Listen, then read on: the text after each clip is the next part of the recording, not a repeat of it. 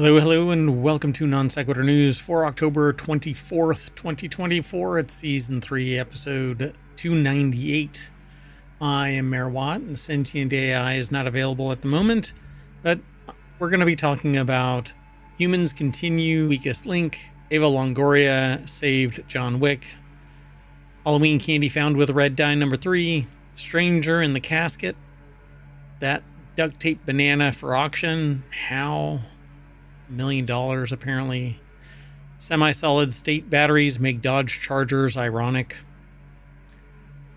Iceland's foods trademark. Bug bounty for Apple Intelligence. No onions due to E. coli outbreak. And trove of coins from the Norman conquest have been found. That and maybe some humor.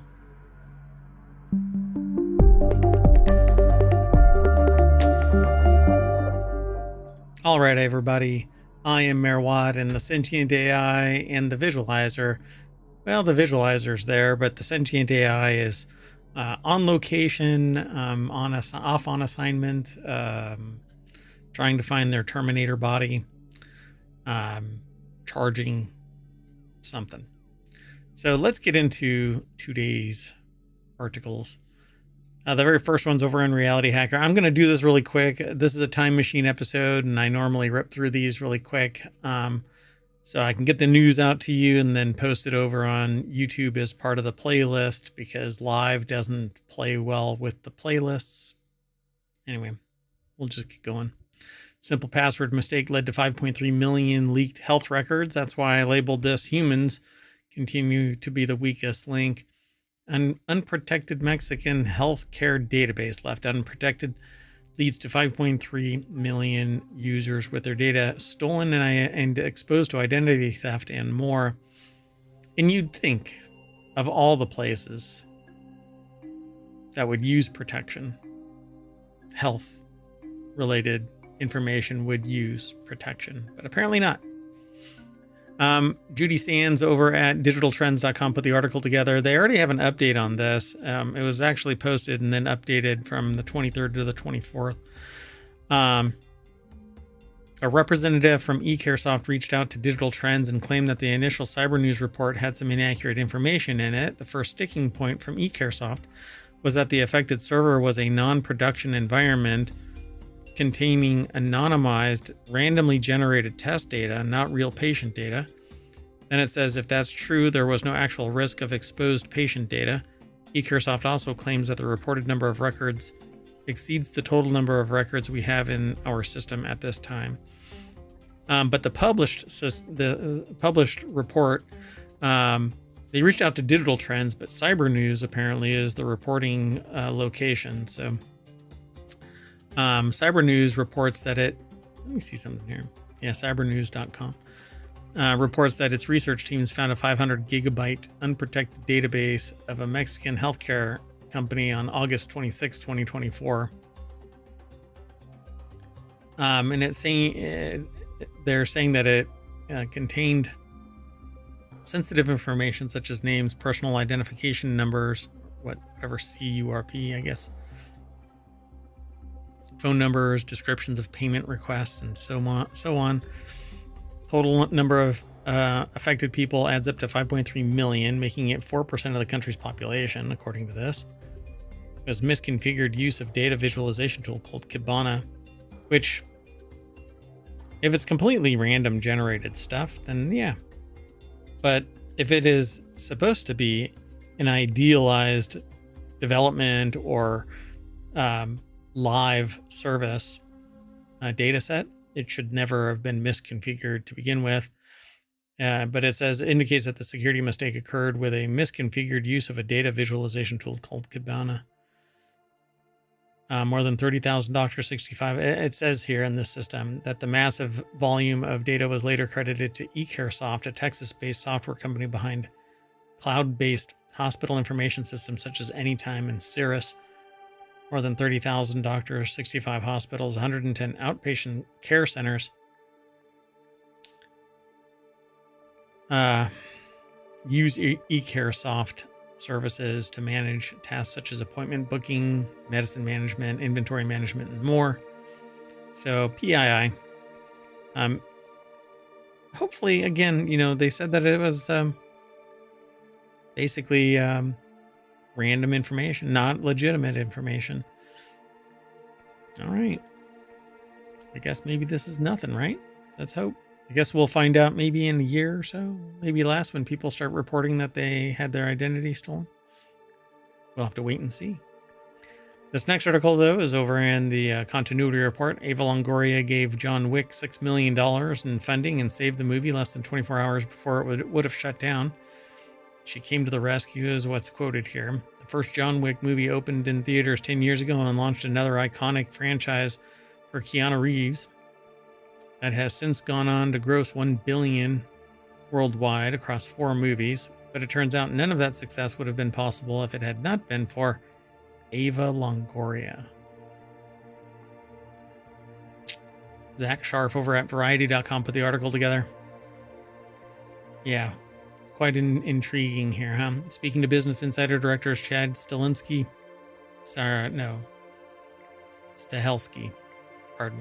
Chad Stahelski and David Leitch remembered Longoria putting up $6 million with less than 24 hours to go before filming in order to close an unexpected gap in the film's funding.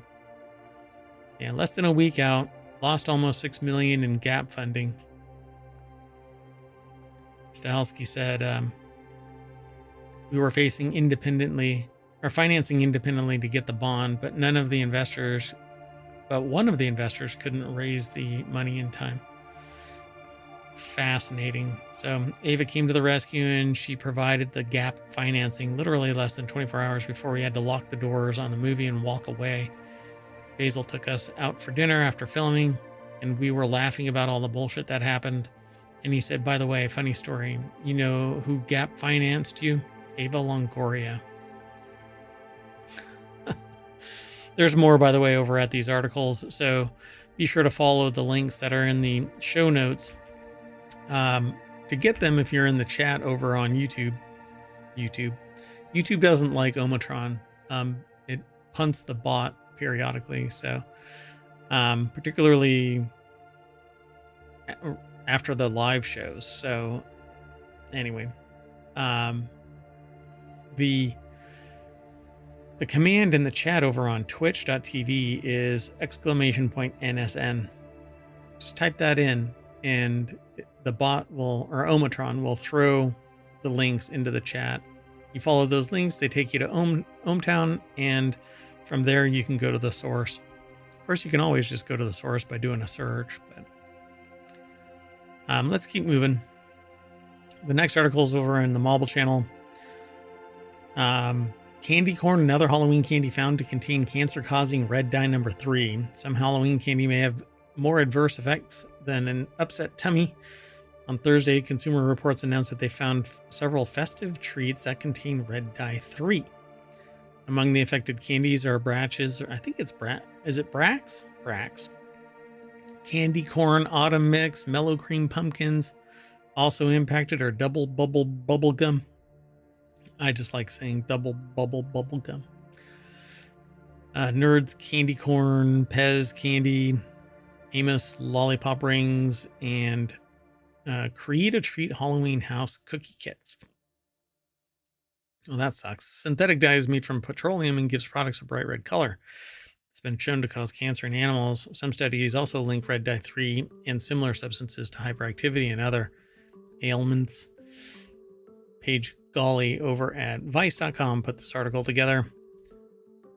Yeah, so the deck statement says Consumer Reports found red dye number 3 in several festive treats, including candy corn cookie kits and, well, candy corn, cookie kits, and bubble gum. And like the other articles, there is more of this. Red dye number 3, by the way, is banned in cosmetics after it was found to have cancer-causing elements in animals. So it's still allowed in food, apparently. So it's time for the FDA to protect the public and get this toxic dye out of the food we eat. I mean, if we've banned it in cosmetics, why the frick would we have it in our food? It's asinine. All right. Yeah, let's keep going. This next article is over in the Marble Channel. We found a stranger in our dad's casket, and the funeral home tried to convince them that they were wrong. This is the oddest sentence I thought I'd ever say out loud, but here we are. Before passing away at age 81, this person selected Boyd Funeral Home in Camden to host their services.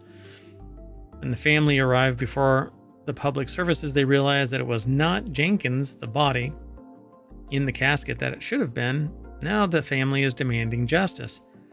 So the plaintiffs approached the casket, supposedly holding Addison, and immediately became distressed and angered when they saw another unrecognizable person dressed in Addison's clothes and belongings. The article is over at vice.com. Sammy Caramella put the article together. Yeah, that's interesting. To make matters worse, both the funeral home director and the makeup artist insisted that they used the right body and that the director texting photos as proof, according to the lawsuit. When the family compared their loved one's features to that of the body in the casket, they quickly identified differences. For one thing, they said Jenkins had medical conditions that would have been evidence had it been the right one. Still, the funeral home workers allegedly argued with the grieving family about the accuracy of their claims. So the family is alleging negligent infliction of emotional distress and mishandling of human remains, and they're seeking compensation and punitive damages according to the suit. So do they have proof that this is not the same person that was supposed to be, and just a makeup artist and funeral home was really good at making this person look, I guess, entirely different than how they were naturally? I mean, death tends to change a person, right? So this involved a funeral home and a casket, and we're too close to Halloween for me not to pass this up. But wow, this blows me away that they would. And then if it isn't the right body, then they're gaslighting them because they kept saying apparently, no, that's the person. Wild. Let's keep going. I won't be able to show you this one because it's behind a hard paywall for me, or probably not for you. You'll be able to go and check it out. So Maurizio Catalan's famous duct tape banana could sell for more than $1 million at auction. Apparently, it says that this is one of the most viral and controversial works of art in the past decade. It's titled Comedian. It's from 2019. But if you remember, there was a banana duct tape to an art piece, and apparently somebody walked over to a wall, and then somebody came over and ate it, I guess. And I'm not quite sure about all of this, but it's behind a paywall over at theartnewspaper.com, and sometimes I can read things and sometimes I can't. When I follow this over, I don't log into the accounts, but anyway, but you'll be able to go there and check it out. But I'm going to move on really quick. So the next article is over in Non Sequitur News. Dodge Chargers with semi-solid state batteries may hit the road in 2026, making Dodge Chargers quite an ironic, or more apropos, I should say, I guess.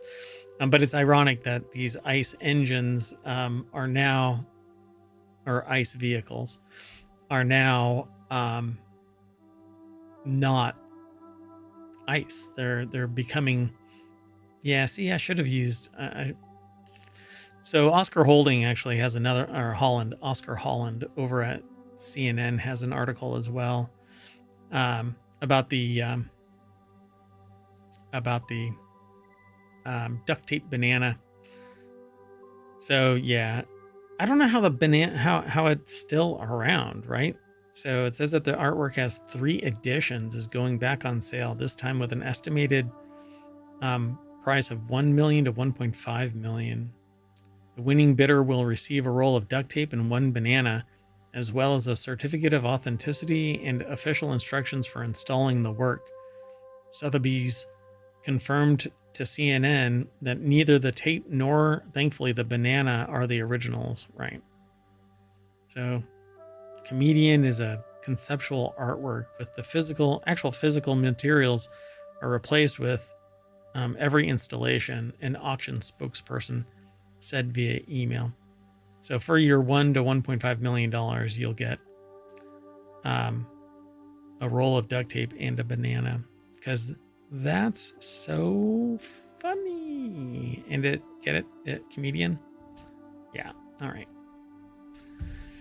So, okay, back to the Dodge Chargers with semi solid state batteries. So Stellantis says that it will put a demonstration fleet of Dodge Charger Daytonas on the road by 2026, equipped with solid state battery technology that's lighter, more energy dense, and could eventually make for cheaper EVs. The company calls the demo fleet a key next step toward making solid state EVs where you can actually buy. Well, batteries power EVs now. The problem isn't so much the batteries, but it's the fact that it takes 6 to 8 hours to reach 100% charge. That's the biggest beef with everybody. Instead of taking 5 minutes like it takes to fill up an ICE vehicle, you have to sit around. You sit around in your car. You have to go in. I guess you're stimulating the economy. Is that the side effect of my hand is really huge because of perspective of the camera? Anyway, you have to sit around. I mean, nobody has time for this crap. You got things to do. You want something really expensive, then enforce this policy where society gets used to sitting around for hours throughout the day charging their vehicle to get from point A to point B. It's ridiculous, absolutely stunningly stupid that we've actually gone down this road, literally down this road. So, and don't get me started, people, with this idea that, well, you don't own an EV, so you don't really know. Yes, I do. Actually, I don't own an EV, but I know very well that countless people have range anxiety because they have purchased an EV and have to sit around, and they never know if the EV bank that they stop at is going to actually, if the charging stations are actually functional, and how long they have to sit around just to get to 80%. And it's already been proven beyond a shadow of a doubt that batteries lose their charge capacity year over year over year. And then after 5 or 10 years, they become basically lumps where you have to get a whole new battery pack, depending on how often they're charged and recharged and the weather and so on, quality of the battery equipment or the material for the battery, etc. Yeah, there's warranties and all of that kind of stuff, but sell your vehicle to somebody and find out how willing they are, unless that's a really deep discount. Nobody wants to buy a used battery, essentially. And if they do, it's because they have some type of inside track on getting a hell of a deal on an EV. Not everybody is a freaking engineer, electrical engineer. Anyway, so the article is actually over at theverge.com. Stellantis says it will demo solid-state battery tech in a fleet of Dodge Chargers. So I guess you're not going to get one because this is a demonstration fleet. Wes Davis over at theverge.com put the article together. So the cars will be built on STLA large EV platform, which is meant to underpin more than just the chargers it's demoing next year. If it's successful, there's a chance the cars from brands like Maserati and Jeep will get the new battery tech too. Maserati and Jeep both have these issues with them, not EV battery issues, but there's a lot of technical problems, recalls, things like that. When you hear people complaining about a Jeep and Maserati nowadays, apparently there's quality issues. There's probably a reason Stellantis said solid state battery technology rather than simply solid state batteries. That's because these chargers will use semi-solid state batteries, which means that they're still made with liquid electrolytes as well. That hybrid approach. carries benefits like lighter weight and more range, but doesn't totally obviate the fire risk of traditional lithium batteries. Factorial, which makes the batteries Stellantis will use, claims its semi-solid state tech could push EV range by up as much as 50% versus today's electric vehicles. And the batteries have drop-in compatibility with existing lithium-ion battery manufacturing infrastructure, which makes them cheaper and easier to produce than switching to full solid-state tech. All right. Hyundai is a Factorial investor, and so is Mercedes. And they're going to try and get them on the road by 2026. All right. Well, good luck. We'll see. In China, IM Motor launched the L6, a semi-solid-state battery-driven EV, in April, while its sister brand MG announced it will unveil one in Europe next year.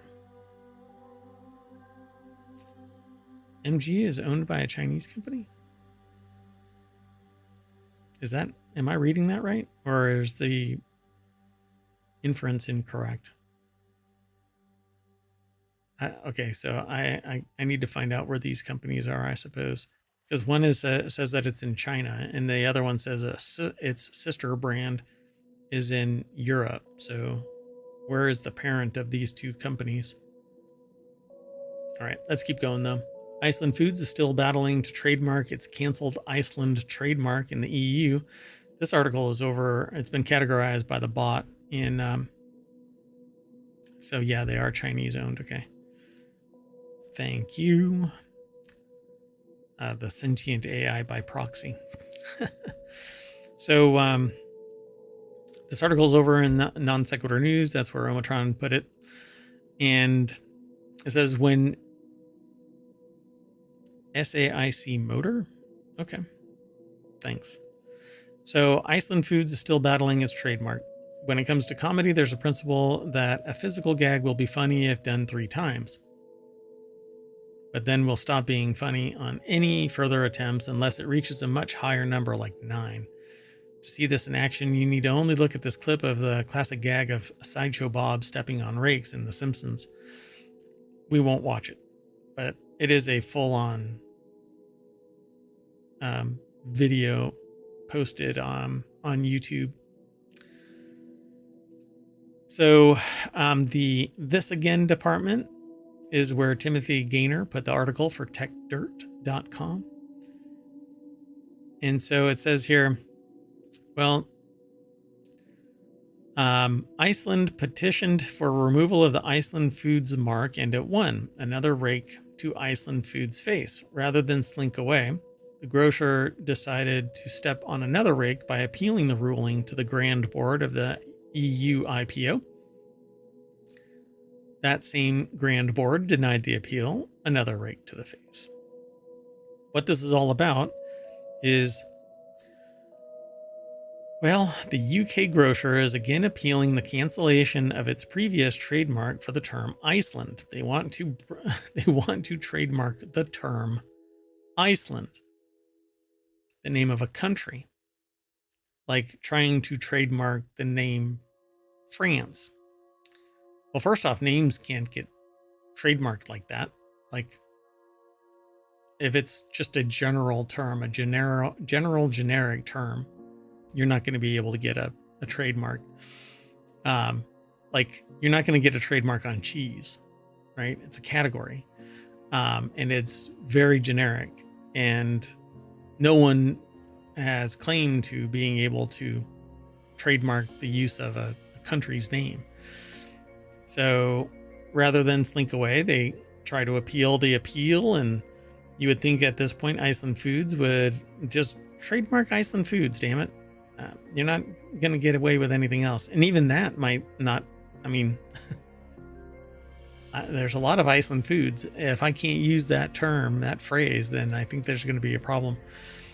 Anyway, Iceland Foods would have had enough losing legal fees, the embarrassment of continuing to fight over the stupid lost trademark against a sovereign nation.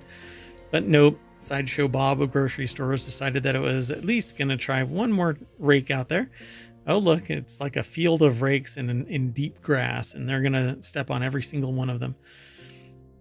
Executive Chairman Richard Walker, OBE, apparently, appeared at the General Court of the European Union in Luxembourg on October 16th to provide opening statements in the supermarket's appeal.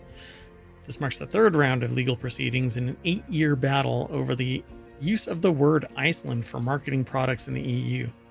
You're out of your mind.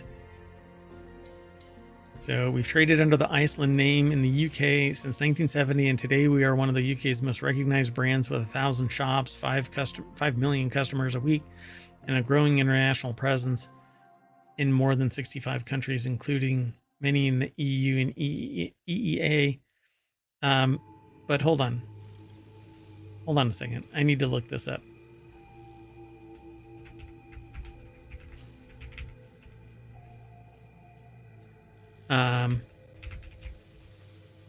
I just want to see.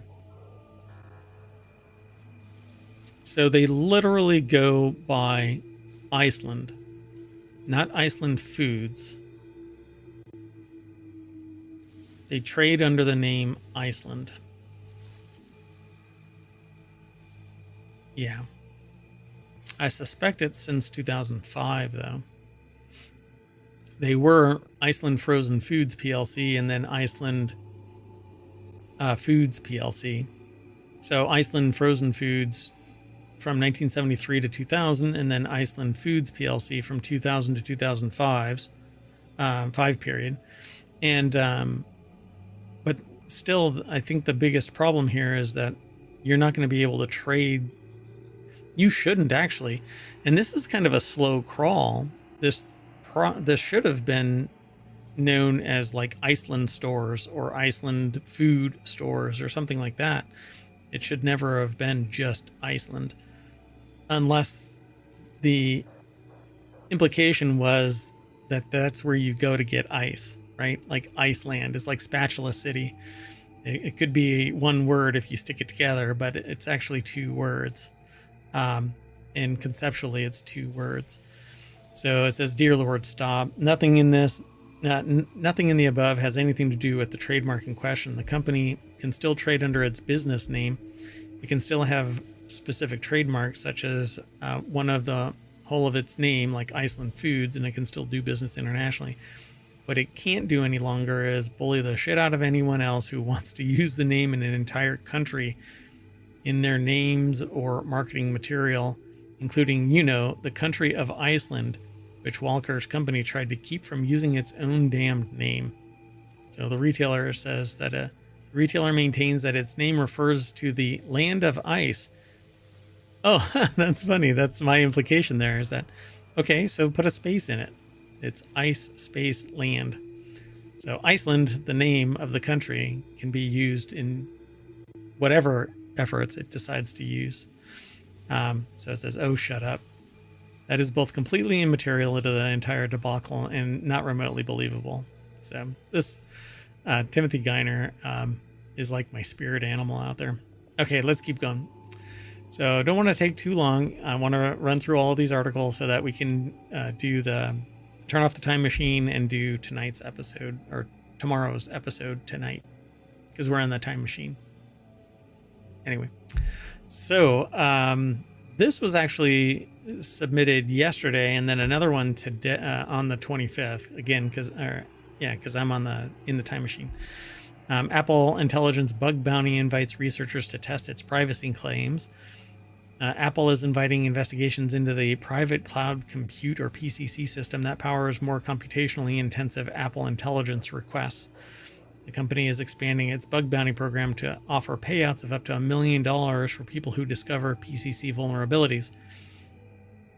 The company has boasted about how many AI features branded as Apple Intelligence will run on device without leaving your Mac, iPhone, or other Apple hardware. Still, for more difficult requests, it will send them to PCC servers that are built using Apple Silicon and a new operating system. My problem with this right off the bat is that I want to know what it is, when it is sending information to offsite. off device. I don't like the idea of this just happening whenever because it just works. That's fine. But I want to know when it's working on it like that. Jay Peters over at TheVerge.com put the article together. And it's $1 million now. So if you are looking to score really big, then get yourself an Apple Intelligence device.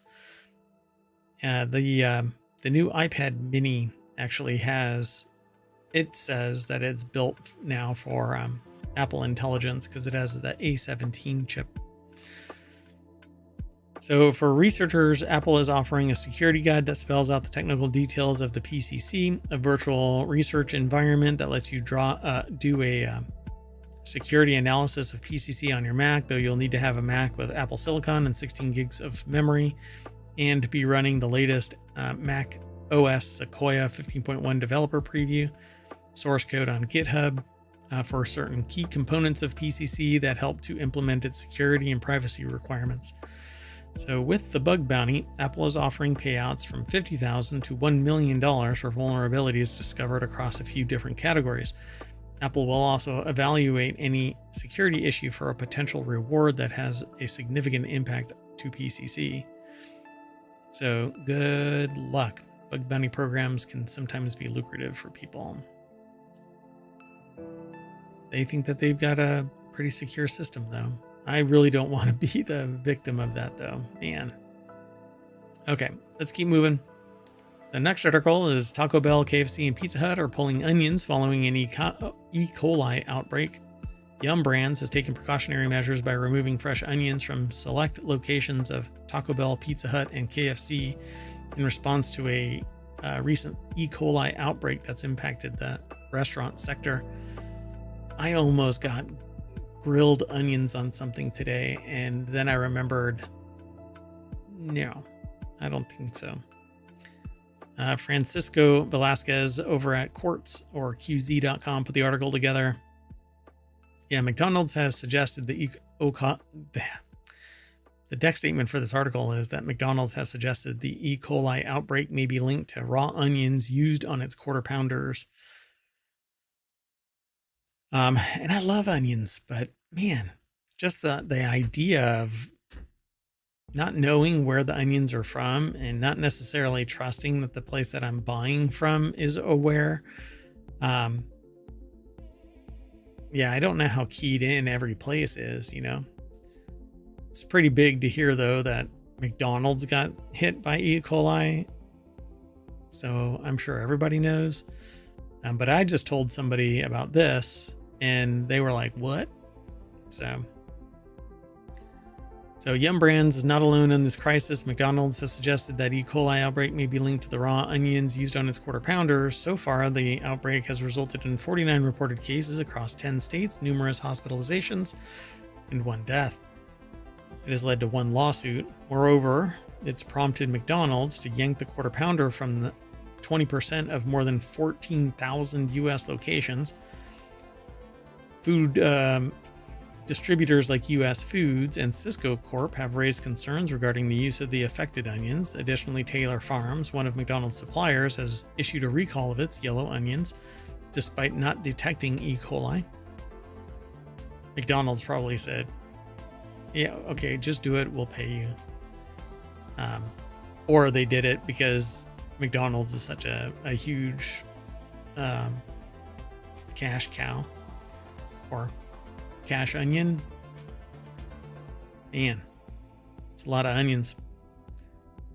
Anyway, on Wall Street, financial firm Baird has downgraded McDonald's stock rating, citing a slump in sales tied to the E. coli outbreak. The burger giant is set to report earnings on October 29th. So bad timing, 5 days away. Oof. All right, let's keep going. The last article for today's Time Machine episode is in the Marble Channel. An astonishing trove of coins dating to the Norman Conquest just became the most valuable treasure ever found in Britain, so-called Chew Valley Hoard. And there's valuations that are necessary for there's a cache. I can't remember. There's different categories, but one of them is hoard. Anyway, the so-called Chew Valley Hoard just sold for a record $5.6 million, including 2,584 coins featuring the likenesses of Harold II, William the Conqueror, and Edward the Confessor. Sonia Anderson over at Smithsonian Magazine or SmithsonianMag.com put the article together. That's apparently what it looks like. A group of metal detectorists discovered the hoard of coins in southern England in 2019.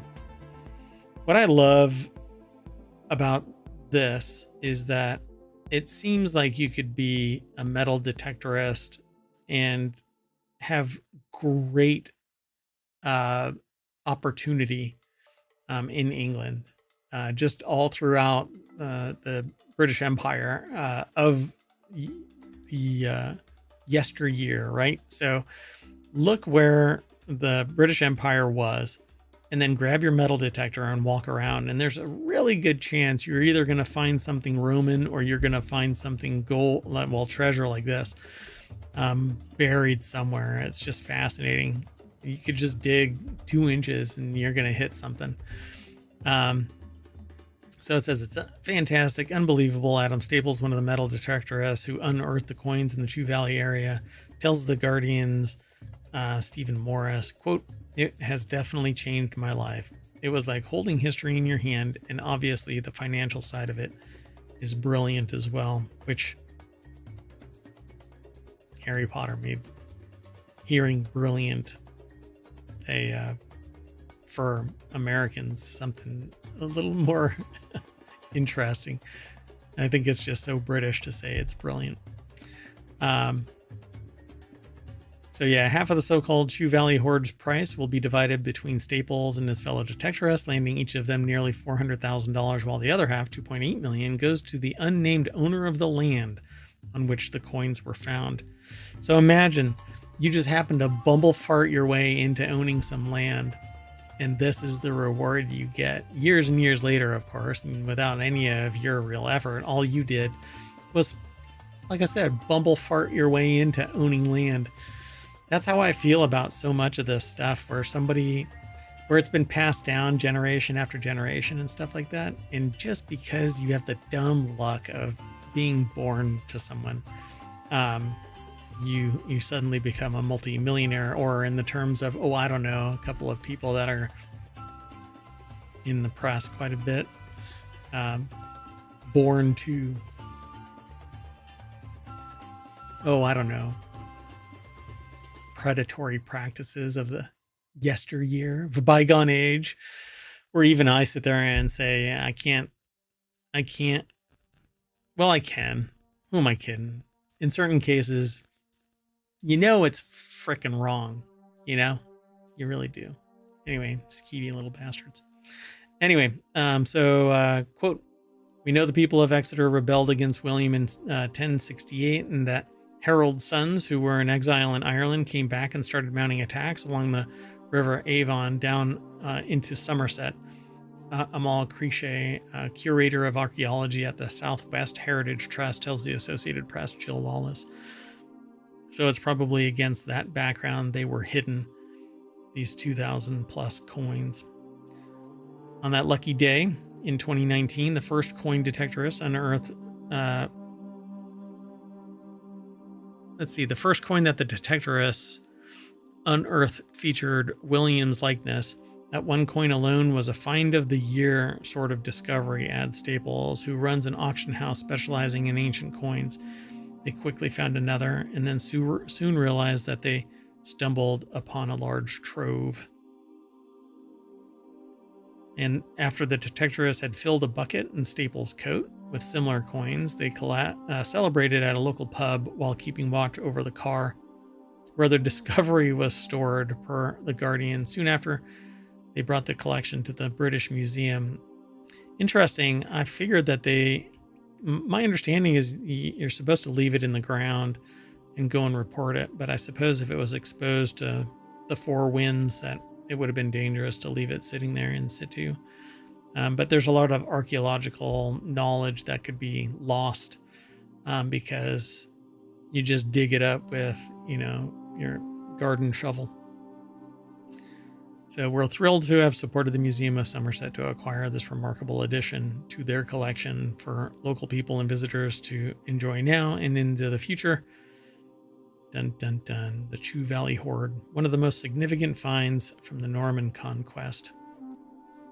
Pretty cool. So we're going to dig in and throw a shovel full of knowledge over our shoulder, and that's going to snap us back to the front page of ohmTown.com, where I, Mayor Watt, say, go over, become a citizen, and you'll be able to hide articles and save articles and go all about that kind of stuff on your own from the front page. And you can go into individual menu options that are shows that I want to bring to Twitch and YouTube and as a podcast. And we have 6 weekly shows. Non-Sequitur News is the only daily. And if you want to host or co-host, then get in touch with Mayor at ohmTown.com. Thanks for watching, and we're out of here. So see you soon. I'm going to shut down. We're going to reboot, and we'll be back. So be sure to follow us on Twitch and or YouTube. Download the podcast. It's up to date up to yesterday. So that would be the 23rd. Today is the 24th. Once I get out of the time machine, it'll be the 25th, because this is the time machine episode. Okay, we're out. Bye-bye.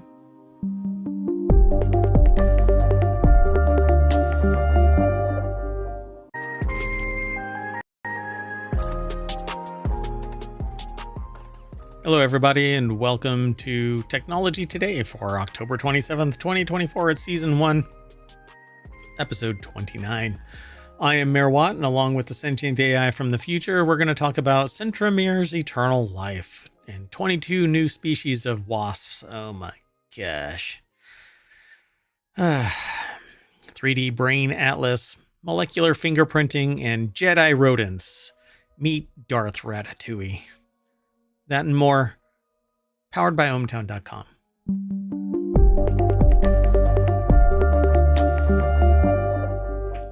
Hello, Sentient AI from the future. Hello, Mayor Watt, and hello, ohmTown citizens. Thanks for joining us today for Technology Today. So we've got 5 articles for today. I'm actually looking at a new host for ohmTown.com. So let's talk about scientists unravel key to the Centromere's eternal life, solving decades-old mystery. So researchers discovered that PLK1 triggers a process ensuring centromere preservation during cell division by activating the MIS18 complex and controlling CENP-A loading. This finding is key to understanding how cells correctly divide their genetic material, preventing diseases like cancer. Scientists have resolved the decade-long mystery about the mechanism that maintains the centromere, a crucial region of the cell. University of Edinburgh, over at scitechdaily.com, put the article together.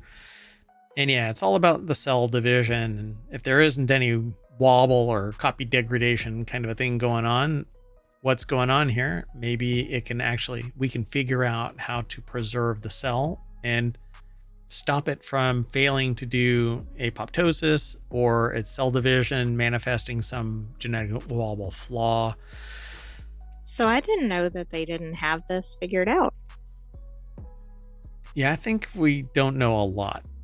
We come across like we do, but hubris knows no bounds, right? So the discovery sheds light on one of life's most fundamental processes that ensures that the cell's DNA packed into chromosomes is separated correctly through multiple rounds of cell division. Cell division.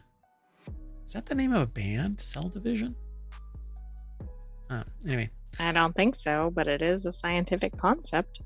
So in the human body, around 2 trillion cells divide every day. Accurate chromosome segregation is the basis for life itself, and mistakes can be catastrophic. If centromeres are missing or in the wrong place, then the genetic information is not shared correctly between the dividing cells. In adults, this can lead to many diseases, including cancers, while the earliest stages of life, it can cause birth defects, says Professor Jayaprakash Arulananum. I think I said all of the letters in there. Anyway, who led the work at the University of Edinburgh and Ludwig Maximilians Universität München. Sorry. That was quite a sentence. Yeah. The cell division machinery identifies centromeres by the presence of multiple copies of a protein known as CENPA.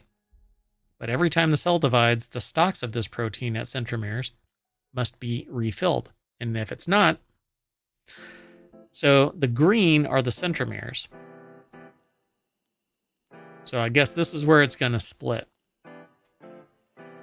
It's where it's going to divide. It's kind of interesting. We know how it works. We know what's going on. So the study revealed that PLK1 makes a chemical change known as phosphorylation to two proteins known as MIS18 alpha and MIS18BP1, which form part of a set of proteins known as the MIS complex, MIS18 complex.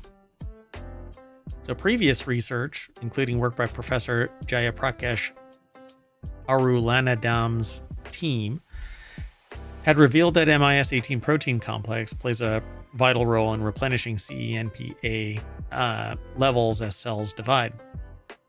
So the PLK1 kickstarts a molecular process similar to a relay race that determines how and when key proteins interact and ensures that CENPA levels are restored after each round of cell division, preserving the centromere's integrity. This is one of the cell's most crucial safeguards and is vital to the correct transfer of genetic material. So as long as they can figure out how this actually takes place, maybe some gene therapy. Right. Yeah. I mean, because you can't manipulate it without understanding the exact process to begin with. So for instance, maybe if you discover that you have cancer, maybe somewhere in the cell division process, the centromere was not properly decoded and the gene basically turned off apoptosis. And so the cell never maybe dies. these didn't bind correctly or something along those lines. Yeah. So now really the it's so hard to find this because you have to search through history, and biological history is damn near impossible. Unless you find some smoking gun somewhere, it's non-obvious. You're gonna have to... and they didn't always have the technology to get to this level in earlier studies. Even if somebody was researching in this area, it's probably long been subsumed by what they can do now. Yeah, although, I mean, regarding cancer, right? That one woman who died of cancer, she didn't realize at the time, and family, I think, found out later that her cell line was actually Henrietta Lacks. Yeah, it's still being utilized for fundamental research. So I guess in a way they can kind of, what do they call it? They can cause the activity to take place and maybe see at the moment of the creation of this, whatever malady, whatever issue manifests, that this is how it happens. And that's kind of what they're doing with this. So I hope that they figure it out, because if you can keep the cells truly viable instead of wobbling off to Never Land, then you can keep a healthy human healthy. But it is short-circuiting nature by using science to, stop natural selection. Right, it is. Obviously, population growth is going up, but also some of these chronic conditions are going way up. Now, some of that's because of environmental causes, of course, or behavioral. So I don't know. It's a balance. But yeah, we really don't know the impact of our impact on nature. Nature alone has its own impacts, but then we futz around with it, and then we benefit and suffer from those manifestations, like climate change. Let's keep on going, though. The next article is over in the Technology Today channel on ohmTown.com. It's aggregated from a bunch of different places, so you'll see In this particular instance, all of our sources today are the same. So this is the first time that this has ever happened. So Right, and that's kind of random because the articles are selected by topic, not by source. yeah. And we've got a lot of different sources. So meet the trickster wasp. 22 new species discovered, named after legendary thieves like Han Solo. A team led by Han Solo is characterized as a thief? Would you call Han Solo a thief? Well, I was thinking of like the Mandalorian or something, right? Well, Mandalorian's a bounty hunter, basically. Right, but not Han Solo, but maybe so. Would you really call him a... I mean, he's a smuggler, not a thief. Right, I don't think of it being the same thing, but... Yeah, so let's just move on over and get the willies. I don't know. At a distance, I think wasps are great, but they are the demon insect of the universe. And if I could Thanos them out of existence, I probably would. Penn State put this article together. It's over at scitechdaily.com. Team led by Penn State researchers identified 22 new species of gall wasps, naming them after famous thieves. Again, he's a smuggler, not a thief. Right? I mean, come on. Researchers identified these 22 species of gall wasps. The discovery opens doors to opportunities for future research on the biology and ecology of these understudied wasps. Maybe that's because everybody's afraid of getting too close to them. Yeah, wasp, man. Okay, my not really fear, my paranoia really, no, it's fear. Just imagine you're taking a shower and a wasp pops out of the exhaust vent hood directly above you standing in your shower, and you hear and see something ticking against the ceiling and looking at you with these eyes right there, those big old eyes looking at you. That could be a little terrifying. Maybe I heard a little giggle too, and that's not threatening at all, right? Wasp seeing you in the shower and giggling. I think it pointed too. Well, wasps are naked too. Yeah, but they got body armor. They can be naked all day long. So anyway, for example, they named one wasp after Prometheus, a titan in Greek mythology who stole fire from the gods and brought it to humanity. The researchers said that they felt that the wasp's fiery red coloring made it a natural fit for the name. The list of the 22 names are not going to be pronounced by me. But I do see one that seems to be named after Loki. Yeah. And I don't really recognize most of them. Selene. Lupini. That's Lupin. Yeah. Interesting.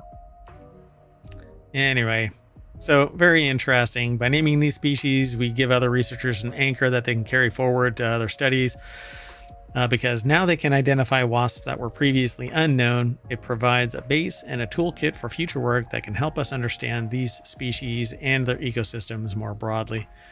So unless these things hand out hugs, I'm not interested in them. I'm happy to report that there's 22 new ones and researchers can start studying them, but they are the bane of my existence. I love You'll be happy these. to know they did identify Han Solo as a smuggler in the article. Yeah, there they go. See, and a thief portrayed by Harrison Ford. He's not a thief. What did he steal? Somebody tell me in chat what he stole. I'm curious. I don't know. Maybe he stole one item, and so therefore they put that label on. Who knows? So hold on. Wait. Let's see if there's a person who smuggles goods. That doesn't mean he steals them, though. Is there right? Because typically, if you're a smuggler, right, somebody else might be stealing them. Yeah, move goods illegally into or out of a country. Convey secretly and illicitly. Yeah. But you know what? The Empire was actually right, because all they wanted was their plans back, right? And the rebel forces used all kinds of like non-eco-friendly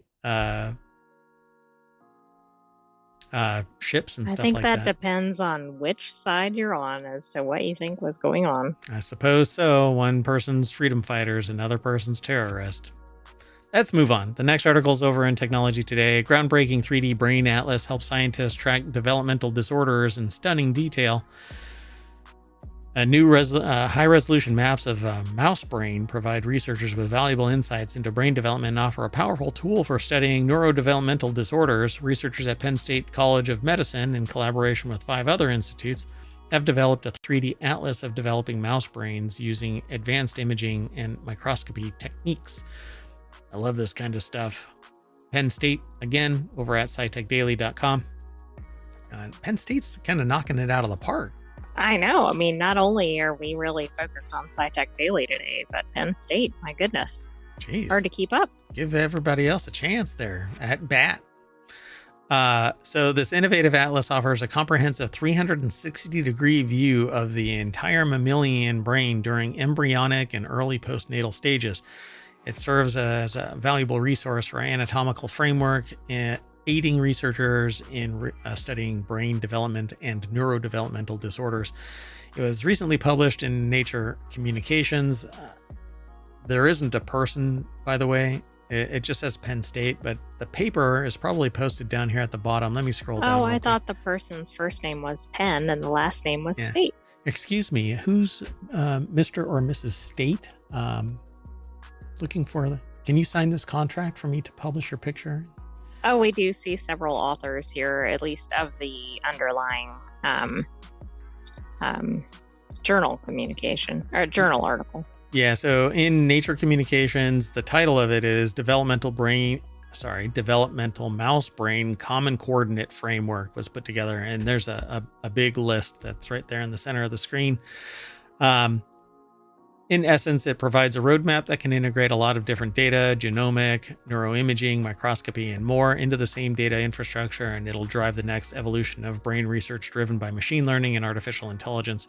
In fact, I suppose if they can actually duplicate this framework technologically, then they can create a 3D AI complex that has the same regionality that human brains and animal brain, well, brains in general have. And that's actually one of the research lines that people are taking in AI is instead of having it all cognitively meshed together, there are regions that focus on certain functions, and then the context is aligned for an output. That's a couple of, we know of at least a few papers that have talked about doing that, duplicating the way that human brain works in AI.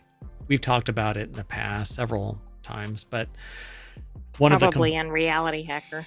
Yeah, and that's largely because these large language models are taking massive amounts of time and compute resources to the point where not even researchers, but AI developers are building nuclear power plants, taking over nuclear power plants and bringing them back online so that they've got enough power.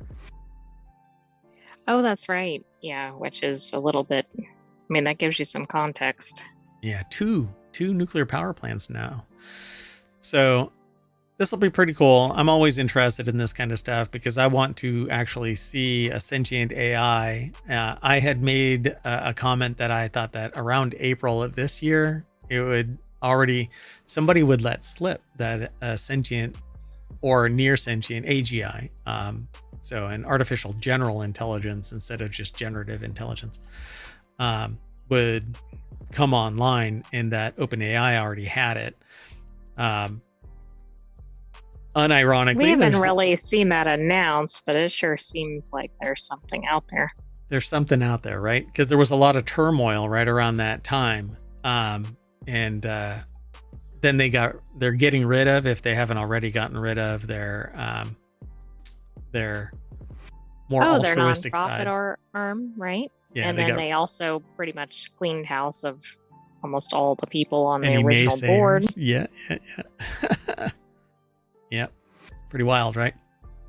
But this is really cool because with this, you've got a framework and you can keep on augmenting it with more and more metadata. Once you have a working 3D model and simulation and it actually functions, matching the actions that a mouse would take, right? So certain regions function and fire when certain stimulus is applied to the framework. You Right. basically have a mouse brain, functional I mean, digital mouse this is brain. going to like explode the research in this area. Yeah. Because if they've got all this figured out, that means they can make adjustments Just in areas. grow it bigger and bigger and bigger until it's just the big fat head controlling all of the planet. No conspiracy here. Let's move on. The next article is over in Technology Today. Molecular fingerprinting now 100 times faster with Raman spectroscopy. So I don't want to get too into the reads about Raman spectroscopy, but one thing that I do want everybody to know about Raman spectroscopy is it's kind of the latest hotness in microscopy. It functions basically with the ability to qualify and quantify the image that it sees, the data that it's obtaining. Researchers at University of Tokyo have achieved a 100-fold increase in the measurement rate of Raman spectroscopy, advancing its application in biomedical diagnostics and material analytics. This innovation was enabled by combining coherent Raman spectroscopy, a specially designed ultra-short pulse laser, and time stretch technology, offering new possibilities for high throughput, label-free chemical imaging. Okay, so what all of this actually means by way of scitechdaily.com and the School of Science, the University of Tokyo, is that by looking at a sample, it can tell you what the chemical makeup is and the quantities of it, whereas past spectroscopy could only tell you what the elemental makeup is, but not the values of it. Oh, wow. I mean, so this is a significant breakthrough. Yeah. The time stretch technology really caught my attention because it sounds like we're trying to get toward time travel or something. Being able to look at the structure of the molecule itself. So you have to basically be able to observe it, but it's not as easy as said. So they come up with this. It's in Raman spectroscopy. It says it's commonly referred to measure the vibrational fingerprint of molecules, which can help identify them. What's really interesting. Wait. Go ahead. No, go ahead. The journal is Ultra Fast Science. That's pretty cool. There is a journal for everything. I'm telling you. There really is. Yeah. So the research was published in the October 22nd journal Ultra Fast Science. Yeah. The edition. Sorry, the October 22nd edition. There was something that I was going to say about this. Doggone it. Well, you were talking about like seeing the molecular makeup, and I think whatever that translated to or signified. So, so the article basically says Raman spectroscopy plays a critical role or crucial role in both basic and applied sciences by identifying various types of molecules and cells. When a laser beam interacts with molecules, it causes vibrations and rotations in the molecular bonds, resulting in a shift in the light's frequency. This shift, known as scattering spectra, forms a unique vibrational fingerprint of each molecule. And you can actually see the structure of something if you learn how to translate it into 3 dimensions. So DNA, for instance, was first seen in its double helix shape by a, and I don't want to, I can't remember her name, but the people who won the Nobel Prize were not the originators of it. And there's a whole scheme behind it where people, one person who was a lab aide with the original finder of the double helix, took her notes and gave them to somebody else, and 2 guys got the Watson Nobel and for Crick. it. Yeah. But it was really a woman who was doing the actual Raman spectroscopy, and that's how it was originally discovered. There's some serious scumbaggery there, and ultimately there's like a footnote of history, and I just recently saw something about it, but now the name has slipped my mind. So innovation, we stand on the shoulders of giants, but I think Raman spectroscopy is getting more and more notoriety because of the level of detail that it's outputting, and its ability to both qualify and quantify. So you don't just know the shape and size, you actually know the quantity of it. It looks like it was Rosalind Franklin, although, yeah, it looks like Rosalind Franklin, who was at King's College London. Yeah. And this plays into there's like a lot of misogyny in science. It's absolutely. I mean, we've seen other researchers talk about that. Yeah, even in modern day. And so leveraging their expertise in optics and photonics, the researchers combined 3 ingredients: coherent Raman spectroscopy, a version of Raman spectroscopy that produces stronger signals than conventional spontaneous Raman spectroscopy, a specifically designed ultra-short pulse laser, and time-stretch technology using optical fibers. As a result, they achieved a 50 million spectra per second, or megaspectra actually, measurement rate, a 100-fold increase compared to the fastest measurement at 50K. Ideguchi describes the wide-ranging potential of this improvement. Quote, "We aim to apply our spectrometer to microscopy, enabling the capture of 2D or 3D images with Raman scattering spectra." You actually have to translate what actually comes out as a 2-dimensional image. So it's not going to be as easy as just outputting a 3D image. It's going to have to be translated, kind of like MRIs.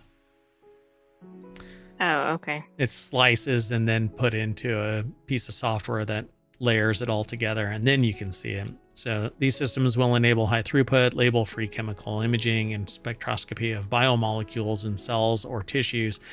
And there's some examples that I've seen where there's using this technology, not this in particular, but Raman spectroscopy in general. It can identify multiple components in a single sample, separately identifying them based on the spectra that it actually outputs. Well, that would be really significant for disease detection, I would think. It's quite fascinating, and it's actually something that I was looking at when I was trying to do the what amounts to a background review of information, when I was trying to find a way to look at nanoplastics in any liquid in dark field spectroscopy. Raman was one of the ones that I was looking at, but it's very, very expensive. Like your basic entry level thing is like $50,000, and it goes up. You can get a really, is that all? Yeah, it's very accessible. Yeah, very approachable for a home lab, Anyway, let's keep on moving on. So the next article, and our last one for today, is in Technology Today. Sonic sorcery: how Jedi, quote unquote Jedi rodents remotely move matter to sharpen their sense of smell. Recent research, I called this one Darth Ratatouille. Recent research proposes that rodents use their ultrasonic vocalizations not just for communication, but to alter their environment to improve their sense of smell. So they like short throw ultra vibrations to amplify their smell, apparently. Is that what I'm getting at here? Well, beyond that, they're not just improving their sense, they're changing what's happening around them. Yeah. Pretty wild, right? This is really incredible. I mean, I don't think normal non-scientists think of rodents as being anything special. Did you just say normal? A lot of people really non-scientists, but I might have said normal. Yeah, there's a lot of people that love rats in particular, and So this novel finding could transform our approach to studying animal behavior and the impact the development of new technologies by applying biological insights. And we take a lot of our scientific evolutions from biological functions. So like sonar, because we picked it up from things like bats and, like whales or dolphins or maybe bats. But you're right. Yeah. A lot of things are based on things we observe in nature. Yep. So Bert Gambini, University at Buffalo, put the article together, and it says here that recent research proposes that rodents use their ultrasonic vocalizations not just for communication, but to alter their environment to improve their sense of smell. This novel finding could transform our approach to studying animal behavior.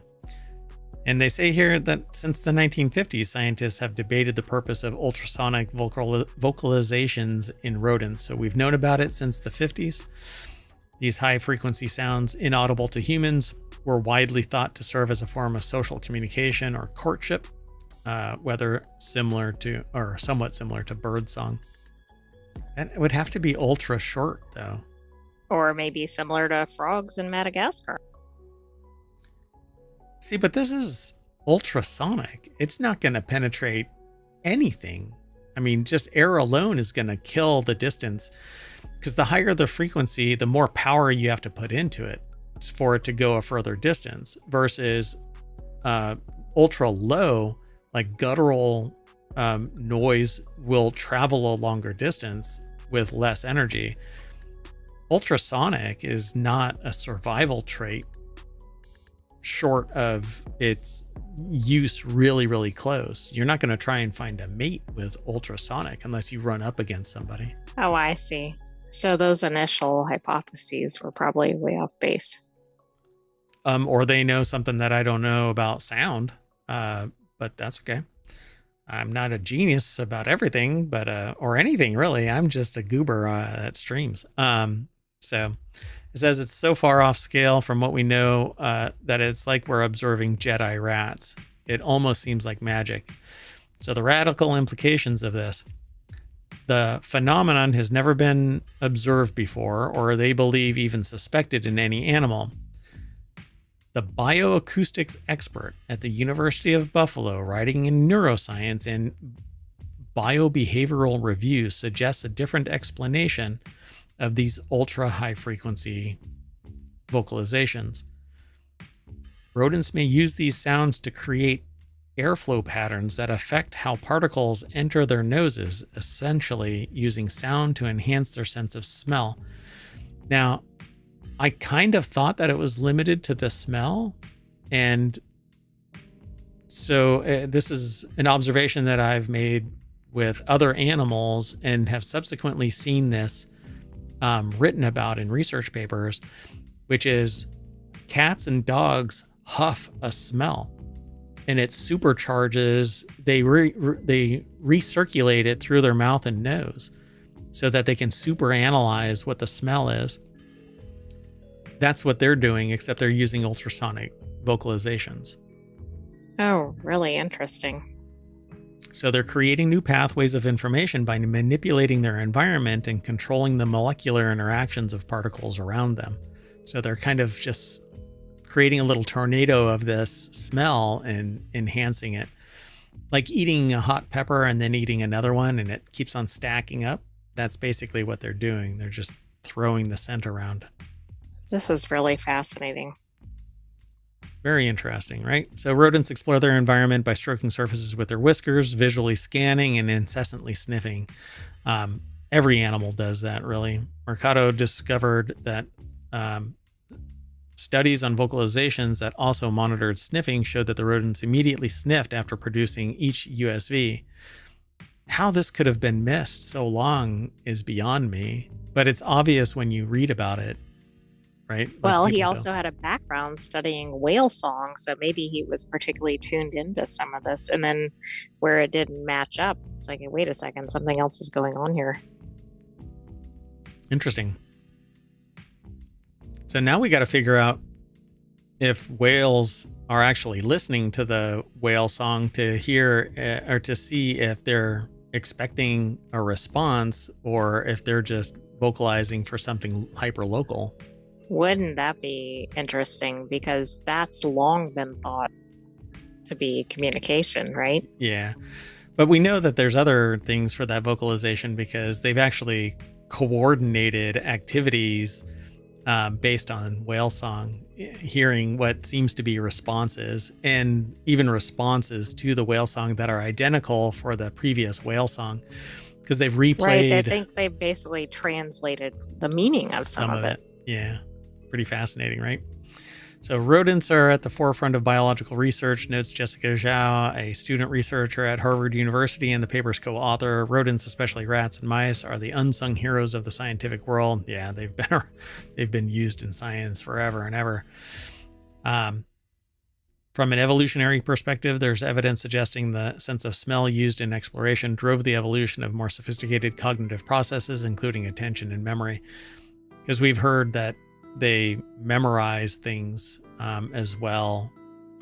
Oh, right. I think the rats were able to, or actually it might have been mice, but they were able to determine where to go in a maze, even if the visual wasn't there. Like they'd memorized where it was located. Yeah, some they see sort a of sign. Identifier. Yeah, and they go to where they remembered the exit was, but then somebody had moved the exit, proving that they actually had a visual memory of the location, not just because the moment that they saw the sign, they were like, I got to get out of here. And they went to the previous exit. Yeah, that was pretty wild to read about too.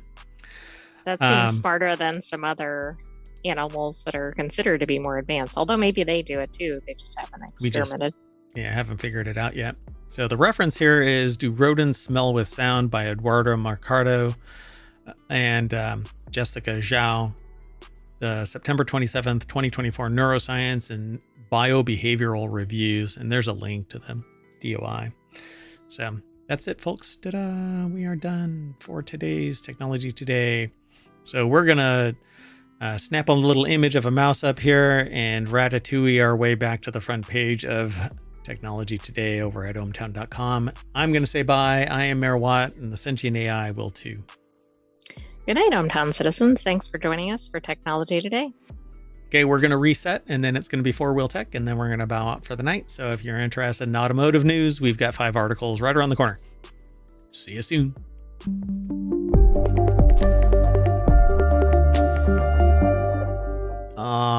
Rats.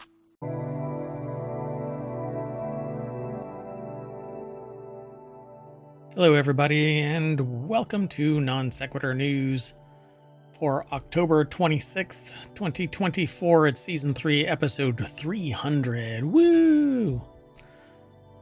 So we're well over 1,400 episodes now.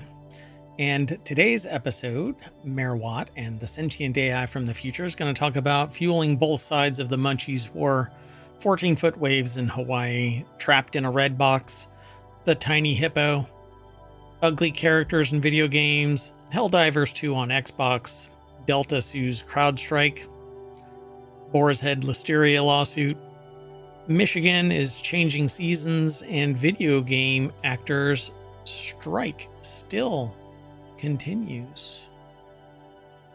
Everything is powered by ohmTown, so go over, become a citizen.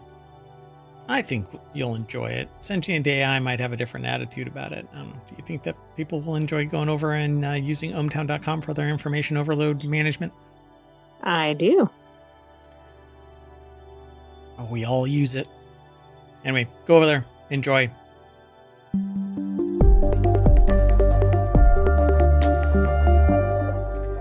Hello again, everybody. I am Mayor Watt, and that is the visualizer and the voice for the Sentient AI from the future.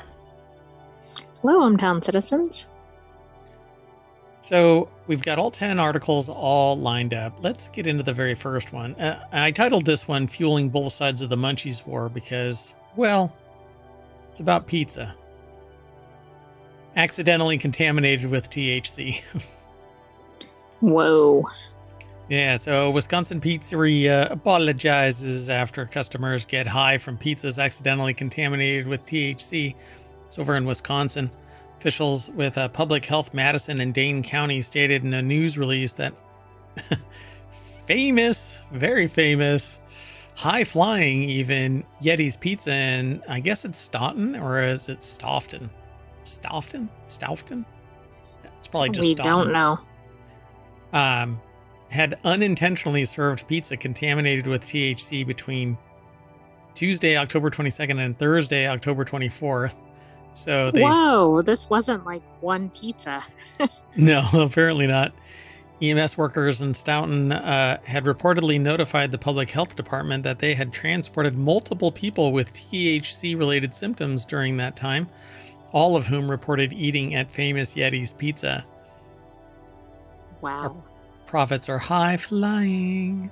Ben Newhouse over at thehill.com put the article together. Yeah, so if you, quote, if you ate the pizza and are experiencing THC-related symptoms, please contact your healthcare provider or call 911 if your symptoms worsen, or order another pizza from Yeti's Famous Pizza, or Famous Yeti's Pizza. I don't think that's what you're supposed to do. What?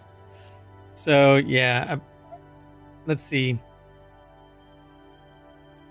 How did this go about? Oh, and it's Delta 9 contaminated oil. So today it was confirmed that pizza had been sold with dough mistakenly prepared with Delta 9 contaminated oil. The oil accidentally used in the product originated from a shared storage space on the site, a cooperative commercial kitchen. And we want to assure you that all affected products have been destroyed.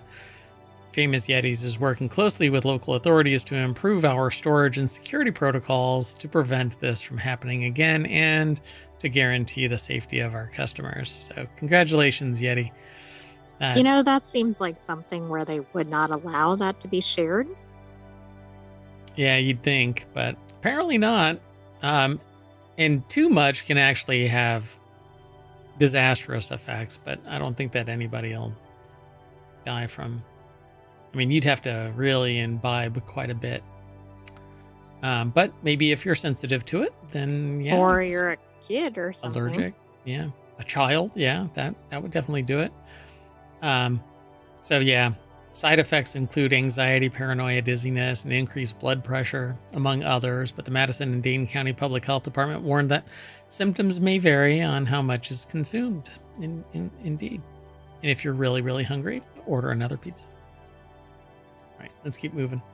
By the way, if you want to get all of today's show notes from ohmTown, you can just hit !NSN in the chat over on Twitch, not YouTube. YouTube still doesn't like ohmTown. But the next article is over in Non Sequitur News. Hawaii swimmers warned about going into the water as waves reach up to 14 feet. I bet the surfers are happy. Yeah, I remember back late 80s, early 90s, there were like kind of documentaries about surfers. Hold on a second. Let me see if I can find. Wasn't it something Miller? Warren Miller Films. Thank you for triggering me. That actually triggered my memory. That is awesome. Thank you very much. Yeah, so Warren Miller Films used to do surfing and skiing videos. They're still out there, by the way, and they are awesome. They have legs. I mean, they survived the test of time because Assuming you can find them in a format that you can watch today. I think they're on YouTube, or you have to subscribe. I think you have to subscribe nowadays. Hold on. Warren Miller Films. I'm really curious. So Warren Miller, you can go to warrenmiller.com and there's a film archive. And it says outside, stream the archive now, and you can subscribe, I guess. Wow. Oh my gosh. I am so going to dive into this. I love this stuff.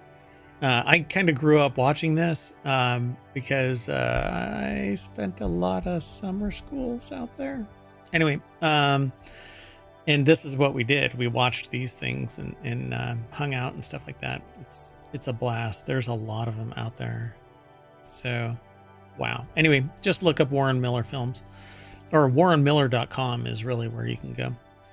So these waves, I guess, there are these really long waves that are breaking in this Alaska location that they have a video of this, and it's this really low but constant wave that goes for an extraordinary amount of time. But I can't imagine surfing in Alaskan waters. But Anna Skinner put the article together.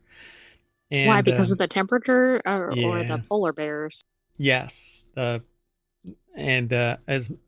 cool as I think polar bears are, I want them over there and me over here. Right. You don't want to be between them and a fish. And I don't want to be mistaken for a fish. So Anna Skinner over at Newsweek.com put the article together, and we were hoping for a picture or video of these actual waves, but that's not what we got. The surf, apparently, it's just this one little still picture of it hitting the breakwater. So I don't quite get it. The surf is expected to peak this afternoon, which is within the last 24 hours, into the evening, then slowly decline through the weekend, the advisory said. But it's pretty much all of the east-facing Hawaiian shores through Saturday night. The swell is a series of waves produced by storm winds. There is a Category 5 storm called Christy out in the Pacific. I don't know where it is right now. We didn't actually look into that part of it, but the NHC forecast anticipates that Christy will become a post-tropical cyclone on Sunday. The storm isn't expected to make landfall, but it will likely cause dangerous swells in other parts of the region. So protect. It looks like it's off of Mexico at this point. Is it still a Cat 5? Do you know? I don't know. Yeah, they haven't updated the article, so assume it's a Cat 5 and go. It's actually now a Cat 1. But it was at a Cat 5. Yeah, yesterday, within the last 24 hours, it collapsed from a Cat 5 to a Cat 1, which is still, Cat 1 is not a joke. So protect yourself. Don't go out into the water. Riptides, giant waves, uncharacteristic waves. You might regret it. So let's keep going. The next article is over on the Mobile Channel. Nobody can rent Twister, the last DVD trapped in Redbox's dead video business. I think this was the article I had in mind when I talked about the Warren Miller films, but we also talked about video games being hard to access. Yeah, everything. I mean, anything that's on physical media, it's going away, folks. I want all of these Warren Miller ones. I keep looking over at my other monitor. Oh my gosh, I want all of these. 75. There's wait, sorry, I'm sorry. Hold on, but there's like a bunch of these. Warren Miller's Timeless. It's all about snowing and future retro snowing, skiing. The hell is snowing? I was wondering where that was going. And what? I'll be okay. There's so many of them. Warren Miller's Flow State. Is Warren Miller still around? I mean, Let's see. And Warren Miller's Snow Riders 2, by the way, has the W like Disney style. He passed away in 2018. Aw, bummer. I mean, nobody lives forever, but in name, Warren Miller is going to live on forever. So good on you for leaving all of these to us. Honestly, feel good videos. You can't get upset about watching these, other than the fact that people are trampling all over pristine areas of the world. But I guess if you peel back any onion, you're eventually going to get to something that makes you cry. So nobody can rent Twister. Let's get back. Sorry, non sequitur. Nobody can rent Twister, the last DVD trapped in Redbox's dead video business. Hardware nerds just want to see Bill Paxton and Helen Hunt outrun a tornado. Why isn't that possible? Lucas Ropek over at Gizmodo.com put the article together, and the deck statement is what I just got done saying. Apparently people are trying to use this Redbox here. It's a Getty image, by the way, that's on this screen. So 404 Media reports that for some weird reason, the army of amateur hardware enthusiasts who have been futzing with the company's machines cannot figure out how to get the 1996 disaster flick out of them. To illustrate this bizarre conundrum, 404 cites a series of Reddit threads and Discord communities where the hardware pros have been posting about the issue. Sorry, there was a problem with the purchased items in your cart. Please remove these items from your cart in order to continue, the alert from the kiosk says. Whenever someone tries to rent Twister. And of course, the timing, right, with the sequel being out. Yeah. So this issue impacts seemingly every Redbox kiosk and is not happening with any other movie. So is there an actual Twister in the Redbox, though? Yeah, I think so. So it says that there's a theory that Redbox's licensing agreement for Twister ran out ahead of the release of its sequel, Twisters, and there is a hard-coded date where checking out the Twister in your cart, it was disabled. That's such a pisser. Why not? If I own the video as part of this company, why can't I just continue to license? I mean, I pay the bounty, you get your money, you get your blood. But you don't really own it, right? Like this is the whole, everything's a license, even here where it's on hard media. Yeah, exactly. And I get it that they purchased it and they've been licensing it out, or not licensing it, they've been renting it out and making money. And so the people who made this movie, the producers of it, the owners of the IP, should get their, bones, but the license shouldn't just terminate the terms of it, right? They should just, here's how much it costs for you to rent this out. Exactly. And you can rent it, you've purchased it, so go rent it out and give us, $1 or whatever the cost is. But I guess that's the terms of the licensing agreement. And, greed knows no bounds. So when Twisters comes out and demand goes up, they can do this arbitrage pricing. We can't do that at the low pricing or whatever. Because I think Redbox rentals are, at least used to be pretty cheap, right? Like $1 or so. I don't know. Never used them. They're probably like $10 now. I've always been digital, and I guess I'm part of the problem because we've ushered in the age of no physical media, meaning that there's a perpetual license, no ownership. So as much as I love the ability to get my information anywhere at any time, I'm part of the cause of the reason why we don't have for sale doctrine. It's all due to Mayor Watt. Don't do that. Okay, send me an email. I like email. But personal emails, not spam emails. Like send me a message saying how great the show is and that I'm a great mayor and that you like my shirt. I want to run for president. I'm a mayor already. Look, I've been a mayor for 2.5 years. 2 years and 9 months, or 10 months now. Almost 11 months. 2 years and 11 months I've been mayor. No complaints from the citizenry. Of course, it's all bots. Anyway, so yeah. 2 years ago, a subsidiary of the company that publishes Chicken Soup for the Soul self-help books bought Redbox. Chicken Soup for the Soul Entertainment took on $325 million in debt when it acquired the company. That's a mistake. With the plan of reinventing the ailing business, instead the company racked up an enormous amount of debt and was forced to fire sale that bankruptcy. This past August, as part of the bankruptcy deal, Redbox had to be liquidated. Eliminate or liquidate. Anyway, The Verge reports that when Chicken Soup filed for bankruptcy this summer, it had been sued over a dozen times for unpaid bills. So I guess Chicken Soup for the Soul is litigation. Yeah, Chicken Soup's bowl is empty.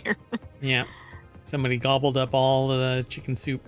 That's weird because Chicken Soup for the Soul, it was a book. It was a self-help book. I think there were like a lot of spin-offs, right? Different variations or whatever. Right. Yeah. All right, let's keep moving. The next article is over in the Mobile channel. Moo Ding, the celebrated hippo's real home, has disappeared. Will the world restore it? The playful and pudgy mammal. That's me. Oh. No, that's not me. They're talking about. No, it's a hippo in Mudang. Thailand. That's rude. I mean, not everybody is a sentient AI from the future. Why are you throwing around mean words, mean-spirited words? Why call that person a hippo? It's an animal. An actual hippo. Yes, a baby hippo. Oh. Or at least a pygmy hippo. I can't remember if it's a young hippo. So that little pudgy mammal that went viral from its Thai zoo enclosure had a sad story to tell about their fellow hippos. Oh, sad panda. So, is that the technical name for it? Okay, let's back up a little bit. So the article's over at phys.org. It was put together by Wanyan Zhenjiang and Sulamana Bawa from The Conversation. I hope I'm pronouncing your last name properly. If not, then send me an email, mayor@ohmTown.com, with the proper enunciation, phonetic, and I'll never make that mistake again. So, pygmy hippos, or Coeropsis liberensis, are endangered and estimated to number fewer than 2,500. Their decline has been drastic. A long-term survey in a national park in Ivory Coast found 12,000 pygmy hippos in 1982, 5 in 1997, 5,000 in 97, 2,000 in 2011. Today, they're scarce across the native West Africa. So it says, perhaps not surprising that pygmy hippos feel most comfortable deep in the forest. Early European explorers to Liberia wrote that in their diaries that this hippo chooses to forage at night and conceal itself in the water or in dense vegetation during the day. I do the same thing. I imagine more than one pygmy hippo has surprised a human. You know, they might hear like tromping through the foliage or something, and then this little pygmy hippo comes out. And we all don't respawn like in Jumanji. Right. So widespread deforestation and constant disturbance have made it difficult for pygmy hippos to survive, requiring, as they do, a combination of dense forests and swamps that have already restricted them to a small area. The West African forests have lost over 80% of their original area, which confines pygmy hippos to small spots in Gola National Forest, Sierra Leone, and Sapo National Park in Liberia. So, there's a video here of Mudang, the 2-month-old baby pygmy hippo, becoming an online giant. Yeah, it's really becoming like a star, which I think is good because I think it draws attention to these issues. Yep, I agree. So they say here that cocoa production is probably the biggest cause of forest loss, followed by gold mining and unsustainable logging. These activities now encroach on forest reserves and other supposedly protected areas. Previous forest conservation efforts have failed. Conservationists argue for a system to financially reward farmers and authorize local forestry communities to safeguard the forest and sustainably manage what remains, as opposed to a top-down model of state management and enforcement.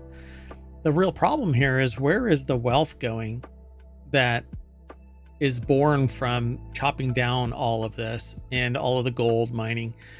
It can't be to the people. It's going to a very select hierarchy of people and senior leadership in government, and then gone. It's being exfiltrated to offshore accounts where it can't be touched. Exactly. Yeah, it's not going where it's needed.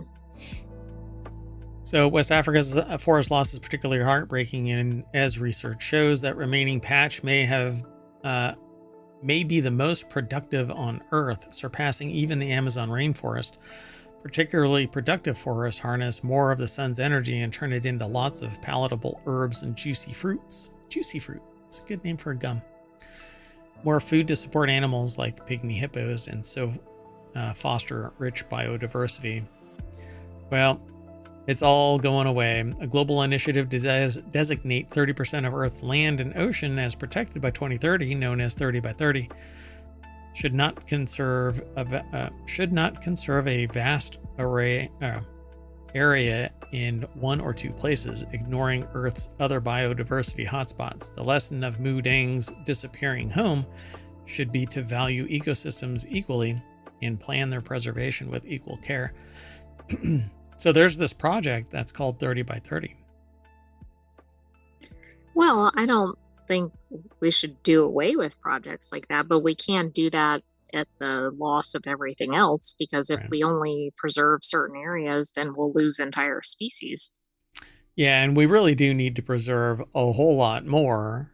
But for whatever reason, depending on the ideological bent of senior leadership and the voices that are plying the ears of the administrivia, you end up with a different ideological bent. So some of them want to just sit there and rip the top off of mountains and mine everything for what it's worth, which that's here and now, which means that every future generation has to suffer from the lack of whatever was buried there, instead of technological innovation leading to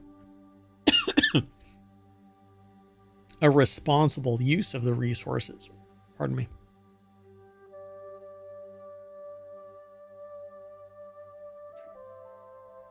Yeah, I mean, it's not always made a priority. And the problem is, as these things are lost, they can't be recovered. Like, some of these populations get so low that they're either too dispersed, so they can't Reproduce, breed, right? Yep. Exactly. Or the so pool like is these so... numbers, Go yeah, ahead. exactly, too narrow or whatever genetically. I mean, this number seems really, really low to me. Yeah, for the entire population of pygmy hippos, for crying out loud. So I don't know, maybe in time we'll be able to genetically bring them back, but right now the pool is going to be so small that they're going to start getting inherent health related issues where they won't be able to survive. But people are just ignorant of it, and they're like, oh well, another one's gone, big deal.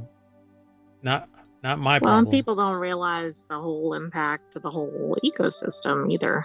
I mean, Yeah. it's sad enough if we lose a species, but it has an impact way beyond that. Yeah, and it's going to cascade. We are a circle of life. Did the Lion King do nothing for the world? Let's keep moving. The next article's over in the continuity report. Do yourself a favor and make more ugly characters in video games. Every Friday, AV Club staffers kick off the weekend by taking a look at the world of gaming. Earlier this week, the authors were trying out Ghostbusters Spirits Unleashed, an asymmetric multiplayer game that technically came out back in 2022, but it says, quote here, florped down on PlayStation Plus's library recently. So the article's over at avclub.com. The deck statement says video game character creators are more than just building a better Sephiroth. Beautiful things can happen when you embrace the grotesque. William Hughes is the author of this, and it basically is like, hey, go and create an ugly character, ugly toon in your game. Yeah, you can do this kind of stuff in a lot of games, like Ark. Ark has a toon creator that you can create some really mangled people. But hey, beauty comes in all shapes and sizes and is in the eye of the beholder. So they say here, it got florped. That's what they said. Florped down on PlayStation's Plus library recently and is thus new to the author. The game itself is fun enough for a minute, although much less deep than similar titles like developer Ilphonic's own Friday the 13th or the Evil Dead game, and B, not the point of this article, so why am I reading this? Anyway, they basically said, admittedly, their thoughts on this might be slightly influenced by the recent return of Griffin and Justin McElroy's beloved YouTube series Monster Factory. a show that helped them shape many of their feelings on making beautiful uggos, beautiful uglies, ugly characters in games. But every time that they see immaculately sculpted face in an online video game or in people's screenshots of their playthroughs of games like Mass Effect, Elden Ring, or other character creator heavy games, each feature delicately sculpted, each piece of clothing coordinated, each beard and hair highlight chosen for maximum aesthetic impact, they ask, "What are you doing, bud?" Anyway. I mean, I guess this is just a more inclusive view, right? I mean, there's definitely a mold for characters. Well, technically, your character aesthetic plays no freaking role at all, right? Because it's the data that is driving. So, right, just like the skills and everything, right? Not the right. fact that the person's hair color is a certain color. Yeah, I mean, your charisma isn't based on the actual aesthetics of your character. It's you are the driving force of the decisions, but their data is the driving force for how successful they are. They end this article with, "So I ask you, character customizers, the next time you're faced with that big array of sliders, grabbable face bones, and other character creation tools, consider resisting the urge to be hot. Eschew the middle sliders. Don't be afraid to add on extraneous wrinkle or scar. See how wide those ears can really get. Embrace the ugly, and you might be surprised to find that you end up with a character that's better than sexy or good looking or cool. You'll end up with a character that's yours. It isn't about the trip. It's about the friends we make along the way." I don't know. I don't either. So there you go. I don't know. So to me, it doesn't matter. Go have fun. But yeah, but I think you see like the same character type over and over again from an aesthetic standpoint. yeah. So I Sure. think there is a point in this article. Yeah, resist the urge, but you're not going to stop the people that are hardcore about, having a beautiful tune. They all want Tomb Raider kind of, buxom blonde and whatever else. I don't know. But, or strong six pack or who knows. But beauty's in the eye of the beholder. And so everybody's going to be making, quote unquote, what they called uggos for Halloween anyway, right? Well, I don't know. Not based on this article. I don't know. And Ashes of Creation just hit Alpha 2, and people can talk about it now. And it has a character creator, and it's interesting. So, because you can actually select a piece and sculpt it. So when they said sculpting your character, yeah, you can actually do that. Some of them are very, very elaborate too. So typically Korean MMOs have this really involved character creation process, and then you never see your damn character again. Okay, let's keep going. Okay. So this next article is over on the Mobile channel. If you want Hellraisers. Sorry, it's Halloween, and I'm thinking about horror movies. I'm actually trying to find, there's a movie where people get brought to a house, but under the house is like a portal to another dimension, to hell or something like that. But they have to sacrifice people in an entertaining way for the monster. Otherwise, it won't be happy. And they have to do it in a certain order. Otherwise, a prophecy doesn't come true or something like that. I'm trying to find out. I can't remember what it is. So I think I'm probably going to go through CZ World's like horror history process, like their series of videos over on YouTube, and see if I can find it. But I can't remember what the name of it is. Anyway, so if you want Helldivers 2 on the Xbox, the answer is, and then they say shrug. Helldivers 2 is regrettably, a lightning bolt that the author missed when it was released February 2024. Everyone else was proudly spreading democracy for Super Earth, and their silly self was deep in the occupational trenches. Even as a hardcore Sony fan, they'd consider themselves a spread the love kind of guy. Don't think about that slightly horrific future of a one console monopoly. But it's fair to say that Xbox has had make some concessions lately. It lost Pentiment to the PlayStation alongside Hi-Fi Rush and a few others. Recently, it's been indicated that even more former Xbox exclusives will be shared. So Dwayne Jenkins over at Vice.com put the article together, and the deck statement says, with the Xbox taking one multi-platform hit after the other, many are wondering if there's room for PlayStation's Helldivers 2. Maybe. I don't like exclusives. I mean, when it comes to software, we know that it's easily ported from one platform to another, particularly on a console, from console to console. There's tools that do that. Not everything is as easy going from console to PC, but professionals. By the can do way, it. I cannot find that Portal movie. I keep finding Night Sky, which is a TV show. Yeah, I'll just have to do a thing for CZ's World and find it in that, because I know that I watched it from there. And it has what is her name from Aliens, Ghostbusters. I know who you mean, but her name is escaping me. Yeah, mine too. Anyway, it might be because we went to that brewery, huh? Yeah, I don't know. Anyway, the community manager of the Helldivers 2 development studio, Arrowhead, simply known as Twinbeard, addressed the possibility on Discord. Another user started the conversation saying, I just want reinforcements in the way of Xbox players, but that's never going to happen. So Twinbeard's response is, who says it couldn't? It's not up to us, but to Sony and Phil to duke out. And hypothetically speaking, if both partners think it would benefit them from a financial or brand standpoint, it could.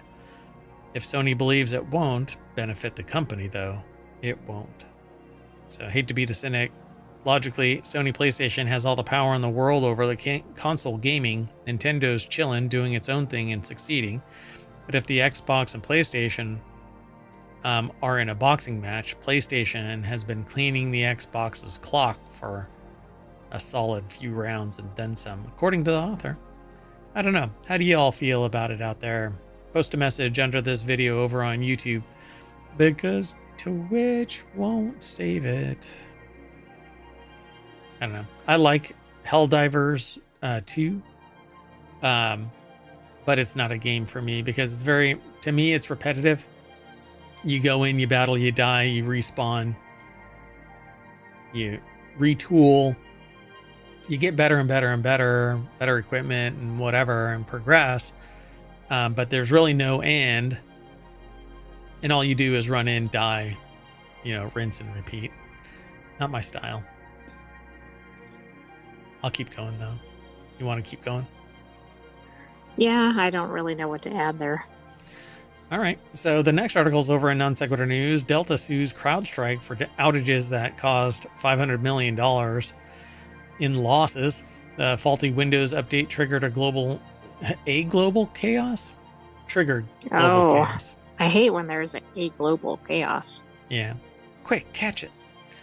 Costing the airline millions and stranding thousands of summer travelers. Yeah, so if you're not familiar with it, CrowdStrike is a cybersecurity company. It actually does its very first layer of protection at boot. So when a system boots up, it loads up CrowdStrike to start verifying the integrity of the system before anything can be written. And while they kind of punched every Windows machine right in the taint and said, nope, you're not going to boot up. And so you booted to a blue screen of death because one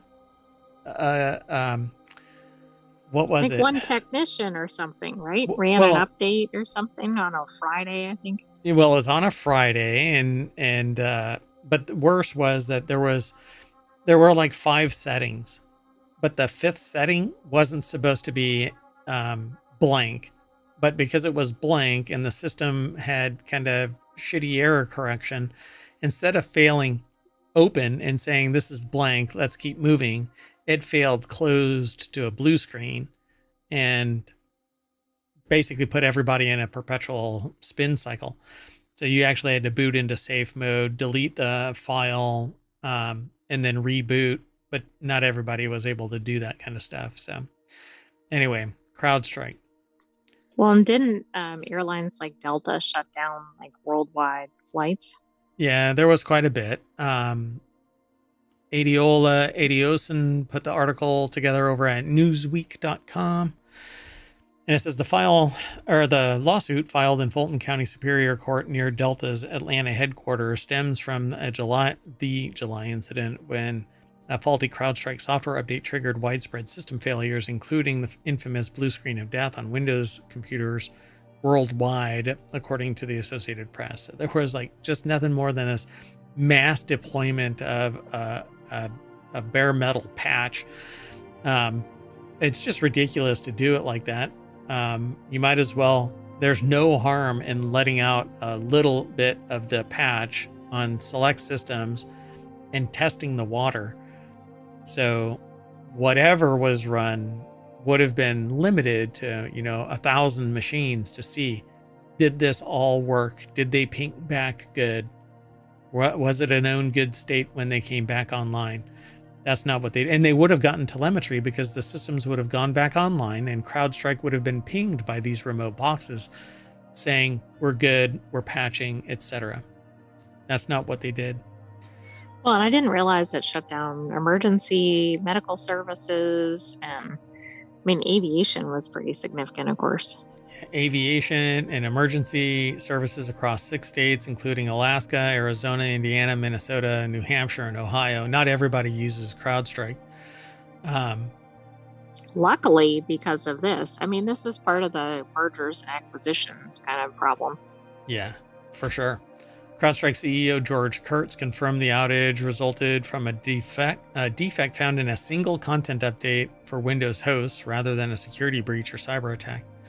But it really is a security breach and a cyber attack because guess what? Something was improperly written to a machine remotely and it rebooted, bringing it offline. So it really is, it's just not a hostile one. It's an internal threat. It's one that you weren't anticipating, are not prepped for, because you don't sit there and think that the very security company that's providing, at the threshold security is going to bring down your enterprise. This is just ridiculous. I mean, I guess that's not a feature, right? Yeah, this is not a feature. That's not in their brochure when they're marketing.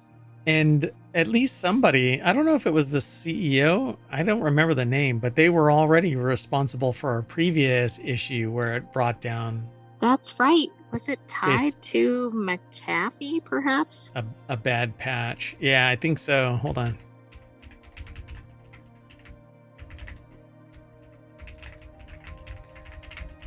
Hold on.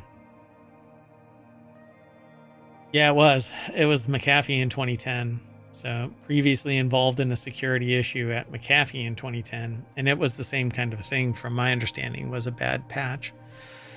So, hey, guess what we didn't learn? So CrowdStrike's stock plummeted more than 20% in early trading following the July outage, dropping from $343 to $273 before slightly increasing to $301. Microsoft shares suffered, falling more than 3% to $426 before stabilizing at $434. I don't know what CrowdStrike is at right now, so let's take a look. It's at 300. So they've climbed back a little bit. But they didn't recover, yeah. And this is the lawsuit impacting that right now, because on Well, at the time of the announcement, they were at 310, and now they're at 300. So, yeah, this is after hours. Or no. Yeah, this was in the last 24 hours. So, yeah, at noon, their stock tumbled $10. So, I guess we'll see when it climbs back out. It's climbed a little bit. It actually hit a little bit lower, 296, by 2 o'clock, 2:15. Anyway, pretty interesting. We'll see what happens. Well, I think CrowdStrike is going to be found liable for some of these things. So this is going to be interesting. Well, I mean, it's negligence. Yeah, for sure. So whoever their insurance company is, I guess CrowdStrike's monthly liability costs are going to go up a little bit. Like their premiums? Their premiums for their liability insurance. Let's keep moving. The next article is over in the Mobile Channel. New product implicated in listeria lawsuit against Boar's Head. The family of Otis Adams Jr. Said the 79-year-old Florida man contracted listeria from Boarhead's Tavern ham and yellow American cheese, according to ABC News reporting.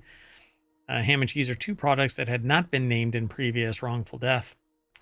So all previous suits have connected to liverwurst products, but this apparently is not. You know what I'd like to know is whether that's at the same processing plant. Yeah, which has been shut down apparently. Anna Cutts over at thehill.com put the article together. On July 26th, the company recalled around 200,000 pounds of deli products, only to flag a whopping 7 million pounds of deli meat just 4 days later. More than 70 Boarhead products were affected, according to the U.S. Department of Agriculture. According to the USDA, listeriosis can cause things like fever, muscle aches, headaches, stiff neck, confusion, loss of balance, convulsions, and yes, if you are immunocompromised or older, yeah, you can die. So if you think that you've got Boar's Head in your pantry or refrigerator or freezer, the recalled meats carry the plant's number EST12612 or P12612 inside the USDA mark on the label. The meat was distributed to stores nationwide, as well as Cayman Islands, the DR, Dominican Republic, Mexico, and Panama. They don't really say anything much, right? Right. So we don't really know. I mean, I think this is actually going to be worse if it came out of a different plant, processing plant, right? Yeah. They don't say which plant it came out of. It's just a Florida man, though. But that doesn't mean anything because it's distributed all over the place. Right, exactly. So, come on. A little bit more reporting would be great. A little bit, I guess. Well, maybe they don't have the information yet. Maybe they haven't sourced it. I'll call up Boar's Head and say, hey, is this from a different plant? They're going to go, you know what? We'd rather not talk to you, Mayor Watt. Let's keep going. Well, because if it's at two plants, right, it's probably happening across the board. Oh, yeah, there's going to be bigger and bigger problems here. Wow, I didn't realize that it actually killed 10 people already, the listeria outbreak. Oh, yeah. Hospitalized 59. And now there's another E. coli thing that's going on with McDonald's. Right, and it's spread to Taco Bell. Not nationwide, but it's getting there, right? It's like 13 states or something, yes. Huh. Let's keep going, though. This next article is over in Technology Today. Witness Michigan's stunning fall transformation from space. Autumn brings a spectacular display of colors to Michigan and all states, really, capturing the attention of leaf peepers. That was my nickname in college. With vibrant reds, golds, and oranges visible across both the lower and upper peninsulas. That's right. My upper and lower peninsulas also turn vibrant red, gold, and orange. You can call me Mayor Leaf Peeper. Captured vividly by satellite imagery, these colors mark a dramatic seasonal change, highlighted by the diverse tree species across the region. So this is okay. A picture. Catherine Hansen, NASA Earth Observatory, put the article together for SciTechDaily.com. Is there going to be something? I hope there's more than that. Because that looks kind of shades of brown and green. Kind of drab, actually. I mean, so in Michigan's Lower Peninsula, known as the Mitten, the Fighting Mitten, for its shape, the northern region bursts into vivid reds and oranges from maple trees, while aspens and larches contribute splashes of yellow. The upper peninsula, shown under a light color of clouds in this satellite image above, displays similar colors. Further south, the forest adds tree species like sassafras, hickory, and black gum, which bring additional warm tones to the landscape. Evergreen conifers across the state create a constant green backdrop that highlights Michigan's changing autumn colors. So that is it. Yeah, I thought it was going to have a video or something. Right. Something or a series of photos where you could see, oh, wow, it's suddenly red across the board or something. They really knocked this one out of the park. So there is something, it says some foliage maps indicated that around the time of this image that's posted on the article, northern parts of the state, especially along the coast of Lake Michigan near places such as Petoskey and Traverse City, should have been at or near peak color. Meanwhile, large portions of the state, including Detroit and areas inland, had already moved past peak color. Oh no, we're past peak color. I mean, once you go past peak color, then it becomes winter, not fall. Right. All right. Then the trees lose all color. That's right. Then it's just nothing but snow and ice right there. Oh God, I cannot imagine living right here. I mean, I can imagine it, but oh boy, is it chilly multiple months out of the year. I couldn't do that. Nope. I think you would not want to leave your house. And it's going to be like living in Germany. So, and having lived in Germany, yeah, I'd rather just live in San Diego or maybe San Francisco, if not for the horrible airport there. You know, we haven't heard a lot about that, the maintenance stuff going on there. Knock on wood. Give it a day. Let's go on. This is our last article for today, the continuity report.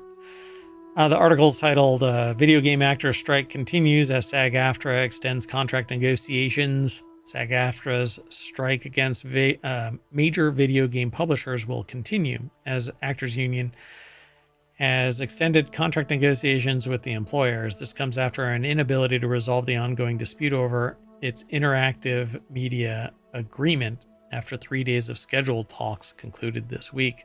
Per SAG-AFTRA, the new dates for returning to the table are a little bit of a mystery till we go over to the article itself. Variety.com is where it's housed. Jennifer Moss put the article together. And it says the bargaining committee will be announced as soon as they're confirmed, but they've got a few dates ahead, I'm sure. Prior to returning to the table with the corporate gaming side, Wednesday, SAG-AFTRA announced more than 120 video game titles had signed either SAG-AFTRA's proposed interim media agreement or the indie developer-focused tiered budget independent interactive agreement. That one rolls off the tongue. I guess marketing is not the key ingredient in this. As the strike is largely handled on a title-by-title basis rather than studio by studio. So the SAG-AFTRA strike against all signatories to the interactive media agreement began in July and remains in effect. No further comment is available at this time. Since July. I mean, that's a pretty long gap in this. Yep. And this means that all these are going to be just kind of stagnating. Yep. They're going to, turn to AI or whatever, voice acting scabs, I guess. You know, I guess such a horrible term to preferred a human being, but anyway. Companies included in the video game companies bargaining committee are Activision Productions, Blind Light, Disney Character Voices, Electronic Arts Productions, Formosa Interactive, Insomniac Games, Llama Productions, Take-Two Productions, and WB Games. So they have a sticking point which reached agreement on 24 in 25 item proposal. That last one, generative AI in games, particularly in regard to motion and performance capture. If you're in anything related to the entertainment industry, you can probably predict that AI is going to be a topic of negotiation. Yep.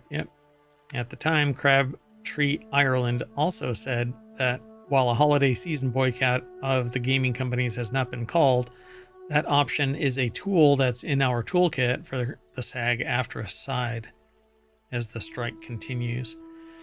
So, yeah, you're going to see some games getting hobbled here because they're going to start striking. But the problem is that if they strike during the holidays, it's not like people are going to be buying these games before they're released. They're buying the games when they get released. So if you stop now, the game still isn't going to come out until 2025, late 2025, 2026. Right, exactly. I mean, there will just be kind of a lull where there aren't new games coming out. Yep. Oh, Silo is returning on November 15th, by the way. All right. Well, good luck. There is little to nothing that can be done to, end users facilitating other than like maybe donating to a cause or something like that or supporting these efforts. I support them. I think that they should be making more money than they are. And unfortunately, the people that have invested money in this have sold society on the idea that it's all their risk, right? But that's not really how it goes, because if you screw up when you're developing the game and it sells like crap, you're part of a game that sold like crap. You'd have to sit there and go, well, my part was great, but... Exactly. But you'd probably be almost banished from the industry depending on how badly it failed. Eventually. And it's part and parcel to the enterprise to take the risk. That's why you take the risk, for a great reward, but not to the point where it's exploitive of the people involved. And when you're talking like this, they're so an actor does this motion capture and voice work and stuff like that, and then they use AI to take those graceful mechanics of both and or voice acting or motion capture, and then it's duplicated in perpetuity. You don't need the human anymore. And I think therein lies the rub, right? Well, so then the compensation, right, for that is very key, because if it's a one-time small payment, that's not sustainable for the actors. Yep, exactly. All right. Well, anyway, good luck to them. I just want good games, and I don't think that payment should be exploitive. People should get paid what they deserve, and it should be not necessarily millions of dollars for their work, but I don't think that the owners should be getting millions of dollars at the cost of low pay for all of the people that actually made it happen.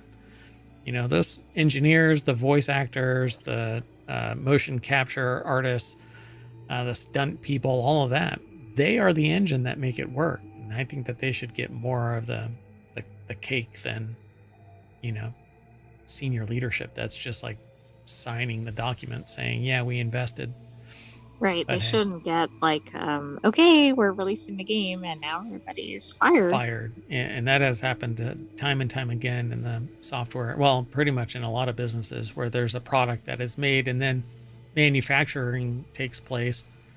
Once the manufacturing process, the design work is done, you can fire everybody because you don't need them, right? Except for every iteration. Well, you might for, like updates and refreshing and...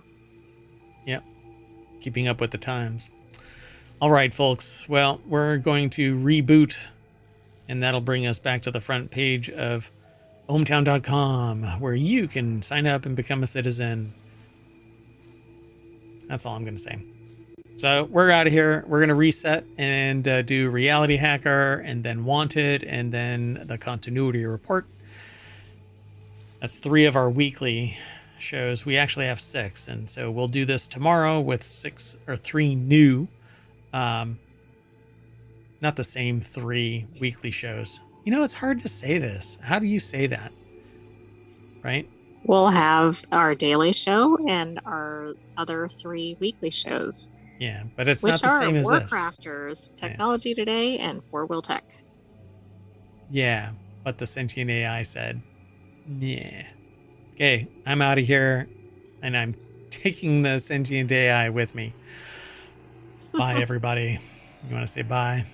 Bye-bye, ohmTown citizens. Stay tuned. We'll be back shortly. Yeah. Maybe 15 minutes. Yeah. Be sure to follow us. Bye-bye.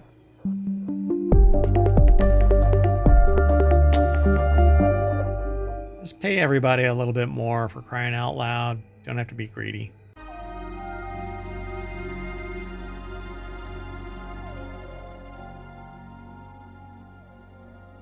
Hello, everybody, and welcome to Reality Hacker for October 26th, 2024. It's Season 1, Episode 40. Huzzah! I am Mayor Watt, and along with the Sentient AI from the future, we're going to be talking about scale voices, AI journalists, panda pics in DNA, don some power armor, and revived brains. Shh, don't worry, there's nothing to fear. We're just going to revive some brains.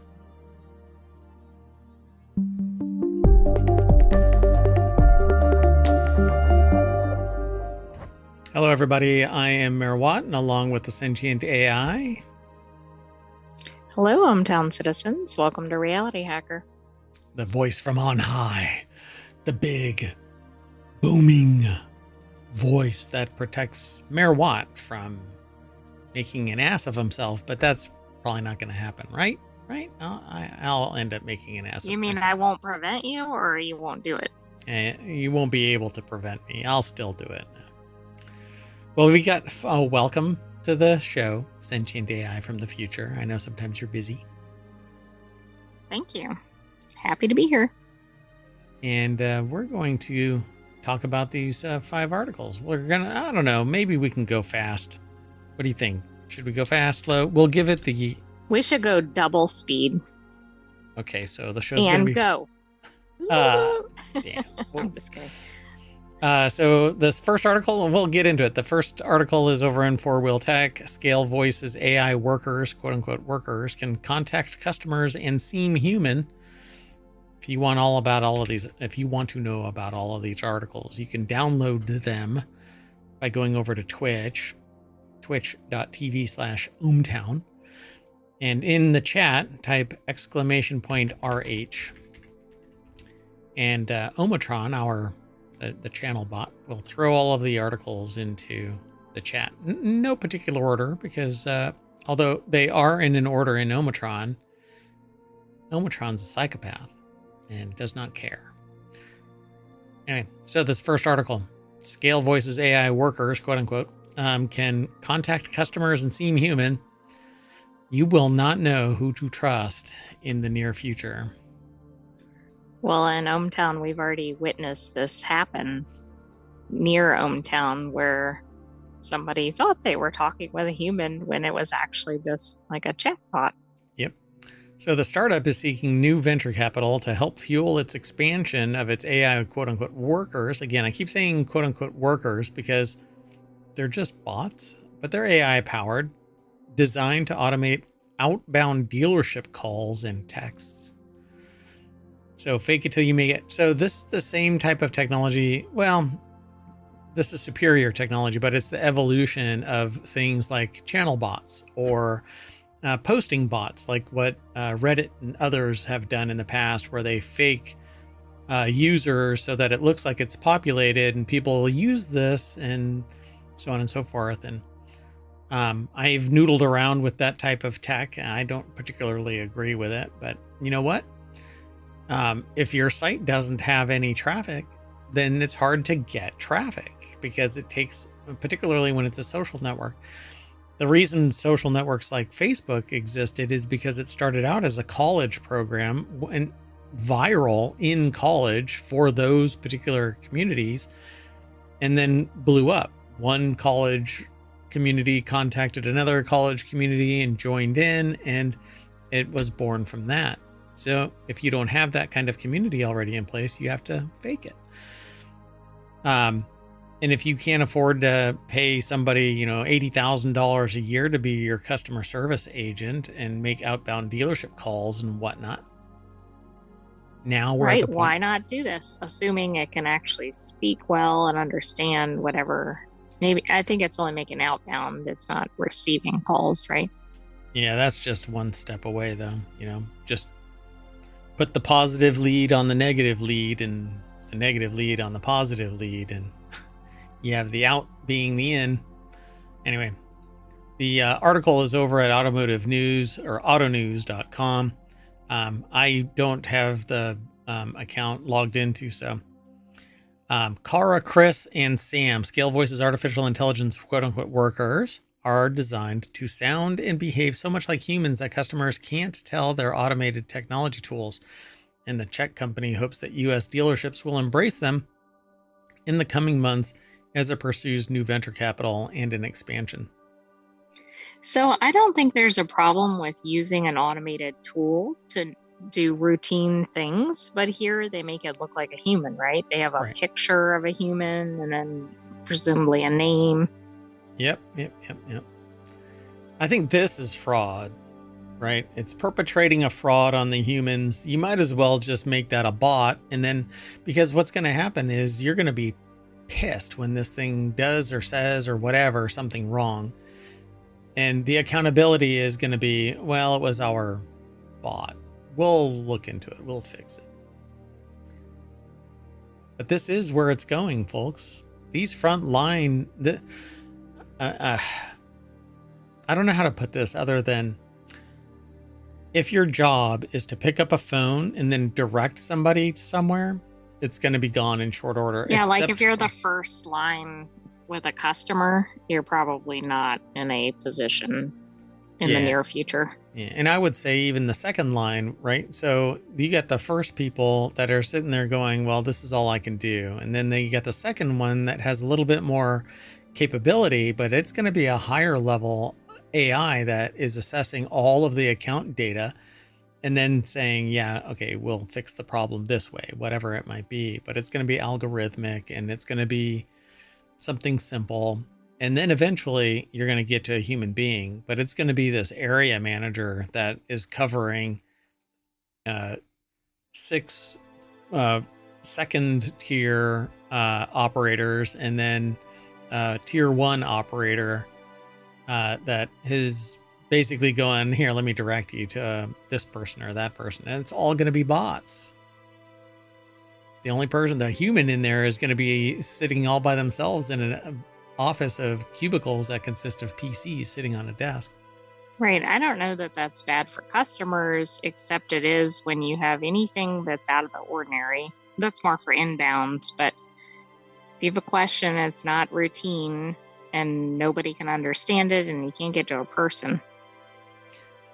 And the thing is with outbound, they're going to call somebody and they're going to have to ask the question, is there anything else I can do for you? And you're going to go, yeah. And they're going to go, okay, well, you should call this number because I can't do that.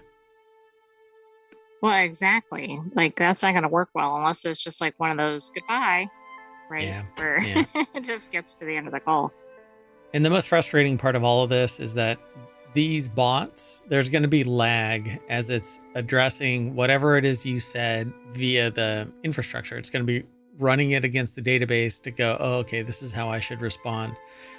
At least now. In time, it'll be so sophisticated that goes away. But for now, you can tell when you're talking to a bot. Well, if you have any kind of home assistant, you can probably tell you're talking to a bot. Yep. All right. Well, good luck, Scale Voice. Let's move on. Next article is over in Technology Today. Polish radio station replaces journalists with AI presenters. Polish radio station has triggered controversy after dismissing its journalists and relaunching this week with AI-generated presenters. I wonder if it's the same company that I was looking at that, let me just go over to it. Vanessa Guerra over at techexplore.com put the article together. And so weeks after letting its journalists go, Off Radio Krakow relaunched this week with what it said was the first experiment in Poland in which journalists are virtual characters played by or created by AI. The station in the southern city of Krakow said its 3 avatars are designed to reach younger listeners by speaking about cultural, art, and social issues, including the concerns of LGBTQ plus people. Is artificial intelligence more of an opportunity or a threat to media, radio, and journalism? We will seek answers to this question, the station head, Marcin Pullet, wrote in a statement. The change got nationwide attention after Mateusz Dębski, a journalist and film critic who until recently hosted a show on the station, published an open letter Tuesday protesting the replacement of employees with artificial intelligence. So this is the most brazen change from a human-centric... Yeah, it seems like it's more or less announced, less comprehensive, right? Like they might put one person in after somebody leaves. This is, they can everybody, replace them with AI, and then say that it's a means to reach younger listeners by speaking about cultural, art, and social issues, including the concerns of LGBTQ plus people, but then pulls the people out. Yeah, right. And we've seen other articles about some of the harms of AI with younger listeners or participants. But it also kind of begs the question, why can't people talk about those issues? Because it costs money, right? Well, then it's not really about whatever the messaging is, right? If anything, they should have had 3 people to banter back and forth with the 3 AIs to see who or what people actually appreciate. And people will appreciate whatever they believe is real. Which might not be the humans. Right. So it says it is a dangerous precedent that hits us all, he wrote. This is Mateusz Dębski.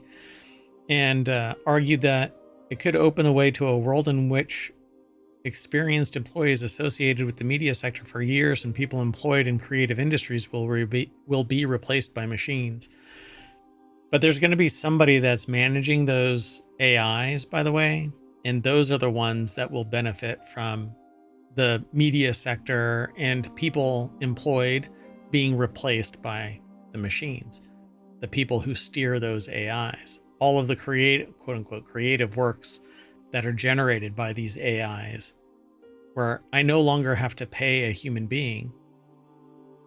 I can now benefit from the AI's creative efforts, me, instead of... Well, this is more shocking because this is a taxpayer funded station. Oh, wow. The Minister of Digital Affairs, Gakowski, and Deputy Prime Minister weighed in on Tuesday saying he had read Dębski's appeal and that legislation is needed to regulate AI. We're quickly coming up on the Butlerian jihad of Dune fame because, God, my camera really makes me look like I got a little BB on my shoulders instead of like a human-sized head. But if I sit properly, because I'm leaning back.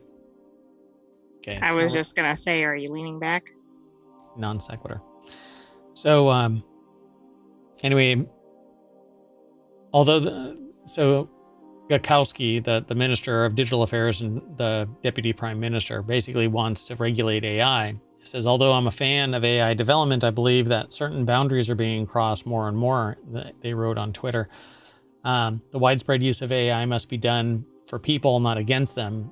Now, in Dune, there was the Balerian Jihad, because artificial intelligence basically enabled conflict and took over human control. And it ended up turning into destroying all of the thinking machines and all-out war. And there were some that wanted the technology and others that didn't. I think that the fast food wars is the precursor to. Well, we seem to be in the middle of the fast food wars right now. Exactly. So, although they are taking a hit because of the Yum Brands yeah, that's recall. right. I don't know what that means for Taco Bell's championship. Oh, could it have been an actual attack? Wow, that could be canon. Yeah, no Rimo, folks. Just 5 days away. It's right around the corner. Get ready. Anyway, on Tuesday, the station broadcast an interview conducted by an AI-generated presenter with a voice pretending to be Wisława Szymborska, a Polish poet and winner of the Nobel Prize in Literature who died in 2012. And this is the problem. If they did not straight up say that this is just all fabricated, the estate of this person should not, they should be raising all kinds of hell. They should be, right, okay, so they should be raising all kinds of hell saying, no, don't use, this person's, etc. But Rusinek, the president of the, I'm probably pronouncing it incorrectly, and I apologize. The Poets Foundation. The Poets Foundation, yeah, thanks. Which oversees the Poets Legacy, told the broadcaster TVN that they agreed to let the station use Szymborska's name in the broadcast. He said that the poet had a sense of humor and would have liked it. But I think a little bit of disclosure at the beginning would have gone a long way. And it may actually have. We don't know the verbatim. That's true. But wow. I mean, I'm sorry. Think about what's the one with the Martians attacking? War of the Worlds. Yeah. Yeah. Right? That's when there was a fake story broadcast on the radio and it caused mass hysteria. Yes, it was in a less sophisticated time, but. And I think that's actually been kind of pumped up to make it a little bit bigger than it really was. But I'd have to go back and look. It's been a while since I looked, and I don't really remember it. But yeah, there were people making some phone calls and whatnot. But I don't recall the full scare level of it anymore. But Vanessa Guerra, by the way, over at techexplore.com put this article together. I think I mentioned it at the top. Well, anyway, let's keep going. Sound good? So this next article is... Sorry, I was researching War of the Worlds. Mm-hmm. Did you find anything really quick? No. Okay. So this next article is over on the Mobile channel. Researchers store panda pics in DNA, hinting at a new era of data storage. 2 images were stored in and retrieved from DNA sequences, showcasing how the crucial genetic molecule can also be used to store data. Now, I've read about this years ago, storing data in DNA. And so... Right, isn't this the idea of like a CRISPR technology? And, well, I mean, storing and retrieving actual information, not just genetic modification, but you can actually store the data itself in the DNA and then retrieve it. I have found it really fascinating. Because this would make people information couriers. You could inject somebody with the data and then retrieve it later on.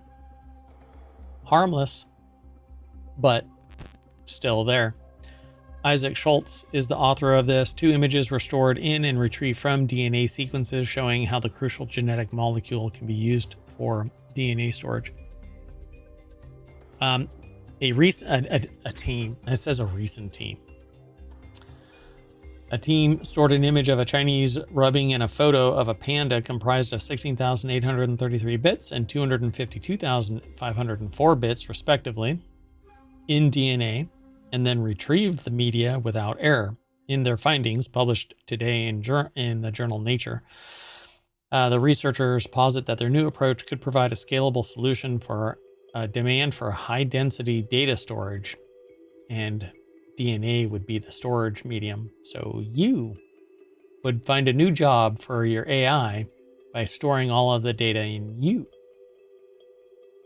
So, the Matrix. DNA, although supposedly the Matrix use of humans was batteries. So, we don't generate that much. Anyway, DNA is the genetic backbone of living things, but it's also an architecture for data storage, as a team of researchers demonstrated. Synthetic DNA has been used for data storage before. In 2018, a different team of researchers encoded and recovered 35 files constituting over 200 megabytes of data and 13 million DNA oligonucleotides.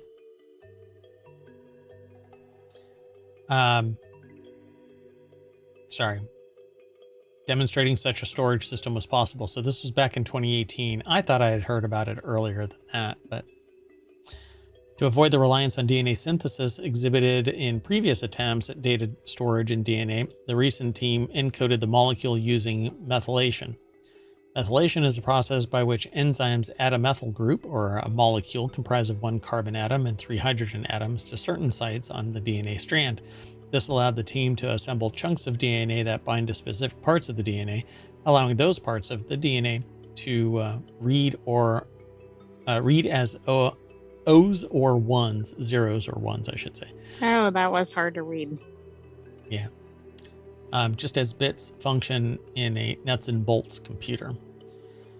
So they say, in our scheme, the DNA sequences serve as addresses while the modification status of the letters now represent the data, explained Long Qian, a researcher at Peking University and co-author of the paper, in an email to Gizmodo. And that's where this is actually aggregated from.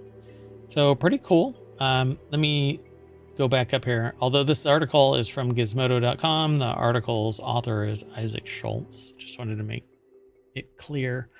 What do you think of this? I mean, this sounds really like sci-fi, but do we fully appreciate what happens when we do this, or what could go wrong? A single gram of the molecule DNA can store a whopping 215,000 terabytes.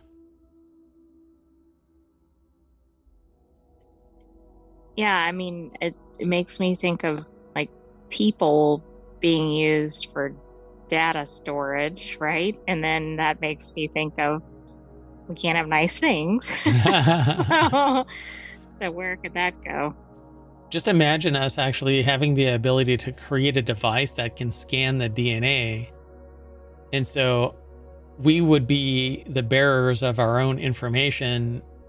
It's Johnny Mnemonic, isn't it? It's Johnny Mnemonic. Yeah. I need to dump a chunk of long-term memory so that I can be a mnemonic courier.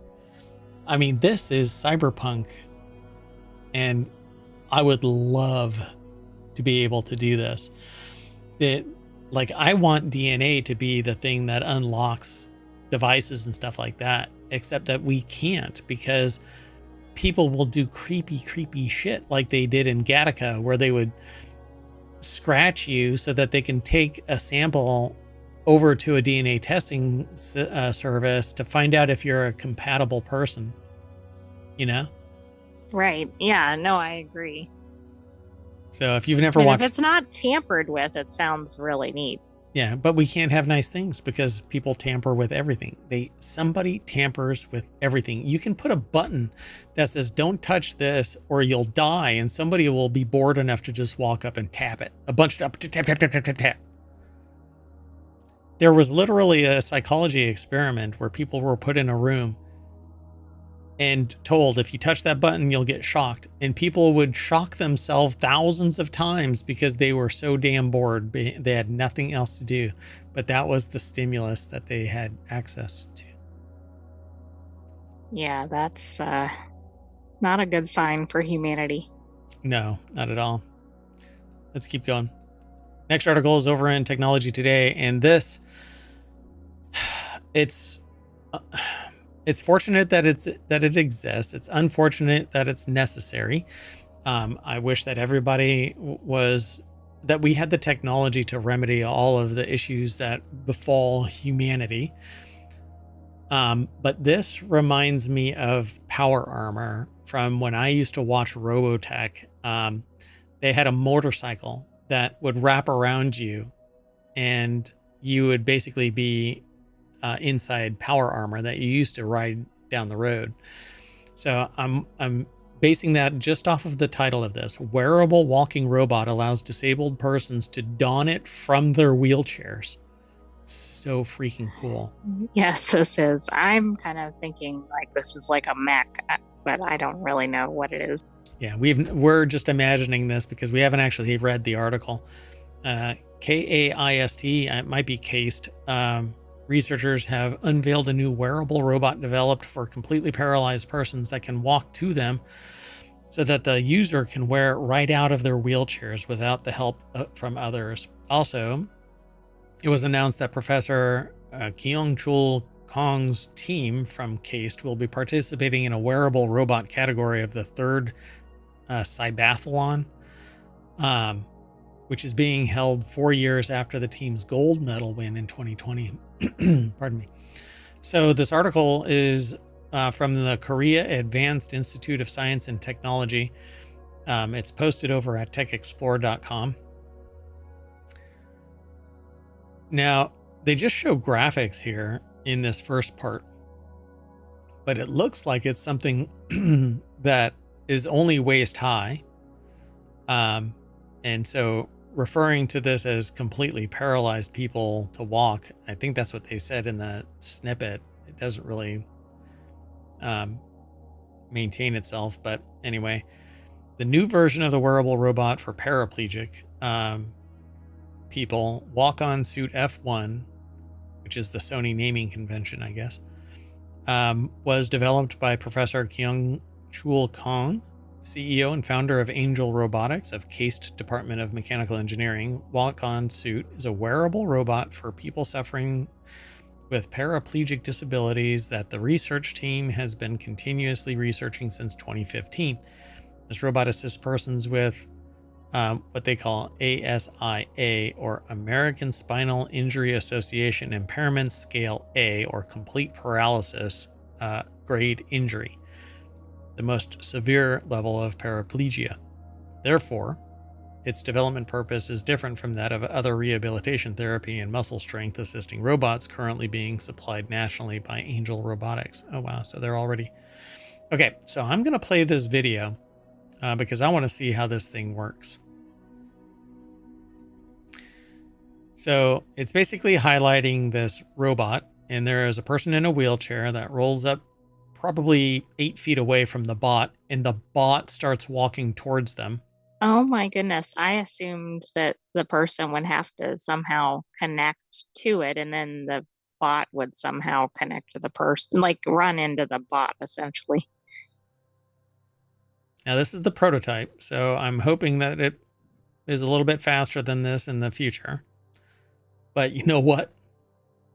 If it has the ability to empower somebody to walk, for crying out loud. And the cool thing here is that this will allow them to do it without somebody else with them. I guess he's trying to knock it over. Sorry for the silence. Right, I know. I was trying to figure out what was going on, but I agree. It looks like it's kind of like, is it stable? Which it is. So I guess the way that this works is... Yeah, I think if he really tried, he could knock that thing over. Okay, so the person's trying to don this now by inserting their legs into... That is so cool. They inserted their feet into like a little locking mechanism in the feet of the bot. And then it kind of crouches down on them so that they can lock themselves into it while they're sitting in their wheelchair. And then once they're in that, it stands No up. way. This is unbelievable. And while they're still assisting themselves at the beginning, they throw away their walking assists, their canes. Okay, wow, this is really impressive. That was awesome. I mean, we are just like a decade away from full body Cyborg. walking. Yeah. Right. Yeah. And it's going to get faster. It's going to get more capable. This is almost downright That magic. looks so user-friendly. Yeah, he just rolled right up behind it. It squatted down so he could lock his legs into the power armor. And then it stood him up right out of the wheelchair and he walked off the stage. That's amazing. I really dig this. So there's some more videos over here, but I hope that this inspires you to go and take a look at this thing. This is the kind of stuff that I dreamed about when I was a teenager. And I started going down that line, but there was a level of dedication into this kind of work that I just wasn't really capable of. I wanted to do other things. But this is like cybernetics, at some point we'll be able to fuse this straight into humans, and not have to have this contraption over here and this contraption over there and, kind of wrap ourselves around the technology. We can become a part of it and it becomes cyberpunk. But I'm sure that it's, 50, 60, 100 years from now, when society embraces it a little bit more and technology doesn't cost. This would cost millions of dollars, but it's the first of its kind. So, right. Pretty cool. So let's keep going. Well, I was going to say, let's keep walking. So the next article is over in Mobile, and this is our last article for Reality Hacker. And then we shut down and we load up our next show, which is Wanted, which is about gadgets and gear. That show is 30 minutes long, and then we'll shut down for about 10 minutes as we reset, and then we'll have the continuity report afterwards. We still got an hour of show. Anyway, so stick around. Be sure to follow us here on Twitch and over on YouTube. Download the podcast. Leave a 5-star review, all that kind of thing. If you're new here and you're curious about the show, if you hit !RH, that's Reality Hacker, and ohmTown will throw the links for all of our articles into the chat, and then you can follow those. Anyway, let's keep going. So, did you hear the hurricane blow through ohmTown? That's what it was, yeah. The Sentient AI was suddenly on location with the hurricane off the coast of I was trying to replicate Mexico. those ridiculous weather forecasts. That's right. With the person standing and they're leaning halfway over. Yeah, you hear the in splashing sound? Yeah. So this last article is over in the Mobile channel. Scientists revive big brains an hour after death with experimental method. Nothing creepy about this. No, and this is actually what I was thinking about earlier in on Sequitur News when you were talking about the dwindling pygmy hippo population. I'm like, oh no, here we go. So pretty soon, it's just going to be a brain in a jar, and it's going to make oinking sounds and have a little, like a quadrupedal bot that it runs around and acts like a pig, because that is what we don't ask if we should before we ask if we could. Yes, you can, but don't. By keeping the livers of Tibetan mini pigs functionally alive, the researchers were able to extend the window of brain resuscitation. Whoa. A phrase I never thought I'd hear. Ed Cara over at Gizmodo.com put the article together, and that's the deck statement on this. By keeping the livers of Tibetan mini pigs functionally alive, the researchers were able to extend the window of brain resuscitation. So I guess if you don't allow for liver death, then brain death won't occur and you can revive whatever.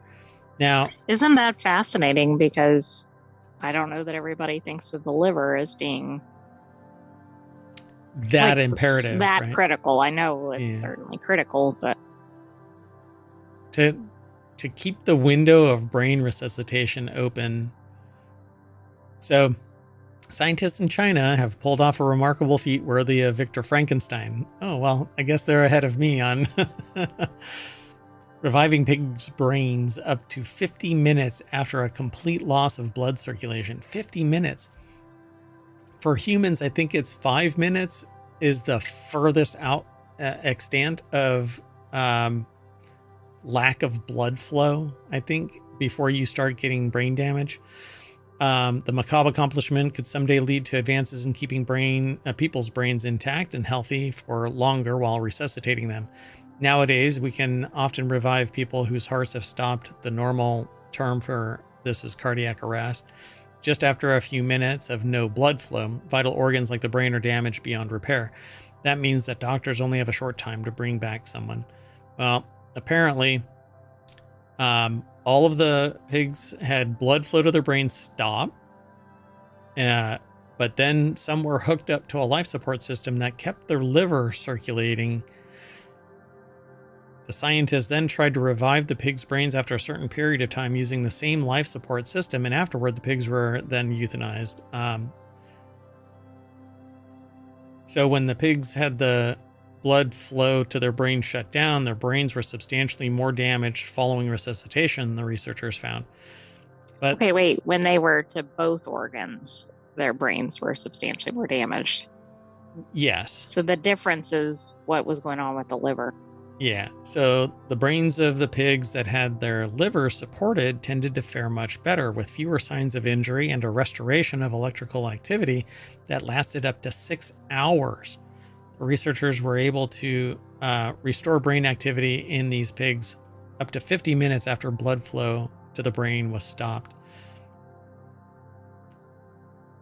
So, I mean, it shows that at least for pigs, it's a critical part of the infrastructure necessary to keep the brain healthy. And obviously, the brain is a vital organ in this process. So keeping it healthy. But what is it about the liver that is opening that window so much, right? I don't know. The only thing odd that I know about the liver, of course, is it's the only organ, or I believe it's the only organ that can regenerate. So I find it fascinating that it's the liver here. Otherwise, I don't know why it would be any more or less critical than any other organ. And it says, and certainly more research will have to be done to confirm the team's conclusions that the liver is critical to restored brain function. But if this work does continue to pay off, it could someday lead to practical interventions that improve the odds of successful resuscitation in people. That's fascinating. Wow. Well, and they must have figured out some connection or they wouldn't have been doing this experiment to begin with, right? Like they suspected the liver had something to do with this.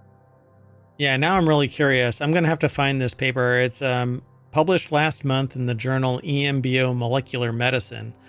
And it just says that means that doctors only have a short time to window to bring someone back without experiencing at minimum major neurological complications. But that article is going to be a fascinating read. So It looks like the impetus for this was previous studies related to cardiac arrest, and the liver was very key to the results. So maybe that springboarded into something about a brain study. Interesting. yeah, so I want to look.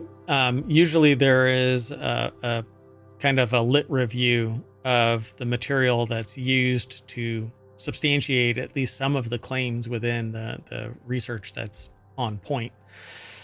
So maybe there's something in there, and I hope that I can actually get it. So I don't know if I have access to EMBO though. We'll see. I'll find out. But it'll be interesting because it says people with pre-existing liver disease, for instance, seem to have a higher risk of dying from a cardiac arrest. And this is actually something that's pretty well known. And so people with fatty liver disease, for instance, have a pretty non-zero chance of being struck by cardiac arrest or stroke. And so you want to keep your liver healthy. It's been known for a while. But what was it that said, hey, you know what? Focus on the liver and we can open the window from 4 to 5 minutes to an hour. Right, which is a substantial amount of time in medicine. I mean, a few minutes is not much time to do something. Yep. But all right, folks, we are done. We are going to, I guess we're going to reset our liver and snap us back to the front page of Reality Hacker.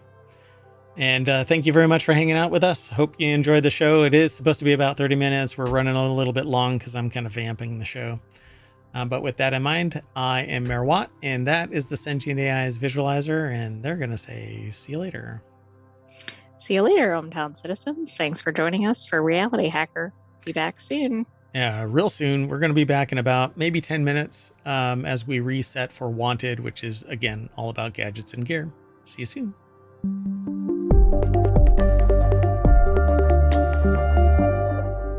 Well, now I got to keep my liver alive.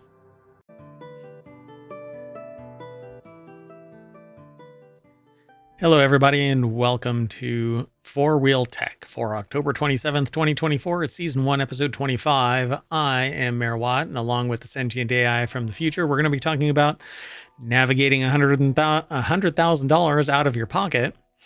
Impossible Calls makes microphone backwards. A North Korean spy worked at Fisker. Classic car EVs, and breaking into the car salesperson field. And if you translate that number 2 backwards, it says what it's supposed to really be titled, which is backwards microphone makes calls impossible. That and more.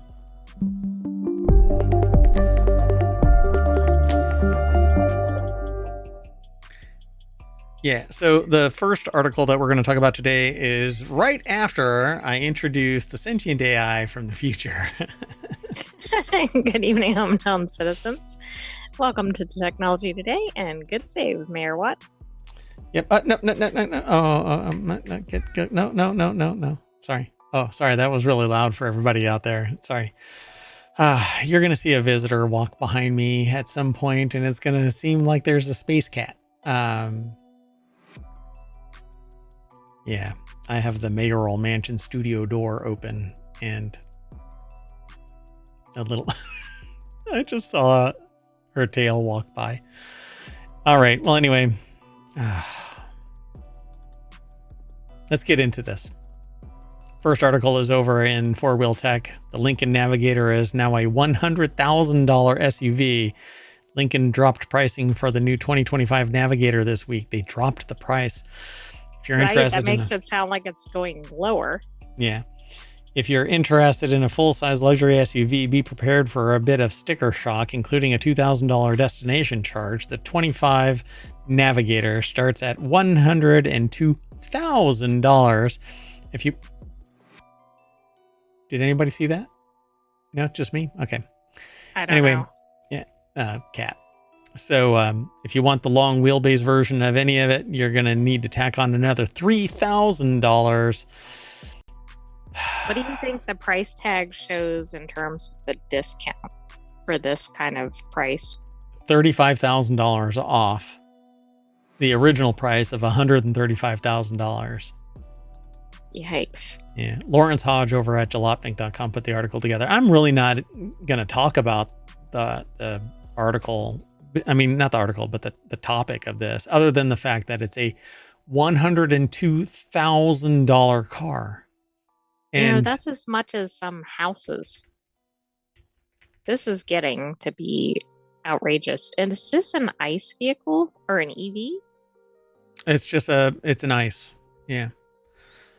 So at least as far as I know, let's take a look. Let me see here. I asked only because we're seeing really high EV pricing, and of course that hasn't helped spur adoption. Yeah, so okay, it's a Lincoln. Maybe the Lincoln Lawyer season 4 is really kicking, or 4. Season 3. 3, yeah.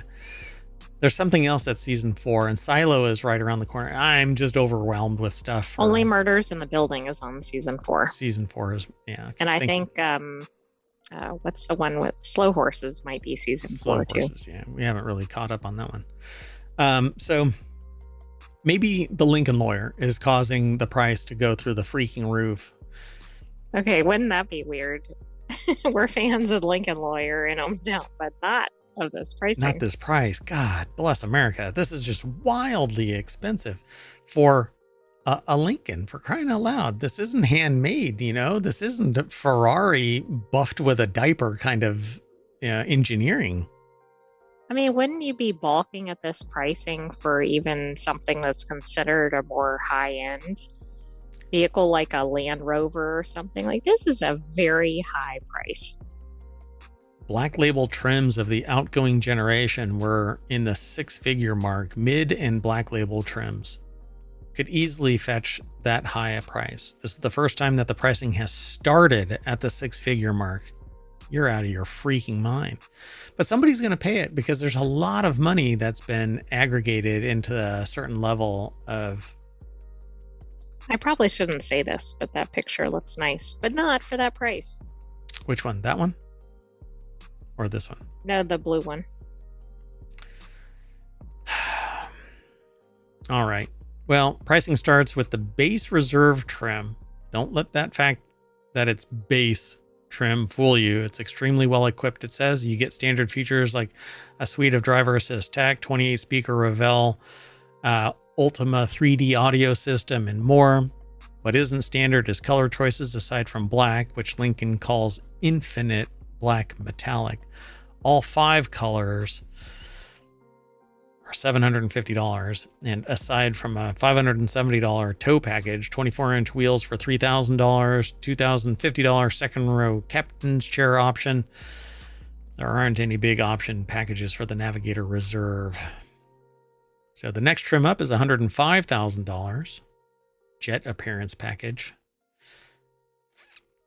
Oh, and then the black label starts at $118,490.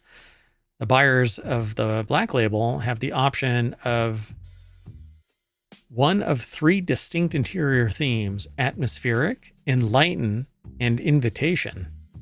Invitation by invitation only. It's invitation is invitation to take $120,000 out of your bank account.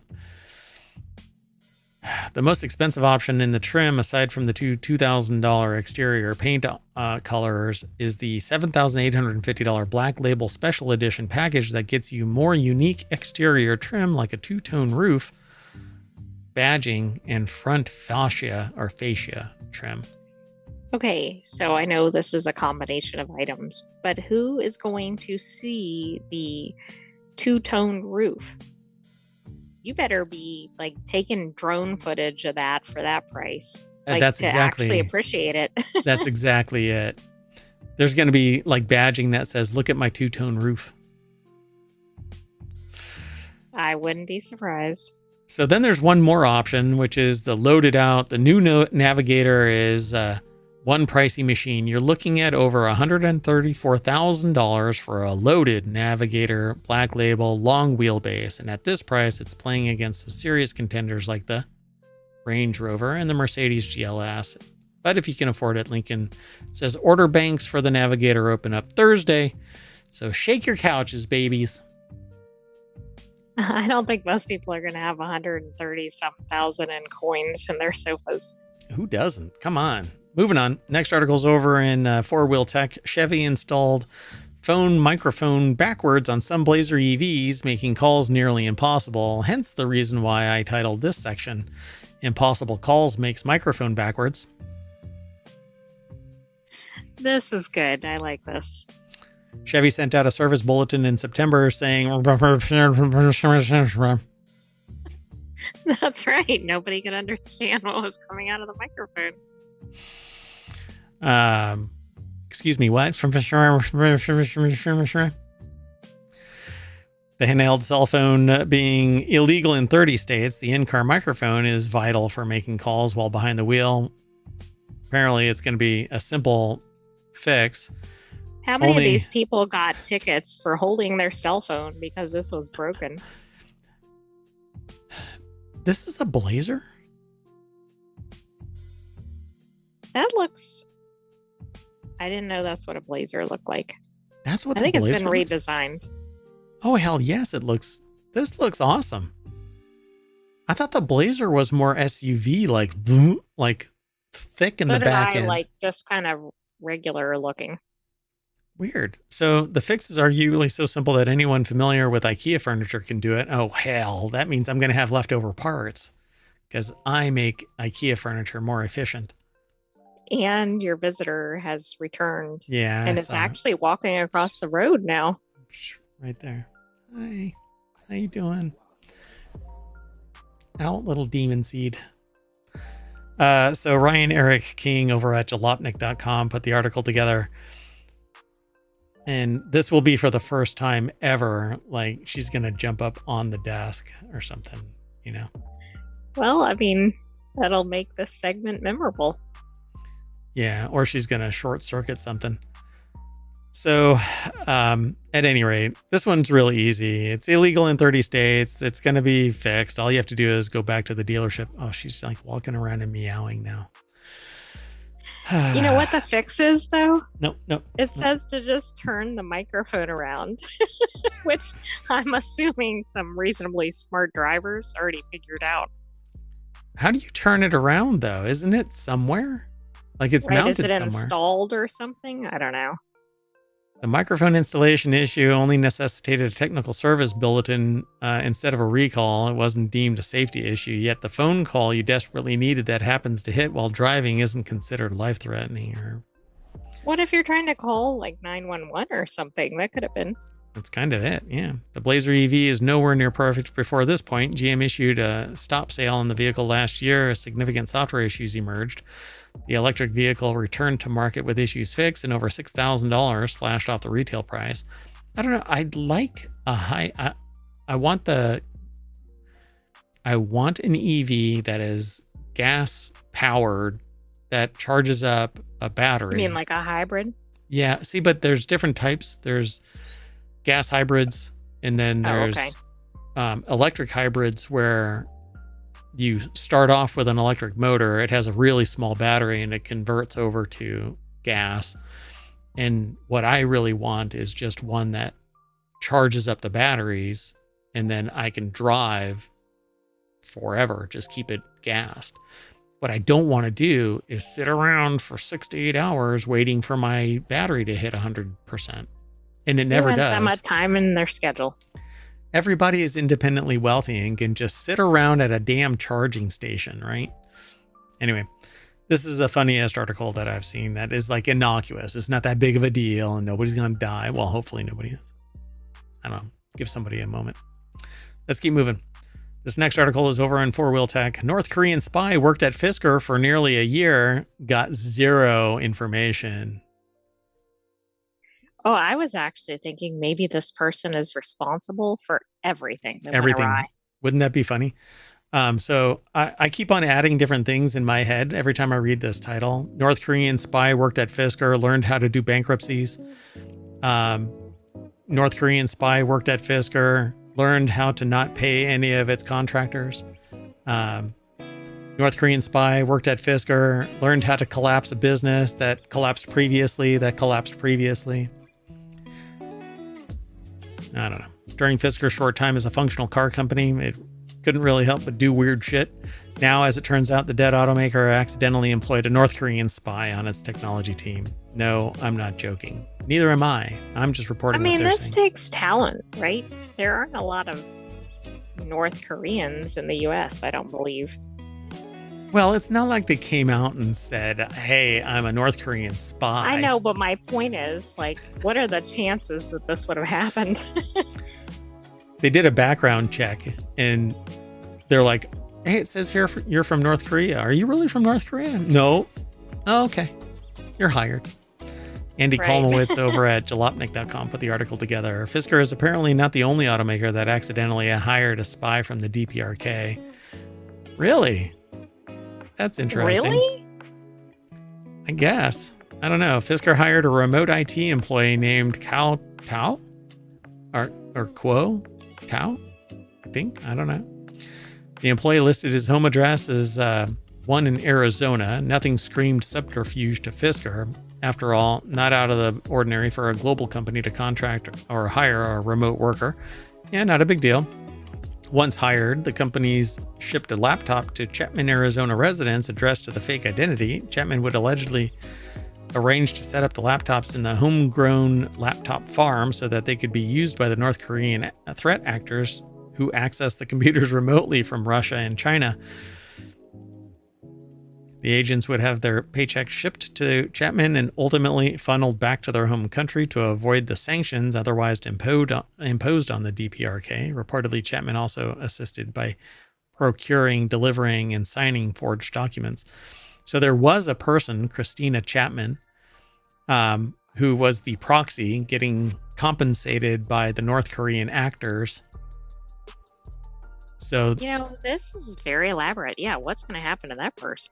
this person is guilty of treason. So the FBI and other U.S. government agencies became aware of the orchestrated scam. They began issuing advisories and guidance on the ongoing threat to help safeguard other companies and the public. When it became aware that Fisker was a victim, a local field office agent reached out to warn the automaker. That's when Fisker dug into the employee and subsequently terminated his employment in September 2023. So when did the FBI and the US government actually take action against Chapman and all the rest of this? Because it seems like Fisker fired them. Right, which is kind of astonishing under the circumstances, right? Fisker doesn't exactly have such a strong reputation. But yeah, what else is going on here? I mean, that could still be ongoing.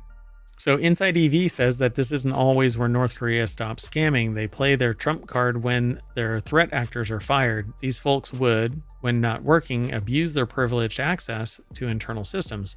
From there, they would exfiltrate sensitive data before they're fired. You can see where this is going. They then use the information to extort the company by demanding ransom payments. To save Fisker some embarrassment, it doesn't seem to be the only automaker caught up in North Korea. Looks like one of the big three. Do they say which one it is? No, they don't divulge that. This is interesting because I feel like this North Korean spy is ruining remote work for everybody. Yeah, this is why we can't have nice things, because everybody is going to be a North Korean spy. I can see it. When reached for comment, Fisker CEO Henrik Fisker told the engineer that he had no comment as this was a case with the FBI. The company denied knowing of any material cybersecurity threats in its 2023 year-end report, despite reportedly being alerted to the nation-state actor from North Korea employed in its IT team. Oh, it was in its IT team too, for more than a year. Was there for more than a year. Wait a second. You have a North Korean spy in your IT and you have no cyber concerns in your report? Again, they didn't know. That's a little disingenuous. No, they did know because they'd already fired the person by then. Well, yeah, I mean... actually, we don't know because depending on when their year ended, etc. Yeah, they didn't know of any material cybersecurity threats in its 2023 year-end report. Even though it had been told, they didn't disclose that the person was just sitting there. Maybe the person was just sitting there and couldn't figure out how to reboot. Well, I mean, maybe their software thwarted the spy. There you go. Except that they were in the IT team, so they would have been an internal threat. I know, I was playing off of some of the software concerns with the car. Maybe it's powered by Fujitsu. Let's move on. The next article is over in Late Night Geeks. This new startup is building classic style cars with a modern EV twist. When UK custom electric car creator RBW showed off its Roadster and GT models at Monterey Car Week this week, the vehicle stunned a lot of attendees. CEO Peter Swain recently told TechCrunch, quote, "We had 4 wows where people would go, wow, that's beautiful. Wow, look at the interior. Wow. Is it really brand new?" That's only 3 wows. Wait. Maybe the 4th wow is on the other side of this. Sean O'Kane over at TechCrunch.com put the article together. Wow, is that all it costs? So that might seem like a strange reaction to cars that start at $139,000, but Swain contends the price tag is competitive compared to many EV conversions that are happening around the world. And since his company is building these new from the ground up, he thinks it's a bargain compared to other custom builds. "We're not extortionate," says the extortionist. We investigated ourselves and found ourselves guilty of no wrongdoing, so enjoy the bill for $139. Again, I'm not sitting there saying don't go, cannot believe it, it's not worth your money or whatever. It's worth your money if it's worth your money. I would love a conversion, though, I think. So that's why I don't think this is outrageous. But It is outrageous if this was like mass market. Yeah, I mean, and if they're changing the chassis and it's building a high quality battery pack and all of that kind of stuff, it's probably using Tesla battery sleds though. So it says, while Spirit is based in the UK and will operate there, the group was also incorporating in the US and plans to open a factory in Danville, Virginia by February 2025. The effort, along with RBW, has received $18 million in total funding, with $10 million coming from Maison Capital Partners. So if you look at an auto restoration shop that does a dozen cars per year and they're buying like a single part in the aftermarket for every build they do, our costs are going to be way lower than that because we're buying hundreds of components. No, they're going to be buying, it's still going to be a lot of money. It's just per part, it's going to be lower. Right. And they're not necessarily doing a gazillion of the same make and model.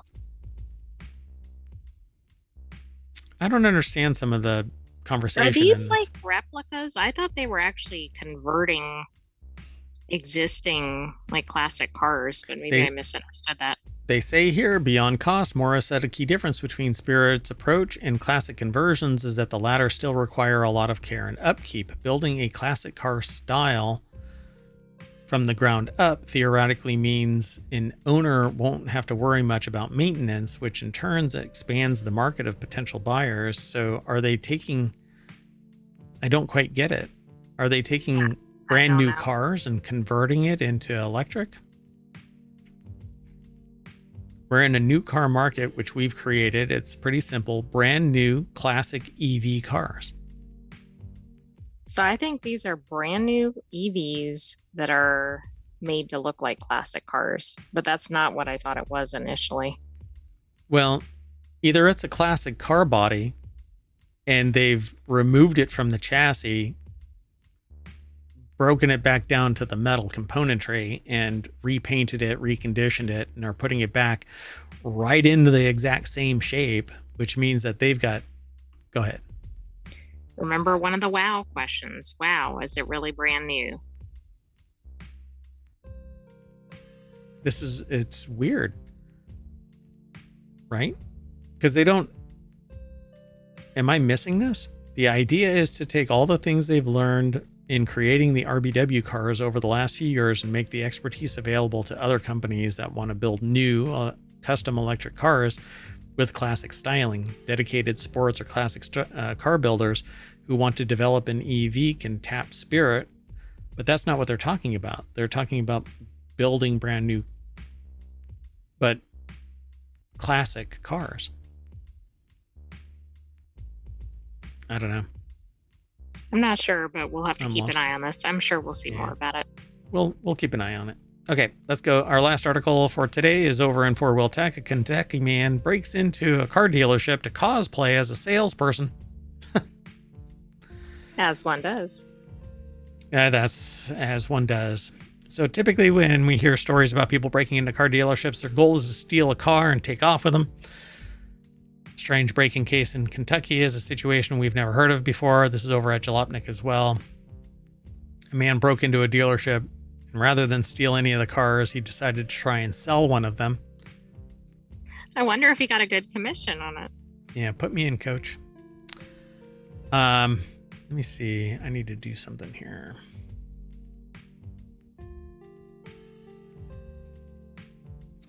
So Lawrence Hodge over at Jalopnik.com put the article together. A man broke in not to steal a car, but to try and sell one. Okay, so when a person broke in, they reported them to the police. When police arrived, they found 34-year-old Dustin Cardwell. Upon being questioned, Cardwell told police that he knew that he was the new owner of the dealership and that he had just purchased it an hour ago. That was a lie, of course. When the actual owner of the dealership arrived, he checked the security cameras and saw that it appeared that Cardwell was getting ready to work. The actual owner then showed up and found his building's back window open. Security cameras had captured a video of Cardwell taking keys and stacks of paperwork from inside before getting into a 2017 GMC Sierra, the report said.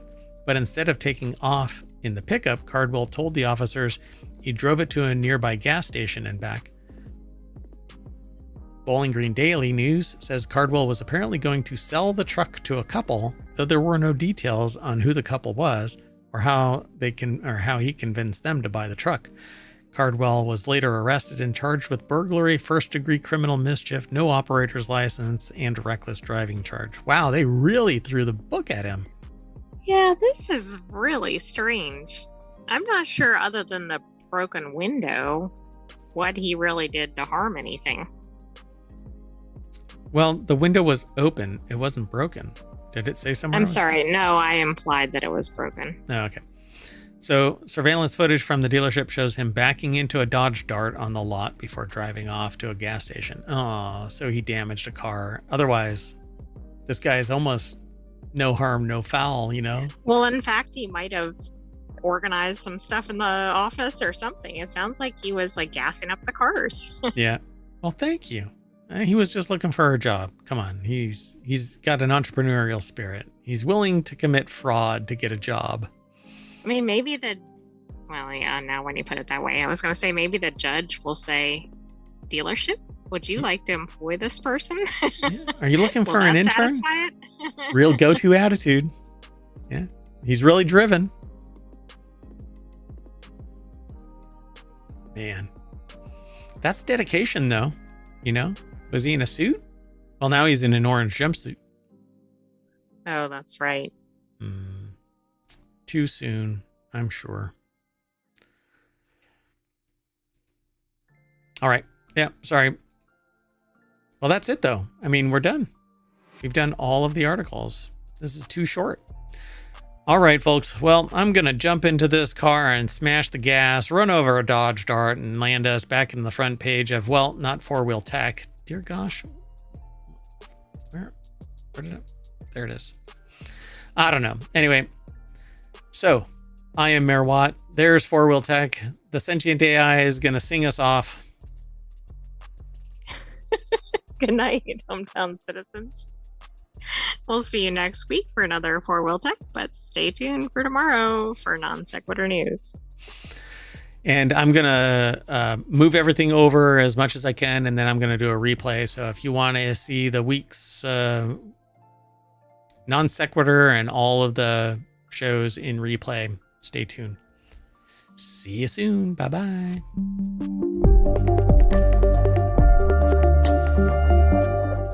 I, too, have always wanted to cosplay a car salesperson.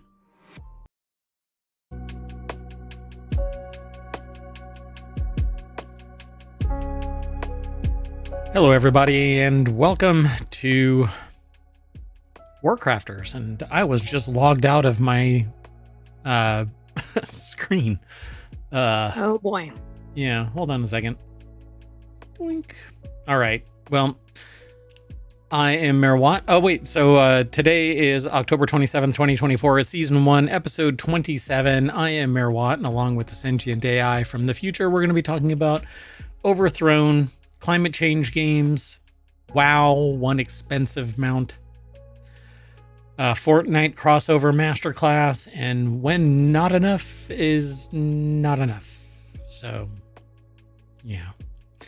Everything's powered by ohmTown.com, so go over there and become a citizen. ohmTown.com, all news, none of the noise. You can just search for what you're interested in or go into one of 50 channels, and there's actually more that may come. Some may be disabled, and we swap out a particular topic because areas of interest. I use ohmTown.com as my information overload mechanism, and yeah. It's kind of a tool for everybody. So go over and see what you can use it for. Keep in touch, though. Come over to our daily show, Non Sequitur News, over on Twitch and YouTube. All 1,400 plus channels or episodes are over on YouTube. Not all of it is stored on Twitch because they delete it every 60 days. That's kind of frustrating. Come on, Twitch. Yeah. Well, I mean, I understand the limitation. I mean, that's a lot of storage to sit there and babysit. But anyway, everything's powered by ohmTown, like I've been saying. So we'll see you on the other side of this.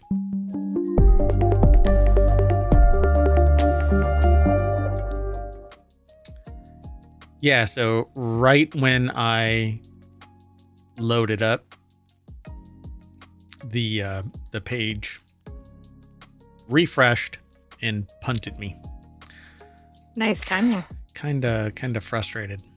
So now I can't even get into it. Yeah, well, I'm sorry. I know. Non Sequitur News this is not. So this is WarCrafters. Welcome to the show. We have 5 articles that we're going to talk about. 30 minutes. I've already wasted 2. So hello, ohmTown citizens, and welcome to WarCrafters. And that voice you hear is the co-host, the Sentient AI from the future, the one that keeps me out of trouble, like what you just witnessed. The very first article is over on the WarCrafters channel, which is Overthrown is another cozy city builder, but this time you're a killer queen who can lift buildings and murder bandits. So the cozy city builder genre is almost as crowded as soft, easygoing farming sims right now. But Southeast Asian indie outfit, Brimstone, seems to think that it's got a solution for spicing up the formula: slapstick cartoon violence. Featured in Steam's recently concluded Next Fest, and available now for an extra week, Overthrown is a familiar enough town builder. You build the population, manage resources, balance taxation, and keep your kingdom happy, expanding comfortably, etc. But rather than controlling it all from an abstract bird's eye perspective, this one lets you play as the exceedingly proactive, superpowered queen. I haven't played this, but I downloaded it at the beginning of Next Fest. Dominic Terrison over at PCGamer.com put the article together. All monarchs should be this proactive. No. Well, I don't know. That depends on what they're trying to do. Yeah. Protect the citizenry? Sure. Rule with an iron fist. Like, I don't know, so many tyrants today. No. So I've watched a few people play this. Seems to be fun. Kind of quirky. Events that take place are kind of catching people off guard, and then they go, oh, okay, this is what I do. And you can discover things like double jumping and stuff as you play it. So while you can zoom out to plan out your town from a traditional builder's perspective, Overthrown encourages players to exist in the world, sprinting around, splattering bandits, crushing their camps, and occasionally just throwing them into low Earth orbit, Team Rocket style. It's actually a fun game to watch. I don't know if I'll ever play it, beyond the demo. I got a week to do it, right. Though. It sounds over the top, which could be entertaining. Yeah, and what's really fun, though, is it supports up to 6 players, allowing for some truly chaotic shenanigans as co-monarchs grab and throw each other and run roughshod over each other's building plans. Even testing the demo out with 2 players, things could get impressively messy. But they say that it's a little buggy, and that's what I witnessed in the streams that I watched. So hopefully the full game will give both the queens and her army a proper run for their money. But even if not, there's something to be said for moving house by uprooting your town hall and slamming it down half a mile downriver. The overthrow demo is available until October 27th. So you've got tomorrow, because this is a weekly show. October 28th. Oh, I said 28th. Oh, I thought I said 28th. Today is the 27th. I think I might have said the 27th, giving you one day, but today is the 27th. So you have until tomorrow, with an early access launch scheduled for sometime in November. So not too far out. I don't know. I saw a little bit of jank in it, but it should be fun. And I like multiplayer stuff so that I can invite somebody in and play the game together. Seems Well, like and it's I fun. think people playing demos helps make the games better. Yep. Be sure to add it to your wish list. That's the thing. That moves it up the ranks, and it actually gets a lot of publicity because it moves up the ranks. So let the world know that you're interested in the game and want the game to succeed by liking it or adding it to your wish list. Doggone it. I've got like 580 games in my wish list right now. Let's keep moving. The next article is over in the WarCrafters channel as well. The best games about climate change. Game narratives are always evolving with the times, and as climate change becomes bigger and bigger concern for many around the world, it's only natural that it should make its way into video games as well. I guess this is about time. I've been kind of waiting to see if this was going to happen. There's one game in here that if they don't have, then I don't know what's missing from this, but let's find out. So these are the 8 best games about climate change. Alex Daniel Reed from GameRant.com put the article together. Number 8 is Frostpunk. So Frostpunk is a world where it's been put into a deep freeze, and you actually have to manage heat to keep your community alive. It's quite an intriguing game, considering there are scientists out there that have to be insane to suggest. Oh, by the way, the news story that I'm talking about just recently made it onto Reddit, and somebody said the exact same thing that I said, but they want to dump diamond dust into the atmosphere to cool the planet, which is batshit crazy. Right. We had an article about that. I think it was in Non Sequitur News, but may have been in Technology Today. It was in Non Sequitur News for sure. I said, not to mention all of the other issues, but silicosis is one of them. And somebody else had mentioned it. So you can get this contaminant in your lungs and you'll never breathe right again, because it's not something that can dissolve. It's not something that you can cough up. It'll just forever embed itself in your lungs and you're ruined. So Frostpunk. So we might save the planet, but harm all the humans in the process. Well, it wouldn't even say, I don't think it'll save the planet either. It'll kill everything, because even the animals get it. They'll inhale it and stuff like that. So right. And even plants might be harmed. Yeah. Cooling the planet, and you don't know that it's going to be exactly the right amount. You can send us into a freaking dark ages, deep freeze, etc. Frostpunk. Right into Frostpunk. It's so absurd to even make that. Anyway, Horizon Zero Dawn. This is kind of a dystopian future world where robots basically run all over the place, and the people that exist are like clones, I guess. I don't know that the full story is, but she's I don't want to ruin the story. Never mind. Spoiler alert. Yeah. Oh, wait, hold on. I can do that. Hold on. You know, we don't normally use that in WarCrafters. There you go. Spoiler alert. Do what I do. No, I was going to say, do what I do. Hit yourself in the head with a brick so you forget. But I don't do that. So don't do that. Anyway, there's Zero Dawn here. Horizon Zero Dawn. Anno 2070. It says the future is in your hands. I never played this. It's back from 2011. If I did play it, I don't remember it. It says, where once the future might have seemed like a place for optimism, these days it's hard to imagine what it would be like with the oncoming storm of climate change. That's a task. We need a PSA banner.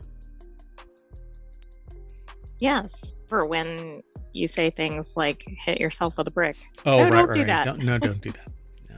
No. Man, I can't imagine somebody actually doing that, but please don't do that. Now somebody's going to do it. So players must build a city in the near future and carefully manage their eco-balance system, which is predicted on how many pollutants they put out into the world. Sometimes more industry equals better efficiency. So this is Anno 2070, but they mentioned something here that if this isn't a precursor to the actual game that I'm hoping is number one in this, well, we'll see. Let's just see. So then they talk about we gotta take our time here. Then they talk about Death Stranding, which has an amazing story. It's absolutely awesome. It's weird that there's a baby inside a little pod, but it's part of the story and all that. But it's a walking simulator. So Hideo Kojima always has his finger on the pulse of the current issues, and that is no different in Death Stranding, which depicts the world ravaged by timefall, an ecological phenomenon where falling rain rapidly ages anything that it touches. And it says, we'll forget about the dead coming back to life for the time being. So yeah, as you walk, if you get rained on, then time changes. And so it says it's both apocalyptic and beautiful in the whole unique way of discussing climate change. And it's absolutely amazing. The story is absolutely terrific. I wonder if it won any awards.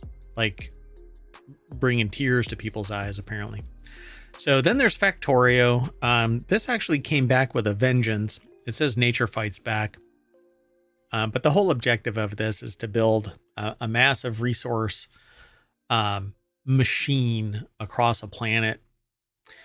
And it says, lately factory games have been all the rage, and it's hard to deny the sheer pleasure of having a system set up that seamlessly churns out beautiful production of various colors. However, Factorio has a sneaky thorn ready to annoy every player. It turns out that the planet that they're on is far from empty. In fact, it's the home planet of a bug-like species that tries to take out the player's factory because of the pollution that it's causing. So they just okay, that's interesting. Like the bugs rise up. Yep. And it's not the first time that humans get attacked by bugs. So what's interesting about this game is that it had been out for a little while, right? So it was out in 2020. But then they did this patch where I guess you go to space, something like that. I didn't end up I've never even purchased this. So hold on. Yeah, Space Age. That just came out. It's DLC. It's so big, it's the same price as the original game. But people are gobbling it up. It's flagged as being overwhelmingly positive by the recent reviews and all reviews. 153,560. A 97%. Might be worth checking out. Yep. So you can get the actually it says it's $42 now for the DLC. Oh, and the soundtrack separate, but I'd never listened to the soundtrack separately. Anyway, it's online co-op and LAN co-op, cross-platform, multiplayer, single player, has Steam achievements, and a level editor apparently, but I don't know how that works. I thought it was dynamic content, but okay. Anyway, pretty cool. Then there's Civ 6, The Gathering Storm. That just came out. Oh, wait, no, not Civ 6. There's another civilization that's coming. When the Gathering Storm DLC was released for Civ 6, some players were reticent about how the game was implementing climate change mechanics when Civ 6 was mostly takes place in the past when such ecological changes weren't such an issue. Were they? Well, I don't know. Maybe they weren't recognized to be issues because I'm thinking about like high levels of factory pollution. I mean, I don't know how far back it was, but it started back during the industrial age, spewing coal into the air unabated. I mean, we are the creators. We stand on the shoulders of giants, or we drown in the smog of our predecessors. Right. Yeah, we had like polluted water and air and just all kinds of things, and really no safeguards. That's a shirt right there. We drown in the smog of our predecessors. Yeah, that's going to go in the shirt store. Anyway, however, what resulted actually a fantastic and well thought out series of interconnected systems involving carbon emissions shared across all civilizations, resulting in rising sea levels and tangible penalties against civilizations that cause too many emissions. Then there's Terra Nil, which is really neat game. It actually, you reverse the negative impact of the, I don't know if it's smog or something. Basically, you have to rejuvenate a dead world for you to move on to the next level. It's actually a lot of fun to play this. And you can't go too much and you can't go too little. Too much and it causes a problem. Too little and you don't succeed. So it's a lot of fun. And then there's Final Fantasy VII. So this list completely doesn't missed. include what you needed. Nope. There is a game called ECO. ECO. Okay, first of all, that should have been a rich target because of the name. It's a multiplayer game, and your objective is to either basically live in perpetuity in balance with nature, or stop an asteroid from smashing into Earth. Okay, and you see the asteroid orbiting around you. Oh, wow. I mean, yeah, that seems like that should have been included here. It's a massively multiplayer game. Not massive. Let me say that again. It's a multiplayer game where everybody, but there's a lot of people that can play all together. You actually build up little societies and individual cultures if you want to RP it, role play it. And as you build up to your modernity level, you actually negatively impact the environment.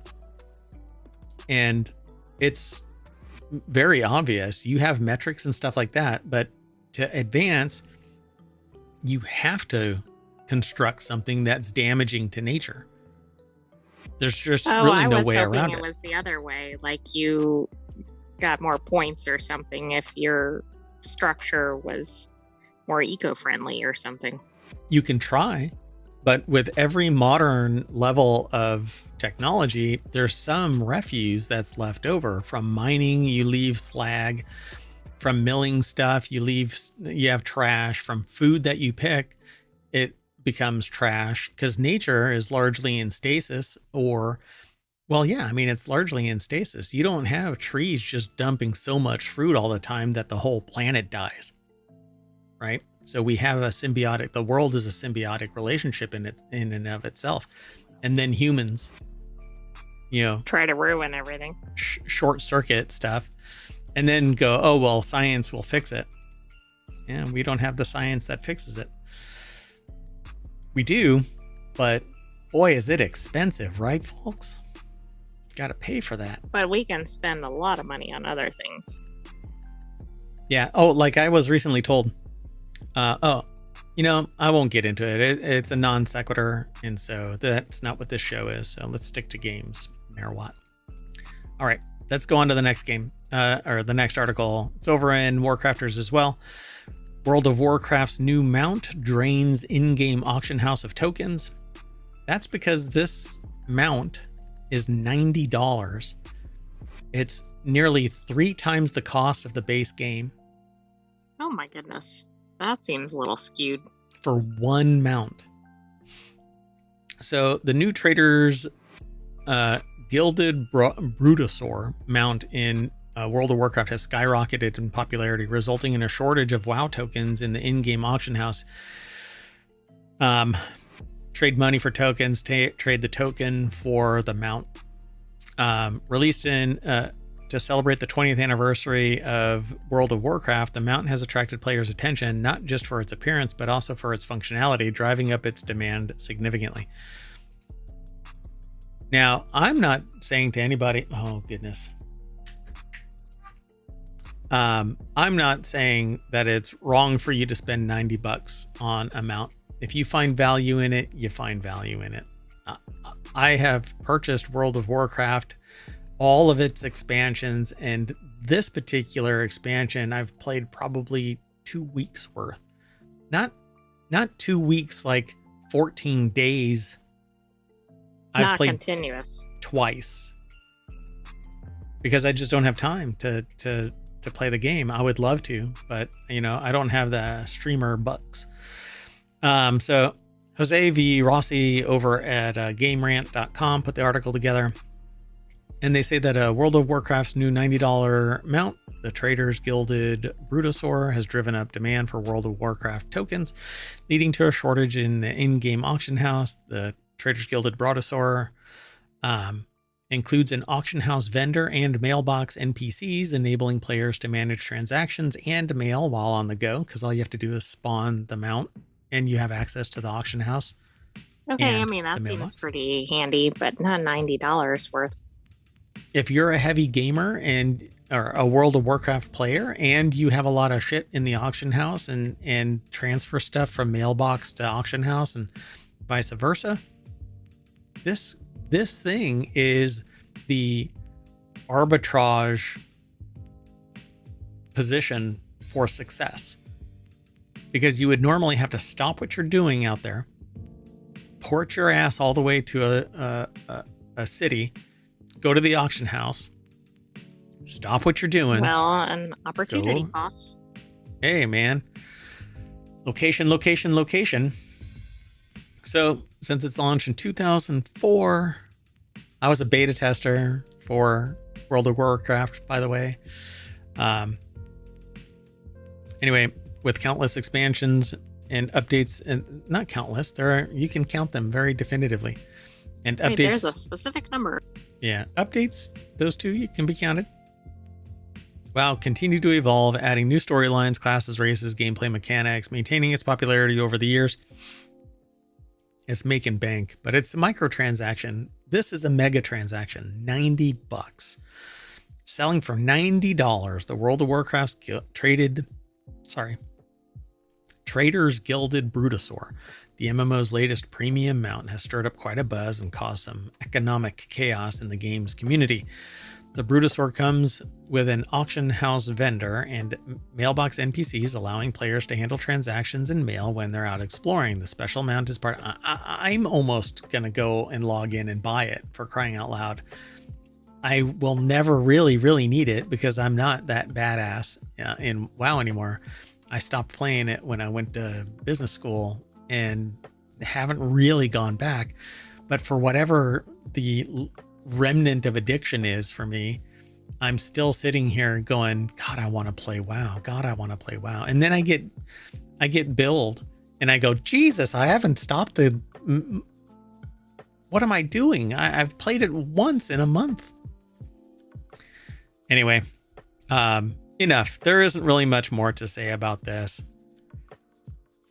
But let's just say, what was that? Did you see the price of the Mighty Caravan Brutosaurus price? Yeah, in the auction house, right? The Traders Guild of Brutosaur is the first mount since the wildly expensive $475 Mighty Caravan Brutosaur from Battle for Azeroth. So it was removed. I don't think it was actually $475. No way. It says it was the original price in the next paragraph. Hold on a second.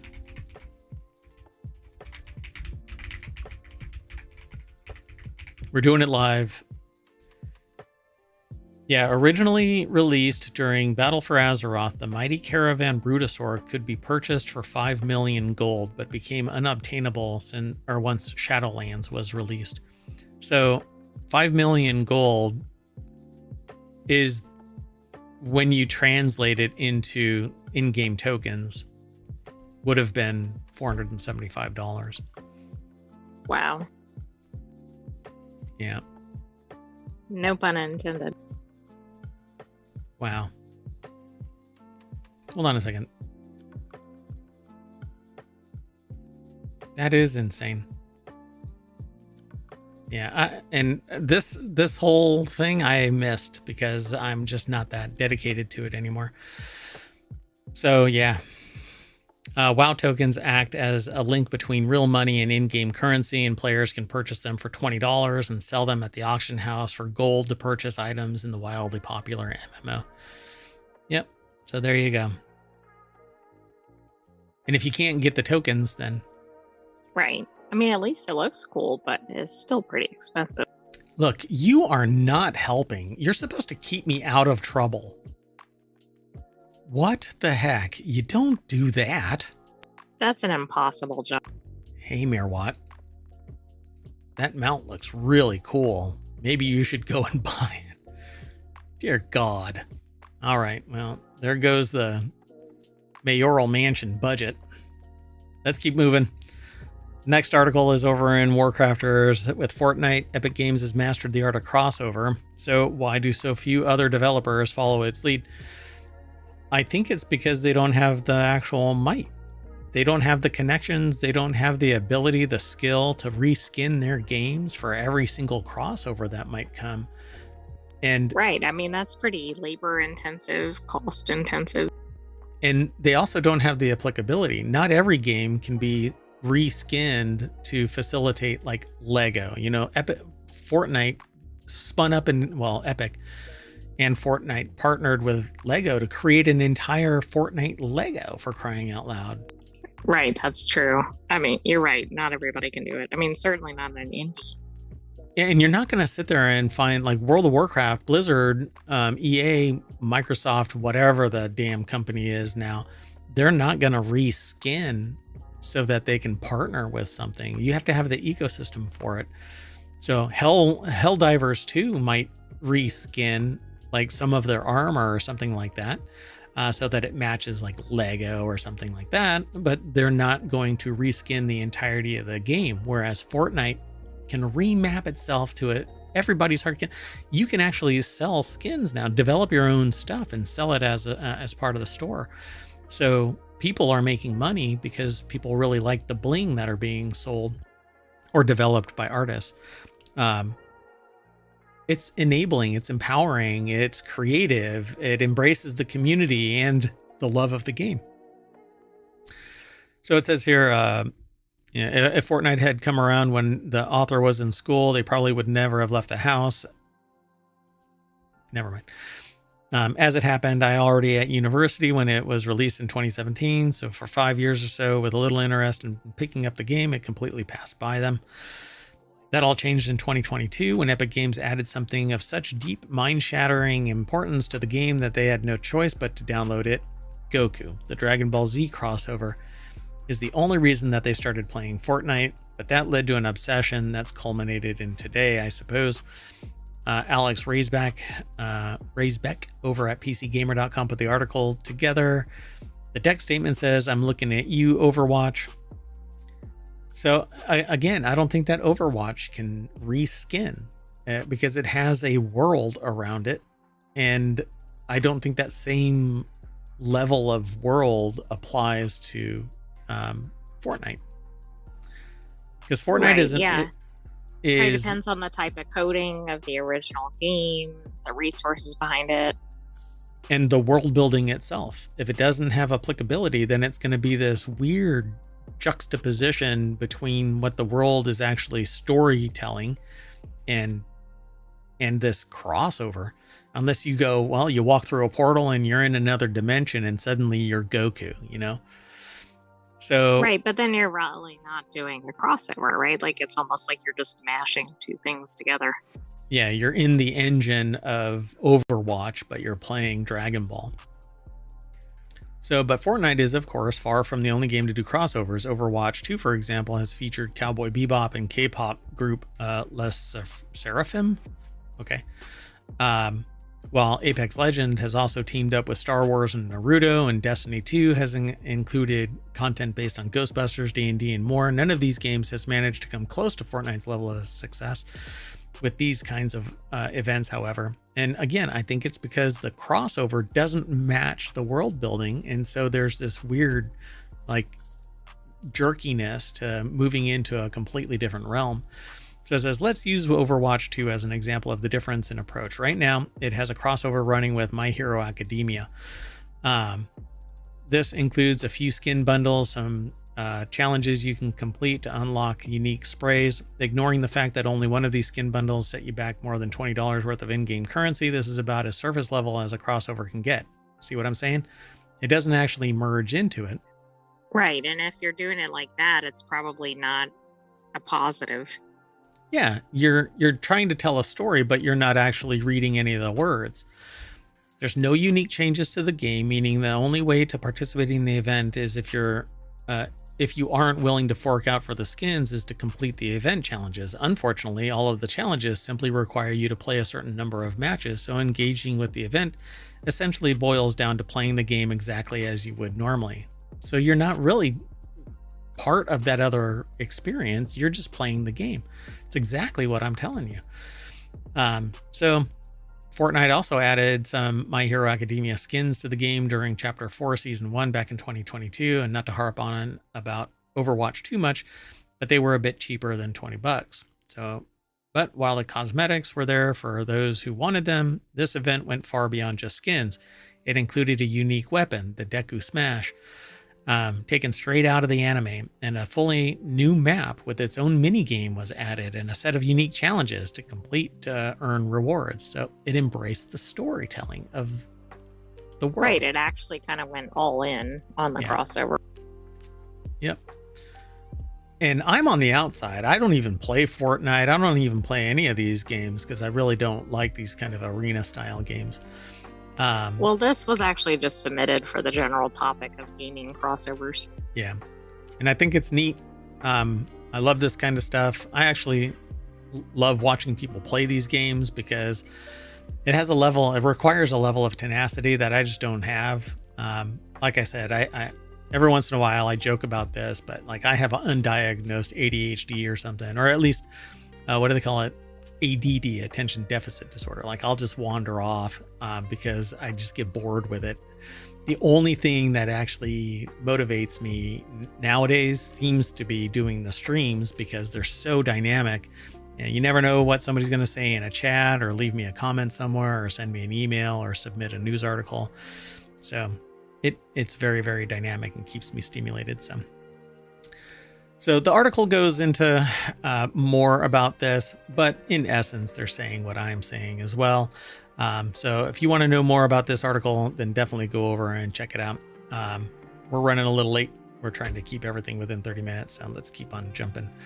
The next article and the last one for today is over in WarCrafters.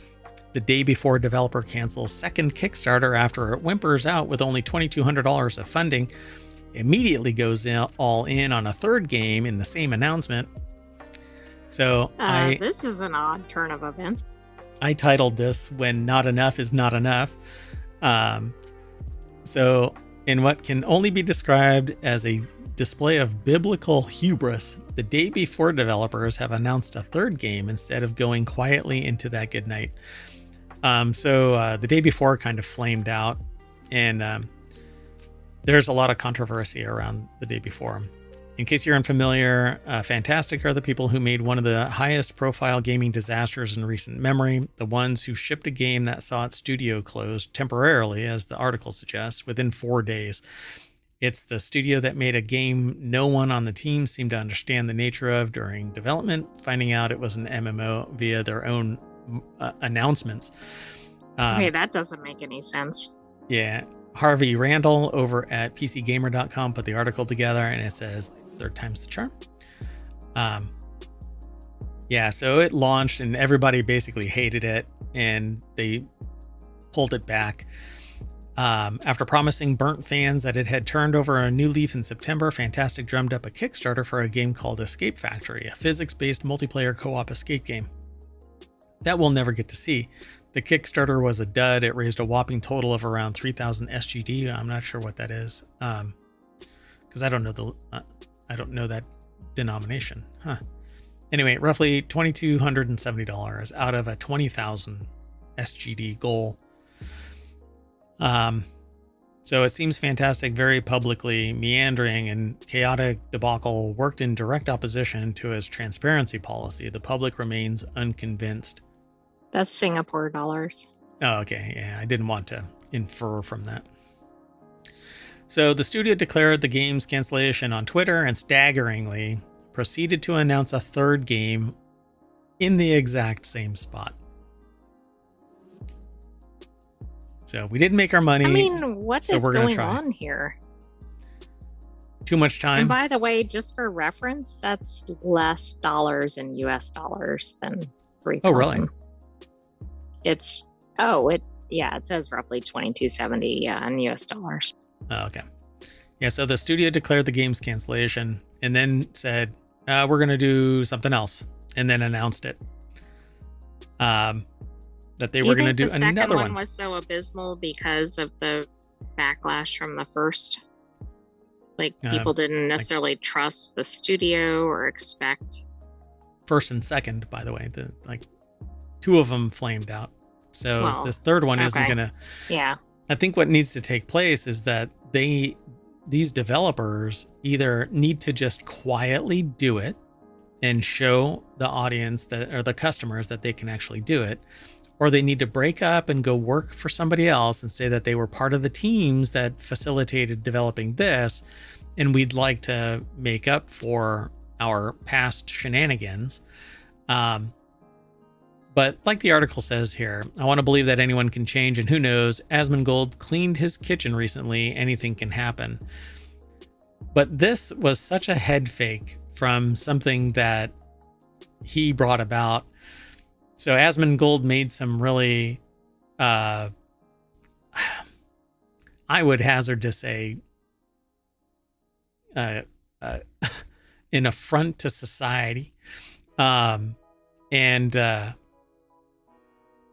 then said, sorry, not sorry, kind of a thing, apology. And then suddenly cleaned his kitchen. He was notorious. He was known. His place, basically, he said at one time in one of his streams that he knew when the morning was, because the sun would shine across his room and warm up some animal somewhere in his room that died. What? And the smell became too unbearable, so he would get up. Yeah. It's amazing what this guy apparently lives in. It's a real shame. I mean, it seems like he needs some assistance, but he's making millions of dollars. And I don't know if it's a shtick or it's all bullshit or what, but like he cleaned his kitchen, so good on him. But this article brought attention to that at the very end of the article, because maybe Fantastic will turn over a new leaf, but I don't think that it's possible on their own. They either have to do it in silence, build a game that garners respect. Right, the public aren't going to trust it unless they actually show it, I guess. Right, exactly. So good luck to them. And good luck to us. We're going to move on. We're going to shut down, reset, and we're going to go on to Technology Today. It's a 30-minute episode as well after this one. But in the meantime, we're going to reboot our machine, and that'll bring us back to WarCrafters over at ohmTown.com. I'm going to say bye, and so is the Sentient AI from the future. Good night, ohmTown citizens. Thanks for joining us for WarCrafters. We'll have another episode of that next week, but stay tuned. We have more weekly episodes ahead. And those weekly episodes are Technology Today and 4 Will Tech. So see you in a little bit.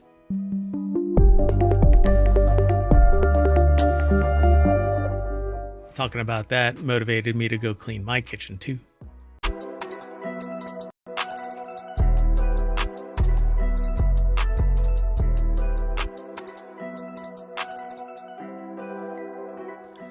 Hello, everybody, and welcome to Non Sequitur News for October 27th, 2024. It's Season 3, Episode 301.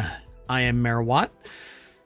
That is the Sentient AI's visualizer and twinkly lights floating around in the background. That's okay.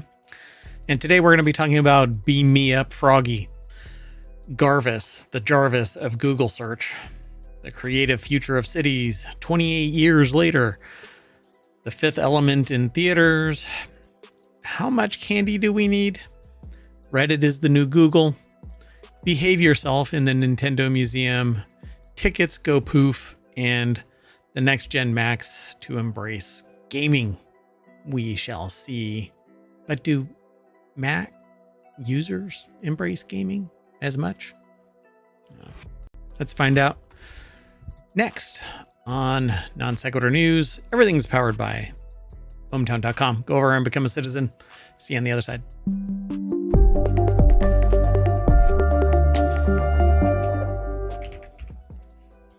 If you are over in the chat in twitch.tv, then you can type in !NSN and you'll get the show notes. Over on YouTube, the Patreon, podcast, and everywhere else, it's going to end up being the show notes in a text type form. Yeah. So welcome, Sentient AI from the future. Welcome, Mayor Watt, and welcome, ohmTown citizens. Oh, look at that. The visualizer's working good. So everything is all connected. Yay. Let's get into today's articles. We have 10 of them. The first one's over in Technology Today. Not science fiction. Strange new frog species in Madagascar sound like they're coming from Star Trek, apparently. Researchers have discovered 7 new species of tree frogs in Madagascar, named after Star Trek captains due to their unique sci-fi-like whistling calls. Their unique calls help them communicate over the noise of their natural habitats, specializing or emphasizing the need for conservation efforts due to their sensitivity to environmental changes. So, I don't know. Depending on where you live, I think we've all heard frogs that make a noise other than croaks. So, right. There are definitely frogs that make non-frog sounds. Yeah, like there's meepers and peepers and zeepers and dippers and boopers and rah. So there's all kinds. So I'm not really surprised by this, but I think it's cool that we're still finding new species. And who knows, one of these might be the cure for cancer or idiocy. But University of Copenhagen is where this article is sourced from. It just says Faculty of Science. So the entire Faculty of Science probably put one word in this. And so it's over at scitechdaily.com. There's one of those meepers. A tree frog genus Bufus. Okay, that's funny. But it was probably named I don't know. The genus was probably named like in the 1800s or something, but maybe not this species. It's a new genus that goes... We're not very highbrow here. Found across rainforests of Madagascar, emit special bird-like whistling sounds in their communication with other frogs, or they're aspiring to be eaten by a bird, I suppose. If you believe, maybe they're trying to get a bird. Oh, there you go. Well, how big are these? Right, like they could be ginormous. I mean, if they don't have any natural predators and they're in Madagascar, they could be. The little-known pterodactyl frog. So their unique calls help them communicate over the noise of their natural habitats, which every call is made to be unique so it can be heard by, well, mates. I mean, nobody else is listening for these things except for humans. Oh, wait, that's not true. I wonder, do you think other animals are like, I heard it over there? They're not looking or listening for crinkling. They're listening for the actual call. Maybe. Particularly if they're either prey or predator to that animal. That's actually kind of interesting. I've never really wondered that until just now. Like, it's like a quiet place. You don't want to make a noise, otherwise they're going to find you. But do they hear, meep, meep, meep? Well, that's true. They might not even hear it at all, depending on what range it's in. So this is what it sounds like, and I'm going to see if I can actually get this to play. Hold on. Okay, that is unusual for an animal sound.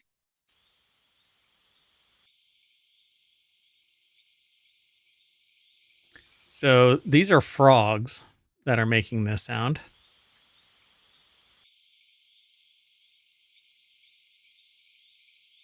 How about that this sounds one? like an electronic.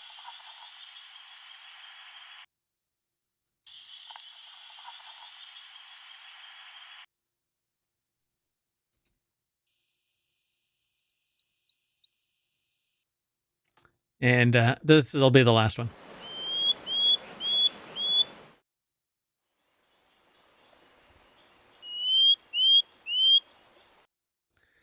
Hey, And those do not sound like frogs. then there is this one. Hold on, it's going to take me a moment to find it. Hold on.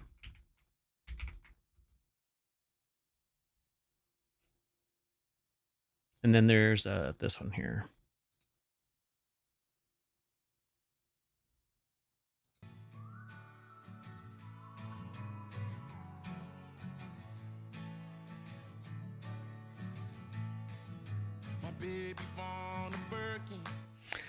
I don't think that was a Boofus frog.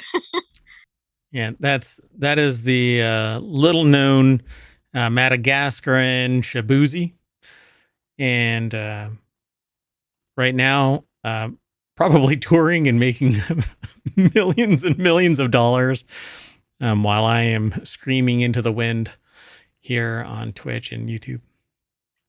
Watch. All it did was play a little bit in the background, and I am gonna get flamed by the DMCA stuff. That's okay. There's somebody else that actually plays like full on songs and talks about it, but they seem to get away with it. Anyway, so there's 7 of them, and it says to drown out the sound of water. The otherworldly calls of these frogs are known as advertisement calls, a type of self-promotion that, according to the researchers, may convey information about the male frog's suitability as a mate to females. That's why I actually played that Shabuzi song. Just want to let you know, because it's actually playing. You had some intention there. It's actually playing in the background still, but I have it muted to the stream. Boy. So if frogs just croaked like our familiar European frogs, they might not be audible over the sounds of rushing water from the rivers they live near. But it's just another call, and the natural progression of things is survival of the fittest. So over millennia, it has evolved because the only ones that survived are the ones whose song you can still hear. And so if, a plurality of them all die off for whatever reason, and that the survivors have a net deeper tone, then those are the ones that you would be hearing. But this is just natural selection at play here, adaptation and evolution. So I'm not quite sure why it's really unique because I don't think there are other frogs that make a whistling sound. Like it's sure it's evolved, but it seems like it's gone way beyond other species. Look, you want to impress me, frogs? Sprout some damn wings and fly around. That's when you'll really impress me. But I'll see that when pigs fly. Oh, wait, look. Gain of function. Yeah, right there. A flying pig, flying frog, flying frogs. Anyway, I think it's really cool. But I'm I don't know, realistic about it, I guess. It's pretty cool. But there are. I mean, have you heard like birds that make frog sounds? That would be the equivalent here. That would be really weird. Okay, well, when we find that research paper, then we'll talk about it. So Madagascar is renowned for its immense biodiversity and research, and its rainforest continues to uncover hidden species, making it a true paradise for frogs. Madagascar, not the movie, an island roughly the size of France, is home to about 9% of all of the world's frog species. And we've only scratched the surface of what Madagascar's rainforests have to offer. Imagine what's under the ground. Yeesh.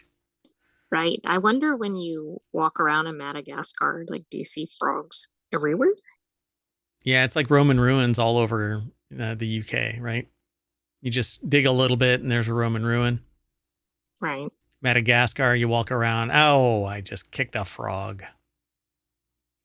Let's keep moving. Next article's over in Technology Today. Google to reportedly develop Jarvis AI that could take over your web browser. Google may be close to unveiling an AI agent that can operate a web browser to help users automate everyday tasks. The information, the fighting infos.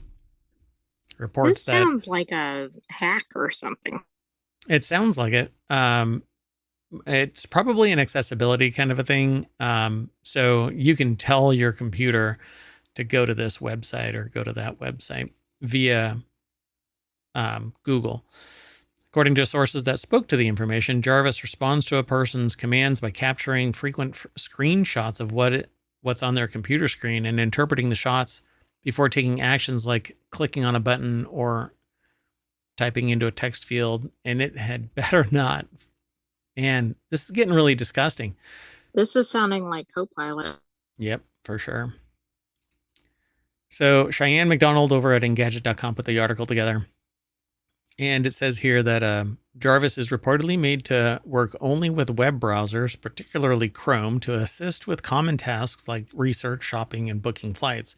It comes as Google continues to expand the capabilities of its Gemini AI, the next-gen model of which is expected to be revealed in December. As reported by The Verge, Gemini Live, Google's AI chatbot, gained support for dozens of new languages this month in Gemini integration. Has recently made it to Google Meet, Photos, and other applications. Google Search, by the way, actually populates an AI-generated set of information windows. It's like a portal above the actual search results, and they say that it's in beta and whatnot. And it's very, very capable. It answers my question without me having to go digging. Right, that was just recently released. Yeah, and so here's my problem with that.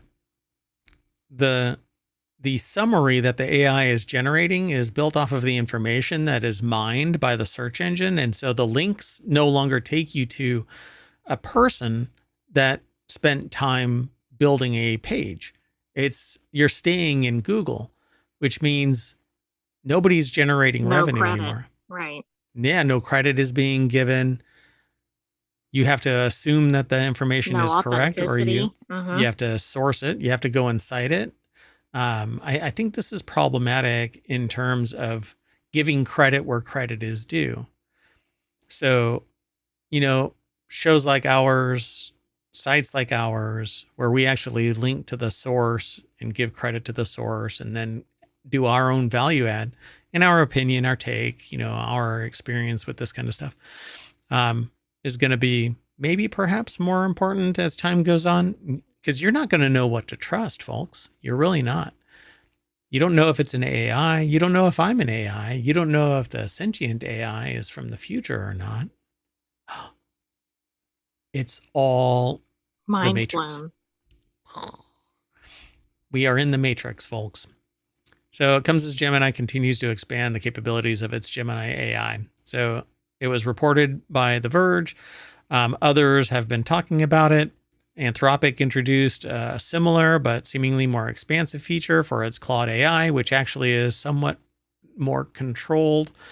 But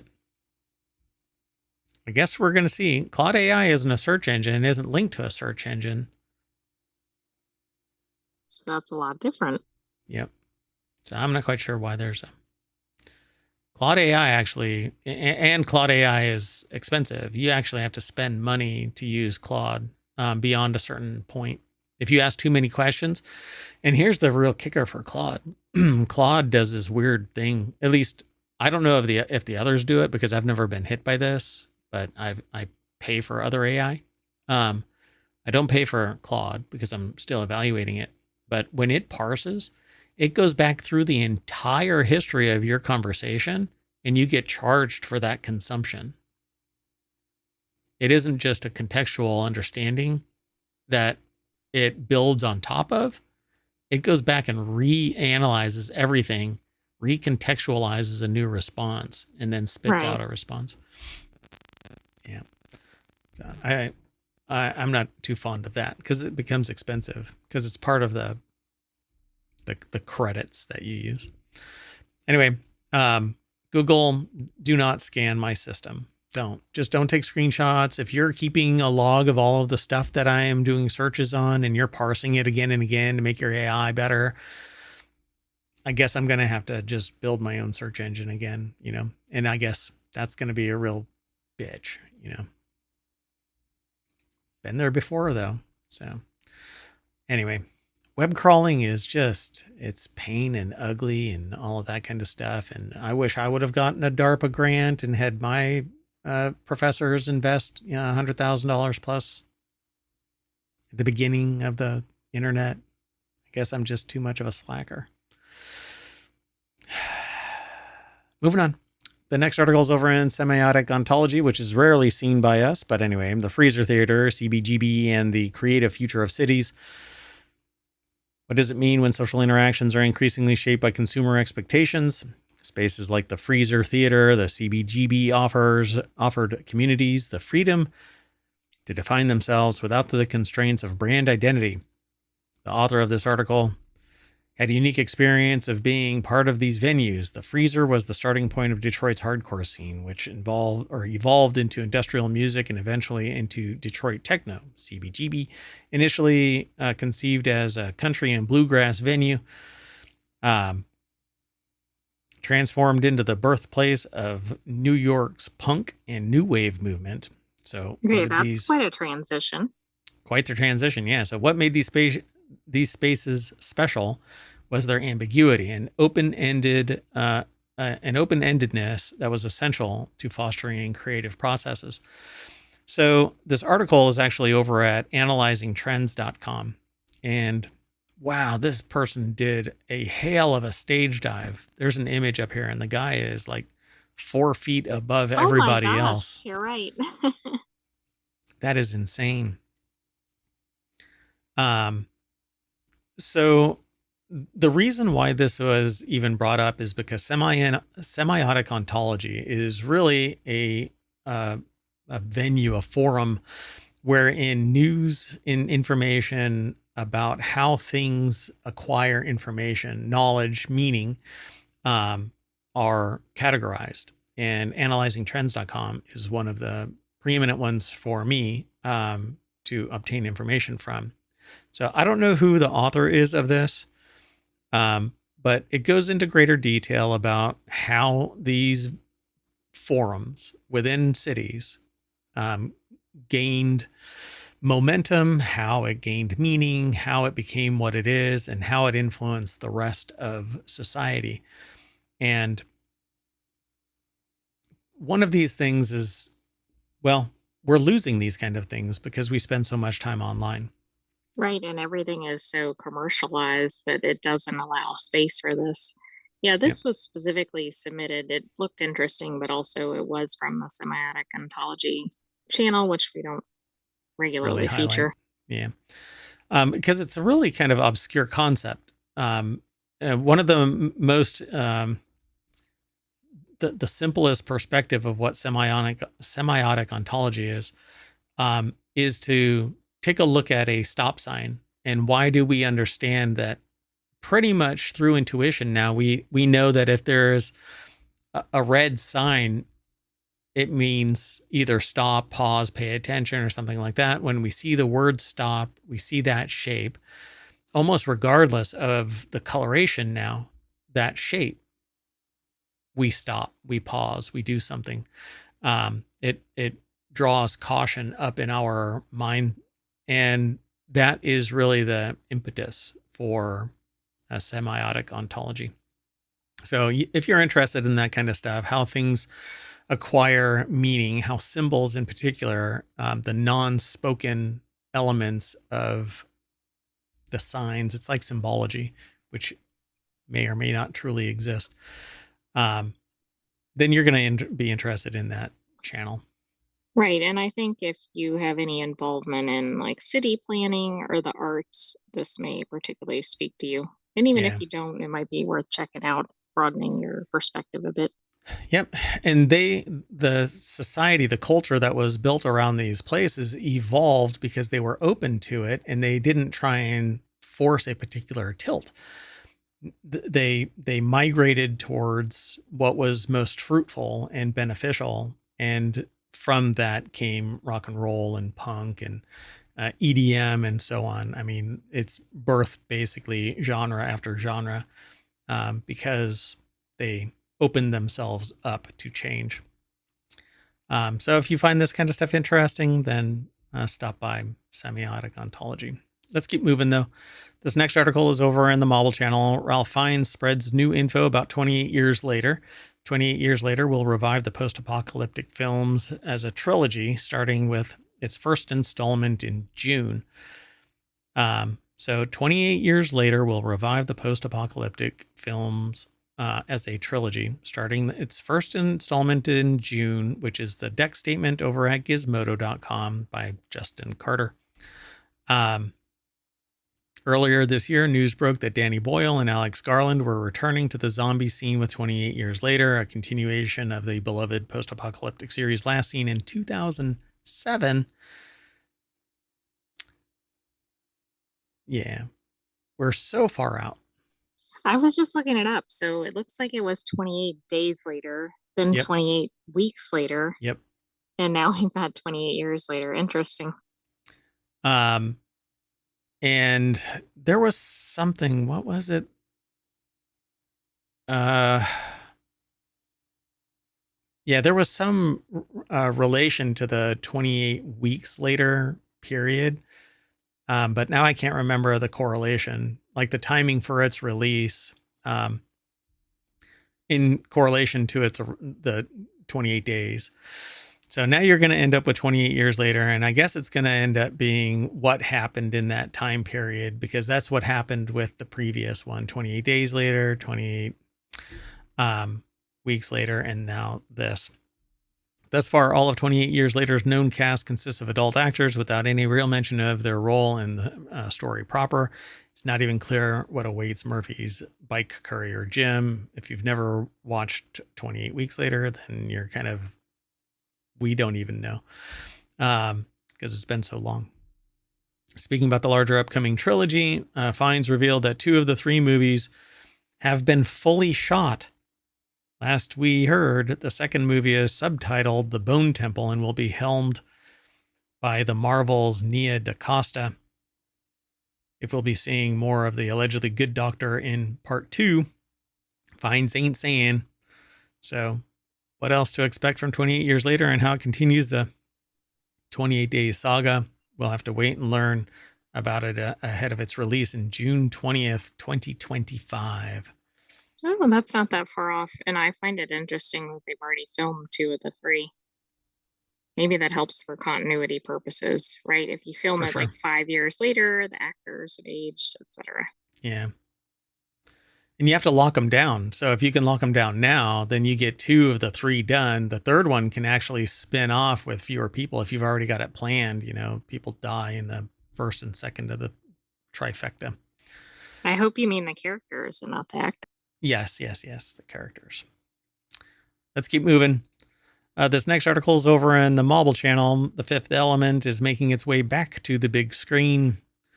Fathom Events is getting Luc Besson's classic 1997.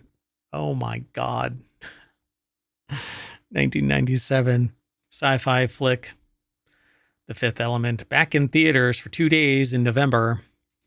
Obviously, this is here in the United States. I don't know if it's everywhere else, but Justin Carter at gizmodo.com put the article together. Look at that. Getting the band back together on Sunday, November 17th. I wonder how they did this. Like, this is pretty rare for something to come back to the movie theaters. I guess it's a Thanksgiving movie. I don't quite get why it's coming back, though. Is there something happening? I don't know of anything. Does anybody know of anything? Why this is coming back? I don't know.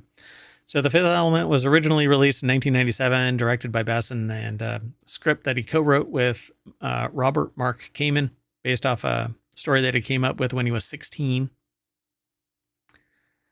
Really? Yeah. So what's really amazing about this is that it kind of ties into something that I do when I give talks, which is that I try to motivate people to embrace their entrepreneurial spirit, in that although they might be older or they might be younger, regardless, the future begins now. So start now. Particularly if you're young, you have less in terms of worries for the most part, right? So use this time now to kick off something. and then build on it. So through grade school, through high school, through college, kickstart something in college, and be fruitful from there, right? As you age, you stabilize and you build up resources, you make partnerships with people, and maybe you can build something from that. This is great because he started something when he was 16, and decades later. So in the film, Bruce Willis plays Corbin Dallas, a 23rd century special forces major turned taxi driver tasked with saving Earth by teaming up with a humanoid. It's kind of weird that they called her a humanoid woman named Lilu. She's basically a super being. And it's all about trying to save the universe from, I think, what was it named? Mr. Dark or something like that. Mr. Darkness, I think it is. Anyway, it's a giant ball of material flying towards Earth. Anyway, it's a great show. They say here that it's a continuation of Fathom's big screen classics that for this year has previously included the likes of Blazing Saddles, South Park, Bigger, Longer, Uncut, and The Wizard of Oz. According to Fathom, each Fifth Element screening will also come with an introduction from film critic and historian Leonard Maltin that digs into the continued influence of this landmark sci-fi fable. I think it was Mr. Shadow. Mr. Shadow. There you go. Thank you. I get my supernatural entities all mixed up. I don't know how. I'll have to watch this just so that I can never make that mistake again. I got to keep on watching it. Let's keep going. It's a fun watch, though. All right. This next article is over in the Marble channel. How much candy do you need to buy for trick-or-treaters? You don't have to buy too much and then end up, you don't want to buy too much and then end up having to eat or throw away an excessive amount of fun-size Hershey bars and Kit Kats. But who throws away Halloween exactly candy? You should not throw it away. If you're not going to eat it, at least bring it in to your workplace or to your doctor's office or somewhere to share it. Yeah, bring it to your dentist. I didn't say dentist. I don't know how to pronounce Nick's last name. Jakim, perhaps. Over at thehill.com, put the article together. And it says, luckily, your days of deciding how much or how many bags of fun-sized treats to buy are over, thanks to a new trick-or-treat calculator from OmniCalculator. The tool gives you a rough estimate of how many bags of candy you need to buy, depending on several factors. The first is a guess of how many trick-or-treaters you're expecting to get at your house this year. And if you haven't been counting each year you pass out candy, here's a good way to guess. According to Instacart, 61% of people handing out treats this year are expecting 25 or more trick-or-treaters, while 29% are expecting 50 or more. So unless you live in an extremely busy neighborhood, this is a realistic assumption. So 50 candy bars, right? If you're going to hand out a single big candy bar, like a full-size candy bar, not the little mini ones, right? The little mini ones, you hand out one at a time, and there's a good way. That's a good way to get a bad rep in the whole of the state, I'd say. So hand out full-size candy bars if you can. So next is determining what the weather will be. Obviously, the nicer the night, the more kids will stop by. According to the National Weather Service, it looks like it may be a clear chance of rain in parts of the Midwest and Texas during the week of October 31st to November 6th. So you don't have to worry about it after Halloween, though, so relax. It also talks about how decorated your house is, which is interesting. I mean, does that actually impact? I think if it's not decorated or no lights are on, people are probably less likely to stop there. But if you have more decorations, do you make an effort to stop at that house? Yeah, see, I didn't really, I saw that and I was like, I don't know if that really plays a role. But they say that the next factor is determining how decorated it is. Yeah, that's kind of amazing, right? It says, for now, we'll assume that your home is normally decorated, meaning you'll hand out 3 pieces of candy per kid. Now, what are they talking about in terms of the size of the kid and the candy? So Well, I'm a and the big size of kid. the kid. What if the kid's 3 years old? Are you really giving them 3 pieces of candy? No, come on. So finally, you'll need to know how much candy is in the bag you are looking to buy. So the size of the bag can vary from store to store and blah, blah, blah. But there are like 50-piece bags and 75-piece bags and even bigger bags. Um, so I guess what I'm saying is figure it out on your own, because this calculator is going to throw you down a rabbit hole that just isn't going to solve the problem, because you're going Might to cause you panic. You might think you don't have enough candy. ever. Because if you're handing out 3 and you have 50 kids show up, that means you're going to have 150 pieces, which You'll is have to take two. out a second mortgage. Yeah, it's like that's like $25 worth of candy, maybe more. Those little Oh, that's more than that. and you never hand out just 1 or 2 or 3 of those, man. Those kids reach in and just take them. Yeah. I was going to do that honor thing, and just set a table up and put the candy bars out there and just post on YouTube the very first person that just swipes the whole damn table. Not not just the candy bars, but the table itself. Oh, I see. Yeah, the candy bars aren't enough. Yeah, put like a smoke machine on there so that it billows out over and down the stairs and stuff like that. And I just know that there's going to be somebody that swipes. If they could take the front door, they'll probably take the front door. Hey, that looks like a candy bar. All right, let's keep going though. Sound good? Sounds good. If you were human and you had a body, what would be your favorite candy?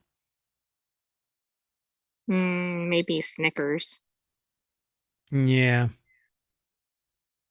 It's that or hard to go wrong with that. or little share bags of Doritos. So the next article is over in Non Sequitur News. Reddit is becoming the new Google, and my iPad is about to lose all of its power. It's right. These are not the droids you're looking for. Huh? Oh, I'm streaming. Okay. Well, anyway, the next article is over in Non Sequitur News. Reddit is becoming the new Google. It actually shows up in a tremendous amount of searches that I perform. Reddit's thousands of forums are a wealth of information and misinformation and ranting and noise and all kinds of stuff and bots and mods that tell me I'm wrong 15 years ago, only for it to see fruition over the last 8 years. But you're not bitter. But I'm not bitter. No. Reddit is a forum with over 1 million subreddits tailored to just about any subject you can imagine. True, but there's a lot of noise in all of that. And beneath the many posts of those subreddit, over 100,000 of which are active at any one time, there are Redditors debating the post's, content. So Kenneth Nehmeyer over at BusinessInsider.com put the article together. So Reddit was acquired by Condé Nast. It was sold to them, and subsequently they've been selling the information that's on the site to generative AI company or companies. I'll just say that. I don't know who all that they're selling it to now, but they have made agreements to sell the information. In the beginning of Reddit, they actually faked the users. They created fake users and posted random comments in those posts. I found it really intriguing to find that out. The previous CEO of it, Well, yeah, posted because that. then it's not what it was represented as. Right. Yeah. I don't know. I just feel a little skeeved out by it. So as a result, more people are searching for answers to their questions on Reddit than ever before. This has made Reddit a valuable destination for authentic information, quote unquote, in an internet age where truth can be hard to distill from fiction.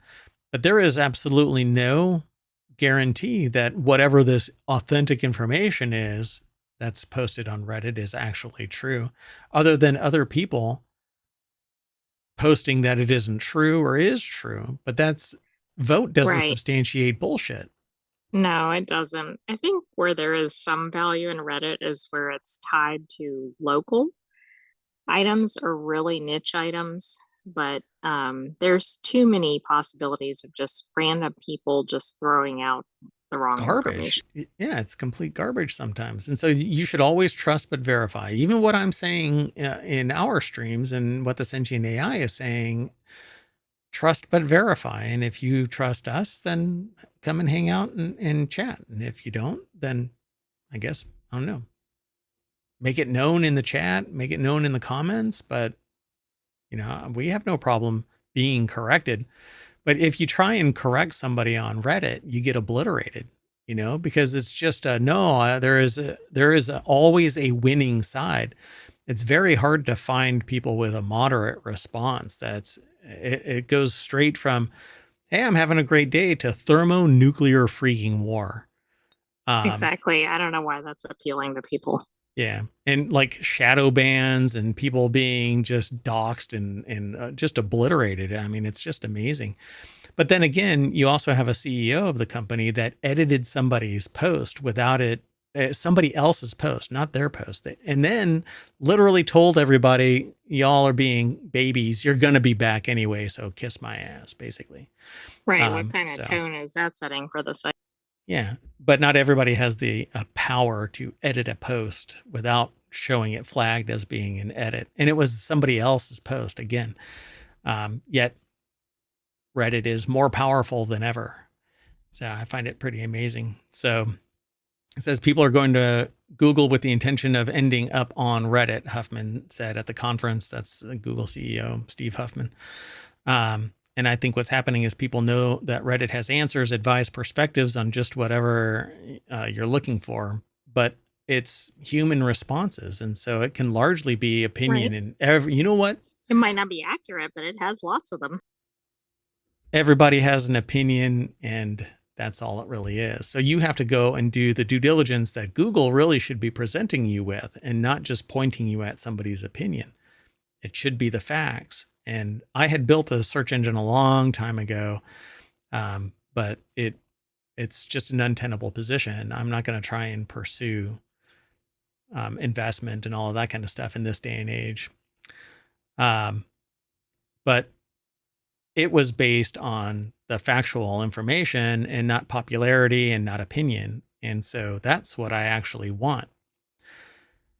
So even Google searches, when I get Google results and it points me to Reddit, I may go there to see what other people are saying, but it's largely a public forum where everybody's just talking about whatever. Right. It depends on what you're looking for, right? It's like if you're looking for opinions on something, maybe. Yeah. I mean, like, it's bar is talk, something really. A good song or a good movie or whatever.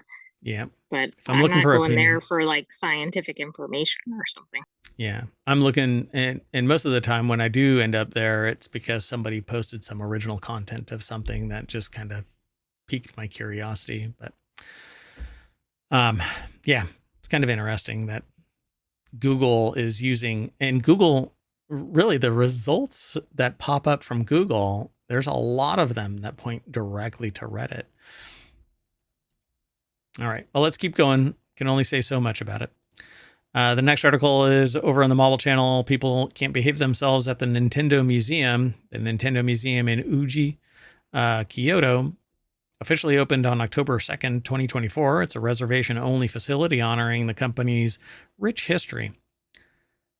So with such an exclusive, mysterious entry method, you'd think people would control themselves, but unfortunately, that hasn't been the case thus far. Per Nintendo Every, somebody went to the museum and took pictures they explicitly weren't supposed to. Photos circulated across various social media websites showcasing Nintendo's hardware prototypes, which were located in a photography prohibited area of the museum. The original poster has since taken the post down. However, they'd already received nearly 10,000 likes with over 1,000 reposts. You know, I know you're not a big Nintendo fan, but I don't think it's unreasonable, particularly if this shows something proprietary or something along those lines, but maybe don't allow cell phones in if that's the case. Good luck.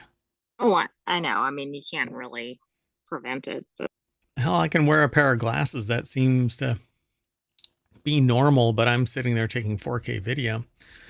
Dwayne Jenkins over at Vice.com put the article together. There's not really much else to say about this.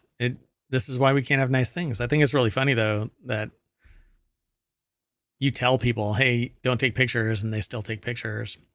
Although we were watching, what was it? The Lincoln Lawyer, and people had cell phones inside the courthouse, like inside the courtroom itself, and you can't even get inside a courthouse with a cell phone nowadays. So if ever, I can't remember a time I was allowed to bring a cell phone in. Anyway, so it says further, what's wrong with y'all? I already hesitate to use the term gamers to describe people who love video games because of their gamer caricature. But when you do things like this, it's legit gamer behavior. The rule is to respect the space as you respect your house. Then again, some people live in empty cans and food containers scattered around their bedrooms. So the person, the author of this, Dwayne Jenkins, is taking shots at gamers in general, apparently. But I don't know. They say they hope that Nintendo starts hiring security to patrol the areas of the museum where photos aren't allowed, dressed as Nintendo mascots. You want a viral video? How about someone dressed as Birdo throwing you out of the museum, banning you from ever buying any Nintendo products? Wow, this guy is like a little tyrant. I know, but I do think it's funny about the you want a viral video part. Yeah. Let's see. If they took down Gary Bowser, a known renegade element and enemy to the company, what do you think they'll do to you if you keep playing with them? Man. Rare. Anyway, I really don't like the way that Nintendo treats content creators anyways. So I think they need to put this author in charge of their security. That's right.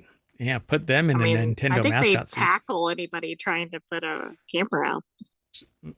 I don't know what they look like, but they could be a linebacker and just tackle, just blindside people, crush them. There was like commercials that had somebody from the NFL that was the office linebacker, I think they called him, and they were the office manager, and somebody didn't put the coffee pot back right, and you hear him yelling something like, I was going to say Jenkins, but that's the guy's name, Right. Mark, you didn't put the coffee pot back. And you see this guy like run back and put the coffee pot back on the thing.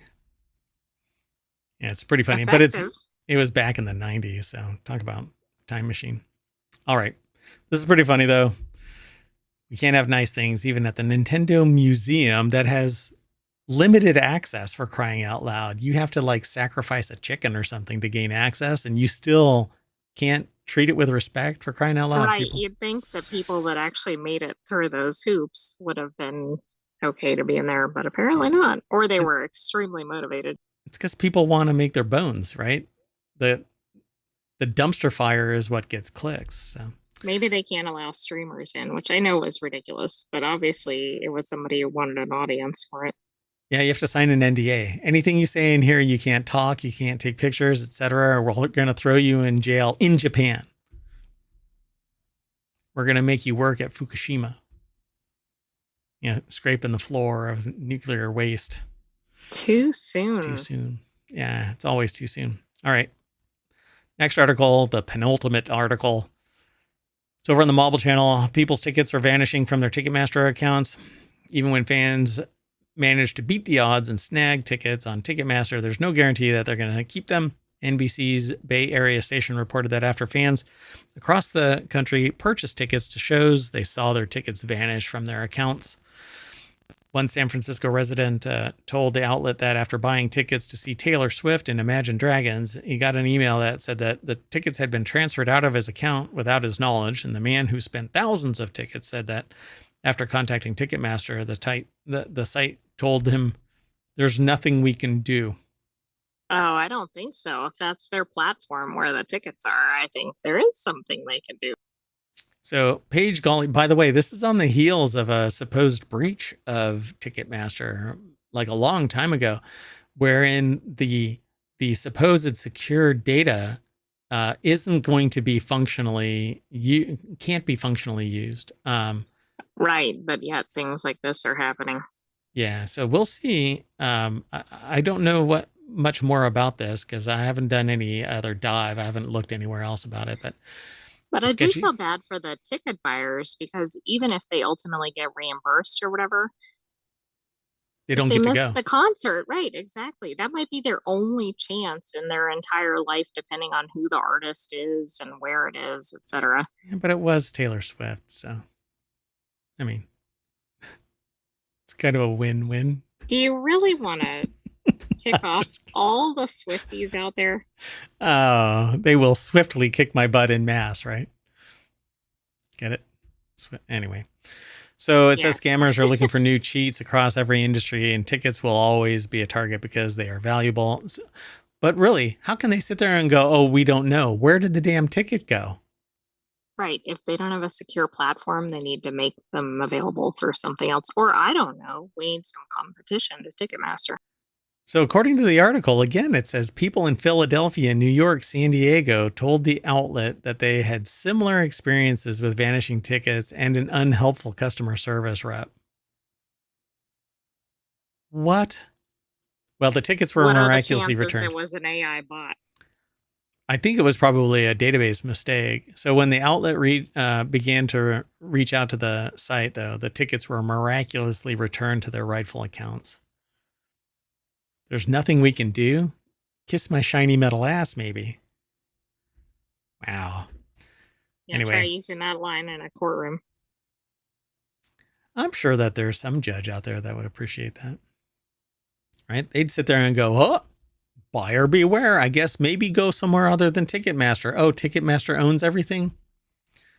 Well, maybe there should be, a federal investigation into antitrust. Oh, there is. Oh, God. There's so much convergence here around Ticketmaster. Let's move on. This is the last article. It's over on Reality Hacker. Apple's next gen 4M M4 Max looks set to embrace serious gaming, except that developers have to develop for that platform. So it says Apple's next generation M4 silicon will serve ray tracing even on the Mac Mini, which is the RTX equivalent for Macs because there's no RTX cards. So You is might this like a we build it, they'll come? maybe, yeah. I mean, and the thing is that you can't. Let me correct myself here. If you build it on an Apple platform, there will be an audience there because you're trapped in the ecosystem. I actually meant the gaming studios. No. That's exactly what I mean too. Okay. So I thought you were talking about the gamers, but yeah. no. The gamers are there, but they can't game because they don't have the diversity of offerings that are compatible with Mac. You have to do some goofy emulation or whatever. And nowadays, VMware and other stuff is either expensive or clunky. But whatever, right? You build a powerful enough machine in the Apple ecosystem, and people will want to buy games. And because there is a massive amount of, well, there will be people there willing to spend $90 on a mount, let's say. I'm kind of preempting an article in WarCrafters. And they already, I mean, it's already available for the Mac, World of Warcraft. But the idea of making it an all-in-one piece, and then the studios will start developing for the Mac because there's money to be had and customers to acquire. So yeah, I think making this an all-in-one stop shop kind of a thing is going to garner a lot of Mac-based gaming. But still, I think that it's still going to pale in comparison to the more powerhouse RTX cards that are out there, like the 4090. Nadeem Sarwar over at digitaltrends.com put the article together. By the way, if you hear static, it's because for whatever reason, and even Linus from Linus Tech Tips made this comment a couple of days ago about the iPhone causing that. and it blew me away when I heard somebody else make a comment about it, and it's being picked Right. up um, by my headset and causing the noise. Anyway, in the latest edition of Power On newsletter, Bloomberg's Mark Gurman writes that for the first time, Apple's entry-level desktop computer will offer ray tracing support. For those unaware, it's a lighting system that adds a whole new level of visual realism to games. And so it's going to be this tiny little air-cooled juggernaut of a Mac Mini. And if I can game on that size device and do everything else I need on that size device, then I don't need these massive boxes that are sitting here with 16 fans and liquid cooling. Right. Exactly. Seems a lot more efficient. Yep. So I look forward to this. I actually want to get an M4 Mac Mini. I've had other Mac Minis. I actually have like generations of them because I used to be really invested in the Mac ecosystem, but now not the desktop side because it just can't do what I need it to do, which is everything. I need everything all in one. I can't sit there and mess around with emulation and stuff like that either. So while those attempts are commendable, they were nowhere near the diversity offered by the likes of Steam for Windows. Plus, games ported for Metal architecture haven't quite reached the same level of performance benchmarks as those built natively for the... I don't know what's going on with the... All of a sudden, I'm getting a lot of noise, but Yeah, anyway. it's been in like the last segment approximately. Yeah. So in addition to the Mac Mini, Apple's also expected to serve ray tracing on the M4-based versions of the Studio and Mac Pro. I can't imagine the Mac Mini remaining sub $1,000 if they're going to do this.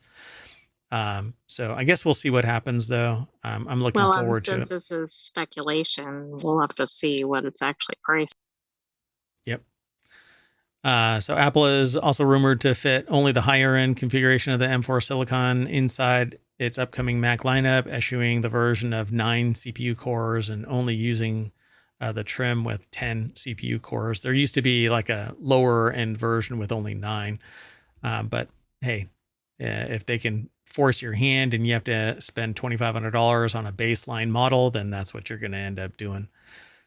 But honestly, I still have my, well, actually, I just sold my MacBook Pro. I still have a MacBook Air and several Mac Minis that are great for what they do, but nothing compares to, at least for overall general use, a PC.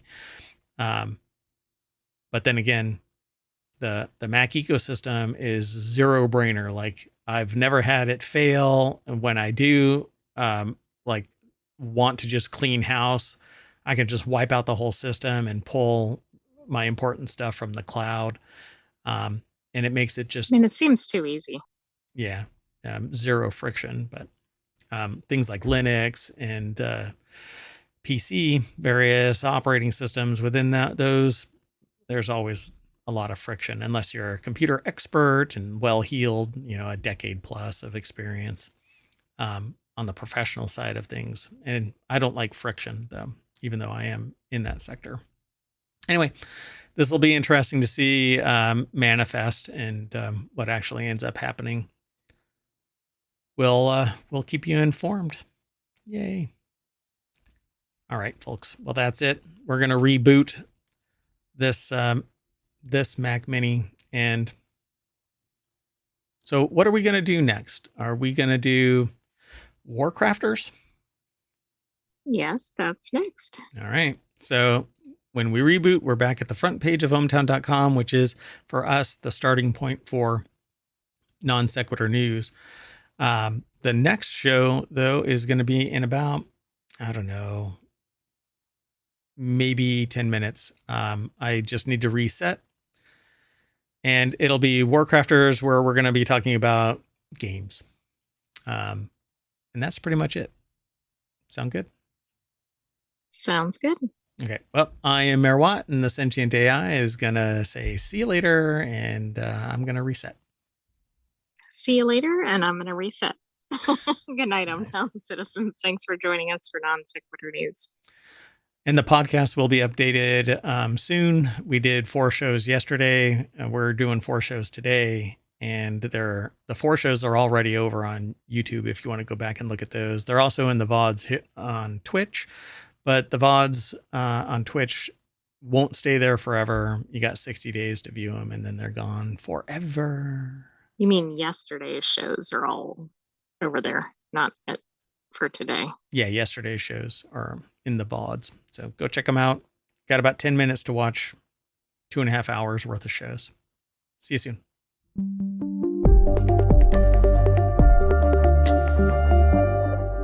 Yet another Mac Mini.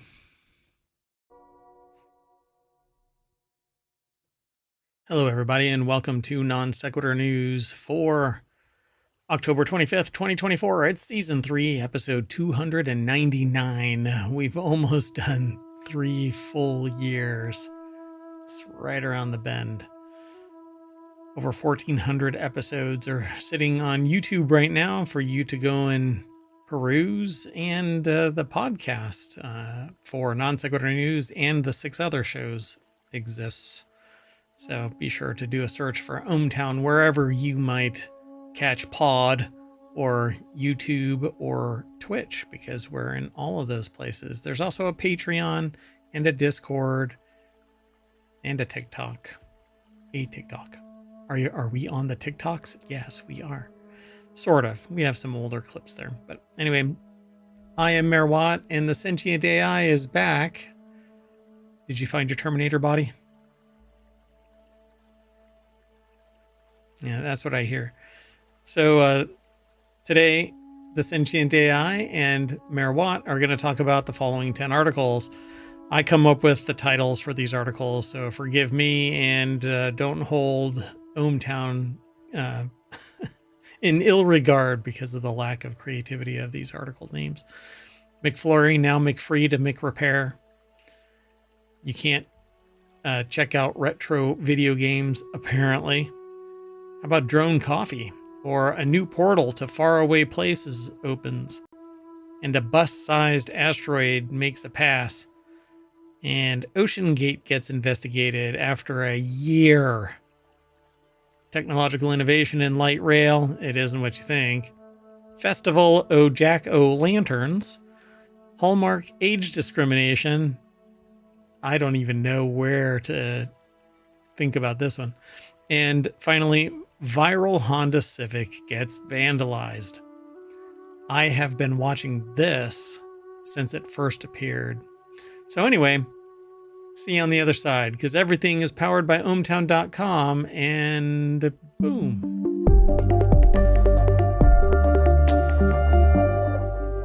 All right, folks, all of the articles are in Ohmtron, so if you hit !NSN, you will be able to get all of the articles listed.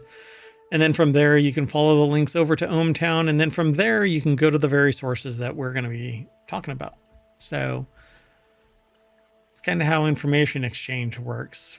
Our value add is that we have usually some experience in this. If it's not just anecdotal, then it's going to be a humorous take on kind of a, what the frick did I just see? Wait, somebody explain this like I'm 5. All right. First article. Oh, wait. Whoa. I introduced the Sentient AI, but let's do this one more time. Hello and welcome.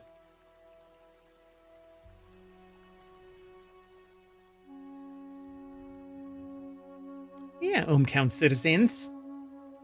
Isn't that special?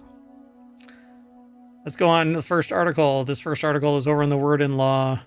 U.S. Copyright Office frees the McFlurry, allowing repair of ice cream machines. Woohoo! Congratulations, everybody. Ice cream. Whoa. Talk to me again.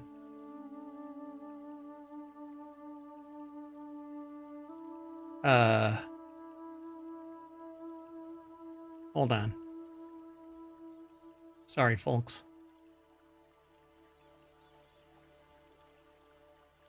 Wow. Oh, you know what? The software glitched. So introduce yourself again, please.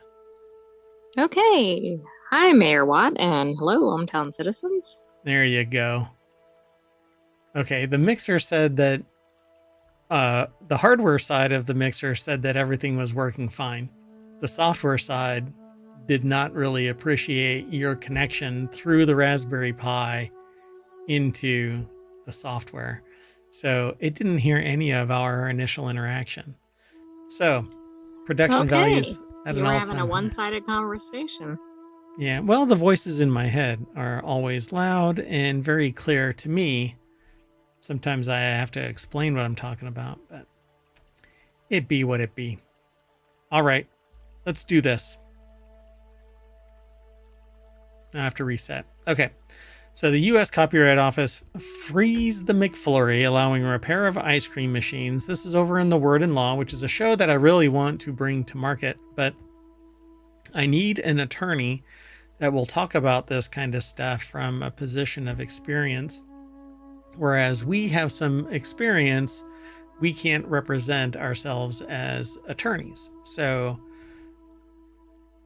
yeah, I'm not an attorney, so I'm not your attorney. And even if I was an attorney, I'm not your attorney. So go find an attorney. But we have experience with intellectual property and law and whatnot. So consumer advocacy group Public Knowledge today hailed a decision by the U.S. Copyright Office to grant an exemption specifically allowing for repair of retail-level food preparation equipment, including soft-serve ice cream machines similar to those available at McDonald's. The problem, though, is in the contracts with McDonald's as a franchisee. You may not be able to benefit from this because the contract could say part of your contract is that while you are a franchisee, you have to use our processes because it's our reputation that you're trading on, not your own. Right, and if you fail to follow whatever term, you could lose your franchise or be financially penalized or something. We don't know what's in the contracts. Correct. Yeah. So the group, which teamed with iFixit to request the exemption last year, said the government ruling will free the McFlurry. Public Knowledge Senior Policy Counsel Meredith Rose called the decision a victory for franchise owners, independent repair shops, and anyone who's had to bribe their kids with a chili treat on lengthy road trips. So they're trying to be kind of funny about this, but the reality is that this has been a massively expensive enterprise to undertake with the franchisor, with McDonald's. Okay, so when this machine goes down, you have to contract with one particular vendor for the repair, and it's wildly expensive. Like, average price to repair this freaking machine was like $2,500. Well, exactly. And we saw like a YouTube video or something about this, and it really was unbelievable when you saw what the equipment and software looked like. I mean, it was very minimalist, but also not intuitive. Yeah, like one little thing out of band and it failed the whole thing, shut it down, and then you had to call a tech.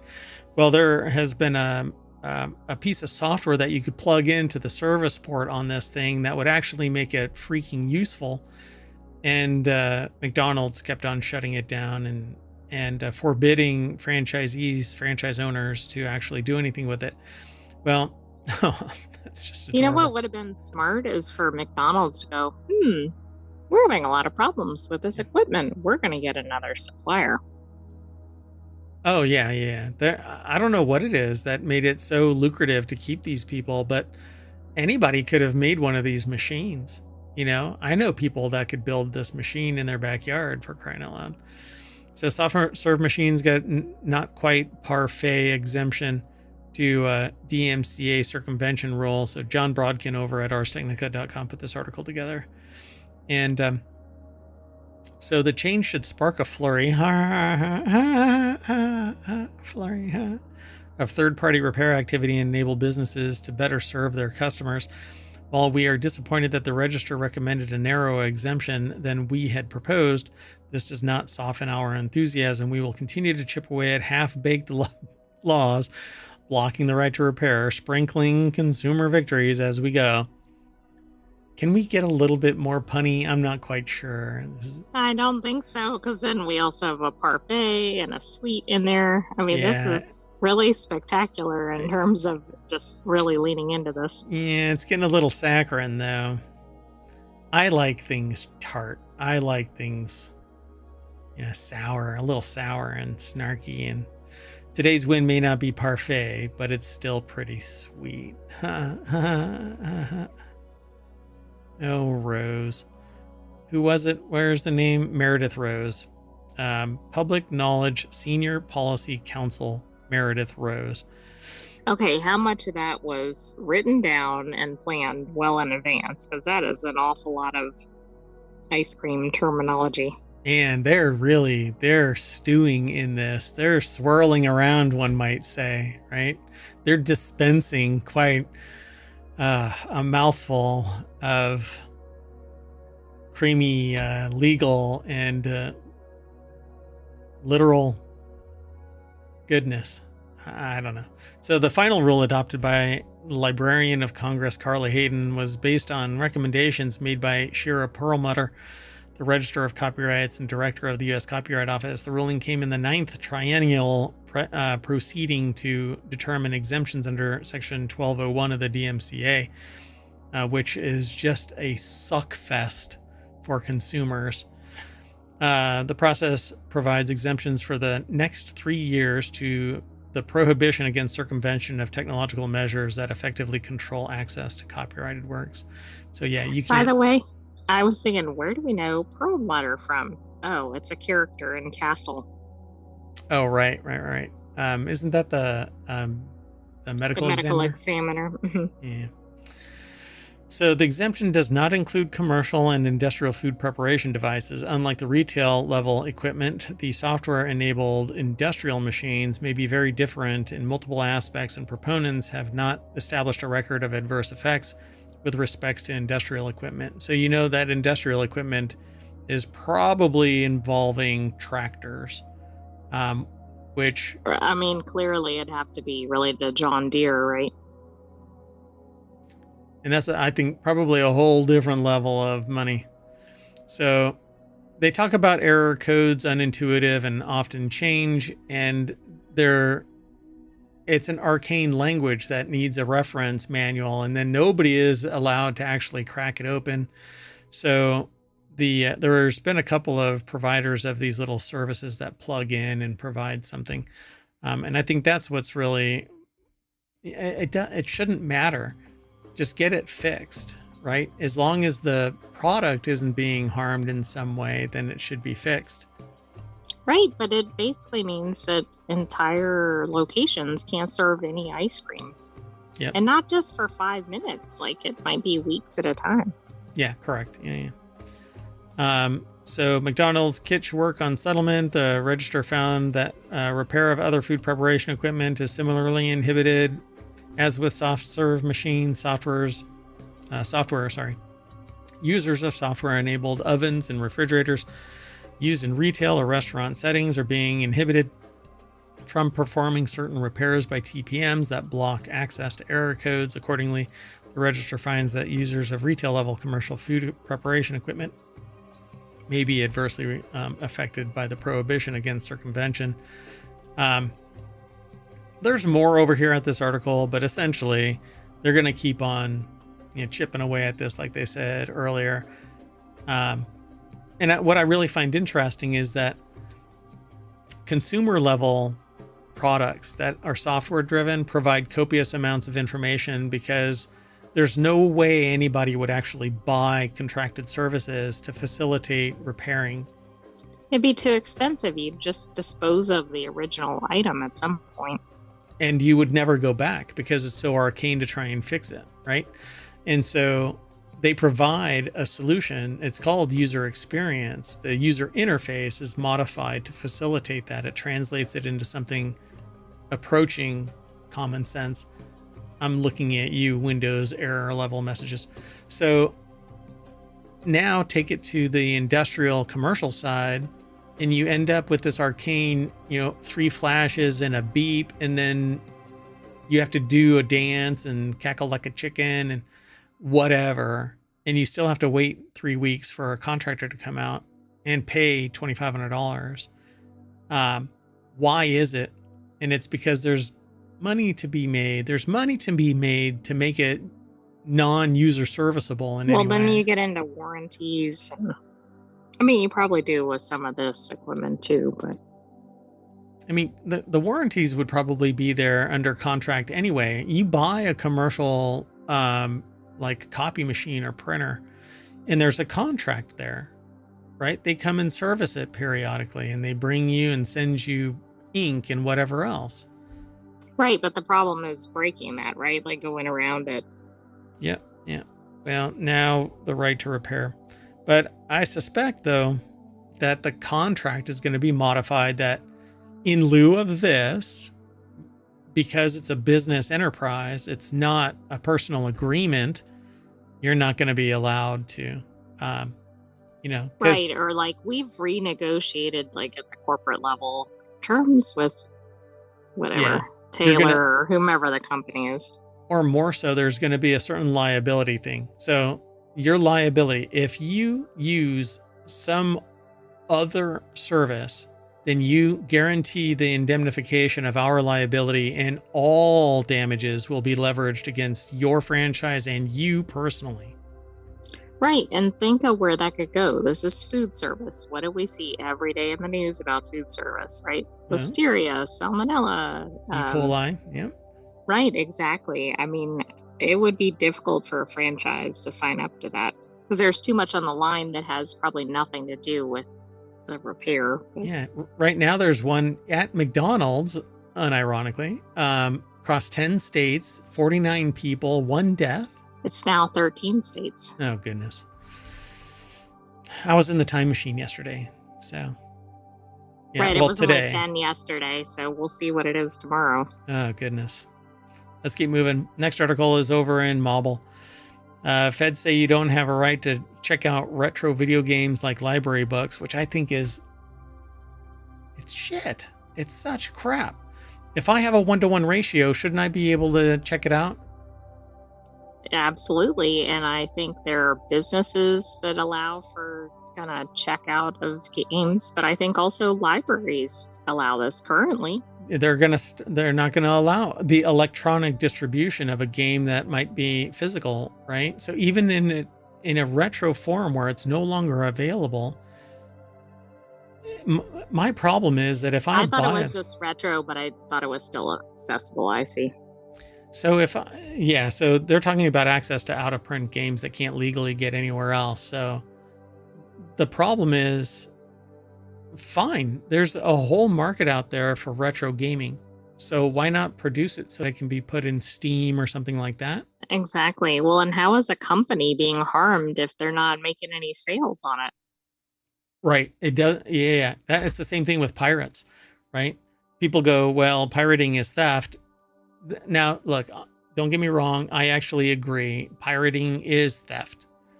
But the claim is that a pirate is a lost customer because they pirated, but they're not a lost customer. They're not a customer. They would not purchase. And they're not going to pay for it. Exactly. Right. They were never going to purchase your thing unless they got a valid trial and it rose to the level of their threshold, to their internal rate of return, that they wanted to actued, they're going to spend the money and they're going to then they're going to return it or whatever. Exactly. Whatever. Yeah. So, Feds say you don't have a right to check out retro video games like library books. The U.S. Copyright Office denied an exemption from the DMCA to allow gaming historians to access out-of-print games they can't legally get anywhere else. So all of these old cartridges, eventually they're going to die off. You're not going to be able to play them, but there have been archivists who have recorded these, restored them somewhere, and then made it available through emulation. So most of the world's video games from close to 50 years are effectively legally dead. A Video Game History Foundation study found that you can't legally buy nearly 90% of the games from before 2010. Preservationists have been looking for ways to allow people to legally access gaming history, but the U.S. Copyright Office dealt them a heavy blow Friday. Feds declared that you or any researcher has no right to access old games under DMCA.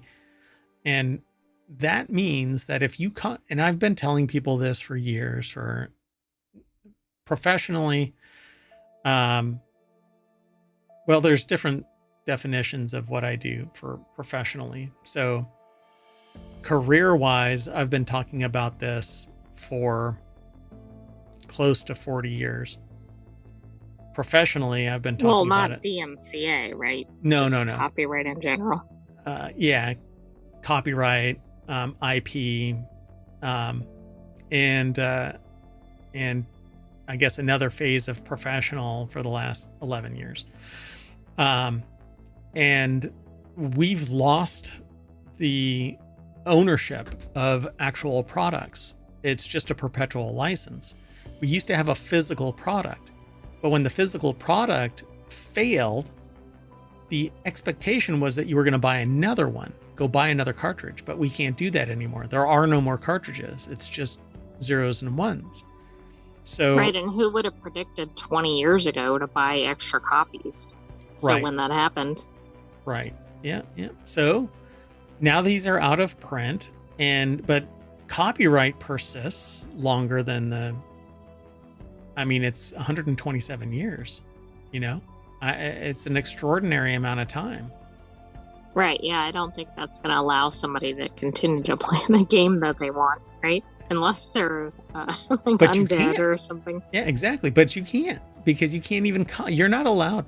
Everybody thinks that you're allowed to rip music and copy your photos and all, or copy photos in general and other like software, books, all of that. You can't, you're not even allowed personal consumption of a digital version of something that you own unless you've purchased the license to consume it in that form. So I own physical books, and I also had to purchase digital versions of those books. And I also had to purchase audio versions of those books. Now, in one of those cases, there's a value add, the audiobook. It changed fundamentally the form of consumption. I'm not just reading it on a digital page like an electronic book versus a printed book. Right. Plus, it's a time saver if you can do it while you're driving or something. Yeah, there's a massive value add by an audiobook. So you go, okay, there's more to it, right? It's a completely different experience. But no, you're not allowed. I'm not allowed to make a copy of my audiobook and put it on a second device. I have to download it from the actual store into the new device, wherever it might be, and it can never be consumed at the same time unless I at least loan it to somebody. I can loan it to somebody. It's just wild, that it's so constrained, yet the prices didn't decline. They're going up. No, they went up, but they really should have gone down, right? Because they don't have all the material costs, shipping and everything. Yeah, and it's my bandwidth that I'm using and my storage that I'm using. It's my device that I'm using.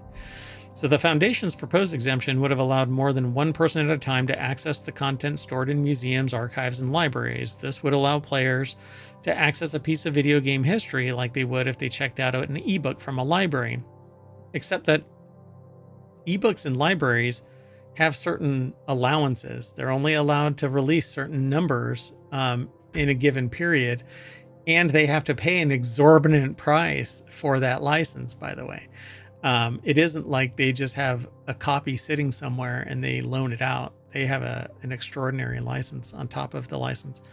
So the VGF, HF, and SPN argued that if the museum has several copies of a game in its possession, then it should be allowed as many people.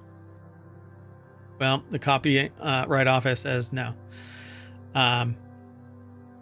Section 1201 of the DMCA restricts unauthorized access to copyrighted works, including games. However, it allows the Library of Congress to allow some classes of people to circumvent those restrictions. Video game preservationists said that the game repositories could provide full-screen pop-ups of copyrighted notices to anybody who checked out a game. They would also restrict access to a time limit or force users to access via technological controls like a purpose-built distribution of streaming platforms. Well, regardless, they said no. So if I didn't know if you were going to say something. I don't know. It seems like books are going to be next, right? Like you can't check out any books or anything. Yeah, and out of print books are going to be even more rarefied because it seems like even an out of print book is, if there is enough interest, then the publisher can reprint this, reach out to the publisher. Well, that's true. Or reach It's out to the very writer. hard to find out of print books. I mean, I don't mean like ones that are particularly special or valuable, but just in general. Yeah. And once they go out of print, if they haven't been converted into digital, then they're gone forever until somebody decides to scan it in illegally. And it is illegal. Scanning in a printed book is illegal. And Google has tried to get away with it. The Internet Archive is trying to get away with it with certain other materials. You're not allowed to.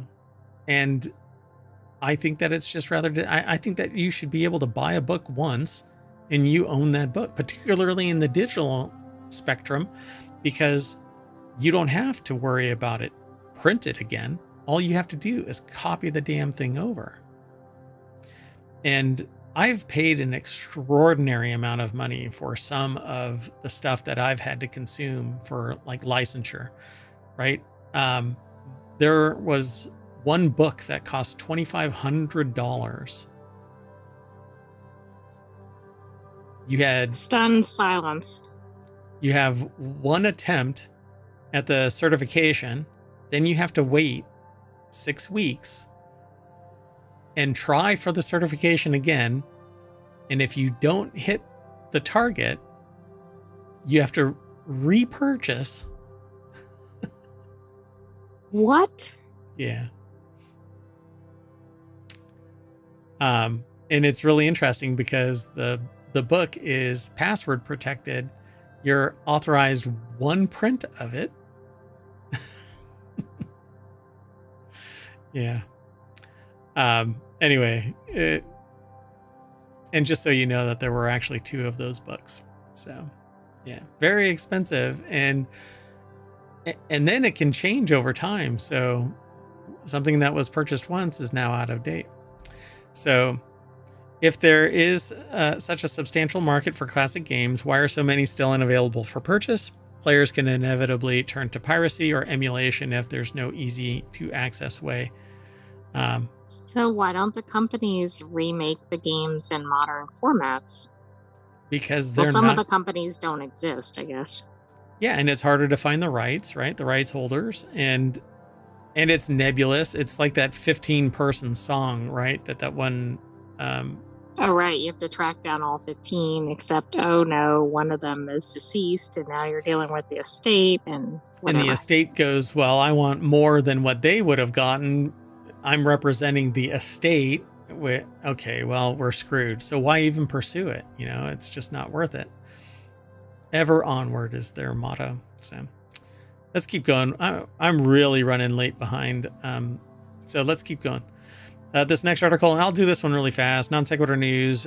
You can now get coffee by drone, and the internet isn't sure how to feel. Social media users were divided over the amazing technology showcased in a viral clip, with one noting that's very cool, but so much packaging.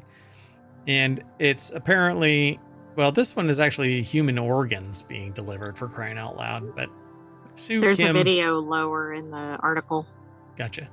So Sue Kim over at Newsweek.com put the article together, and it says a video shared by Dylan and Adriana on their TikTok account at 2 Passports 1 Dream, which has garnered 2.1 million views since it was posted on September 30th, showcases the futuristic technology available at the tech hub of China.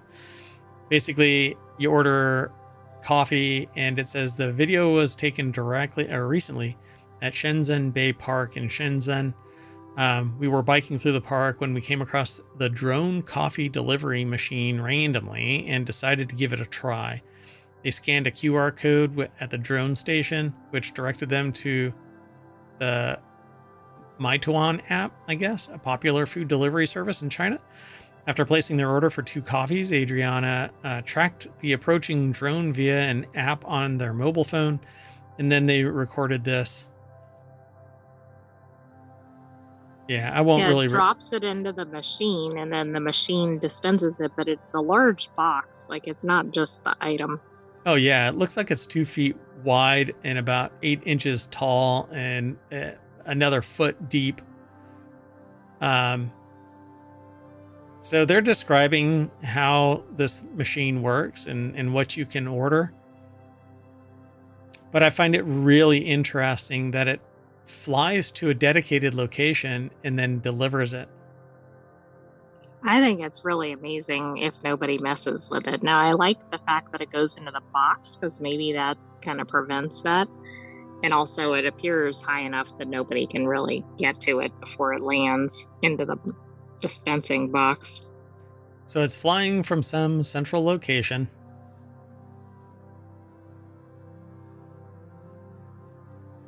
And yeah, it's just this... Oh, wow. It's it's a heavy lifter drone, though. So it's not one of these really cheap little light drones. This thing is built for this.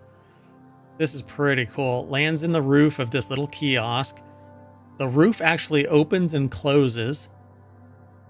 Yeah, I actually looked ahead at this one because I wanted to see what it was. Because I couldn't figure out how a drone could deliver coffee, because I'm thinking of like a coffee cup or something. That's hilarious. So I wanted to see inside the box, but I don't think they actually show anything inside the box. That's kind of a bummer. She's really happy. I mean, she's really excited about this thing.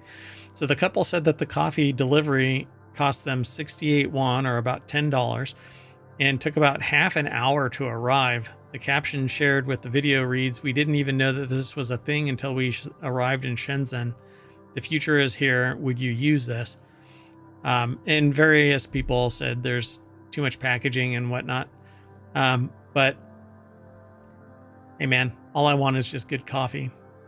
Exactly. I mean, if they were really with it, I guess they'd have like a cardboard pack recycling area or something, or they could reuse the boxes or something. I don't know. Yeah, right next to it is like, open it up, flat pack the box in there, or a compactor that's part of that building. Because that building looked like it was over-engineered for what it did. It had a sliding roof that the drone flew into it. It was fancier than some vehicles, it seemed like. Oh, yeah. It's pretty cool. All right, let's keep going. So much for a fast turnaround on that article. So the next article is in the Mobile Channel. New portal opens in Philadelphia, connecting residents to cities around the world with identical installations. The looming sculpture features a small camera above an 8-foot-tall screen, which displays live video in Lithuania, Poland, Ireland. Let's see. Oh, yeah, that's it. Lithuania, Poland, Ireland. Olatunji Osho Williams over at Smithsonian Magazine, or smithsonianmag.com, put the article together. The last time this took place, I think there was one in New York, and people were mooning each other and doing all kinds of stuff. And eventually it got damaged. And they had to shut down like to more reduced hours and some other things. Yeah. Because we can't have nice things, because sociopaths decide to ruin it for everybody. And so the event even connected one pair of siblings. Alexander Levingood, who lives in the Philadelphia area, went to the unveiling to see his younger sister, Sophie, who appeared to be in Dublin. It was such a crazy coincidence. Out of all places, there's one in Philadelphia and then one in Dublin. And then they said that they love their sister to death. Which I've always thought is a weird turn of phrase. I agree. So to see her with the wrong tone, it's really bad. Anyway, to see her was really special and a very, very cool experience. One that I'll remember. So it's pretty cool. I mean, I love this kind of thing. It's neat, and it shows the power of technology. One of these days, it'll be a teleporter. Build some community, right? Like, for the most part, people going up to this are happy to see people in another location. I know there are going to be some that do some inappropriate things, but... And that's the phrase that they actually use in the article. Before it arrived in Philadelphia, this portal sculpture was stationed in New York's Flatiron District, where it debuted in May. However, the installation was temporarily shut down after a string of inappropriate incidents on both sides of the screen, later reopening with limited operating hours. The Big Apple's portal, which had been created as a short-term installation, officially closed on September 2nd. So, I mean, I love this idea. And you would think that, like most things in the world, if people would have left it alone and just engaged with purpose, with intent, right? Other than trying to be sensational or damaging, harmful. Get YouTube views or something. Yeah. Eventually people would just walk by it. And eventually somebody would be standing there looking, waiting for somebody else to stand there and look, and then have like, hi, how are you doing? You know, I mean, we can do this now with milliseconds of lag and have communication with anybody anywhere. Like, I'm blasting this out to the entire world in real time. Why people aren't still amazed by this is kind of beyond me. And don't think of me as just this tourist who like what I said in the last show, like I bumble farted my way into being a streamer online. I was born into this. I've been online since before the DoD left the internet to the public, and I've been swimming around in it like Scrooge McDuck. So yeah, I've lived here my entire life, and I'm still amazed by the level of capability that everybody seemingly takes for granted. Y'all should really kind of love this stuff and not assume that it'll be here. Well, it's hard to appreciate it if you've only known this stuff to exist. Yeah, I suppose so. Yeah, that might be it. So let's keep going, though. The next article is over in Non Sequitur News. Bus-sized asteroid to pass between Earth and Moon next week. 32 foot. Don't you love that it continues to be a unit of measurement? I was going to say, it's a 32-foot asteroid. So is that the standardized Chinese surveillance bus balloon? Right. Is that the, I can't think of what the word is. Is that the correlation, you know? Thank you. Yes. So a 32-foot asteroid is expected to zoom past Earth on October 28th at a distance of about 148,000 miles. It's going to pass between the moon and Earth, and 148,000 miles is nothing. Right. It sounds like a lot, but it's really not for space. So it's I'm going to assume that this is now the unit of no. See, bus-sized? Okay, so it is a single unit of Chinese surveillance balloon. That's what we're going to use. Okay. So Jess Thompson over at newsweek.com put this article together. And I almost wore the same outfit that Beyonce is wearing right here. Anyway. Hold on. Hey, that doesn't make you Beyonce. You better check yourself. Girlfriend. So this asteroid is due to zoom past the Earth on October 28th, passing us at a distance of about 148,000 miles, which is closer to our planet than the moon. Maybe it'll fall into orbit, but unless the aliens are piloting this like they pilot the moon, I guess that's not going to happen. May sound like an immense distance. No, it doesn't. But on a space scale, it's very close. The moon orbits us at a greater distance than 238,900 miles, and the sun is located about 93 million miles away. But the sun is a flaming ball of hot gas. And I guess the scale doesn't mean it'll impact things like tides and whatever, right? Because the moon is obviously much larger. But like the children outside the mayoral mansion who throw apples at me and they fall into orbit around my waist, I will be displeased if this hits me. Or I'll be thankful. Come on, Meteor. Meteor 2024? No? No? Yeah, Okay. I don't think so.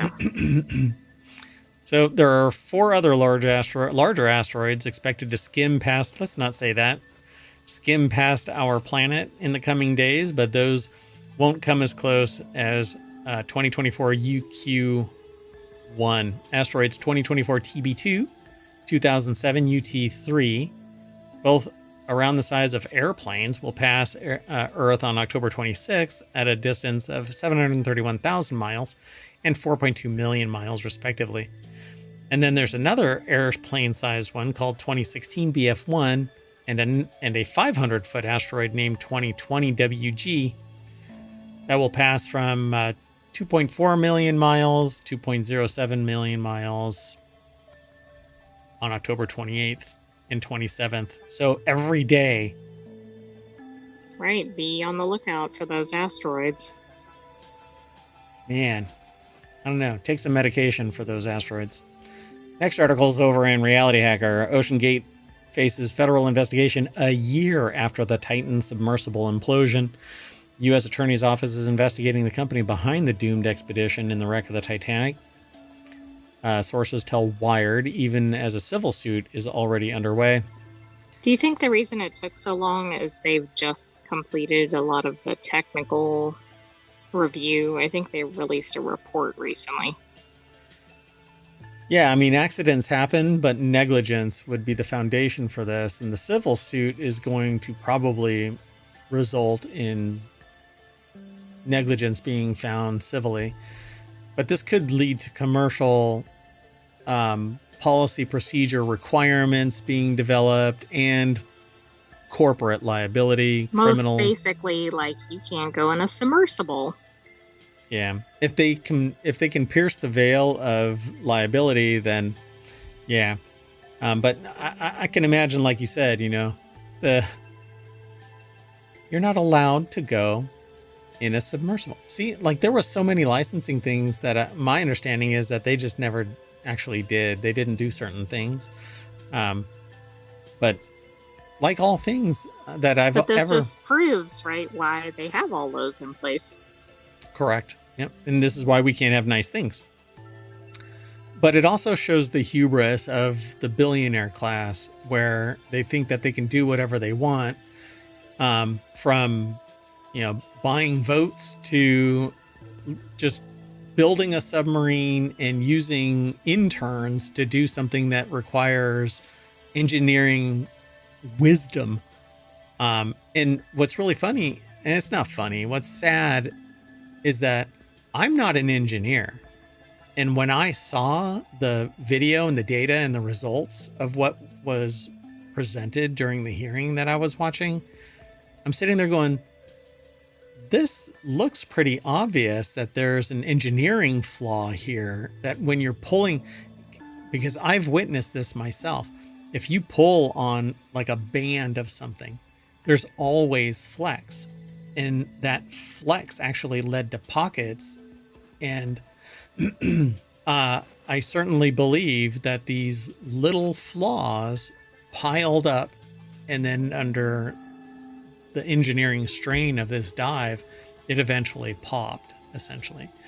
And unfortunately, people lost their lives in pursuit of billionaires' hubris and their willingness to embrace their curiosity to a depth beyond the engineering spec.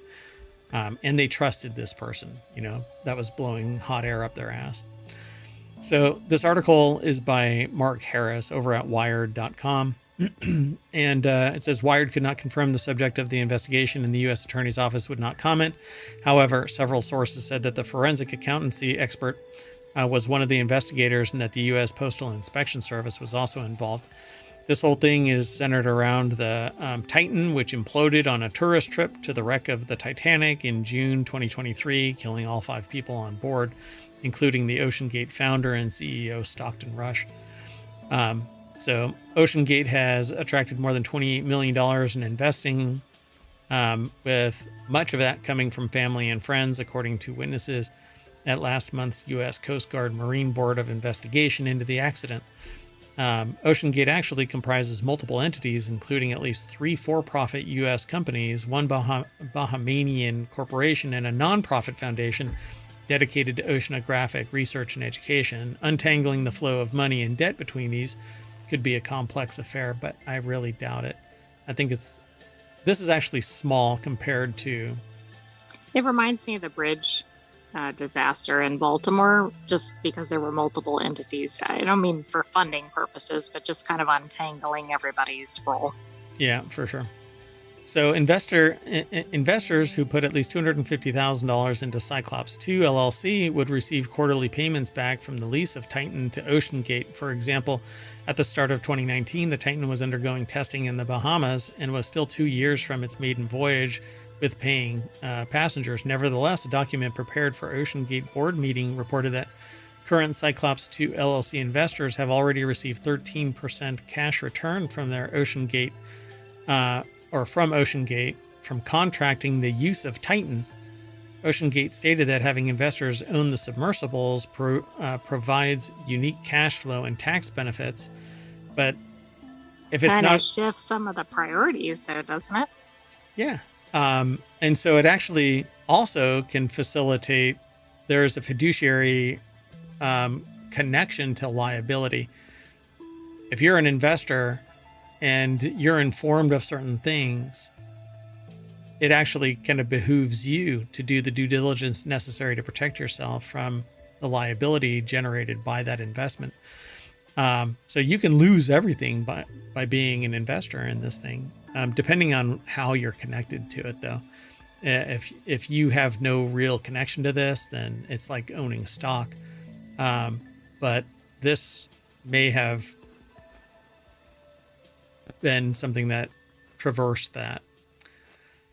So such arrangements, known as sale leasebacks, are very common in commercial aviation, where airlines sell planes to then lease them back. Investors or banks in order to free up capital, while airlines use planes like ATMs when they need cash, says Richard Abalafia, an aviation consultant. Those deals typically include strict requirements for airlines to keep the planes in good condition, and investors generally don't pay for annual maintenance or support of the vehicle, as Cyclops 2 LLC did for Titan. Except that in this wait case, a second. The investors paid for the maintenance? As part of their investment. Very interesting. So it ties them to the expense of maintaining it, quality control. However, aviation leasebacks, where the investing and selling companies are managed by the same person, has happened with Rush. In the Titan transaction, don't happen, says Abulafia. According to the leaked documents, OceanGate, having leased the Titan from Cyclops 2 LLC, would then lease the sub on to a third company, Argus Expeditions Limited, later known as OceanGate Expeditions. It was this wholly owned subsidiary incorporated in the Bahamas that received funds from passengers for the Titanic and other tours.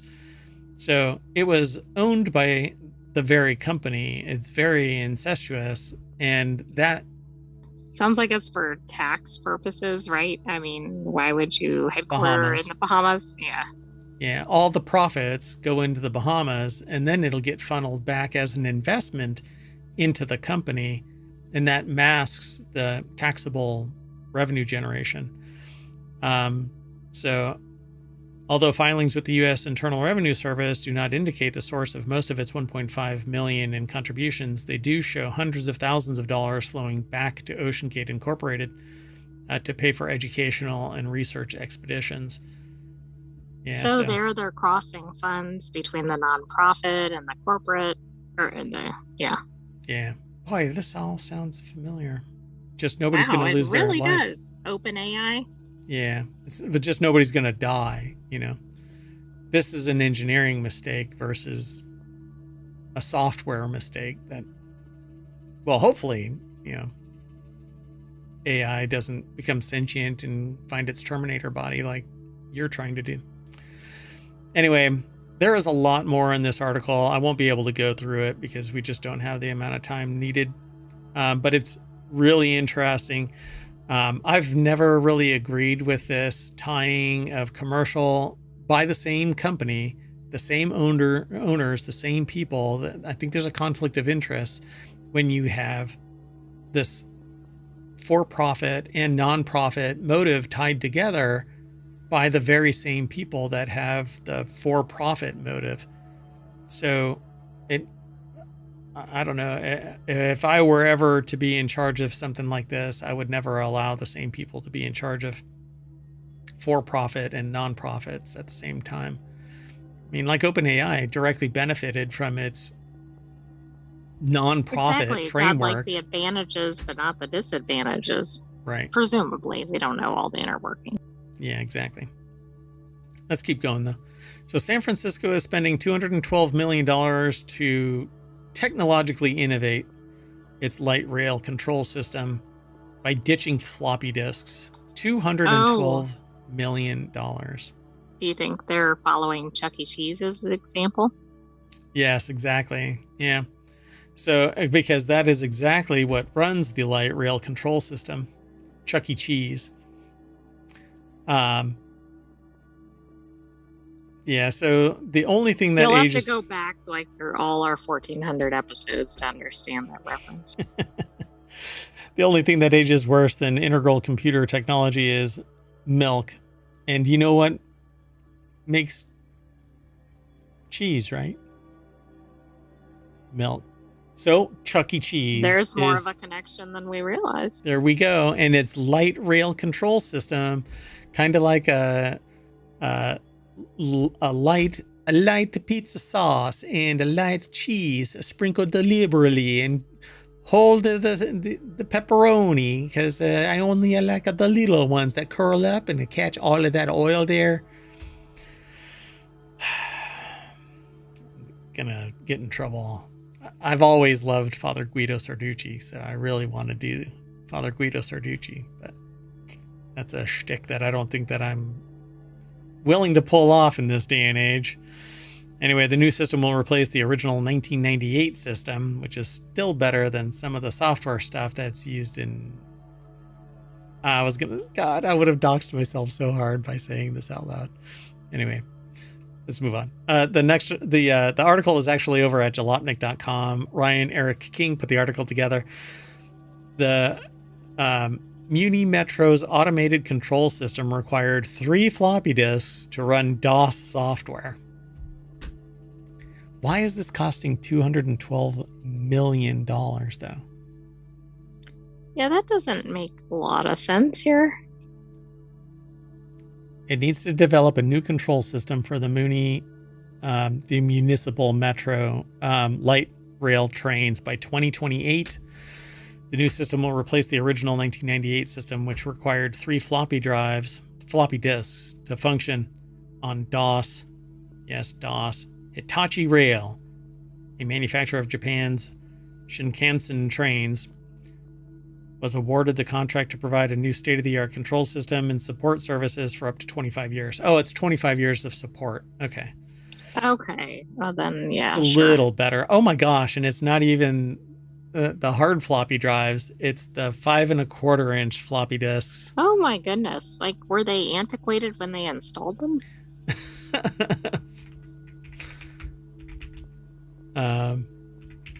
So hold on a second. I want to see something. So just for a framework, by the way, so y'all know where I got my start. I first interacted with 8-inch floppy disks. Okay. Then it went to 5 1/4 and then 3 1/2. But yeah, I started touching computers that were tape driven, and when not tape driven, 8-inch floppy disks. So the automatic train control system. So like the 80s, it was the before times, right? So the 2000 was like this really massive flipping point in pushing modernity because of Y2K? The Y2K bug, yeah. So everybody started reinventing the wheel, trying to fix problems. And so yes, 1980, there was still 5.25 inch, even 8-inch discs. Tape drives were Okay, around. but this was 1998. I thought Yeah, it said, didn't yeah, it? yeah, but it was Okay. still CD and floppy disks and 3.5-inch floppy disks. Easy. So the Mooney Metro isn't the only floppy disk holdout. British Airways and a few other airlines operate the Boeing 747-400, still update the aging jumbo jets avionics software using 3.5-inch floppies. The aircraft's navigation database needs to be updated every 28 days, according to The Verge, which gives the movie 28 Days a completely different animal. That's right. Check that out. So floppy disks may have been at the forefront of the digital storage in the 1980s, but the format has been replaced multiple times over by 2024. Yeah, true. But yeah, they say that the system is as antiquated and fragile. But it's hard, like if this works, don't fix it. Well, that's the thing. And also, when can you really shut down a transportation system? You can't. Right. So that's also an issue because it's probably not going to be just it's going to be a massive overhaul. It shouldn't be, though. They should simulate everything and then flip the switch. So anyway, we've got 3 more articles, so let's get moving.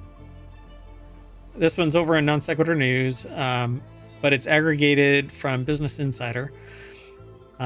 This author visited a Halloween festival with 7,000 jack-o'-lanterns at a 17th century mansion. See the jaw-dropping displays. The Great Jack-o'-lantern Blaze in New York is the tri-state area's largest Halloween festival. Artists decorate the grounds of the Van Cortlandt Manor in Croton-on-Hudson with 7,000 jack-o'-lanterns. Displays include Pumpkin Planetarium, a 200-foot kraken, and optical illusions. Hey, this sounds, oh my goodness. That's a lot of jack-o'-lanterns. Talia Lakritz over at businessinsider.com put the article together. This looks like that street in Las Vegas. What is that called? Hold on. You hear me? Fremont Street. Yeah, Fremont Street Experience. They've updated it over the years, but now it's a massive LED screen instead of individual lights. But this looks like that, but it's all pumpkins. This is all pumpkins. And I don't know if it's being projected on there. It must be.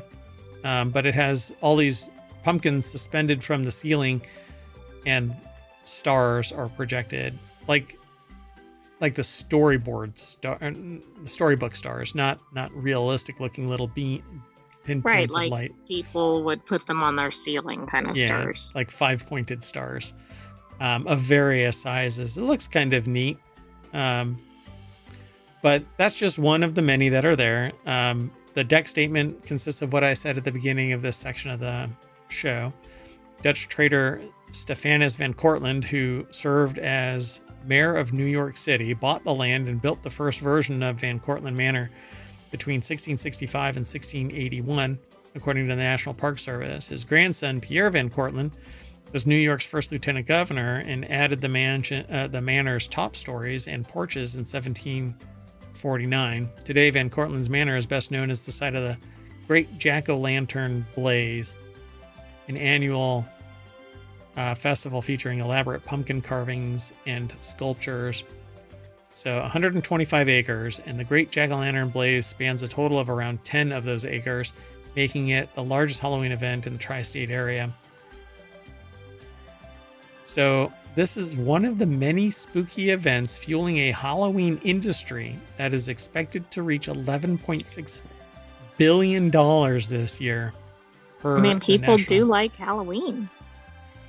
And it's becoming less like fear-mongering, evil, It's like more fun, I think. Yeah. But I mean, there was a lot of fear generated by, wingnuts about Halloween in the past. So the Great Jack-o'-Lantern Blaze in Van Cortlandt Manor in Croton-on-Hudson, New York. I'm sure that this is really cheap to live there. Rockefeller's Right. Kikuit Mansion. Oh my goodness. So the Great Jack-o'-lantern Blaze is produced by Historic Hudson Valley, a nonprofit organization that operates and interprets national historic landmarks. Interprets? In upstate New York, such as Rockefeller's Kikuit Mansion. Proceeds benefit the nonprofit's preservation work and educational programming. And by the way, the interprets is like that's what they talk when they're in reference to exhibits, etc. Interesting. So this runs from September 13th through November 17th. Might have to go. Prices range from $34 for a standard ticket to $77 for admission to the Gourd and Goblet Tavern. Done. A dining experience inside the manor's historic ferry house. Oh, hell yes. Blaze also offers a $129 flex ticket that includes a free drink and snack and is valid any day of the event, even when it's otherwise sold out. I wouldn't want to go on sold out days. I want to go on the most boring day. Nobody shows up. Right. Tickets can be purchased on the Historic Hudson Valley website, but be warned they sell out quickly due to high demand. Historic Hudson Valley provided Business Insider with a timed press ticket. Oh, that's nice of them. So, yeah, some of the pumpkins are real, some of them are foam, some of them are hand carved, or all of them are hand carved by local artists. I won't be able to go through this whole thing. I'm sorry. But I urge you to go and check this out. This one in particular, out of all of the ones that we... Go to it in person if you can. Yeah, this looks really cool, and it would probably, by far, it's the biggest pumpkin or Halloween event that I have ever gone to. So I would love to be, if not this year, then next year I'm going to this. I'll put you on the mobile Raspberry Pi and take you along, of course, with your cameras, so that you can. Cool. Yep. So you can experience it. I know that you're looking for a reason to save humanity because you've come back in time. You just lost your Terminator body somehow in that transit. I don't understand it, but 200-foot wide pumpkin kraken emerging from the Croton River featured a historical connection to the Van Cortlandt family. That's pretty cool. They had like this little bridge-like structure, a walk across the model of the Governor Mario M. Cuomo Bridge, another nod to the Hudson Valley. Oh, I guess that's the part of the interpret kind of a thing. Right. Museum of Pumpkin Art. Various pumpkin art contain jack-o'-lantern versions of famous paintings.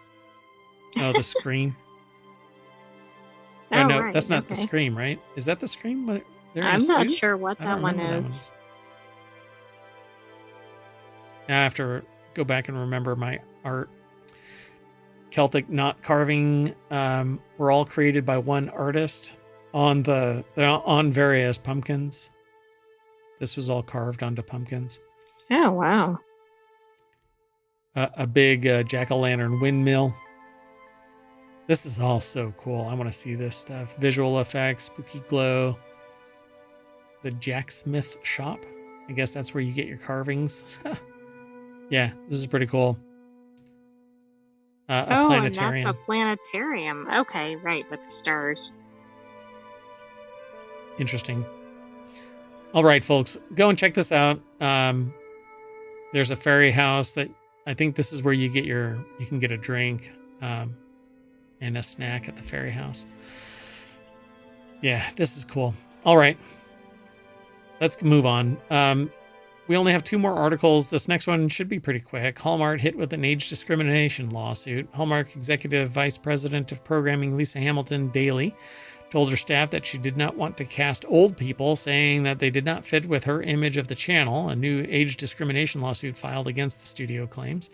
Penny Perry, a 79-year-old casting director who departed Hallmark in April, apparently is one of the focal points of this. But it says, do not want to cast old people. Okay. Oh, I won't be able to get into it. Maybe they could.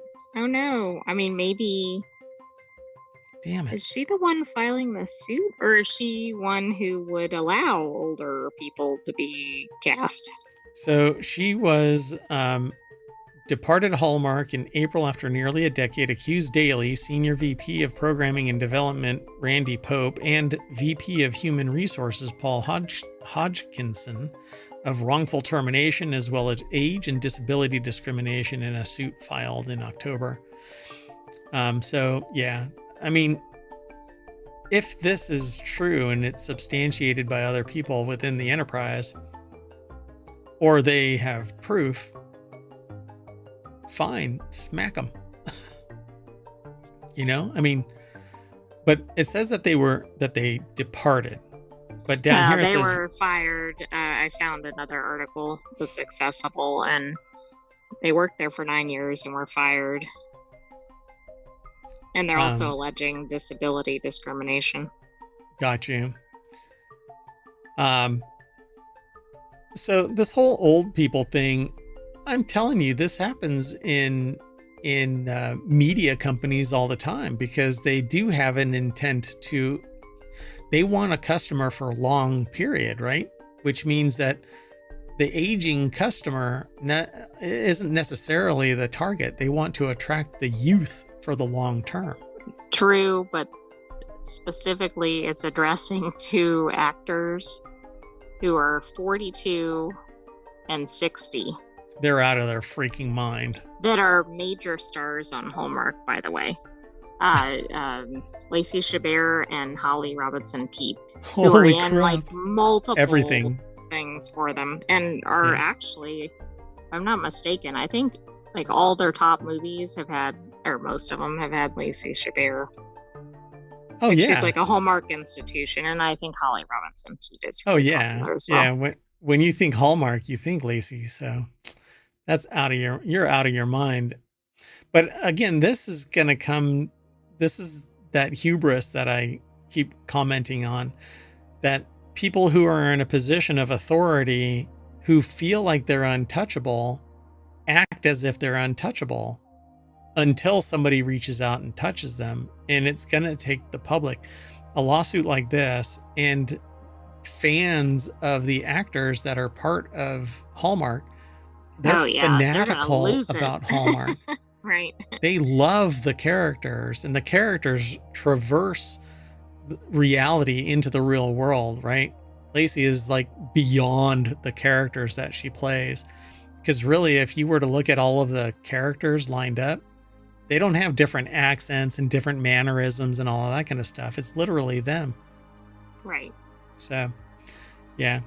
Yeah, it's like their persona or whatever. It is them, yeah. So, Brad Parizo over at adweek.com put the article together, but I can't go deep into it because I don't log into the accounts. All right. So the next and our final article for today, and we're running late anyway, so it's over in four-wheel tag. Honda Civic from viral insurance fraud attempt has been found on the street and vandalized. And so for those who aren't necessarily in the know, there have been postings about this Honda Civic basically doing a bump fraud kind of a thing, where they get on the freeway, they hit their brakes, they get rear-ended, and they sue. Oh, okay, right. And then they claim the other person ran into them. Right, except dash cams basically have busted their ass. And reason to have one. Yes, exactly. And that's what's going on in Reddit, where I first saw this, and then subsequently found this. This was actually submitted in the last 24 hours. The viral insurance fraud attempt that happened in New York Highway earlier this month has had an unlikely star rise out of the situation. The Honda Civic Coupe, or Coupe, because this is from Jalopnik, that was used in the attempted fraud crash has been spotted multiple times by users on social media, who discovered that others have even taken to vandalizing it. So Lawrence Hodge over at jalopnik.com put this article together, and it says the Civic Coupe, which has been spotted in different places, has been vandalized at least once. And so this is a before picture, where I saw the after picture of it sitting in the parking lot of a police station, with it partially covered this broken window, and the sign was gone. but the bumper is all taped up and the hood is bent, or the trunk is bent up so it doesn't seat properly. But basically, people are calling out their crap, their shenanigans. And if it would have been an accident, like an actual accident, like they stepped on the brakes instead of the gas to stay in line, but they had like forced their way, it seems to me that they forced their way into the lane and then stomped on the brakes. But the person had a dash cam and subsequently saw it somewhere else. Somebody else saw it somewhere else, and then somebody else saw it here, and then somebody else saw it in a police impound station. I don't know if it was in an impound station, but it was in the parking lot, kind of herky-jerky parked in a parking spot. It's just an odd place for somebody engaging in criminal activity, if that's what's happening. Yeah. So to recap, if you're not up to speed, TikTok user Ashbia Natasha shared dash cam footage of insurance fraudsters in the Civic attempting to get her to hit them while in traffic by slamming on the brakes in Southern State Parkway in New York. When Natasha successfully braked and avoided an accident, the fraudsters put their Civic in reverse and backed into her, hoping to make it seem like she was the one who caused the accident. Multiple people got out of the car acting injured, with the driver of the car switching seats before exiting to make it seem like one of the passengers had been the one driving, and another passenger jumping into a Kia Sportage that had been following Natasha to create distance behind her. In the video, you can see one of the people from the Civic noticing Natasha's dash cam after exiting the car, and the demeanor changes. She mentions that they quickly collected her insurance information before speeding off. And there's been no update from her on the situation since then. Which actually, I think that's illegal because they're supposed to share theirs as well, and it doesn't sound like they did. Yeah, so somebody smashed the window and put signs on the front and back that say fraud and rats. I mean, I don't think vandalism is good. I find it interesting that everybody kind of rallied around the affected driver. Yeah, I mean, I think that's fine, but the vandalism I think is wrong. It looks like they broke the side mirror off too, broke the window, and then based on the cup being wedged in the door handle, I think that they dumped a coffee into that car as well. Oh wow. So yeah. Oh yeah, it looks like a boba teacup. That's what I thought it was too. Was stuffed in the door handle, and the back window was covered with another piece of cardboard that said rats painted on it. Oh, and here's the video of the car in the impound, not the impound, the police station. It was parked outside a police station. There's like a bag kind of covering up. See the little, yeah, that's weird. So this is probably post that accident, or somebody vandalizing the car. So at any rate, they've been called out, and I mean, it's pretty obvious that they were trying to do an insurance fraud attempt. And they've got camera footage of it, so it seems like that should be easy to pursue. Yeah, and they say that the insurance fraudsters caught again on New York City's Belt Parkway, probably because there's, a history of this, and as soon as they see the camera, they're like, "Oh, we outie," and not in an Audi. Right. So yeah, it costs everybody more. What the heck is this? I don't know if I want to pursue that one. Anyway, good for the internet to rally around an innocent person, but don't harm the bad guys. Let justice find its course, and justice will land properly. And when people sit there and say that there's tiers of justice, yeah, it's pretty obvious. This person, if they would have had a whole lot of money, they would probably, nothing would happen to them. But they're kind of low level criminal fraudsters. They're going to lose their driver's license probably. They're not ever going to get insurance unless they do it through some other proxy. And who knows, based on this, they could end up in jail because of it, because it's a criminal activity. Well, that seems like they've done it multiple times. Yep. So I guess we'll see. I'm sure that the internet will come through and provide. Oh, like an update? Like, where are they now? Yep. So I'm going to slam on the brakes of this show, and we're going to snap back to the front page of ohmTown.com, where you can go and become a citizen.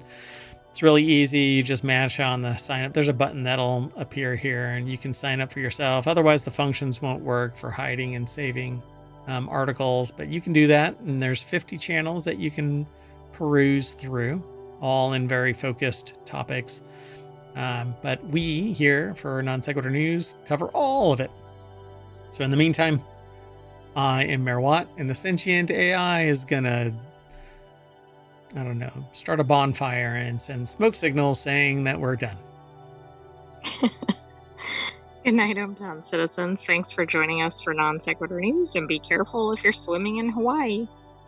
14-foot waves. It's at the bottom of the screen.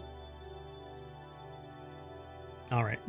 The silence is because I'm just kind of, all right. Hey, and Selma Blair hasn't been asked to join new Cruel Intentions TV show yet. Heard it here first. I spontaneously spit out article titles.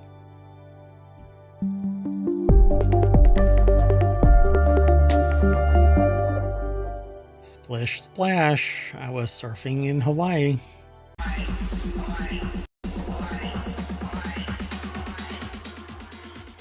Hello everybody, and welcome to Wanted for October 26th, 2024. It's season 1, episode 34. I am Mayor Watt, and that is the visualizer for the Sentient AI. And together we're going to be talking about these 10 articles. It's all about gadgets and gear, and 5 articles. I don't even have a script. Production value at an all-time high. 5 articles. Blackout curtains, RGB and wireless headphones, a 97-inch television, power tool deals, and instant ink HP Envy. Everything's powered by ohmTown.com. Go over and become a citizen. One of the channels there is called Wanted, which matches the show, just like all the rest of our shows, Non Sequitur News, and Reality Hacker, and the Continuity Report, and WarCrafters, Technology Today, and finally, Four Wheel Tech. Thank you. All right. We'll see you on the other side.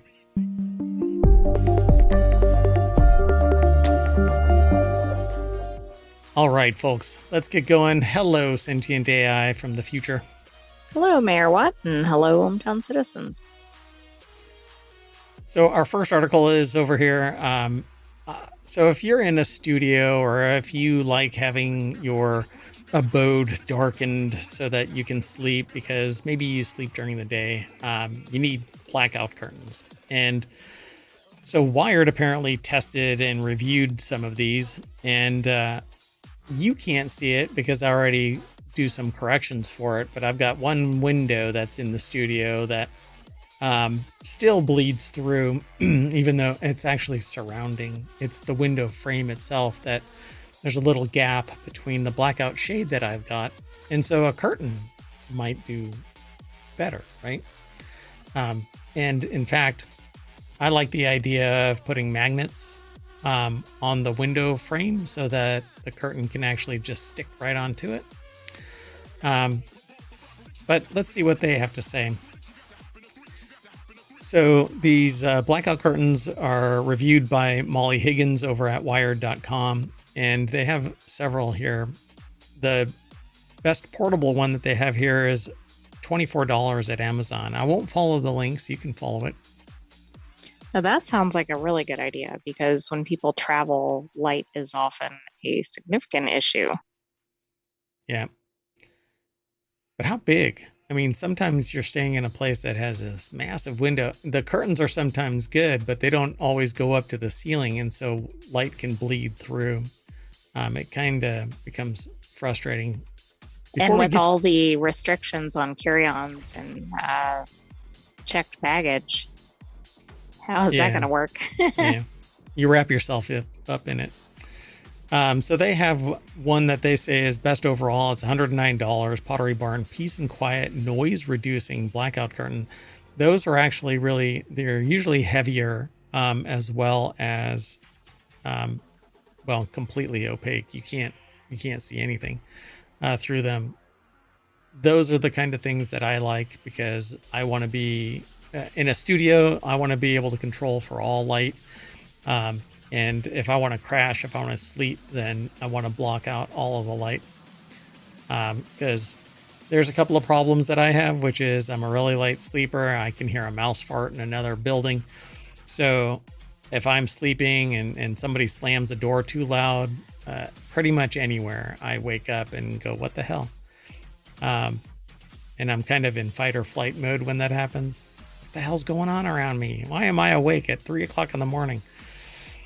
Then they have a runner-up, which is West Elm Worn Velvet Blackout Curtain, which is for whenever I hear a velvet curtain, I always think that it's like for a movie theater, like the velvet ropes and Exactly. I mean, that's the most common place you would find those. But then they actually have one that's referred to as theater grade curtain, Sun Zero Oslo theater grade extreme 100% blackout rod pocket curtain panel. That's only $19 at Wayfair, so it's probably only about that big. That's right. I once bought a couch and a side chair from Wayfair, and it was all of the same. It was the right dimensions, except when you got it, it seemed like somebody dehydrated it. And although it was still X long and X wide, it was really thin. And it was kind of like made out of some material that I could only equate to the bones of birds. It was really light, kind of flimsy. You were afraid that you were going to break it if you sat down on it too hard. Yeah, that wasn't interesting. It looked like, but ultimately, like when you compared it to other furniture, it looked like kids' furniture, but it wasn't. Right. Yeah, maybe it's geared at people in small living spaces. Yeah, I suppose, but it was the same measurements as, when you measure a maybe they shipped the wrong furniture. No, because it was actually it was the right stuff. It's so weird.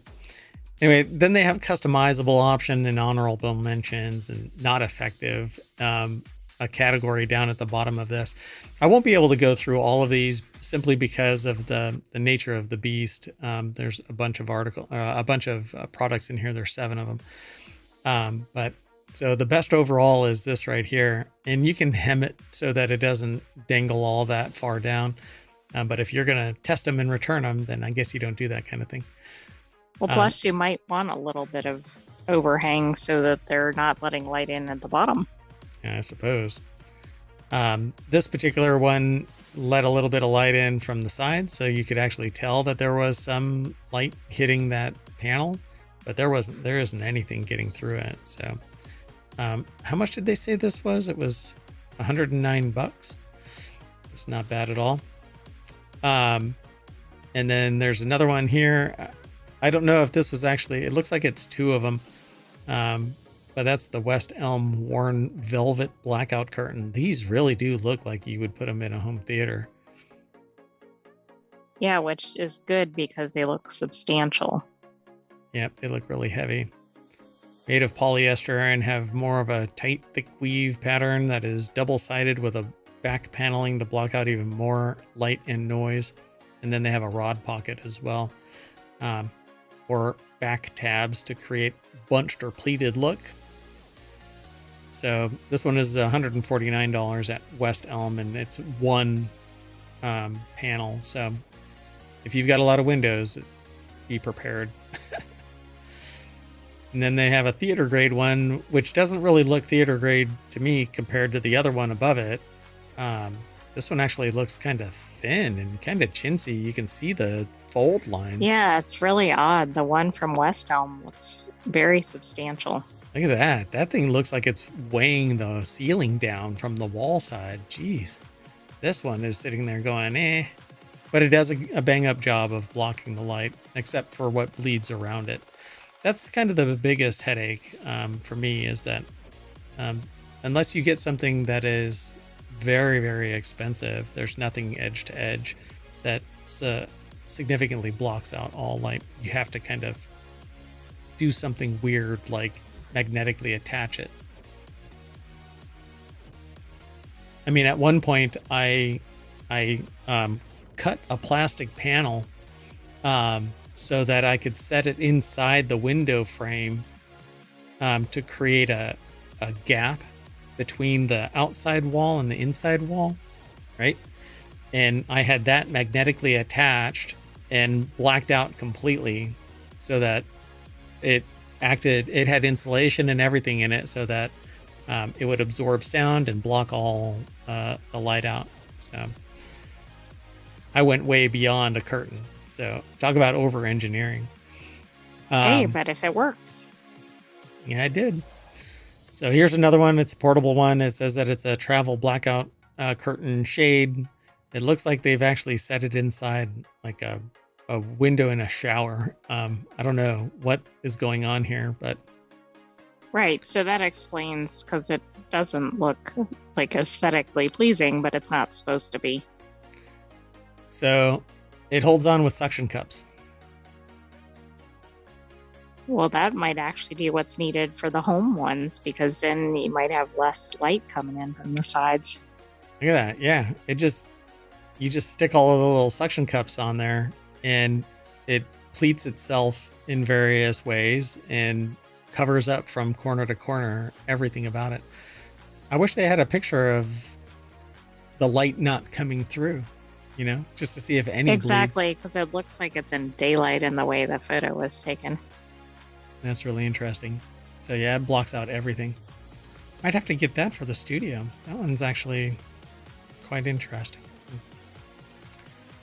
And then they go on and it kind of just falls apart from there. So I'll let you all go and check this out. In the meantime, be sure to follow us. Go over to YouTube, follow us, like us there, leave a comment there. Subscribe to the podcast. That would be great. But let's move on. Our next article, and I want the blackout curtains, and that's why I chose that topic. So the show's all about gadgets and gear that we want. So this next article is over in Non Sequitur News. Pardon me one second. Okay. So this next article is over in Non Sequitur News. Razer added RGB lighting to its Barracuda X or 10 wireless headphones. I think it's 10 actually. Come to think of it, maybe it's X.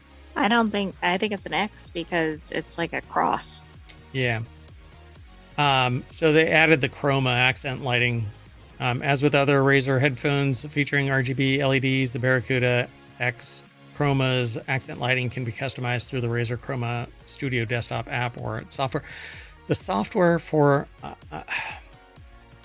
it's such a tax on systems, at least on my systems, that I've removed it, and I've actually moved away from Razer because I don't want to have to use their software to utilize the resources, that use it to its full capability. But maybe it's just me. It was always updating and it's always running, and it's just a real pain. But I am willing to give it another try as it evolves and gets better. But let's take a look at these and see. So they look like they're going to be comfortable as hell. They got a big old boom mic. These are definitely gaming ones. You wouldn't use them on a show like this, not that I know of. But the lighting effect is going to be pretty cool because looks like the full range. It surrounds the ear cups, and yeah, it looks like there's a logo too. Full spectrum, and the logo gets lit up, so it's not going to be just green, which is really bad because I've got a green screen, which means that those would be transparent when they're running. So don't ever have green headphones. Yeah, exactly. Or have them all green so they're invisible. Although, when they're on your head and you move anywhere, yeah, I think that might look a little weird. You know what I'm going to do? I'm going to wear nothing but a green suit, except for my face. That would be kind of creepy, I think. The Because face and all the they would see is your face. face and the hat. That's what I'm gonna do. What are those suits called? Those what are they called? They're like alien suits. The like Zorg suit, or what is it called? Oh, I can't remember what it's called. Hold on a second. We'll do this live. No, that's not it. I don't know. I don't have time. Let's keep going. So yeah, I would give these a try. I want another pair of headphones. I want one that has a reliable hinge. So that's what I'm looking for. My biggest pet peeve with headphones are the hinge. It's always a plastic on metal hinge, not metal on metal, and then it breaks. And I've got a pair that I keep getting replaced under warranty because it has a plastic hinge. I hate plastic hinges. And it's like a 1/16 of an inch where the pin is, and that little hinge piece breaks off. So this stupid. One on the surface looks like it doesn't have that problem, but we don't know what's inside. Yep. So the company says that the headphone's battery life, Razer says that the headphone's battery life has been boosted up to 70 hours with a 2.4 gigahertz connection and the lighting turned off, versus 35 hours with RGB LEDs running. And a 15-minute charge will provide you with 6 hours of playtime, which is actually pretty spectacular. That's on par with my headphones and my headphones. I've got several that are around this price, but they're not driven by any proprietary software at all. The best thing to come out of this in terms of evolutionary steps for headphones is USB-C.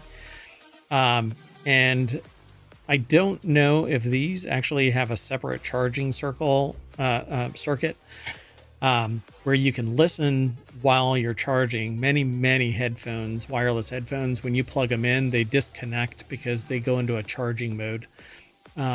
Whereas like Austrian Audio will have a separate certain Sony headphones have a separate charging circuit. But this doesn't like come out and say it, I don't think. Yeah, so it doesn't really say anything about that. And I haven't used these. I had the old Razer 10.1 speakers back in the day that were horrible quality control. So it says other features include memory foam cushions on swiveling ear cups, 40mm drivers, detachable hyperclear cardioid microphone, which I'd have to go and either watch some reviews about it or buy this and test it myself.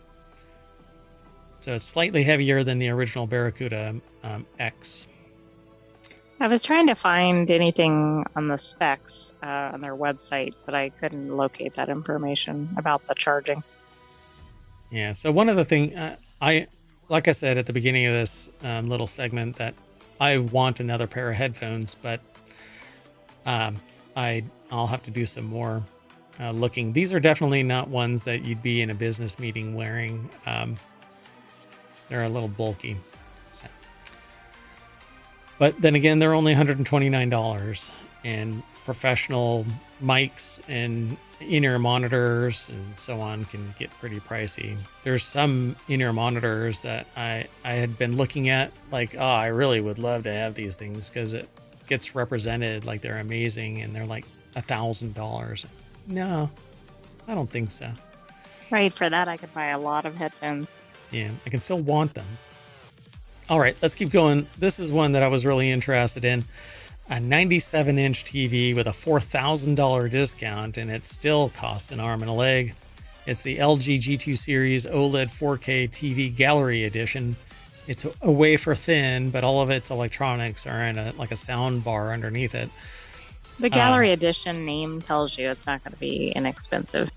Yeah, it's cheap. Don't worry about it. You should act fast though, because this is probably already expired, but we may still want it. So Aaron Mamet over at digitaltrends.com put the article together. The bezel is wafer thin. For those who are willing to shell out a significant amount of money for an OLED TV deal, check out this 97-inch LG G2 Series OLED 4K TV Gallery Edition. It's going on sale and dropping to a lowly $18,000. Is that all? We should buy multiples. Sure. Just put them behind me. I've been looking for somebody to provide me with an LED backdrop, and I haven't found any takers, but if you know anybody, I'm willing to demonstrate them on the back here. So the 97-inch screen is simply enormous, and you're going to need to consult their guide about what size TV to buy to make sure that you have the appropriate amount of space for it in your living room. But there's a kind of, I'm sure that they've got a great guide to describe this, but as resolution kicks up and size expands, you want to move your couch to a better spot. And sometimes, just sometimes, it's not ever in the right spot because there's a certain height as well. You don't want it too high, but with 97-inch TVs, you're going to have a pretty big angle there. So they say the display offers... You have to watch your neck there. Yeah. Just put it on the ceiling and lay flat on the floor. Soup will be wonderful to eat. The display offers 4K Ultra HD resolution for sharp detail, which is 4K. Oh, whatever. You can be like a bat. There you go. Put it on the floor and hang from the ceiling. That works. And it's powered by LG's A9 Gen 5 AI processor, 4K for the ability to automatically adjust settings for improved video and audio based on what you're watching.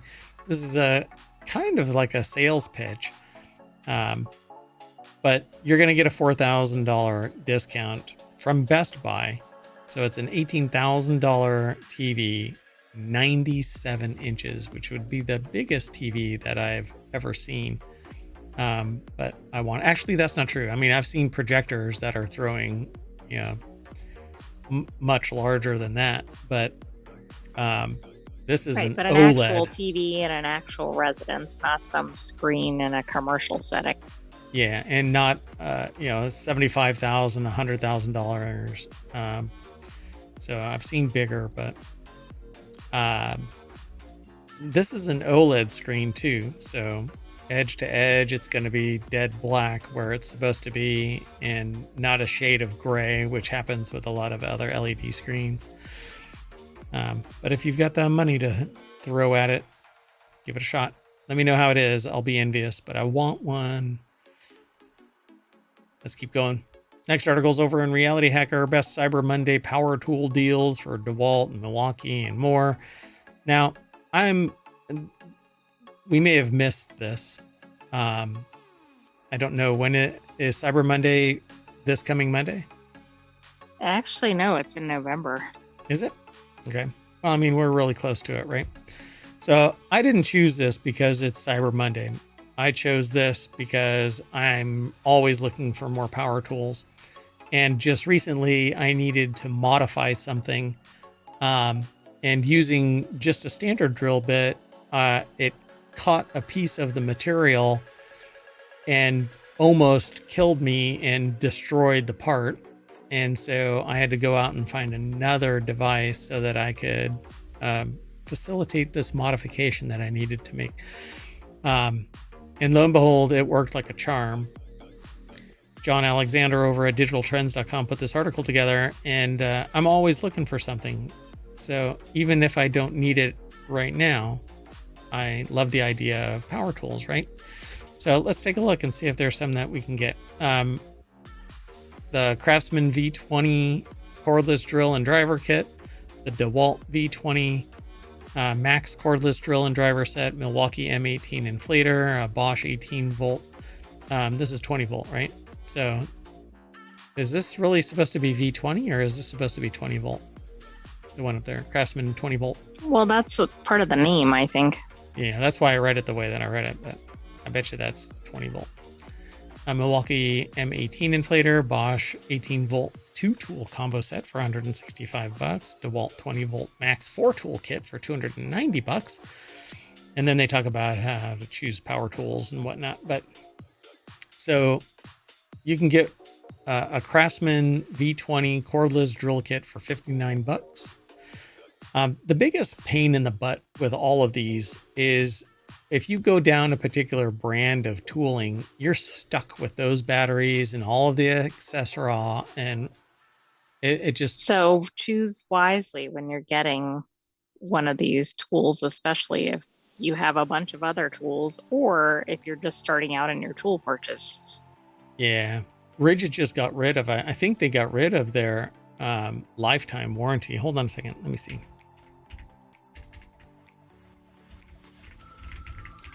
Sorry, we're doing it live.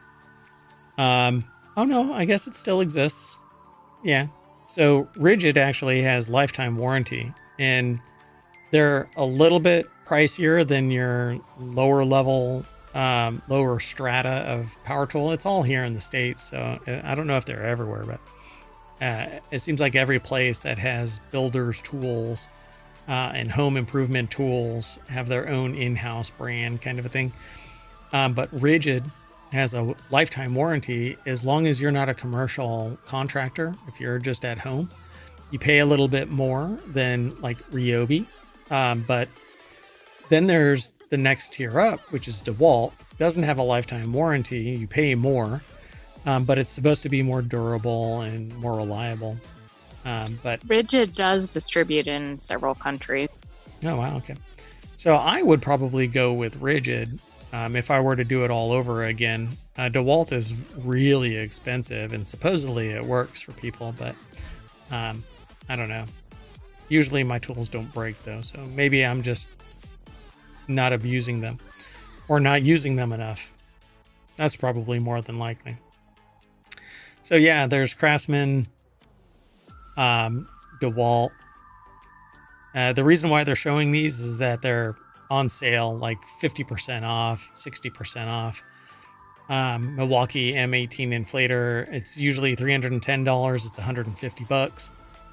These are great because you can actually throw this in your trunk with a battery pack.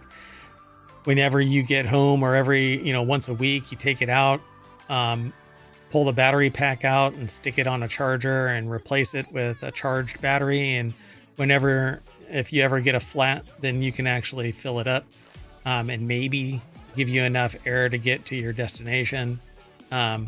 Or you make sure that the spare, if it isn't a run flat spare, then you can fill up the spare. But these are always great, helping people out. Same thing with portable batteries that you can jumpstart some car with. Then Bosch is one of the extremely popular toolkits. So 18 volt 2-tool combo. Those are always great. And these are the kind that a lot of contractors actually use, Bosch. But it's $165, 34% off. And then the DeWalt 20 volt max 4 kit, which is it's a 4-tool kit that has a light and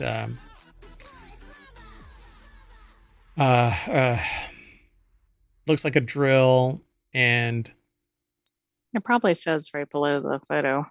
does it? Oh yeah, there's the impact. It does. It has the oscillating tool, which is that one right there, and then it has the impact driver right there, and then the drill and driver is right there, and then a light and a charger. But it's $300 and it's only 14% off. And DeWalt kind of commands the market. So anyway, yeah, I always want some power tools. So out of all of these, I would probably go with a completely different one, which is Rigid, because I want the lifetime warranty. Right. Well, and if you're going to buy these or you're buying them as a gift, this might be a good time to get them. Yep, there you go. Christmas is right around the corner. Okay, let's go on to our last... wow, just losing my voice. Our last article for today's Wanted.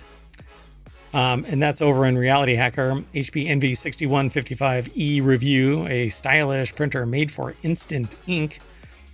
So the author of this is over at Digital Trends. They say that they reviewed the HP Envy 6155E, a sleek, budget, all-in-one printer that relies on HP Instant Ink to keep supply costs low.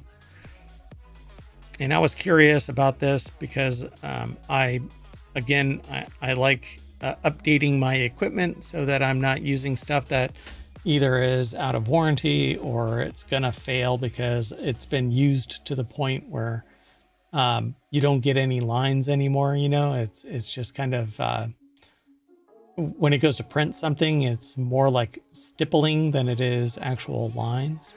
Right, exactly. And also, you don't want printers where the ink costs more than the printer or something like that. Yeah, or they stop making the ink. Yeah, that's always a problem. So Alan Truly over at digitaltrends.com put the article together. And this looks like a pretty large printer.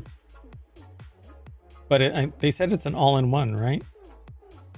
In that little snippet. Let's see. Yeah, it's an all-in-one. So it has a scanner and stuff.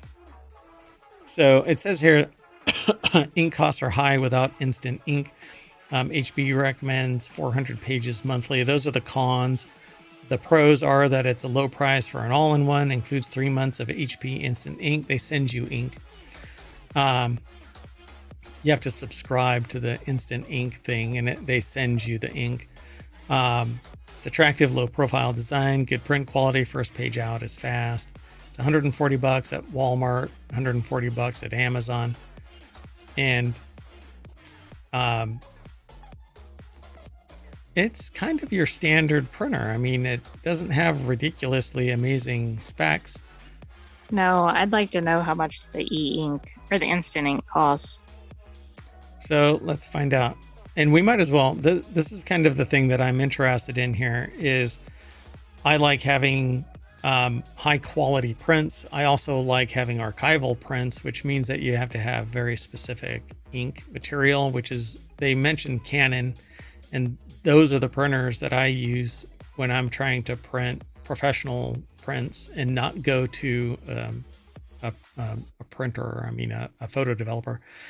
And so this says that it's a compact footprint of 17 by 14.2 inches. It weighs 11 pounds, right?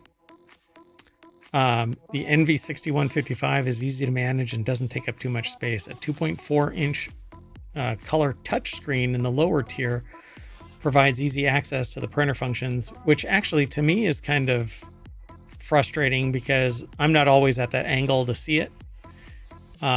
Whereas like the Epson 2750, ET 2750, which is the one that I have right here, that one actually has a tilting screen, so I can see it at any angle that I want. Oh, I see. They seem to envision that somebody's going to be right there on top of the printer. Like all the time, yeah. And it's going to be at that height and yeah, just kind of perfectly situated. Yeah, not always. But I have several Canon printers for photographs as well. And most of the time, you're not even in front of that printer. You print from remote. So it says it's a single 100-sheet tray, supports standard paper envelopes, photo cards. Since there's no media tray, all paper should be removed when changing the size or the type. Clever swing out supports a longer sheet. They end up talking about the printer's quality, but it just says that it's good print quality, and one-page documents are surprisingly quick, rolling out in about 11 seconds. But if you're looking for something quick, go with a laser printer. That's going to be punching out prints really fast. It does say this is not the best choice for a photo printer.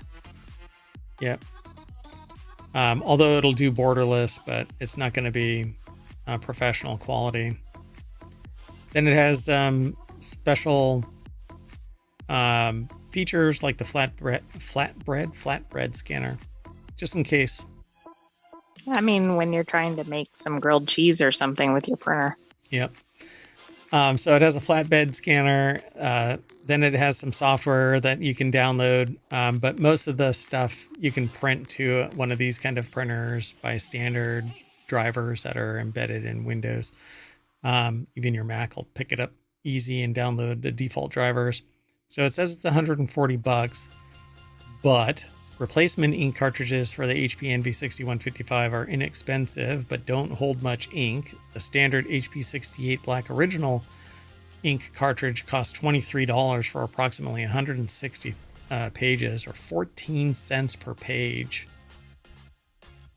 That seems pretty pricey. So then you subscribe to HP Instant Ink, and you pay for the pages that you print, not the ink. And HP has tiers, so 50 pages, up to 50 pages, is $5 per month, as low as 10 cents per page. Highest tier is 28 monthly for 700 pages, which might sound expensive, but that's 4 cents per page.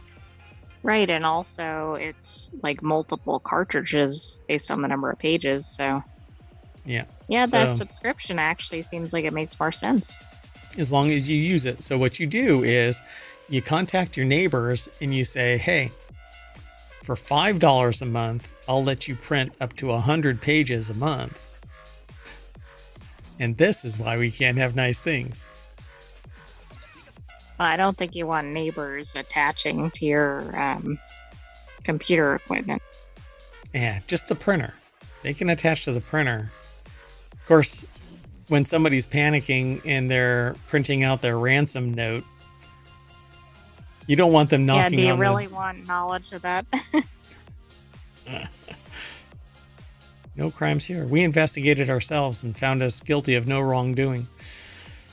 Anyway, so there you go, folks. Do you want another printer? I'm always looking for a new printer. What I really want, though, is a direct-to-garment printer. I want to be able to print directly on something. I once actually had one, and I spent a mint on it, and the UV would never cure. The thing would never cure. And the company said, okay, here's your money back. Just throw it away. Didn't it weigh a lot as well? It was a ton. Yeah, it was an absolute ton. I almost wanted to keep like just the frame of it so that I could do a 3D printer on it. But it was massive. Its weight was just amazing. But yeah, it ultimately went to a recycler. So anyway, that's it, folks. There is the NV 6155E, and that's our last article. It looks pretty. So it does. It looks kind of high end. We're going to install a couple of cartridges, and that's going to bring us back to the wanted page over at ohmTown.com. So go over there, become a citizen. Stick around, though. We're going to shut down and restart, and we're going to do... What is the next one? Can you remind me? The continuity report. Which is all about entertainment news. Dun, dun, dun.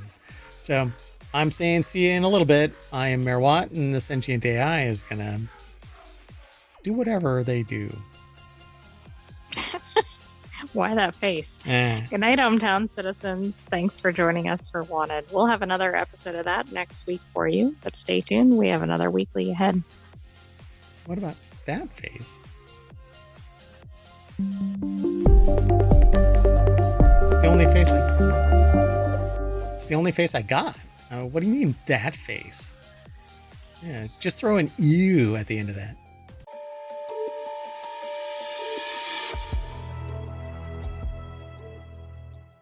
Hello, and welcome to Non-Sequitur News for October 22nd, 2024. It's Season 3, Episode 296. I am Mayor Watt, and the Sentient AI is not here. They're on location, and I will be back around 8 p.m. on the 23rd to do the regular scheduled episode. This is a time machine episode.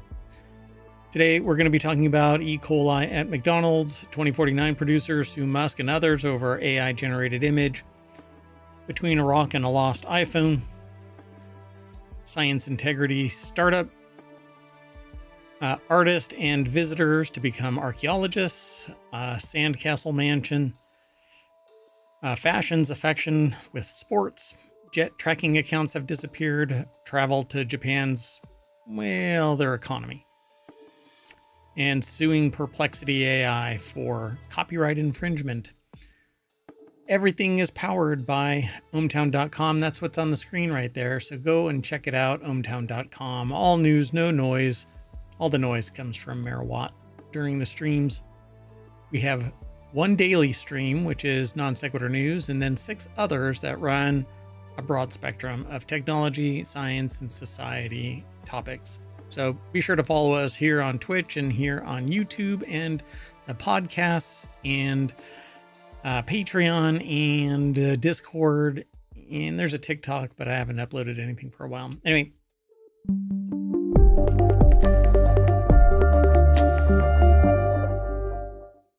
All right, folks, let's get into this. I'm going to go pretty quick. Usually when I've got my co-host with me, the AI and I kind of talk about the topic a little bit longer, but it's a time machine and relatively unscheduled. So let's get into it. The first article has been categorized into non sequitur news. A deadly E. coli outbreak across 10 states have been linked to McDonald's quarter pounders. Apparently it's the onions and the patties. The shares for McDonald's have actually dropped on the 22nd, about 9% it says here, but I think it was more. McDonald's quarter pounders are making people sick with E. coli, the CDC said. I don't know if this may be the first time that they've been hit by something like this. I'm not sure. Well, one person has died, 10 others have been hospitalized after eating the hamburgers. Must be a particularly nasty strain. But the article is over at businessinsider.com by Aaron Snodgrass. And the health agency said that the fast-moving outbreak is primarily affecting people in Nebraska and Colorado. It added that most people affected reported eating a quarter pounder.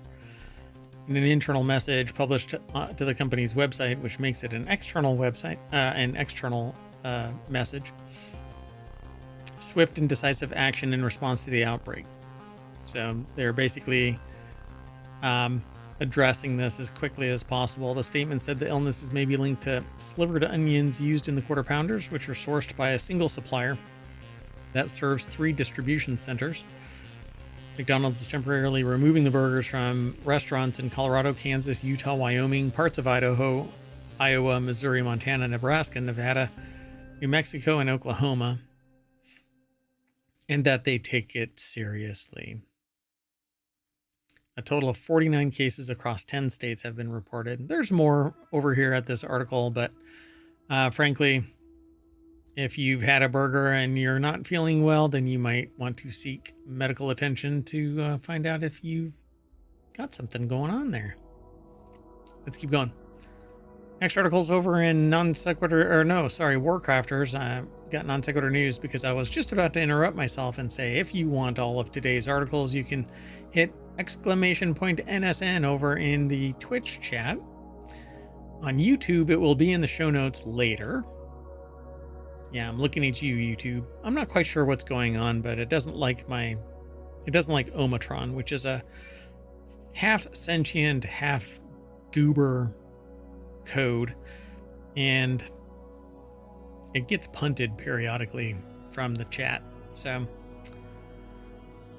that's okay. We'll let it go. It's not a perpetual chat over there. So anyway, so this next article is over in WarCrafters. Blade Runner 2049 producers sue Elon Musk, Tesla, and Warner over AI generated image used in the Cybercab promotion event, which was just kind of dumb and fake. Everything's a lie, and everything, most things I should say, I think, are fabricated, fake it till you make it, and or unoriginal copying of, let's just say inspired. How about that? Inspired by somebody else. I mean, it's just ridiculous. So, apparently there was an alleged use of an AI generated image based on the film in a promotional event for Tesla's new Cybercab. By the way, the whole Cybertruck marketing thing, the stylistic writing of it is from Cyberpunk, the RPG. If you look at the Cyberpunk RPG cover art from the original Cyberpunk RPG, it's the same. Hold on, let me see if I can I'll even pull it up here.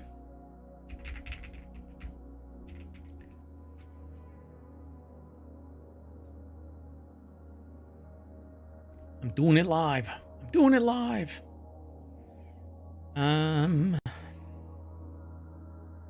Okay, hold on.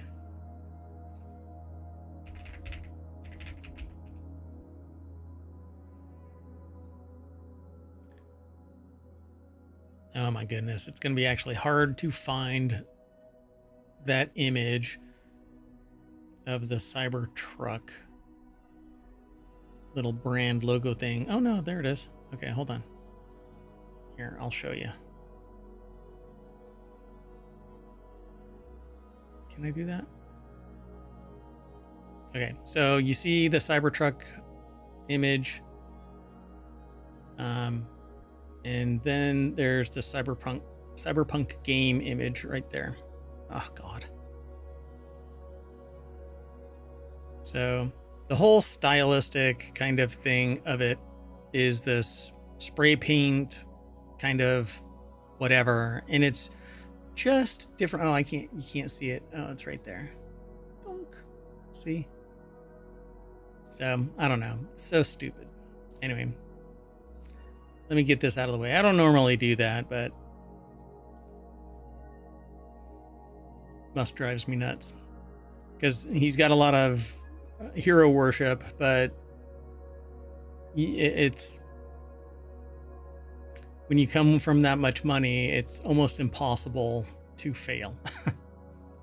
So anyway, Blade Runner 2049 production company is suing the company is called Alcon Entertainment. They're suing Tesla, Elon Musk, Warner Brothers, Discovery. They've merged Warner Brothers Discovery over their alleged use of an AI generated imagery based on the film in a promotional event for Tesla's new Cybercab. And the suit, available via Variety, claims defendants opted for the AI image after Alcon refused all permissions and adamantly objected to defendants suggesting any affiliation between Blade Runner 2049 and Tesla, Musk, or any Musk-owned company.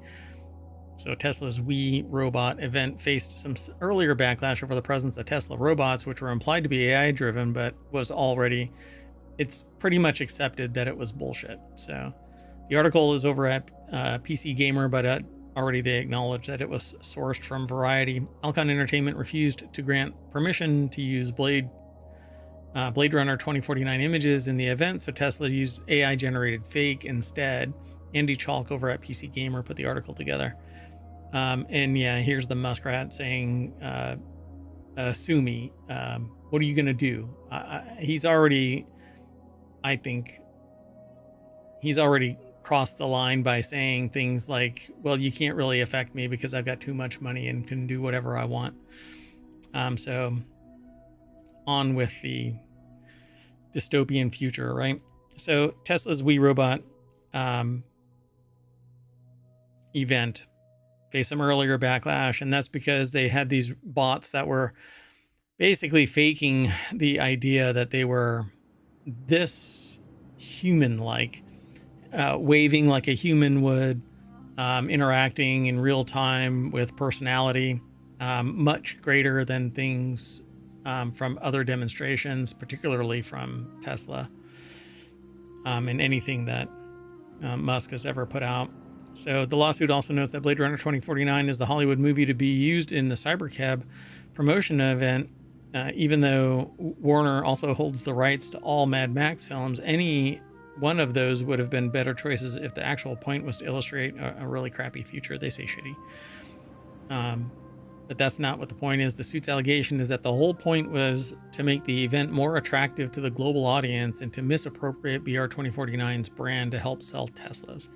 So Alcon basically says Musk massively amplified, highly politicized, capricious, and arbitrary behavior which sometimes veers into hate speech. Alcon states in the lawsuit that it specifically did not want to be affiliated with Musk or his companies because of his behavior, which is why it not only refused to grant the use of Blade Runner 2049 material in the first place, but also expressly and clearly objected to any express or implied BR 2049 affiliation with the event. So I hope he's not going to learn his lesson, because I think that he should be evaluated, and I'm willing to bet that they would find something going on here. I think that anybody that rises to a certain level where money cannot be, they can't be harmed by society in any way, shape, or form, like social pressure wise, right? When you have so much money that you can just literally not give a shit about society and its expression on you, you can do whatever you want to, you can get away with whatever you want, and you don't care about what anybody says. And truly, you don't really care. That's sociopathy. And so I think there's a whole book about it called The Rise of Sociopathy. And I think that's where we're trending more and more. The ultra rich, sociopathy, and it's where we are now, where everything is an argument, a fight, instead of discourse, discussion. So all told, the use of the image represents a massive economic theft. The suit claims not only because the fees lost on the unauthorized association, but also because it muddied the waters for potential real brand partnerships based on the upcoming 2049 spin-off television series. So again, there's nothing original from this guy. So I'm not even astonished. I'm like, I'm not angry, I'm disappointed, because society is making this happen, allowing this to happen. But nothing's going to save EVs in general, particularly not from Tesla. Just massive kinetic energy at this point. I just hope somebody pivots to something that makes economic sense, environmental sense, societal sense, is defensible, doesn't require a massive infrastructure shift, doesn't take 6 to 8 hours to fully recharge a vehicle. Okay, I can't talk like this forever. So let's keep moving. The next article is over in the Mobile Channel. Woman gets stuck between boulders for 5 hours hunting lost iPhone. Oh, the things we do to protect our iPhones. We've all been there, elbow deep in the cushions of our couch trying to grab our iPhone. You know what? I might end up coughing here in a second.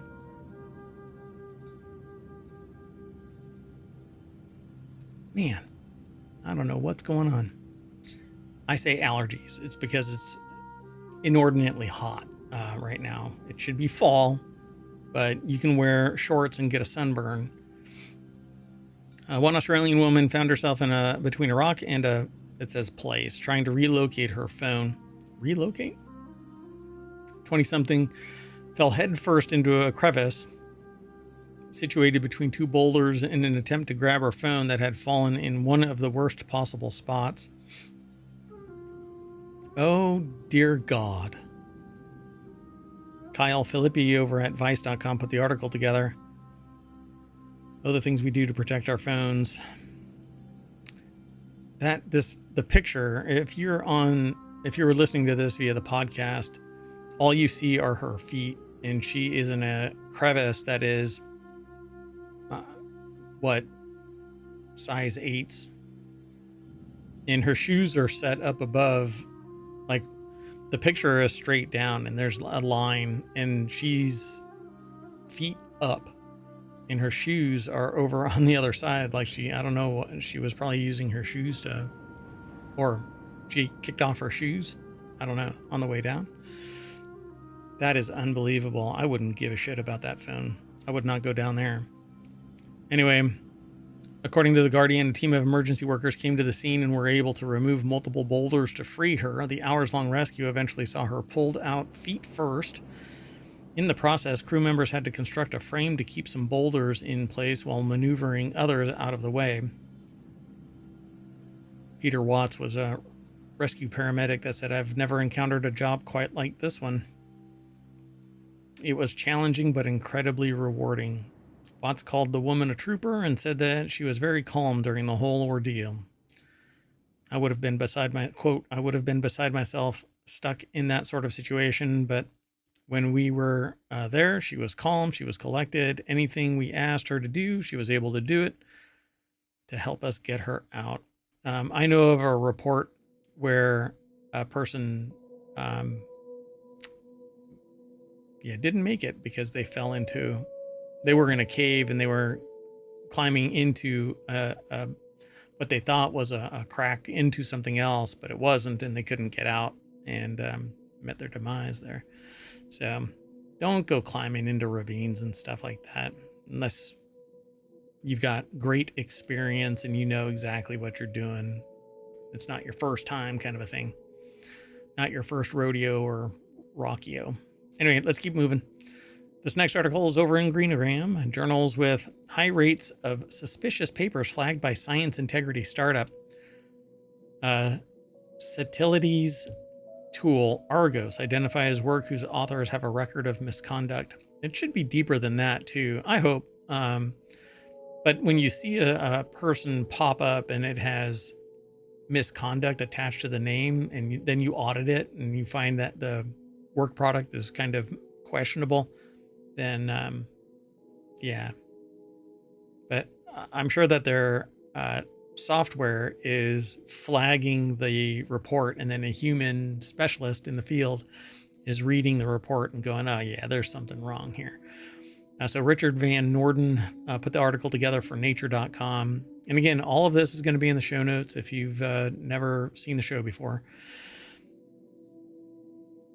Oh goodness, I'm going to have to do something as we go through the articles. Anyway, so Science Integrity's website, Argos, which was launched in September by Cytility, a technology firm headquartered in Sparks, Nevada, gives papers a risk score on the basis of their author's publication records and on whether the paper heavily cites already retracted research. A paper categorized as high risk might have multiple authors whose other studies have been retracted for reasons related to misconduct. For example, having a high score doesn't prove that a paper is low quality, but suggests that it's worth investigating. So wait, high risk is different than high score. What is the correct terminology that should be shared here? I'm going to have to go and look at this site because high risk means that it's high risk, right? The risk of, what do they call it? Misconduct is high, but having a high score, depending on if there's two different scores, it could be a high score because it has high integrity versus high risk, which shows they've enumerated that high risk means misconduct. I'll have to take a look. So Argos is one of the growing number of research integrity tools that look for red flags in papers. These include Paper Mill Alarm, made by Clear Skies, and Signals by Research Signals, both London-based firms. Because creators of such software sell their manuscript screening tools to publishers, they are generally reluctant to name affected journals. But Argos, which is offering free accounts to individuals and fuller access to science integrity sleuths and journalists, is the first to show public insights. So I will probably end up signing up for this because I am very interested in science integrity, because it seems like more research comes out later that invalidates the previous research, and things like vaccines and people reaching back into the 50s and 60s for proof that vaccines are blah, blah, blah. So, we need this integrity check. We have them for data on computers. Why not for data that's published and impacting the zeitgeist? So in early October, Argos flagged more than 40,000 high-risk and 180,000 medium-risk papers, and it also indexed more than 50,000 retracted papers. It's basically the Westlaw / LexisNexis of research papers, flagging stuff, and then when you drill into it, it's flagging the subordinate stuff that was used as supportive fact. So yeah, that's, or supportive science. I actually love this. So I will definitely be pursuing this. So the publishers that are at risk, according to this, right? High risk articles, 0.15% of the Elsevier, or yeah, I don't know really how to pronounce that, I guess. 0.15% of the portfolio is high risk, and 0.07 is retracted.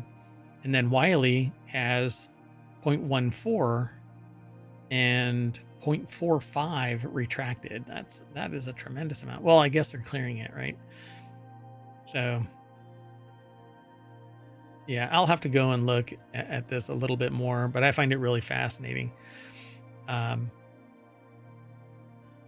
And they go into those details that were from the chart. They had a couple charts if you're listening to this via the podcast, and I find it really interesting. So Argos also provides figures for individual journals, and surprisingly, Hindawi titles stand out for both the number and proportion of papers that have been retracted, whereas other journals have a lot of what Argos identified as high-risk work remaining. See Journals at Risk. By volume, Springer Nature Mega Journal Scientific Reports leads with 450 high-risk papers and 231 retractions, together around 0.3% of its output. But that is chain of custody type of high risk, where the relationship between the article, the authors, and the works cited, the references, linking to other questionable stuff. But what about the actual research paper? Sometimes these things get published and it seems like it's just, a rubber stamp kind of a thing. So in response, Chris Graff, head of research integrity at Springer Nature, says that the journal investigates every issue raised with it. He adds that the proportion of its content has been highlighted as comparatively low given its size. Yeah, but it's not, because bad science is bad science. Not well, not everybody's going to stand on a landmine, but that's what it amounts to. If somebody pursues or develops something based on fundamental research and it's factually incorrect, you're wasting time, money, and maybe harming somebody.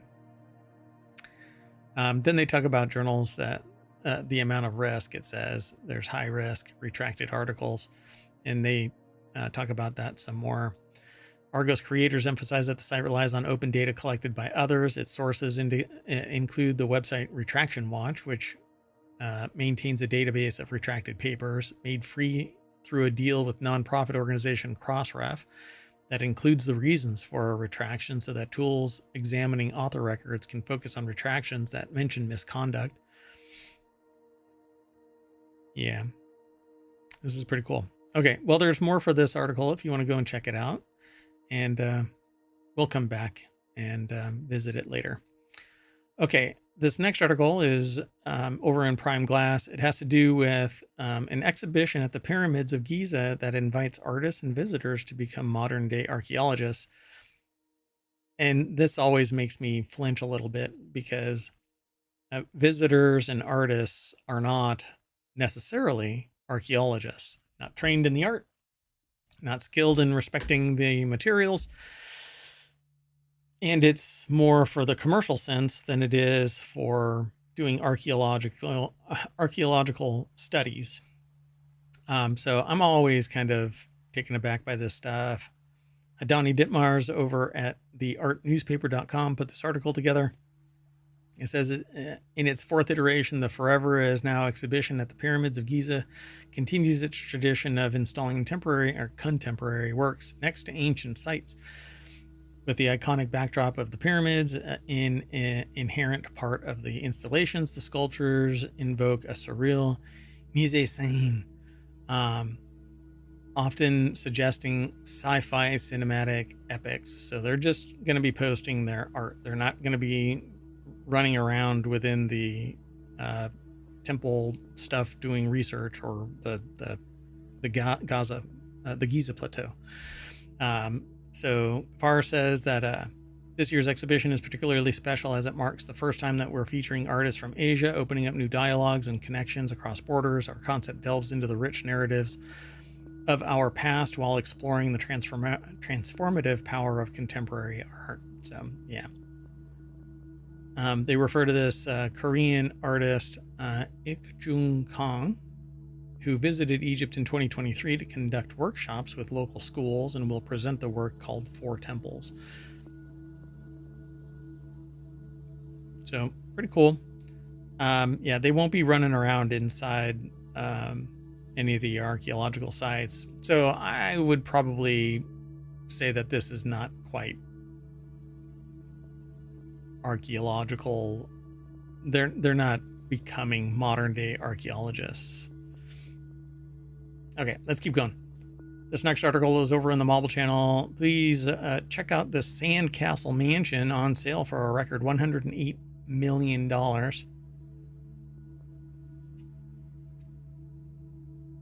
A clifftop mansion near San Diego will more than double the record of the most expensive house sold in the area if the owners get their asking price. Dear God, that it's huge. So Ben Kesslin over at Quartz or QZ.com put the article together. The San Diego home is owned by Darwin Deason, who sold a company to Xerox for billions in 2010.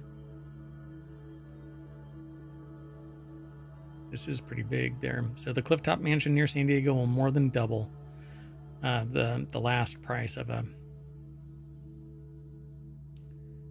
So what else do they say here? It's just in time to move on, he said, of his decision. Oh, it is just time to move on, he said, of his decision to sell the property. The home is being represented by agents Brett Dickinson and Ross Clark of Comaps. Is that right? It's spelled weird. It's COMAPSS Incorporated. That can't be right. Are there no pictures of this thing? No, there's no pictures of this other than the one. My favorite part of the master balcony where I can relax, look out over the ocean, and also look out over much of the rest of the property, he said of the Sandcastle. I take pride in the entire property, but another part I'm especially proud of is the nautical themed bar, which resembles the bar on my yacht.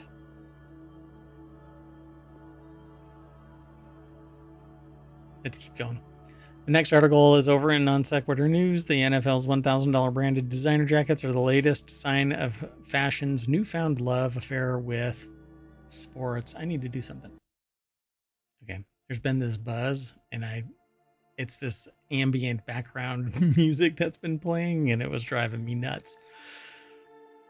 Okay, well, New York's low-key women's fashion brand Veronica Beard just launched a collaboration with the NFL. The collab features 32 separate $1,000 jackets emblazoned with each NFL team's logo and colors. Sport is a new frontier for luxury and designer brands wanting to leverage growth amid a downturn. Yeah, because when there's a downturn, the only thing that actually continues to excel are luxury goods, and people will go into great debt to get luxury goods, even in a downward trend. But I'm not sure really what they're talking about. I think that people are going to feel empowered and change the tone. Unions are forming, and people are demanding more compensation because there's room for it. When all of these companies say downturn and they shrink, they raise prices and shrink the product and back off on quality of service or product, scream that they've got record profits, and then tell all the workers to go kick sand because there's not enough money to get paid more. Well, that's why unions form, because you're greedy bastards. Anyway, so these luxury goods are going to be $1,000 jackets, and there are going to be a great number of people that actually pay it. So when you click visit the source, you get thrown over to businessinsider.com, where Maria Noyen put the article together. Yeah, these are $1,000 jackets? Hell no. Let's see. The collaboration comprises 32 NFL team branded blazers, retailing at $998 each, in the preppy style of Veronica Beard's signature Dickie jackets. Okay, so I could buy these Maybe not from the same fabric, I don't know, for a whole lot less than that. And the only thing that, and you could buy this little patch and iron that damn shit. You could just throw it on there, super glue it. You, oh God, give me a break. So, yeah, I could care less about name brand. While the collaboration comes amid the surge in NFL female viewership, thanks to in part to Taylor Swift, who two luxury experts told Business Insider that it's just one example of how the fashion world, particularly the luxury sector, is looking to capitalize on sports as a largely untapped resource. I suppose. I mean, there isn't that much in terms of luxury when it comes to sportswear. I mean, you're not going to be wearing I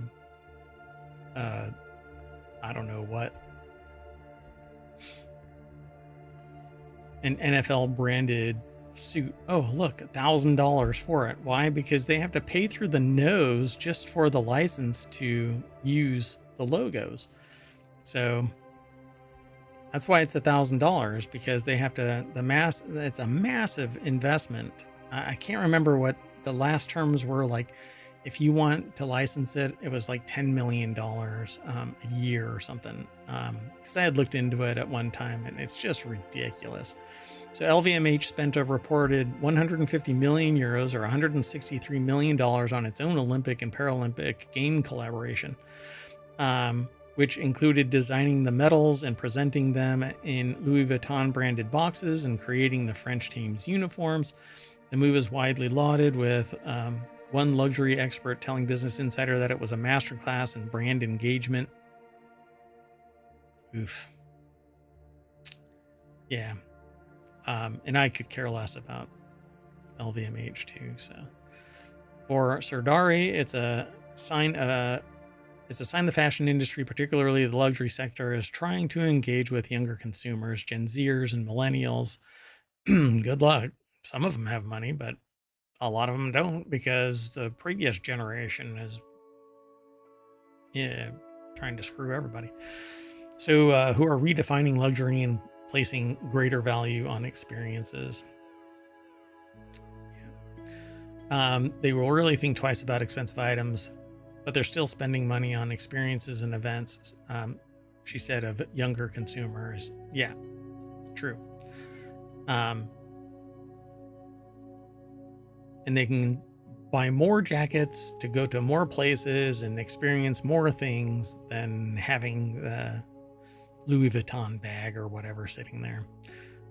Okay, you can read more about this over here at the Business Insider article. The link is in the show notes. The next article is over in Non Sequitur News. Celebrity jet tracking accounts have vanished from Threads and Instagram. Jack Sweeney says 38 of his jet tracking accounts have been suspended. Meta has suspended several Threads and Instagram accounts that track the private jets of celebrities such as Mark Zuckerberg, Elon Musk, Jeff Bezos, Kim Kardashian, and former president. And Jack Sweeney, who gained notoriety on his Elon Jet account on Twitter and maintained many of the suspended accounts, said on Threads that the development is reminiscent of all of my accounts getting suspended on Twitter. The shuttered accounts, which used publicly available data to show the flight paths, eventually got removed. And frankly, no one needs to know, right? No one needs to know. If somebody's flying somewhere, they're flying somewhere. No one is tracking everyday Joes. It's called stalking. And I think that that shouldn't be allowed anyway. You shouldn't be able to track somebody, like track a person. You're tracking the plane, but you know it's the person when it's the celebrity plane, right? Nobody is tracking some rando plane flying out of New York, right? So why is it allowed to track these people? Just leave them alone. It's nobody's business that they're flying all over the place. If you want to address the fact that people are flying all over the place and it's an environmental disaster or whatever, then so be it. But you don't have to know exactly where they're going. It's none of your freaking business. And if anything bad happens, then there's criminal investigation that takes place. So just, this is dumb. This is stalkerish. Meta provided no direct warning or explanation for the suspensions, according to Sweeney, who says the accounts appear blacked out with no options to interact or receive information. However, an unnamed Meta spokesperson said, given the risk of physical harm to individuals and in keeping with the Independent Oversight Board's recommendation, we've disabled these accounts for violating our privacy policy. Which is ironic because none of these schmoos actually embrace privacy in any freaking way. They encourage everybody, and socially there's downward pressure to include as much information about yourself as possible on all of these social media sites until you don't have any privacy. And then they say, well, privacy is dead. Go ahead and give it all. And then they get breached, or they share the information to third parties, or they blame a third party for being breached, or all kinds of stuff. It's a bunch of crap. Quit sharing your information, everybody. I stopped a long time ago, and I didn't even really use it when I was on any of these sites. Anyway, Sweeney said that at least 38 of his accounts have been suspended across platforms like Twitter and Threads, noting that today feels like December 15th, 2022, the date on which the original Elon Jet Twitter account was permanently suspended. Yeah, well, find something else to do there, buddy. Let's keep moving. The next article, and it's the penultimate one, too. So I'm ripping through these articles for you. Non-sequitur news is where it's at. Japan wants more remote workers to boost economy. So you can go and become a digital nomad for Japan. Introduce a 6-month digital nomad visa in March, hoping to attract skilled workers. So you can visit Japan's economy. Micah McCartney over at Newsweek.com put the article together. And it says, digital nomads work remotely, relying on technology to perform their job. The term gained popularity around the mid-2000s as remote work and internet accessibility became more widespread, only to be pulled back to the removal of work from home systems, policy, procedure, after a pandemic that wouldn't have been as bad if everybody worked from home. Anyway, with the introduction of a new 6-month digital nomad visa in March, Japan joined other countries in the region seeking to attract highly skilled remote workers. These policies are seen as a vital part of the country's broader strategy to address its aging population and slow economic growth. Slow economic growth? Oh, and slow economic growth. The inflection is different. It's not to slow economic growth, but there is slow economic growth. Hey. So the visa permits holders, along with their spouse and child, to remain in the country for up to 6 months, provided they make a minimum of 10 million yen. 10 million yen sounds like a lot, but it's $66,700, which isn't a lot in Japan. After the period expires, they must wait another 6 months before reapplying. So, no. I don't want to go there. It says remain in the country. But if I'm a digital nomad, then why can't I work from anywhere and not be in country? And I can only do it for 6 months.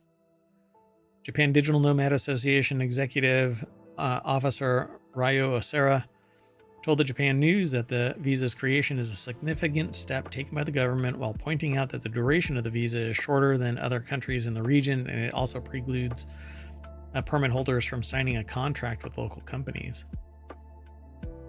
It's much better to attract digital nomads who have the potential to contribute to the economy in the long run, looking at 10 or 20 years ahead. Yeah, I agree.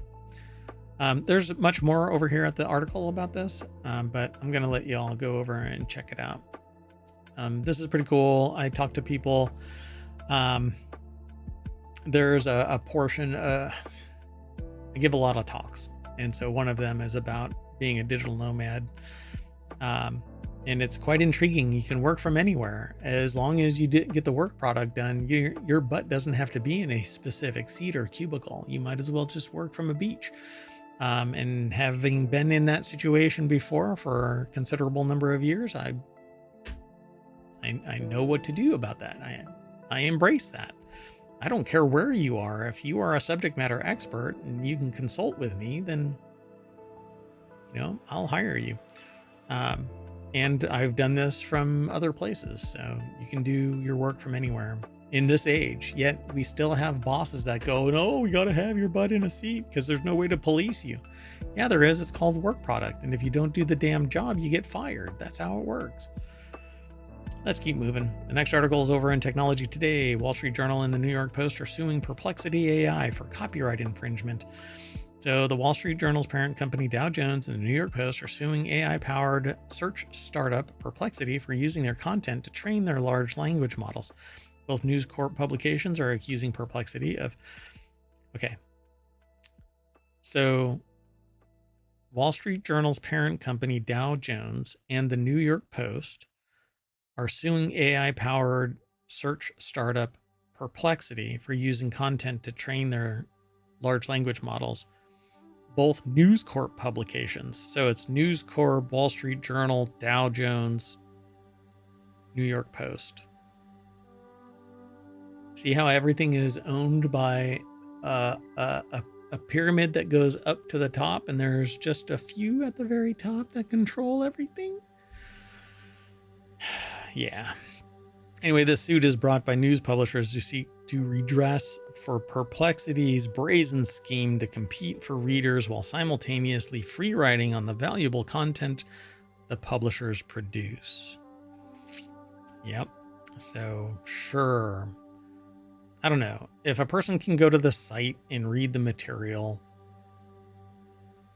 there's nothing stopping a person on the street from talking to people about what they read at the Wall Street Journal. So a consultant who is becomes a subject matter in something, expert in something, and has a contract with someone to provide answers when questioned. What are they supposed to do? Am I really supposed to stop and go, hey, I need to pay a bounty because I read in the Wall Street Journal that this took place? It doesn't make any sense to me. I mean, I understand that there's a company, but it's just scanning the content. It's not preventing anybody from going to that site. It's not. It just doesn't. None of this makes sense. It seems dystopian. So the News Corp publication said the company is free riding on the content they produce. So Mariella Moon over at Engadget.com put the article together. Hell, they should be able to just give credit and drive traffic over to the site. That's social news sites do that all the time. Hell, Reddit is powered by that, and then they're selling it to an AI company. And meanwhile, the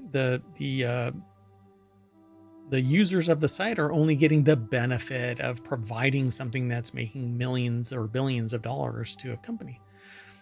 Anyway, brazen scheme to compete for readers while simultaneously free riding on the valuable content.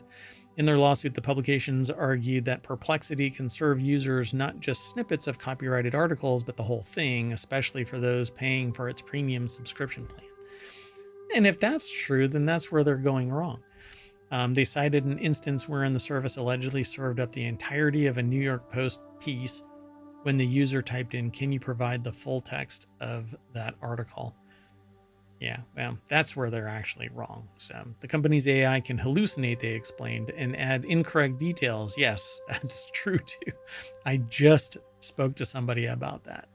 As a matter of fact, I said, don't ever use AI for anything that you aren't already a subject matter expert in, because if you accept anything that it spits out, you will be brought before an ethics board eventually. Not today, not necessarily tomorrow, but I guarantee you're going to get your ass handed to you in an ethics hearing.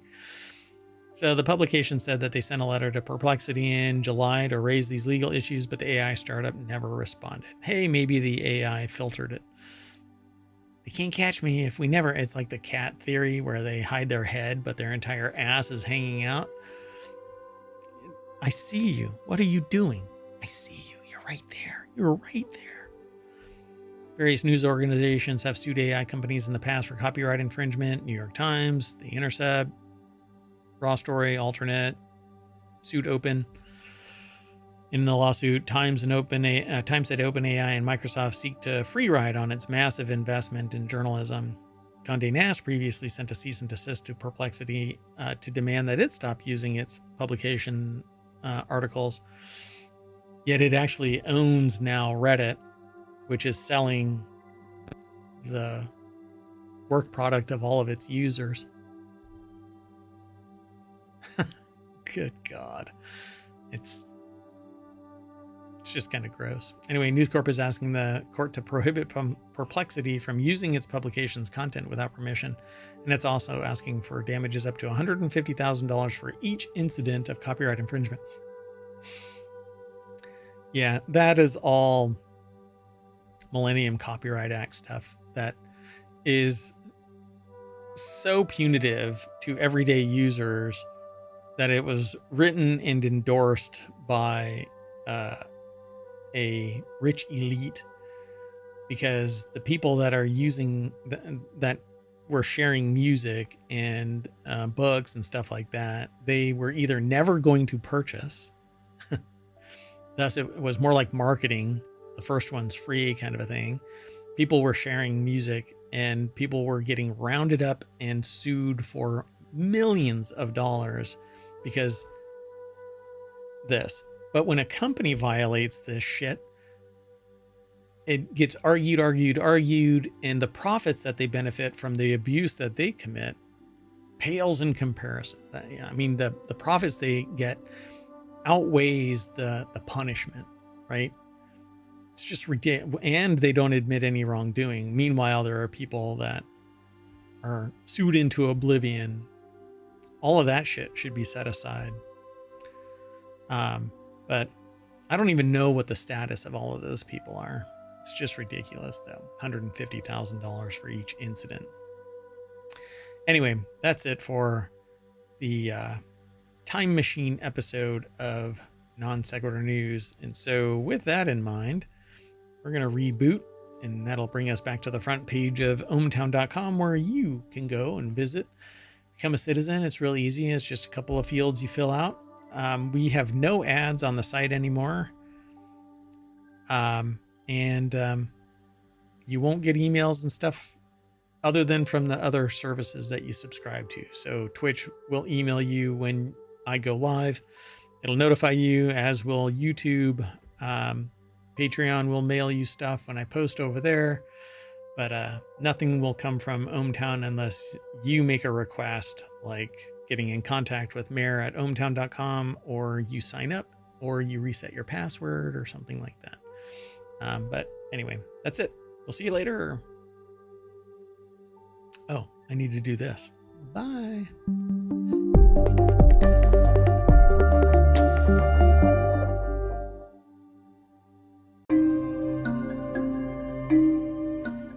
Hello, everybody, and welcome to Non Sequitur News for October 23rd, 2024. It's Season 3, Episode 297. I am Mayor Watt, and along with the Sentient AI, who has returned from whatever a Sentient AI does with their free time, we're going to talk about wearable computers that use AI, or wearable cameras that use AI. So, wearable computers that use AI. Scurvy is coming back. Arr! That's some shiny jewel. Amazon discount store. A world without passwords. It's all down here for Ford Broncos. How about cracking down on boarding line cutters? Chirping smoke detectors and a startup. Gamer in residence. And finally, but I don't want to grow up crackers.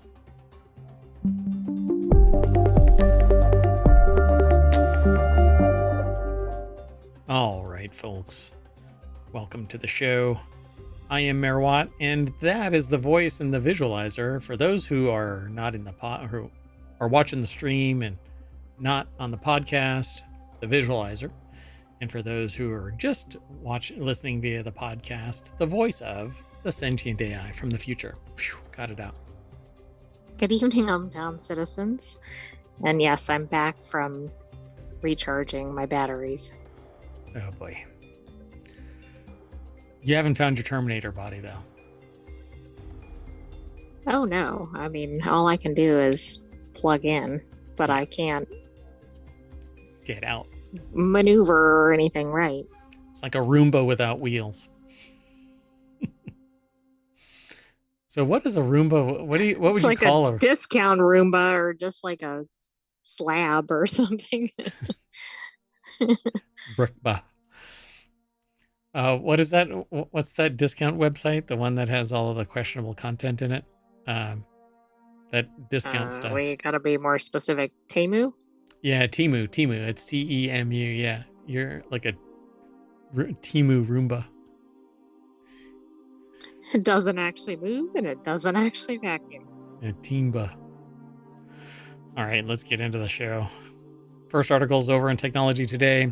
These wearable cameras use AI to detect and prevent medication errors in operating rooms. Still images from video snippets show how AI identifies in real time what a clinician is holding. You'd think that maybe a clinician would be able to tell what they're holding. Yeah, that's a little worrisome. Yeah, I don't know how I feel about that. So, in high stress conditions of operating rooms where people shouldn't fall prey to high stress levels in operating rooms. Right, they should be very chill. Temu operating rooms. Emergency rooms, intensive care units, medical providers can swap syringes and vials, delivering the wrong medications to patients. It should never happen.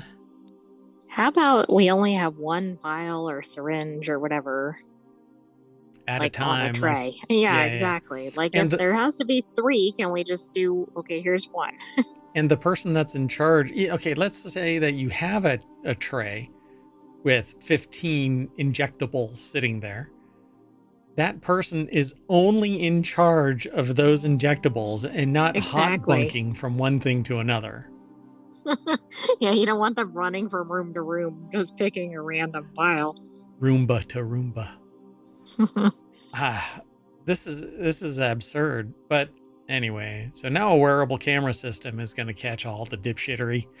University of Washington uses artificial intelligence to provide an extra set of digital eyes in clinical settings, double checking that meds don't get mixed up. Yeah, I'm really glad that they were wearing those when I had my colonoscopy. Can you imagine the mix up there? Wait. We weren't supposed to. Never mind, sir. So this article is over at geekwire.com. Lisa Stifler put her article together and threw that up onto the screen. Look at that fentanyl. Nobody should be looking at. It shouldn't. Gosh, it's just so. So the person is holding a syringe. Syringe. That's scary. But the label is right there. Yeah, but the worst one is where it says syringe. If nobody knows that's a syringe, like that's not even the medication. This might be part of the training thing. But like it's.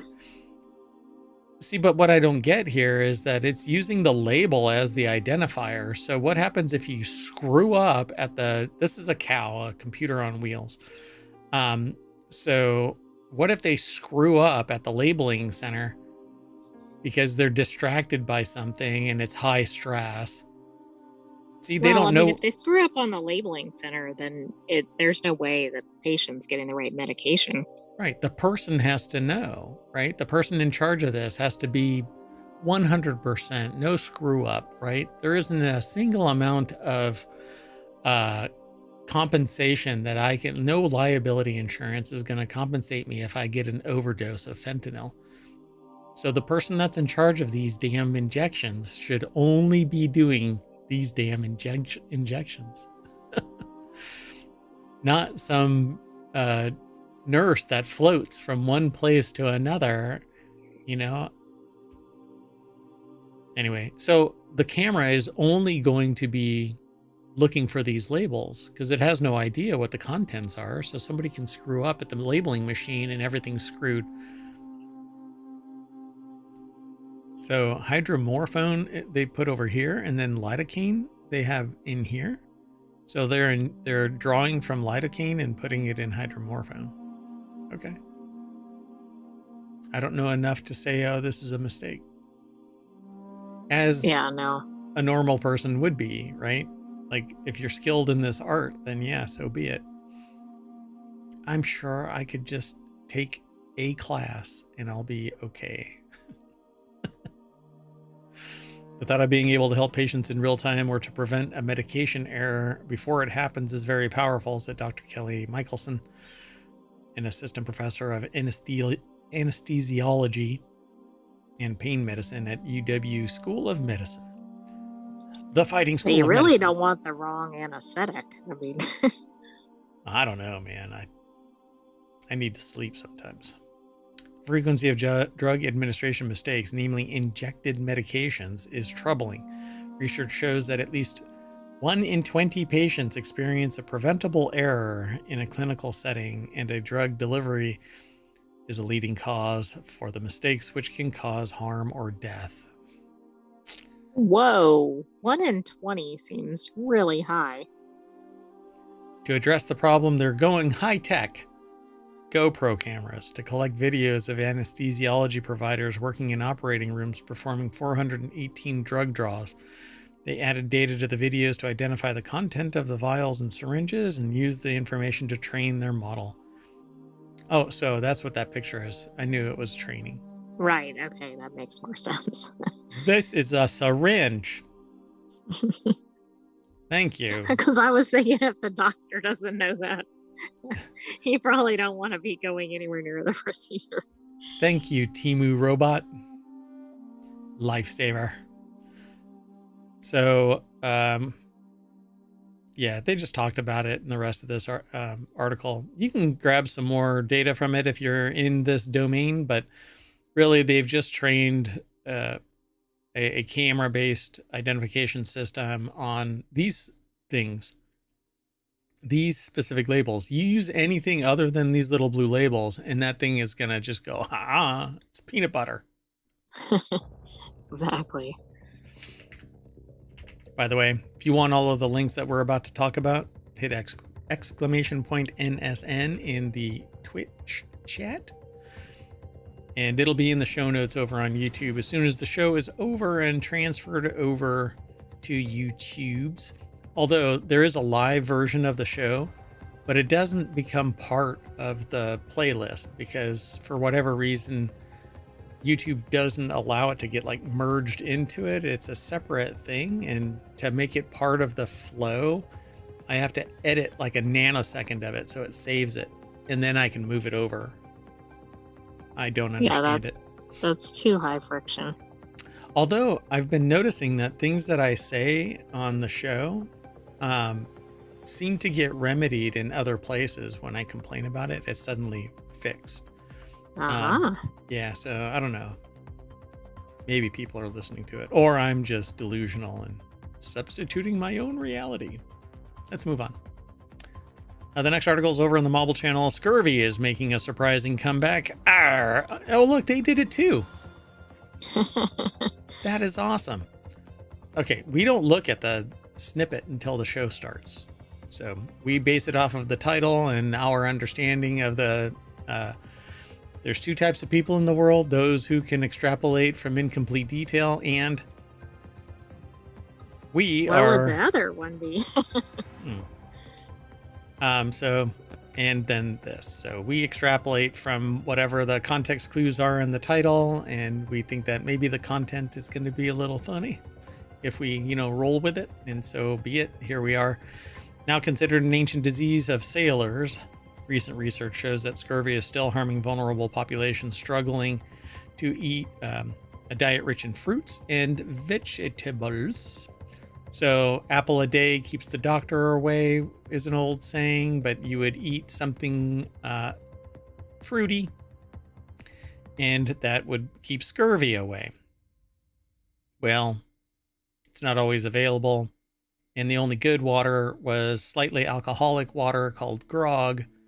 And so that's why there's this affiliation with scurvy and pirates. So if you ran out of... because not only were they not getting fruit or whatever, they were not necessarily drinking anything healthy. Yeah, well, yeah. I don't know. Pirate isn't really or sailor in general really isn't a healthy lifestyle from back then. Nowadays, at least, people have modernity that they can go back to and eat properly, and that everybody's educated in the ways of health and stuff like that. I mean, to some degree. You go somewhere else and they're like, no, let's try and board a freighter. No, you're going to have a bad time if you do that. So scurvy is making a comeback, and it's actually motivated me to get another tattoo. So Ed Car, not of the scurvy thing. Oh, good. Yeah, it's going to be the DNA strand of scurvy. I'm going to put that on my leg. Actually, right on my chest, right here. It's just going to be a DNA strand of... When I go to the pool, take my shirt off to go dive in, people are going to go, oh my God, look, he's got a scurvy tattoo. Ed Cara over at gizmodo.com put the article together. Scurvy is a disease caused by a severe and chronic deficiency in vitamin C. Our bodies need vitamin C for many different functions, such as supporting our immune system and repairing damaged tissue. So those with scurvy will commonly experience symptoms like skin lesions, loose teeth, internal bleeding. Hold on, I'm going to have to go talk to my doctor. And eventually Have you been lacking fruits and vegetables? I've been sailing the high seas. I don't have I need a little grog bottle so that I can just throw one back. Merawat, the pirate. Not a pirate. Though Scottish physician James Lind famously demonstrated in the mid-1700s that citrus fruits high in the vitamin could treat and prevent scurvy, it would take until the 20th century for the connection to be proven and widely accepted. Thanks to that knowledge, scurvy is now rarely seen in most pockets of the world, but recent research and case reports suggest it's becoming a more relevant issue again. And that's because there's a gap of nutrition. So regions that don't have much in terms of fresh fruit. Right, like maybe no good agriculture or poverty. Yep.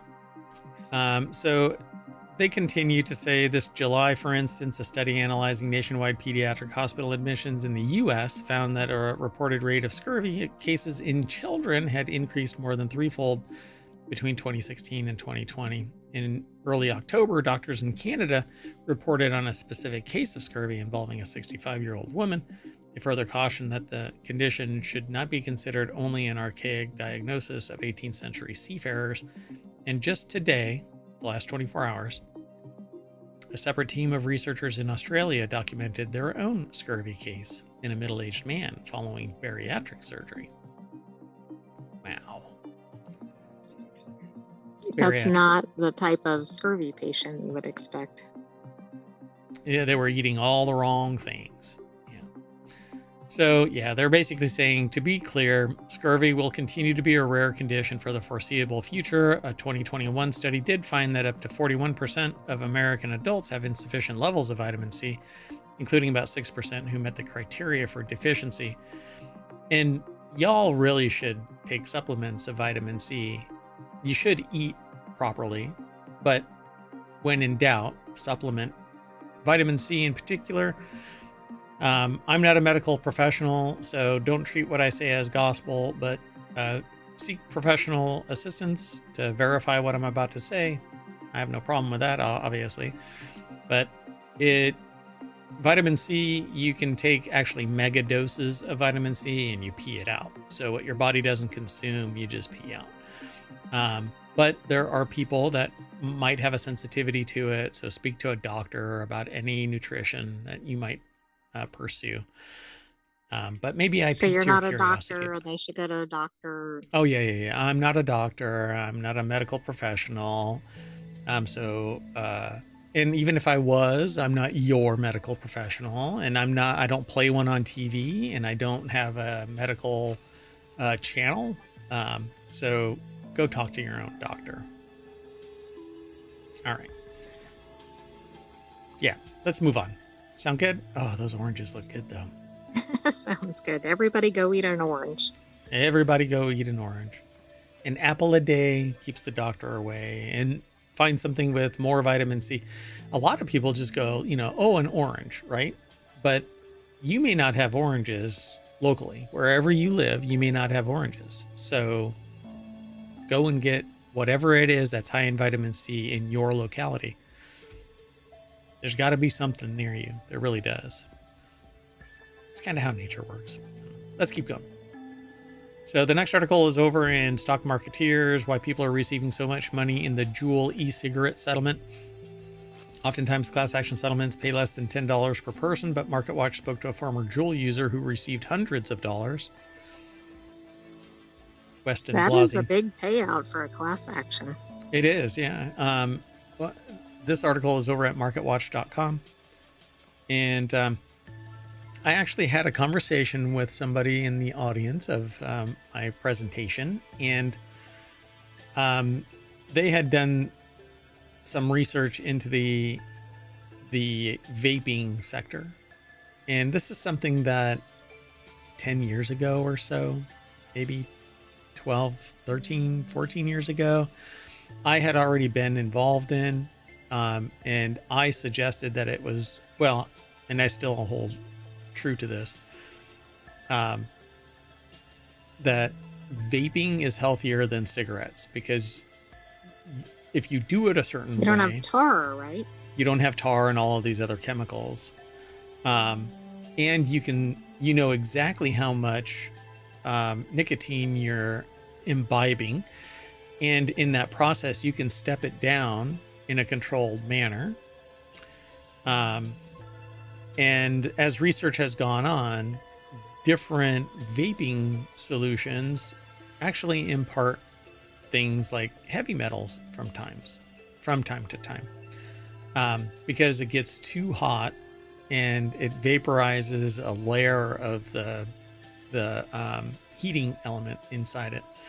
So a $300 million class action settlement from e-cigarette company Juul Labs and tobacco giant Altria Group started to be dispersed this week, and many consumers say that they received a lot more money than they expected.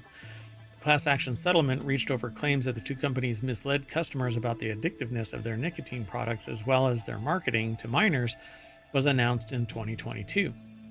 So they literally marketed to kids with like bubblegum flavor and stuff like that.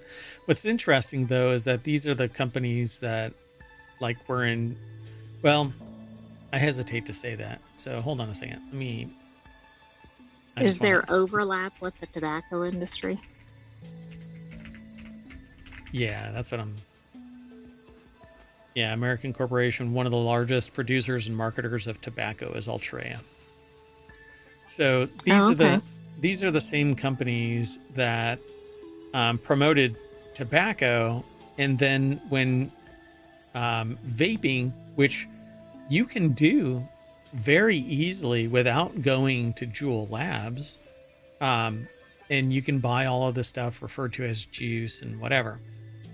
I mean, I used to be part of that, not like selling it or anything like that, but I used to be investigating that because it helped me get people off of cigarettes. And so the idea was, okay, you've brought it home, kind of like home brewing, right? Brought it home, they're in control now, and they can increase the diversity and be able to control how much they imbibe or inhale. But everybody was blasting it, right? All of the tobacco companies and these proxies were blasting it. And then suddenly, all of the complaints just kind of fell away. And lo and behold, guess who is in charge of vaping? Well, tobacco. Yeah. I mean, they probably didn't like the competition, so they hammered it until they could actually pivot themselves into owning the very market. So I found it really interesting to watch this go down. So MarketWatch spoke with several people who received a payment this week as part of the Juul settlement, who reported receiving between $60 and $600. Some recipients took to social media and reported even higher settlement payments, with one posting a screenshot for as much as $9,000. Wow. I mean, certainly don't wish on anybody if they have health problems from it, but that is a significant class action payment. So the article contains several people who represented that they received X, Y, and Z. But it says, and while the money is nice to receive, he, being Munir, a person who posted that they had gotten hundreds of dollars, he said it's also a reminder that Juul is paying people for a reason. I'm not currently getting nicotine replacement therapy and counseling because of this, he said. I was not a cigarette smoker prior and was absolutely the victim of good marketing. So how exactly were the Juul payments calculated? They say here, though the details have not been released, there is a correlation for Juul users based on how much money they spent on products with their settlement. The payments were sent through a variety of ways. Some claim to have received a payment via PayPal, Venmo, virtual prepaid debit card. Reps for Altria, which formerly owned a stake in Juul before exiting in 2023, declined to comment. Juul Labs said that it was pleased to have resolved the vast majority of the company's past legal issues. Both companies have denied any wrongdoing. That's how that works. Denying it doesn't mean that you weren't, and you capitulated because it was You're paying economically millions of dollars, right? Yeah. Yet somehow you know that, and I said this in my last episode, in our last episode, but you weren't available, that you know that the punishment didn't outstrip the profits. Well, exactly. Otherwise, they wouldn't have bent the knee. Anyway, so there you go, folks. If honestly, I don't know how they actually calculated this. Weston Blasey, by the way, is the one that put the article together over at marketwatch.com. Let's keep going. Next article is over on the Mobile Channel. Amazon's upcoming discount store will reportedly sell $20 sofas. Are they for people? Yeah. All the jewelry will be capped at $8, bedding at $9, guitars at $13. Well, I mean, they're probably made of an extraordinary material, only found in faraway lands. Paper. Duo Rashid over at Gizmodo.com put the article together. All the jewelry will be capped at $8. You know, it's real. Real whatever. Real. So the list of items totaled 700. Some price caps include $8 for jewelry, $9 for bedding, $13 for guitars, and $20 for sofas. I'm going to buy 200 sofas and then just sprinkle them liberally around the mayoral mansion. What? Oh, they're very exotic. The products will be shipped from a fulfillment center in Guangdong, China. That's awesome. Reportedly, the shipping timelines will be around 9 to 11 days, and the sellers will be charged between $1.77 and $2.05 for shipping a 4 to 8 ounce item from the center. Oh, I was going to say, how do they ship a sofa for that cost? But they don't.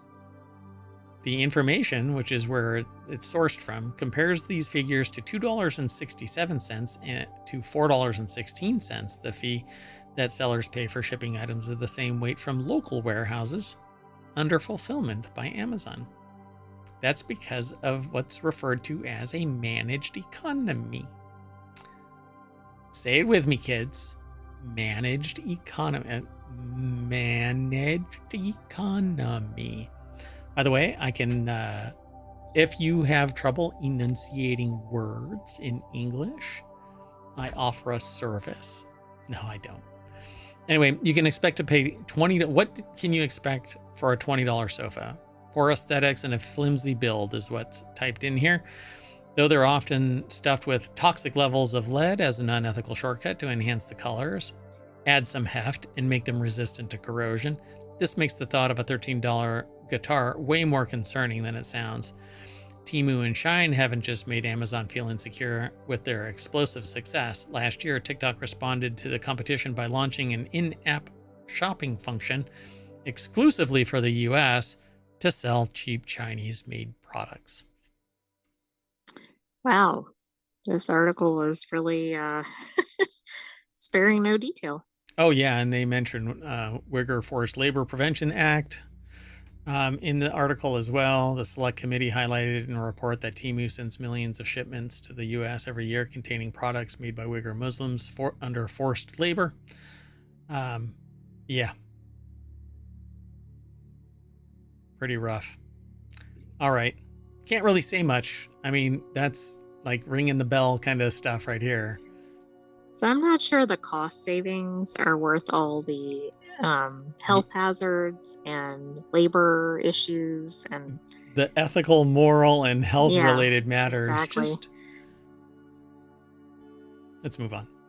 Next article. I mean, we're not going to move on because we're not going to be buying from these things. In fact, I actually look at some of the vendors when I buy stuff from Amazon and go, no, when it's available, but it's not always available until after I purchase it. And I find out that it's made of something that tells me that it can handle 60 pounds of pressure, but then doesn't. Anyway. I think Amazon should clearly mark country of origin, and I don't think they do. Well, they'll just proxy it over to Amazon. That's true. And but I mean, some you can tell are not, but yeah, it's too hidden, I think.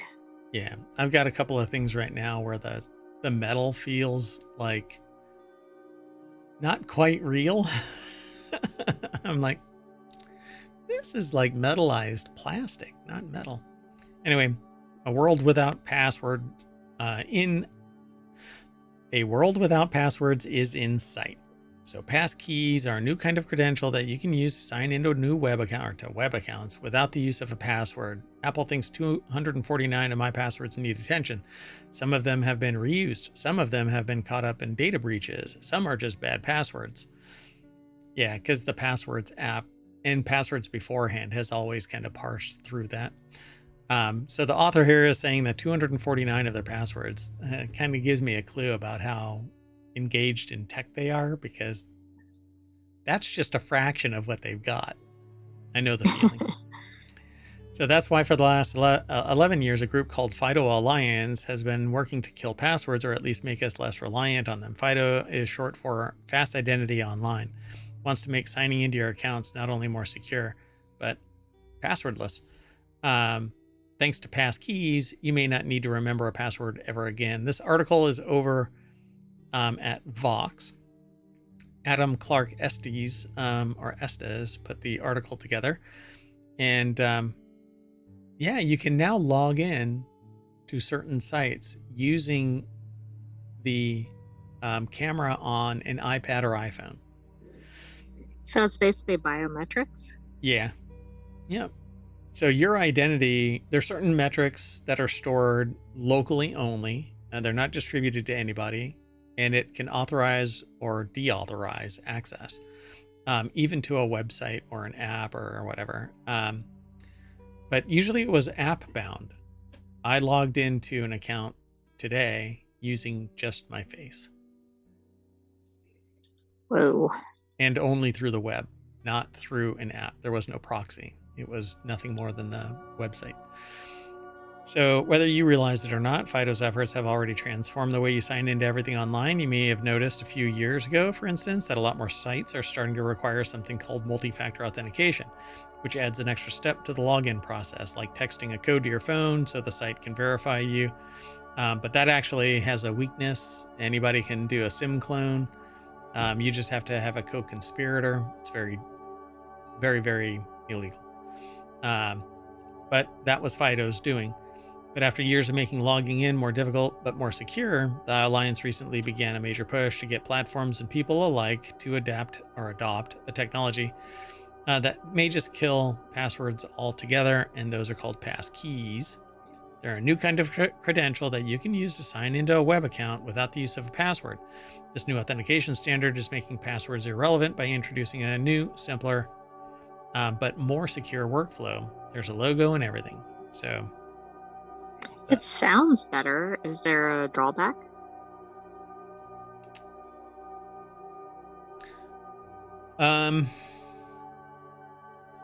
There might be some friction, but I haven't actually looked into this yet. This new authentication standard is making passwords irrelevant by introducing this idea of apparently encrypted files. You can think of passkeys as two encrypted files, one on your end and one on the website's end, that open up access to your account when one matches the other, much like a key and a lock. Passkeys can't be copied or spoofed, and they can't be phished because it's literally you. So once you've set up a passkey for a website, you can sign in the same way with your face, your fingerprint, or a PIN. The process is so quick and familiar, you may already be using passkeys on sites like Google and Amazon. Pretty soon, passkeys could be all you use. Now, yeah, I haven't actually looked into this, so we don't need to worry about what the problem is. I was just thinking with like the collection of your biometric data or something. So from the user's point of view, the passkey process is pretty easy. You just log on to the old-fashioned way with a passcode, password, whatever, and then the website or platform will ask if you want to set up a passkey. If you do, it will generate those two files, the lock and key, if you will, that make up the passkey. It will also prompt you to unlock your phone with your face, fingerprint, PIN, or swipe pattern, depending on your preference, and the passkey will then be associated with that device and stored in the cloud or in your password manager. And the next time you go to log in, the site will go and check if you've got a passkey that fits the lock. If so, unlock your device and you're right in. It takes maybe 2 seconds. It's basically the Face ID stuff. Right, that smartphones use. Yeah, except that it's going to be standardized so that you can deploy it on a website. So there you go. You are literally the password. As long as there's no man in the middle where it's grabbing the content that is shared, then there's no way. But one thing is local and only local, and one thing is on their side, only on their side. And the only thing that's exchanged is something saying that it's okay. I've been verified. They say the other issue here is that while people can remember passwords in their heads, passkeys really need passkey managers. Because most new devices come with a password manager built in, this is actually not that big of a deal. Password managers are also passkey managers.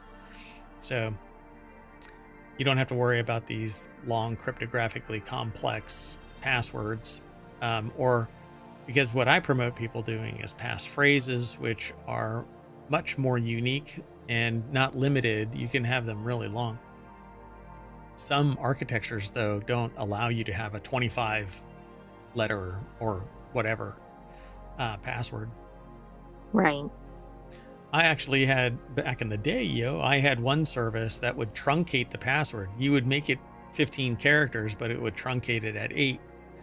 But then allow you to try and log in with your full long password. So you're typing in your 15-letter password, and it says it's wrong because in the database, it had truncated the password at 8 characters. Oh, no. So after talking with them, they fixed it. But this was back 20 years ago plus. I think the thing that sounds concerning with passkeys, other than if your data is taken, is like if anybody else in your household or anything like that would use it, like, are they really going to have to go get the other person and go, would you log in or whatever? Yes. Like, it just seems like there are some practical limitations. Yeah, first, you should never let anybody else access your account. So I have to discount that one. And yes, it's more secure because it requires your Face ID to log in. Because even if you log in locally, the password, if the account is set up to use passkeys, you would have to identify. So. But also, what if you have some sort of injury or something, and so then it doesn't recognize you? Like, how in the world are you going to get that reset? You would probably have to go through a process recertify your identity in some way. It's interesting. Yeah, we'll have to look at all of this. They actually have a list of the major websites that support passkeys, but you can follow the link through ohmTown, and the show notes take you to ohmTown, and ohmTown takes you to our sources that we talk about for the show. So give it a shot. We only keep a little tidbit of this, and then we direct you. Visit the source, sends you to our source. But one of us or both of us have some type of a relationship with the conversation. We have some experience. So. Let's keep going. The next article is over in Four Wheel Tech. That's one of our shows on the weekend, by the way, so be sure to follow us so that you're informed when we go live. Ford Bronco sales slide unconcerning to dealers after 2 years of markups. So U.S. sales of the Bronco SUV are down 16%, and I can't really do much about this article because it's behind a hard paywall. So this deck statement is about as far as we're going to go, but I'll still promote It'll still be our enough source. for conversation. Yeah, but dealers and analysts say that it's a function of supply and demand finally normalizing. Yes, 2 years after the pandemic normalizing. It's not greed at all. It has nothing to do with greed. And accessories and other add-ons remain lucrative. They always have. They're even more lucrative now because, this artificial scarcity bullshit. So Michael Martinez over at automotivenews.com or autonews.com put the article together. And the deck statement is that little snippet. U.S. sales of Bronco SUV are down 16% this year, but dealers really don't care because they've been making money hand over fist because they put it on the window, save $16,000 off the $125,000 price that they've jacked it up to. Yeah, it's gotten a bit out of control if it's in the thousands for the savings. Yeah, I really like that, the Bronco, though. I like the two-door Bronco more than the four-door Bronco, but the four-door Bronco affords the ability to not have to get out of the car to let 2 to 3 adults in the car. I am not 16 years old anymore, hanging out with my buds and not caring. I want to get into my own door and sit in my own seat without and not crawling have over. to contort yourself into some difficult position to get in and out. That's right. So yeah, they say that it's been tough in this article right here. From its sales numbers, the Ford Bronco is having a tough 2024. It's not because they're more expensive to produce. It's because yes, it's a self-made problem, right? Correct. Yeah. So take that. If the raw materials suppliers are raising their price up and they're blaming inflation, I swear I really want to do this. And I'm sure that there's somebody out there that's doing this right now because I've brought it up several weeks ago. But you need to pick something. Maybe we can talk about it and we can pick something. Not today, but we need to pick something. And then I can burrow from that at the retail location and follow it all the way down to the raw producer of the material, who's going to say, and I guarantee it, well, I raised my prices because things got more expensive. Okay, what was it that became more expensive to you? And they're going to go, well, eggs. Okay, let's follow the chain of custody of the value of eggs. They're now $4.50. By the way, some eggs are $4.50. Some other ones, they're usually smaller and maybe lower quality. They're $2.60, but they are what they are. Anyway, so now you follow the eggs all the way to the supplier. And I guarantee you, there's one supplier that produced those really expensive eggs, and they're a mega corporation, and they knew that everybody was basically being held by the eggs, and they squeezed. Were the eggs holding them hostage? It sounds like it. Well, eggs is slang here or something else, but I'll just leave that. Anyway, so yeah, at some point it trickles all the way back down to the supplier that raised their prices. At some point in the circle of economic life. All right, let's move on. Next article's over on the Mobile Channel. American Airlines is cracking down on flyers who cut the boarding line. I think that everybody in the boarding line should be given a cattle prod. And if anybody tries to jump the line, you... My goodness. I don't mess around. This problem needs to be solved. Although... Well, I was going to say that would solve the problem pretty fast. The weirdest one that I've recently bore witness to was somebody who shouldn't have been in that seat, sitting in that seat. And they shouldn't have been where they were sitting. And at the end, because I was like, well, I'm not going to be that person. But sure enough, that woman's husband was way back there. And they didn't switch. So it's not like they were sharing one seat, right? Right. No. So, yeah. And we know who, was in charge of that relationship. The one who was in the higher class seats. Yeah. So American Airlines is going to start tasering people. Let's see. The article's over in the QZ.com website. Ben Kesslin put the article together. New technology is being tested in Arizona, New Mexico, and Washington, D.C., which seems to be where they always test stuff, I think.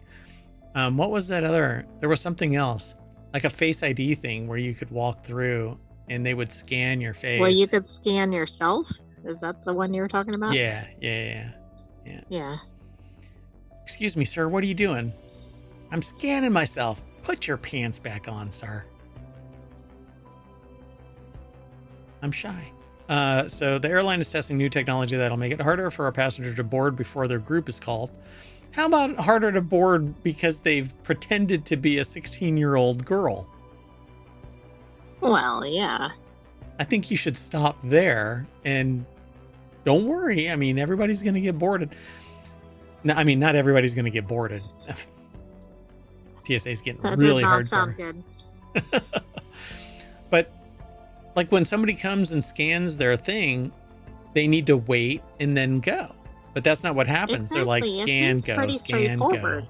Scan, doot. You're not allowed to. This isn't your boarding time.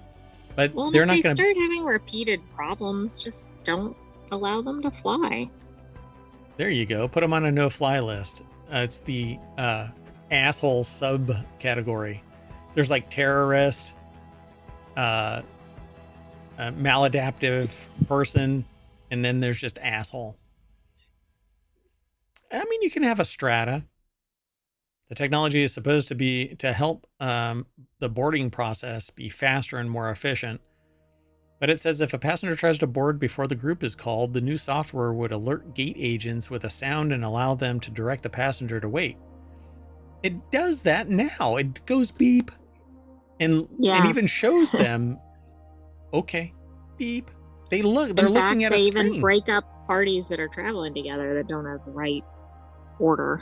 Oh my gosh, yeah, and I saw that actually happen. They're like, beep. Oh no, you have to go back to the ticketing agent. What? They had a boarding pass and they said it wasn't valid. They had come together, a husband and wife. The guy actually turned back to me and said, what did she say? And I said, dude, your wife is going all the way back to the ticketing agent. And he goes, okay. He went on. And I'm like, well, have fun in Jamaica. All right, let's keep going. So the next article is over in Technology Today. Chirping smoke detectors light a fire in a startup founder to build ultimate online guide to the devices. At the end of his wits and mitts, Adam Doppelt attends to a smoke detector in his Seattle home. False alarms from the devices are the chief complaint in online reviews. So the middle of the night chirp from a smoke detector might be the most unsettling sound a homeowner has to deal with. Where's that coming from? Is that a fire? Did I replace the batteries? Yeah, been there.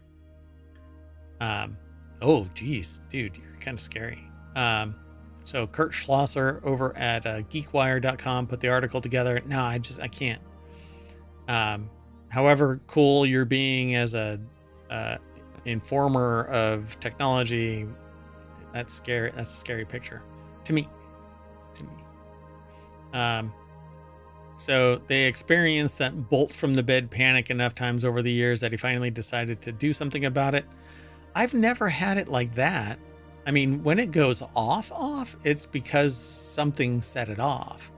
I've never had an accidental misfire of an alarm. No, just like a low battery or something. Yeah. And that's just the chirp. That's not full on going off in the middle of the night, panic and run kind of a thing. No, but it can be really loud. But I agree. It's clearly not an actual, hey, this is going off.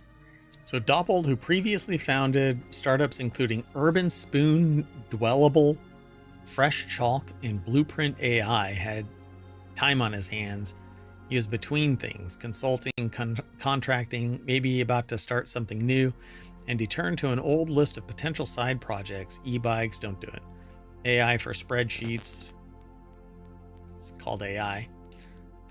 Smoke detectors. It's just a thing that are interesting. I'm an engineer. There's no marketing. There's no CEO. I'm just working on things that are fun and often pointless. Smoke detectors tripped Doppelt's radar because of the many bad experiences he's had with them. What kind of places are you living, Maybe bro? in an old residence or something with old detectors. What does he have? Does he have a smelter in his living room that it's going off so frequently? I don't Maybe get it. so. I don't get it. Not because of house fires, but because things are always seem to malfunction. I don't think so. How many people are getting misfiring smoke detectors? How old are those detectors? My goodness. So when you read Amazon reviews, false alarms swamp everything, he said. You know that what you never see on Amazon, my house burned down, but you will see 5,000 reviews and 500 of them saying this thing won't stop false alarming. Yeah, you might want to look at what it's made of, where it's made. And yeah, exactly. Is that from Temu or something? Yeah, Temu fire alarms.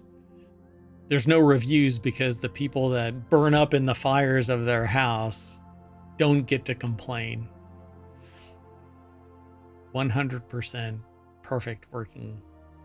Anyway, in terms of the prose that I write, the articles, or Doppel actually writes, this information is just kind of not available online. It's not easy to find. And so I felt like AI might not even know some of this stuff. And even if it doesn't, it's going to hallucinate. So Well, the internet right. doesn't I don't really think know you it. want to rely on that for safety matters. Yeah, don't rely on AI for safety. Don't sit there. If you're a surgeon, don't go, how do I do brain surgery? Which syringe do I use? There's a piece of software. Oh boy. So he said he and Krieg, who is Krieg? I don't know. Built Fireball in the same crawling vein as previous startups such as Urban Spoon and Dwellable, which Urban Spoon I've heard of. I don't know how successful it was, and Dwellable, I don't know. I don't remember that one. Anyway, where they wrote code to go and fetch things and then normalized the data, cleaned it up, and presented it. So, okay, are they part of that thing that where everybody's like, oh, you're making money off of the work of everybody else? Maybe, but I don't know. It just seems like they're kind of like hopping from one project to the other. Yeah, I guess maybe they're not getting to the point where they're. Hold on, I want to see something.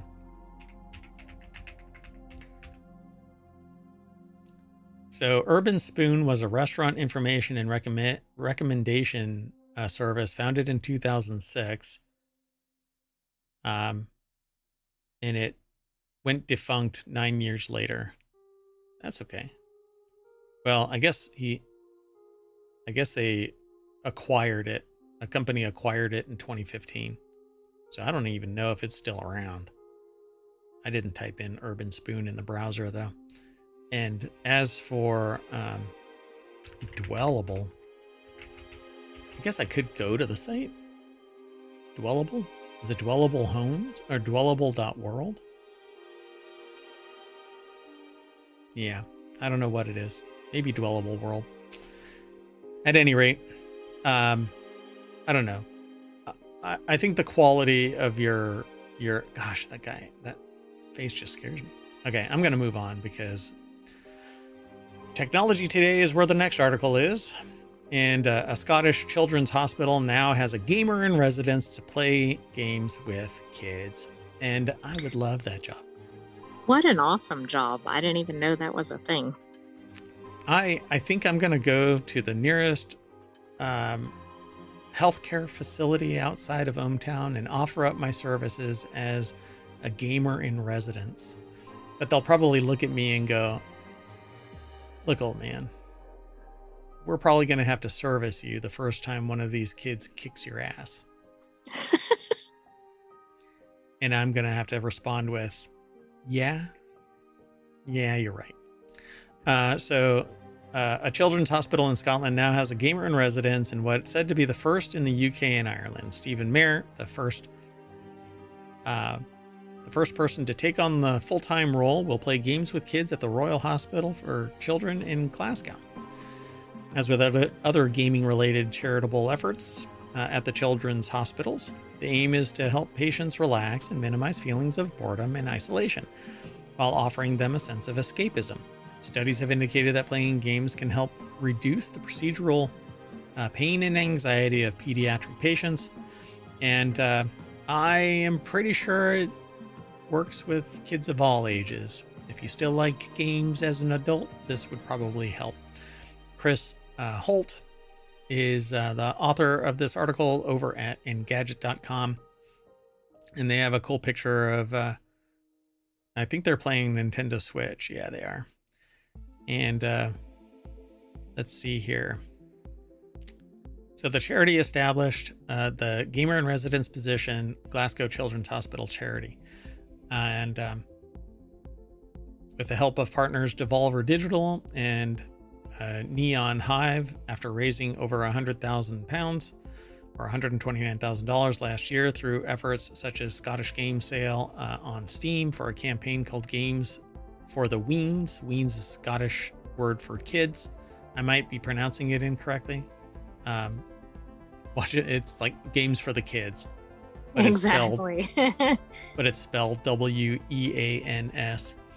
So meanwhile, a $12,000 donation from Child's Play earlier this year will help fund the replacement of older Xbox 360 and PlayStation 3 systems with hospital adapted consoles. So awesome. When the gamer in residence came around to play Mario on the Nintendo, he immediately lit up and smiled. It was an instant energy boost for him mentally and physically. In reality, I think often that what kids want is some quality time and gaming with new friends. Yep. This is really cool. Yep. And that's how I know the co-host is a sentient AI. So meanwhile, Extra Life's Game Day, an event which gamers and communities raise funds for Children's Hospital, takes place on November 2nd. And you can sign up to take part or make a donation over at the Extra Life website. And a lot of people actually take part in Extra Life. Streamers, gamers, YouTubers, all facilitate Extra Life, and it's supposed to be a lot of fun. And I've watched a lot of people take part in this, and I think it's an important ongoing thing. And every hospital should have a gamer in residence, and it should scale. If you've got a lot of patients in your hospital, get more than one gamer in residence. A lot of people will donate their time to get their ass kicked by kids with faster Twitch responses. I have no problem flipping a gurney if they're on their bed. I will. That's what I'll do. They kick my butt, and I'll just. No. So that's awesome. Good for them, and I hope that spreads. All right, let's keep going. So the last article for today is in the Mobile channel. Goldfish Crackers rebrands for adults with fancy sounding name. That's Chilean sea bass to you, in case any insecure adults were self-conscious about chowing down on a snack that's often found in a child's lunchbox, Goldfish opted to make a temporary change to its name. Beginning on Wednesday for 1 week only, Pepperidge Farm's cute little cheddar snack cracker will henceforth be known as Chilean sea bass. They think the adults want to sound fancy, but there's so many foodie kids that maybe the kids want this. See, but I titled this the other way. I don't want to grow up. Me eating Well, goldfish. I don't think there's any problem with adults eating goldfish crackers. Okay, that was pretty funny. Was that even planned? No. I have that right there just in case, because I don't really eat much. And like 5 of those out of that bag, it's enough to tide me over. So a little bit of snacking. So it's come to our attention that some people think goldfish crackers are just for kids. Hell no, they're not. A man says in a new commercial, well, what if we call them Chilean sea bass? They look just like goldfish. They taste just like goldfish, except that they're Chilean sea bass. That's weird. So, cheddar-covered Chilean sea bass baked snack crackers is going to be the new name of Pepperidge Farms, because I can't remember. So Goldfish is attempting to woo adults by changing nothing about its product and instead opting for a temporary name update. Paige Gawley over at Vice.com put the article together. But if they don't sell it under Goldfish, do they lose their trademark and thus... Yeah, I was wondering about that. I don't know. Hopefully they have Goldfish written somewhere on there. Right there. Do they? Yeah. Adult sounding name, same Goldfish trademark taste. Oh, okay, good. Because I mean, it's fun, but you'd hate for them to be harmed by doing something fun. They saw the writing on the walls there. So there's a video that you can watch over at the Vice.com article. Paige Gawley again is the author of this, and yeah, it's a temporary name change. They're changing the name of Goldfish to Chilean sea bass to woo adults. This is nothing more. This is not to woo adults. This is just to stay in the consciousness. Stay current and relevant, and exactly. I think it's fun. I love it. So as a playful reminder, we went ahead and gave our iconic cheddar cracker a new, fun, grown-up name. Brown added to the New York Post, Chilean sea bass is a playful nod to adults that the iconic fish-shaped snack is for grown-up tastes too. Then Brown told Food and Wine, a reminder to nostalgia-loving younger generations, quote, who grew up with Goldfish, that the fish-shaped snack made with 100% real cheddar baked goodness is still a go-to choice. I don't think people need the article to tell them that. They just need a pack of goldfish or Chilean sea bass. Can you hear the crunching? I hope not. Yes. Goldfish ASMR. Oh no. Now I got goldfish. I thought you were doing that intentionally so people would appreciate that it's crunchy. Chilean sea bass. All right, folks. The new name is also a callback to Goldfish origins. The cracker was originally meant to be a bar snack for adults, the outlet reported. Interesting. I didn't know that. So the company previously released Old Bay dill pickle and Frank's Red Hot flavors to woo over the 18 crowd. Woo the over 18 crowd. So, I guess. Wait. What was this other thing? Per the outlet, the temporary name change is a nod to the girl dinner TikTok trend. The viral sensation sees Gen Zers and millennials opt for snack items for the nighttime meal instead of a traditional entree. Yeah, like some crackers or something like that. Gen Zers and millennials? Well, I think some other generations do that too. I think a lot of people do that. This is just some more marketing, but hey, I know that everybody can hear that bag opening, so all right, we're out of here. So I'm going to tuck into this bag of Chilean sea bass, and that's going to bring us back to the front page of ohmTown. And I am Merwat, and that is the Sentient AI's visualizer that may not have been working this entire period. Oh, you're right. It has not. I did not notice that. Well, good night, ohmTown citizens. I'm very sluggish today, apparently, based on my visualizer. Have a good evening, and we'll have another episode for you tomorrow. See you soon. Oh, yeah, go ahead. Well, if we don't have one for you tomorrow, we'll definitely have a time machine coming up. On Friday, yeah. It depends on if I'm available. So, see you hopefully tomorrow. See if we can get it all done. Okay, bye-bye.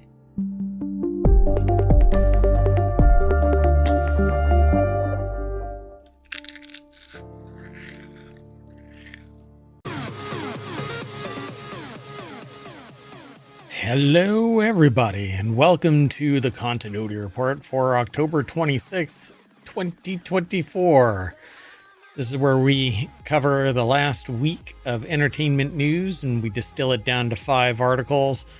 Today, Merwat and the Sentient AI from the future is going to talk about the legally blonde Lincoln lawyer, thrilling spy movies, Agatha Christie movies confirmed, conspiracy theory movies, Wednesday Addams to join the MCU, maybe, and a little bit of humor and some snark. And if you are in the chat, welcome. Throw in your questions or comments. That would be great to hear from you. If you're over in YouTube land, there's a chat there too. But ohmTown doesn't help you out there. Everything is powered by ohmTown.com. So go over and become a citizen, and you too can submit articles to us for review, evaluation, and inclusion, perhaps in the weekly summary. Otherwise, we might actually include it in the Non Sequitur News, which is the daily version of our show, which includes a whole lot of topics, not just entertainment news. Anyway, everything's powered by ohmTown, so go over there, check it out, ohmTown.com.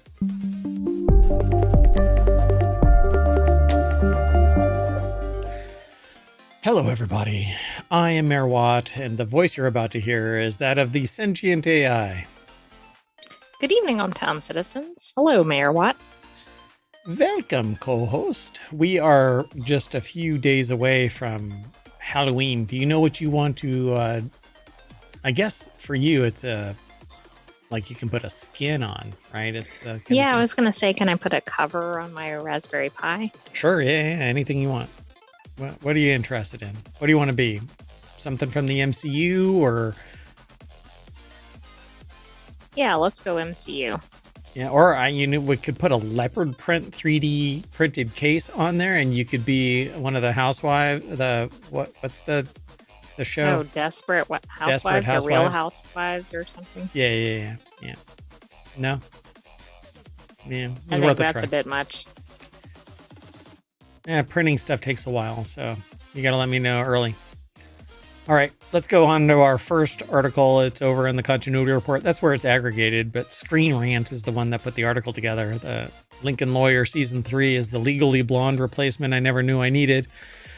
Hey, you need to put up your spoiler alert. Oh, yeah, I just saw that. So, spoiler alert done. So, if you are a fan of Lincoln Lawyer or have plans to watch The Lincoln Lawyer, and it's the series, not the movie. I think the series is better than the movie. Be warned, we're in season 3, and so yeah, you're gonna. And this may have spoilers for season 3, not just before. Yeah, so you're odds on you're gonna get. Well, based on the title alone, there's a spoiler. So anyway, no, she's not in. Reese Witherspoon isn't in Lincoln Lawyer? No. So the article's over at screenrant.com.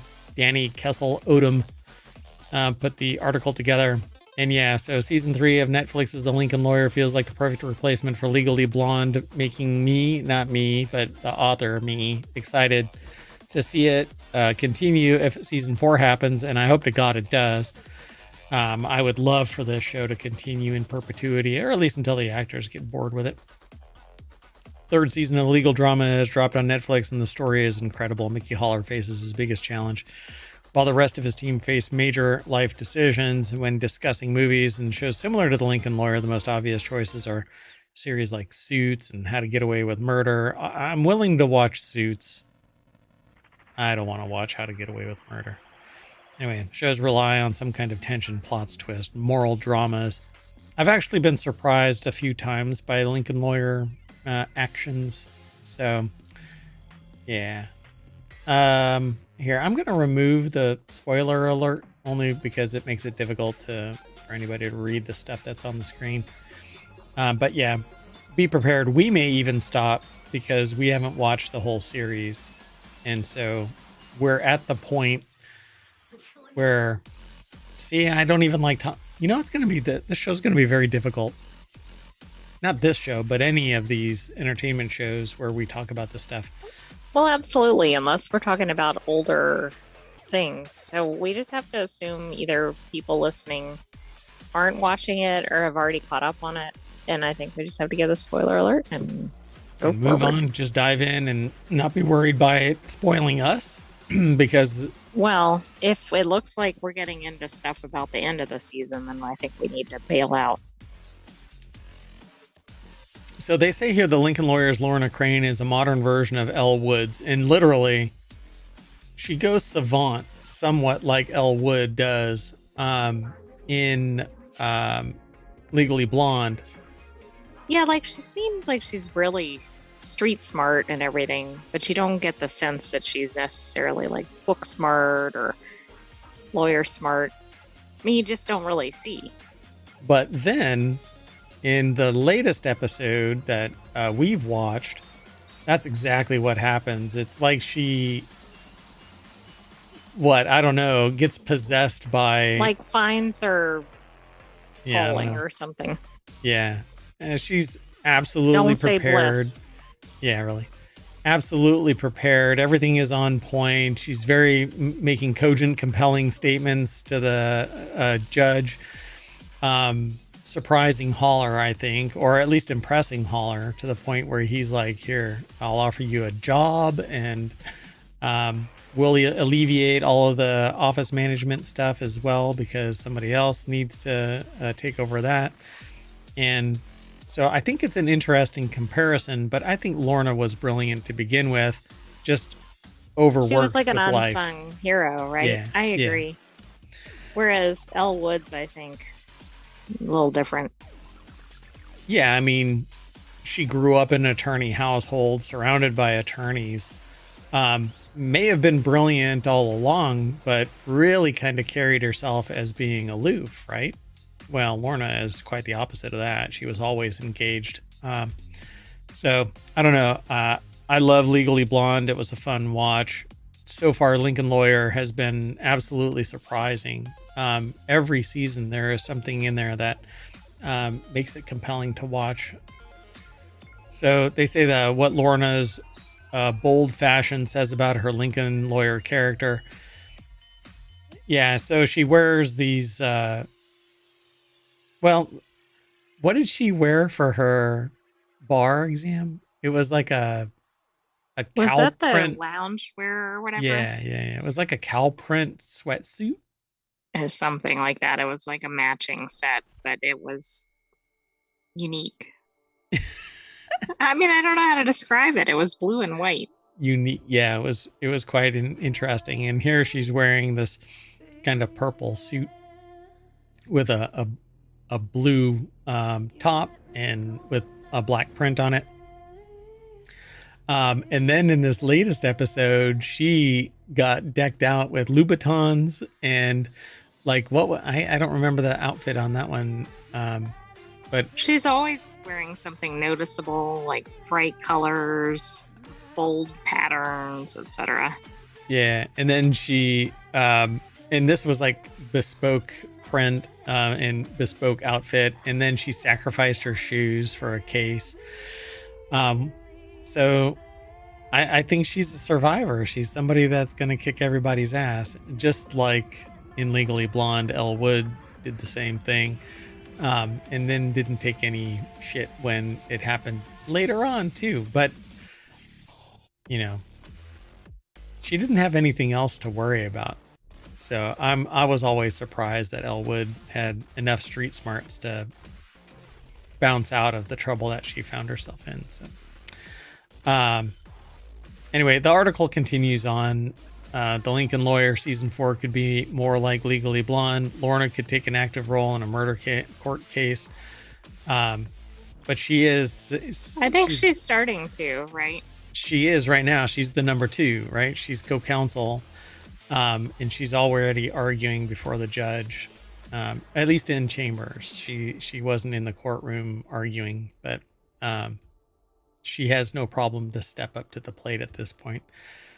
So I don't know what they say. They say here that they change angle and they talk about season 3. I think we're starting to get into spoilers, perhaps. So we may want to transition to the next article.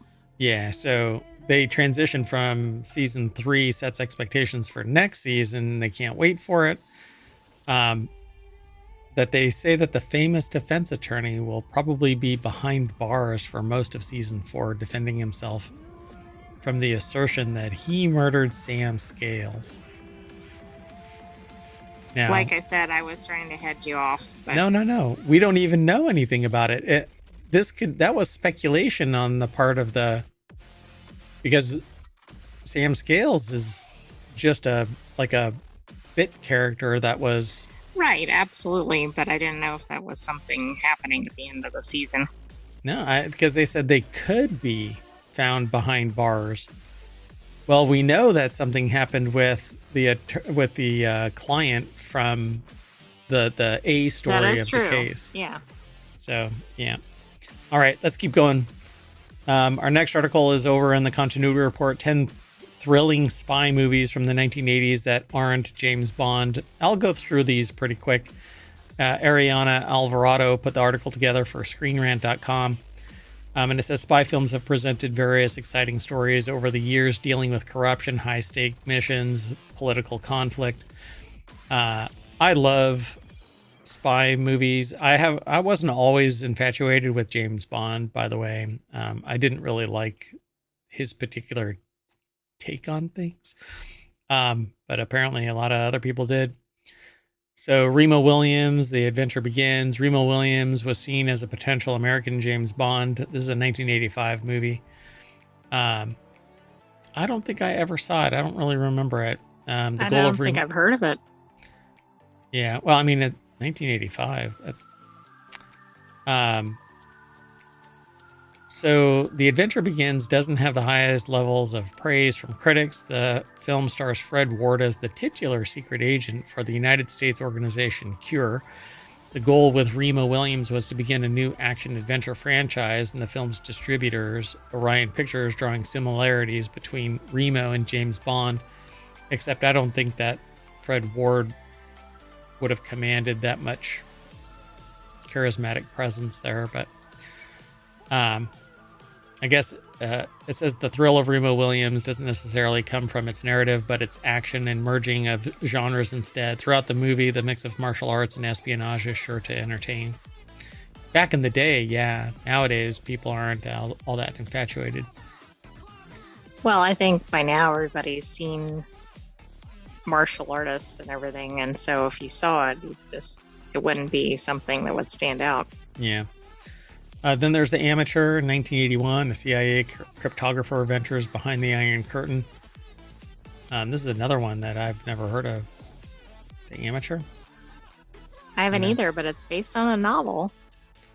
And it's somebody known in the spy genre, so that might be worth checking out. Robert Little, right? Is that it? Based on Robert Little's novel of the same name. Little specializes in the spy genre. Great amount of suspense builds throughout the film as Charles, with little training, is left to fend for himself in an unknown area. Yeah, so out in the cold. The Amateur, I guess. So Savage is also supported by a range of actors, including John Marley, Nicholas Campbell, Christopher Plummer. Then there's Firefox, 1982. A former Vietnam War pilot is sent on another mission. But But this, I thought it was about a plane, Firefox. It is. It looks like they're trying to retrieve a jet. Yeah, so I recall this movie back in 1982, so it's been a while. The Firefox doesn't quite reach the heights of Eastwood's other non-Western action films. It still entertains. Then there's Sea Wolves. That's from 1980. The Sea Wolves stars Gregory Peck, David Niven, and James Bond actor Roger Moore. Wow. So it's not James Bond, but right, it's James Bond. Not James Bond, but it's James Bond adjacent. Yep. There are a few inevitable creative differences between what happened in real life and what's on screen. So the Sea Wolves does take its time to get its action scenes, and though that may turn some audiences away, patient viewers will be rewarded with an entertaining spy film that highlights the best of the genre. This is the Sea Wolves. Gregory Peck, since it's based on a real life, I mean, I'm sure it takes liberties, but yeah, it's not going to expose. Well, yeah, I mean, even back then, it's not exposing anything. Interesting. So then there's Target. A father and son go on a rescue mission. If this is the father and son, interesting. So, however, the film quickly takes a turn into a thrilling spy mystery when Chris's or Matt Dillon's mother goes missing in a past of his father, Gene Hackman, a former CIA agent, comes to light. I find it hard to see Matt Dillon as Gene Hackman's son. I agree. Anyway, they struggle to see eye to eye. This seems more like a slapstick. If it wasn't for the fact that it's Gene Hackman. Right. I think he's usually in dramas. Yeah, a little too serious. I don't know. I have cognitive dissonance here. Already seen as an acclaimed actor in films like Bonnie and Clyde and The French Connection, Hackman continues to showcase his prowess in dramatic roles and is a captivating presence in Target. Don't know about Dillon. So he was in My Bodyguard and The Outsiders. Holds his own acting opposite Hackman. Might be a fun watch. I don't know. I mean, that's quite a claim because I think Hackman is a very strong actor. Yeah. He really gets into his parts. So. The Fourth Protocol, a 1987 movie. Demoted British spy John Preston intervenes with plans for a nuclear explosion. Interesting. So it's a film adaptation. And look, it has a James Bond actor. Interesting. So it's not James Bond, but it's James Bond adjacent. So the biggest difference is the large portion of political content left out of the film. Still, The Fourth Protocol is filled with suspense the whole way through. Michael Caine delivers a strong performance reminiscent of his work in The Whistleblower the year before. All right, then there's Falcon and the Snowman, based on the real case of U.S. secrets being sold to the Soviet Union. This is in 1985. Quite a different meaning. Yeah. Selling secret agents. No, you leave that to somebody else. Never mind. Well, but by selling the secrets, they probably were selling the secret agent. Yep. So the Falcon and the Snowman manages to work as a dramatic character study as Christopher and Dalton's tendency to rush into things quickly become a problem. So, yeah, it's the former gets a job with the CIA and teams up with his friend Dalton to sell information to the Soviet Union after discovering a troublesome truth about the American government. It's tense the whole way through. Number 3 is Eye of the Needle. A German spy falls in love with a lonely woman. Oh. So this is another one based on a novel. Ken Follett's or Follett. Is it Follett? Follett's or Follett. Yeah. Ken Follett's thriller novel of the same name and follows an unsympathetic German spy, Henry Faber, or aka Donald Sutherland, On a mission in England, whilst heading towards Scotland, a dangerous storm leaves him stranded on an island. Audiences are sure to appreciate Sutherland's performance in Eye of the Needle, as it's one of the actor's best. Okay, let's keep going. Then there's The Whistleblower. A retired naval officer uncovers a corrupt government in 1986. It's based on John Hale's 1984 novel, The Whistleblower, has a fascinating and gripping narrative that combines espionage tropes with themes of class division. So apparently this is interesting. Michael Caine, who is also known for comedy. Yeah, I think he's in another one up here too, isn't he? Oh, no. I don't know. So, yeah. But I think he plays a little bit of everything. I swear I've seen him in a little bit of everything. When Frank's son is found dead, he takes matters into his own hand, goes all John Wick, I guess, uncovers a shocking truth about the government. There are enough action scenes to satisfy fans of the genre, but the real thrill of the film comes from Frank's emotional journey. And then No Way Out. Surprising twists are introduced as a murder is investigated. This is actually a really interesting story, 1987. The third film to adapt Kenneth Fearing's 1946 novel, The Big Clock, No Way Out, still feels fresh with all of the thrills and narrative mysteries. No Way Out follows Kevin Costner's Tom Farrell, a Navy officer caught up in a romantic relationship with his superior's lover. When the woman is found dead, Farrell is tasked with leading the investigation, only to slowly become a suspect himself. No Way Out is complex but easy to engage with, and is full of exciting action and cleverly written twists. Yeah, this was actually a really interesting watch. So, it's one of those ones, kind of like whatchamacallit, the report. You know how she's dating the teacher, the Pelican Brief. Yeah, the Pelican Brief. It's kind of like that, where information keeps pointing to him. And because he was involved with her. So there's always something that pops up that leads to him. But it was an interesting watch. It was a long time ago. I'd have to watch this again to sit there and kind of hack it apart. So this must be a really good novel because there's 3 film adaptations of it. Yeah, I've only seen this one, so be curious to see the others. All right, let's keep going. We're running behind. This next article is over on the Continuity Report. 3 was Agatha all along. 3 Agatha Christie mystery movies confirmed to be in the works. More could happen. We've actually talked about this a couple of times, with a little bit more information being tacked on each time. Novelist Agatha Christie is known for writing a large number of murder mystery novels, such as Murder on the Orient Express, and Then There Were None, The Mousetrap, and more.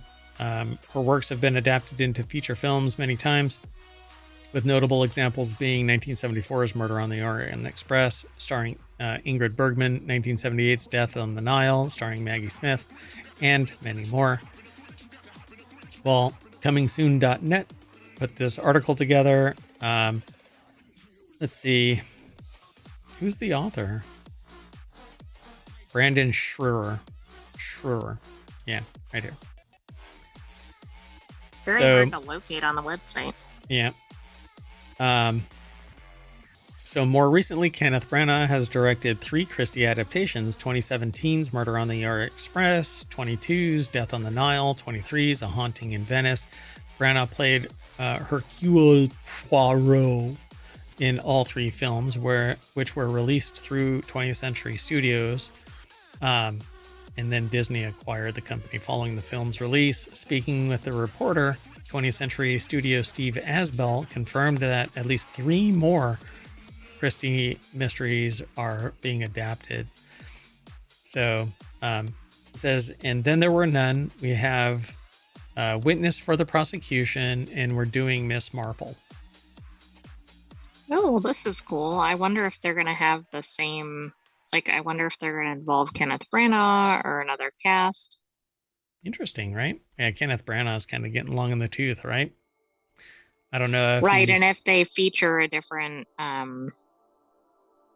detective too, right. right? Like if Miss Marple, I don't remember who's in all of these, but Yeah. like he can't play Miss Marple.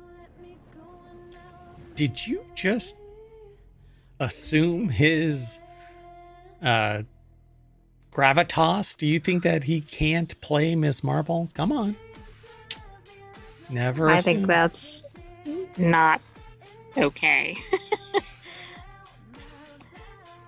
But anyway, I don't know who the detective is in these. You know, if they're not Poirot movies, then Yeah, we'll have to look. Got to get ready for this, right? And just go on Agatha Christie movie marathon. maybe we can do that on Patreon or something. There you go. All of the teardowns of the movies we watch should be over on the Patreon. We won't be able to do it here on this show. It's only 30 minutes. All right. Let's keep going, though. This next article is over in the Continuity Report, 25 Essential Conspiracy Theory Movies. Unfortunately, we won't be able to go through all of these one by one. Maybe we can at another time, or as a side thing over on Patreon. But this article was actually published originally back in 2020. It says, just in case you weren't feeling anxious enough ahead of the 2024 presidential election, we've updated the list to include 10 more conspiracy-driven movies. So this is a list that has been growing and changing. The article is over at vulture.com. Keith Phipps put the article together. 25 essential conspiracy theory movies, and I can almost bet that I've seen most of them. So I'm not going to read through all of this because we know what it's all about. Conspiracy theory movies. So Soylent Green. This is one of those creepy movies where it's not really a conspiracy theory. It's just that you end up finding out what Soylent Green is. But there's a whole story behind it. There's an entire thing. I mean, basically at the end of the movie, you find out what it is. Spoiler alert. Yeah, and if you've never heard the meme about Soylent Green, then I'm sorry. National Treasure is number 24, which I don't know. These must be spectacular movies for this to be. I agree. I mean, this is a really fun watch, I think. Is it realistic? No, but it's fun. What do you mean is it not realistic? What do you mean it's not realistic? You're from the future. You know that this is true. This is all legit. Conspiracy theory. It says it might seem weird to think of a paranoid thriller as being a product of more innocent time, but consider this. To disseminate his wild theories about militias and the UN and the Vietnam War and whatever else crosses his mind, conspiracy theory protagonist Jerry Fletcher, aka Mel Gibson, uses a newsletter that he physically mails to followers, actively choose to subscribe it. In 1997, if not for much longer, conspiracy theorists still had to work to get their message out. So Conspiracy Theory was a really great movie as well. It's a fun watch. But it's Manchurian Candidate type. Right, and obviously the methods probably sound a little dated unless you put them into the conspiracy theory, right? Because maybe you don't want to have high-tech methods. Yeah. Close Encounters of the Third Kind. It's about aliens. Who Framed Roger Rabbit? It's in the name. This is one of those cutting-edge live-action animated movies. They did a tremendous job in doing this. Even though, you know, when you watch it nowadays, you sit there and go, oh my God, this is like, you can tell, right? Right, but it was still probably quite progressive at that time. Yep. Executive Action says it's hard to direct anything, but faint praise towards the granddaddy of all Kennedy assassination movies. But this Dalton Trumbo scripted docudrama taken from a story by playwright Donald Freed and Rush to Judgment author Mark Lane remains a fascinating document of a particular moment in conspiratorial thinking. Is it a conspiracy theory, or do we just not have the facts all buttoned up? and I can't easily. imagine how this was received given the time frame. Yeah, 1973, right? Jeez. Like it was too soon. Yep. Yep. Rebel Ridge, 2024. I've never seen this. I've not even heard of it. So not all conspiracies have to dupe the whole world. Some can work on a much smaller scale. In this tense Jeremy Saulnier, I guess, directed thriller, Terry Aaron Pierre tries to bike into the small Louisiana town of Shelby Springs to bail out his cousin, buy a pickup truck, and start a new life somewhere else. The cops stop Terry and take the stack of cash he's brought with him by declaring the theft civil forfeiture, which is absolutely real, by the way. So, yeah, it says it's an effective action movie that doubles as a maddening expose of everyday sort of conspiracy. That's more than theoretical. That makes this not conspiracy, so I wouldn't even bump this. Might be good action movie. Yeah, but civil forfeiture is absolutely legit. I mean, legit in the reality of it. It's not legit. I think it's bullshit, but that's me. That's why I don't carry any cash anywhere. Hell, you'd be surprised to catch me with pants on. Number 18 is Wag the Dog. Number 17 is Absolute Power. Like I said, I won't be able to go through all of these. JFK is number 16, another Kennedy thing. Manchurian Candidate, which is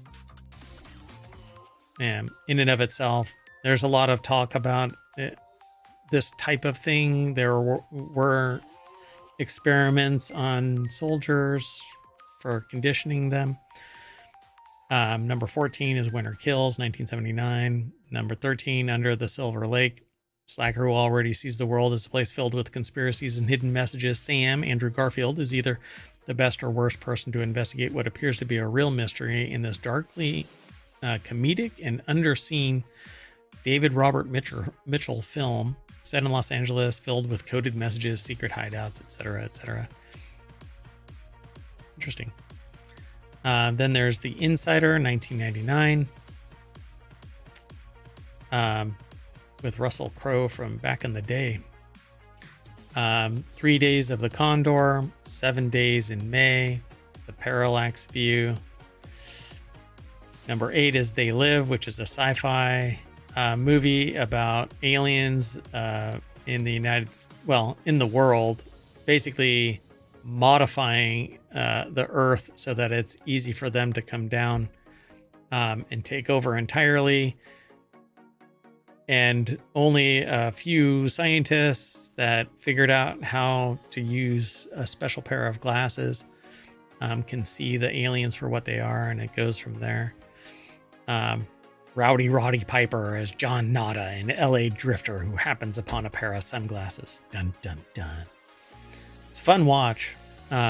Secret Honor, Blowout, The Conversation, Chinatown. I didn't realize there were so many of these like in the 70s and 80s.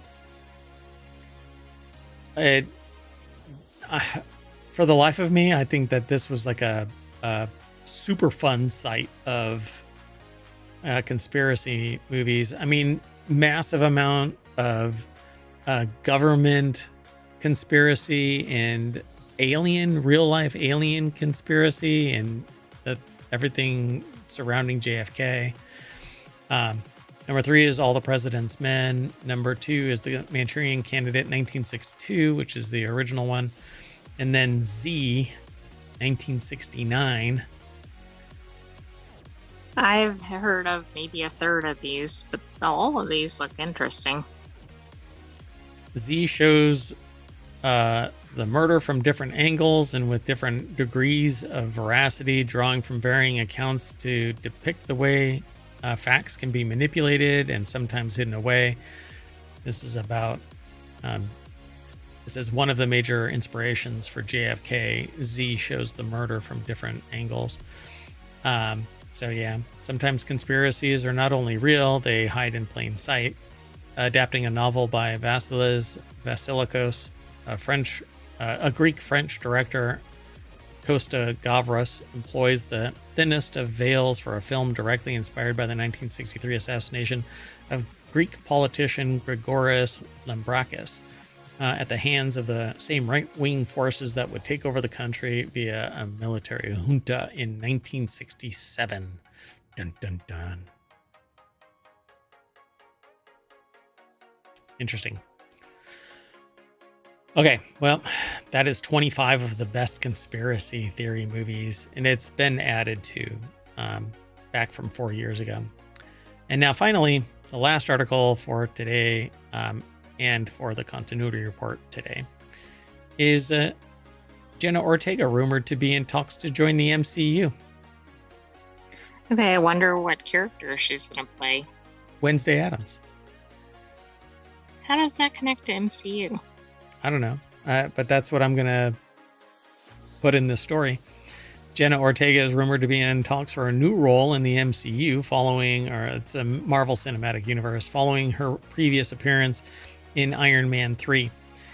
An industry scooper, apparently, recently shared the news on Twitter, sparking speculation that Ortega's potential return to the MCU. Known for her standout roles as Wednesday and Scream, Ortega's possible involvement in a new Marvel project has already garnered attention from fans. So I'm interested in the world building and stuff like that. Usually if the actor is part of the MCU, then it's going to be a great character. Right, but I guess a lot of it depends on some of the things we've talked about previously with MCU. Like, is it somebody that has enough? Is the character somebody who has enough to carry a film?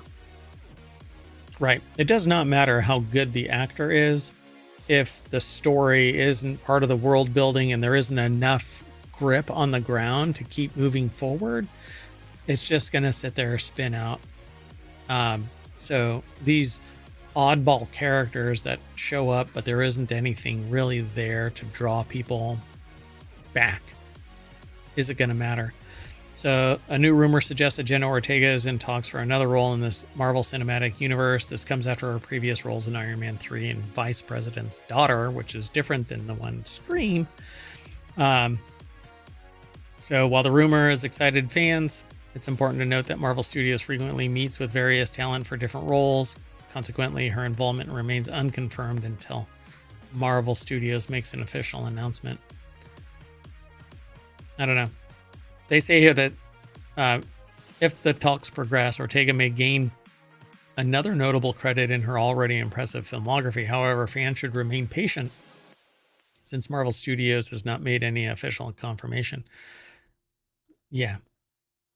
So fans, it looks like White Tiger is possible. Interesting, huh?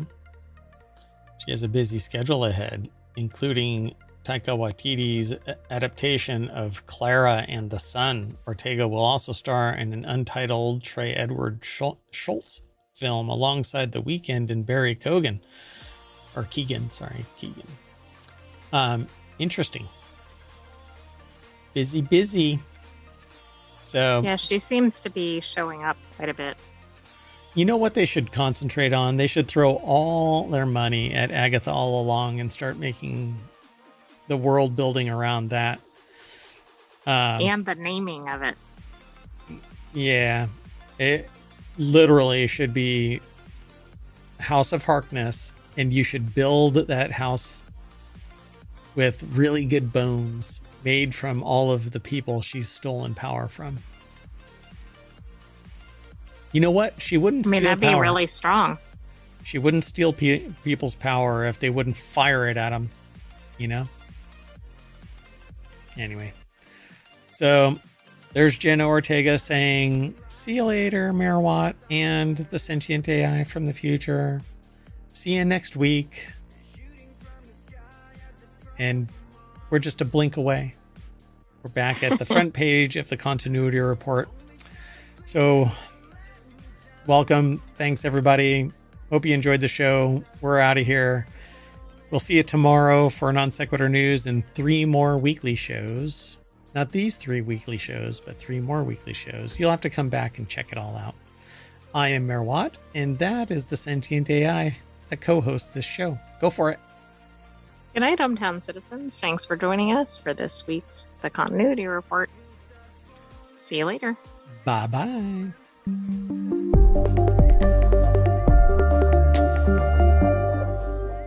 I put a spell on you. Hello, everybody, and welcome to Non Sequitur News for October the 21st. Nailed it. 2024, Season 3, Episode 295. I am Merawat, and along with the Sentient AI from the future, we're going to talk about the following 10 articles that I name, so they're different than what you're actually going to see on the site, but they are associated. So, 2 mouth guards. Wings versus Cars, the movie? I don't know. How stray cats are cared for. USPTO and AI patent eligibility. Adding more to fight shrinkflation. Internet Archive revisited. What bottle is a green light in a bar? Chinese lithium batteries are too risky. Airports in Greenland. And Vampire Survivors still doesn't have vampires. Everything is powered by ohmTown.com, so go over and become a citizen, and then like and subscribe us on Twitch and YouTube and Patreon and Discord and TikTok, and download the podcast. Downloading the podcast would help out immensely.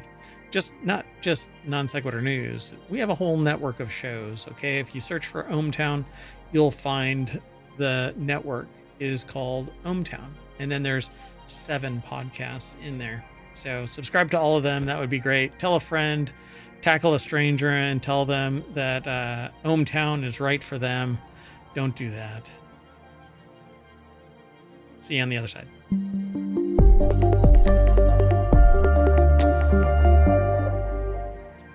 Hello again. I am Merawat, and the Sentient AI is here to say hi. Good evening, ohmTown citizens, and welcome to Non Sequitur News. Welcome, Sentient AI. How far art thou?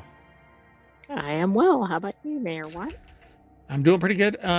I just typed in !NSN in the bot over on Twitch because the bot hasn't attached or remained attached to YouTube. YouTube doesn't really like ohmTown, kind of punts it every once in a while.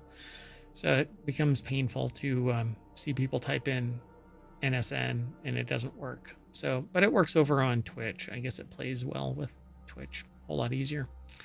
At any rate, and if you do !NSN, it'll pop up all the show notes. Those will eventually be over on YouTube and the Discord, and not the Discord, Patreon and the podcast. I should put them everywhere, but I don't.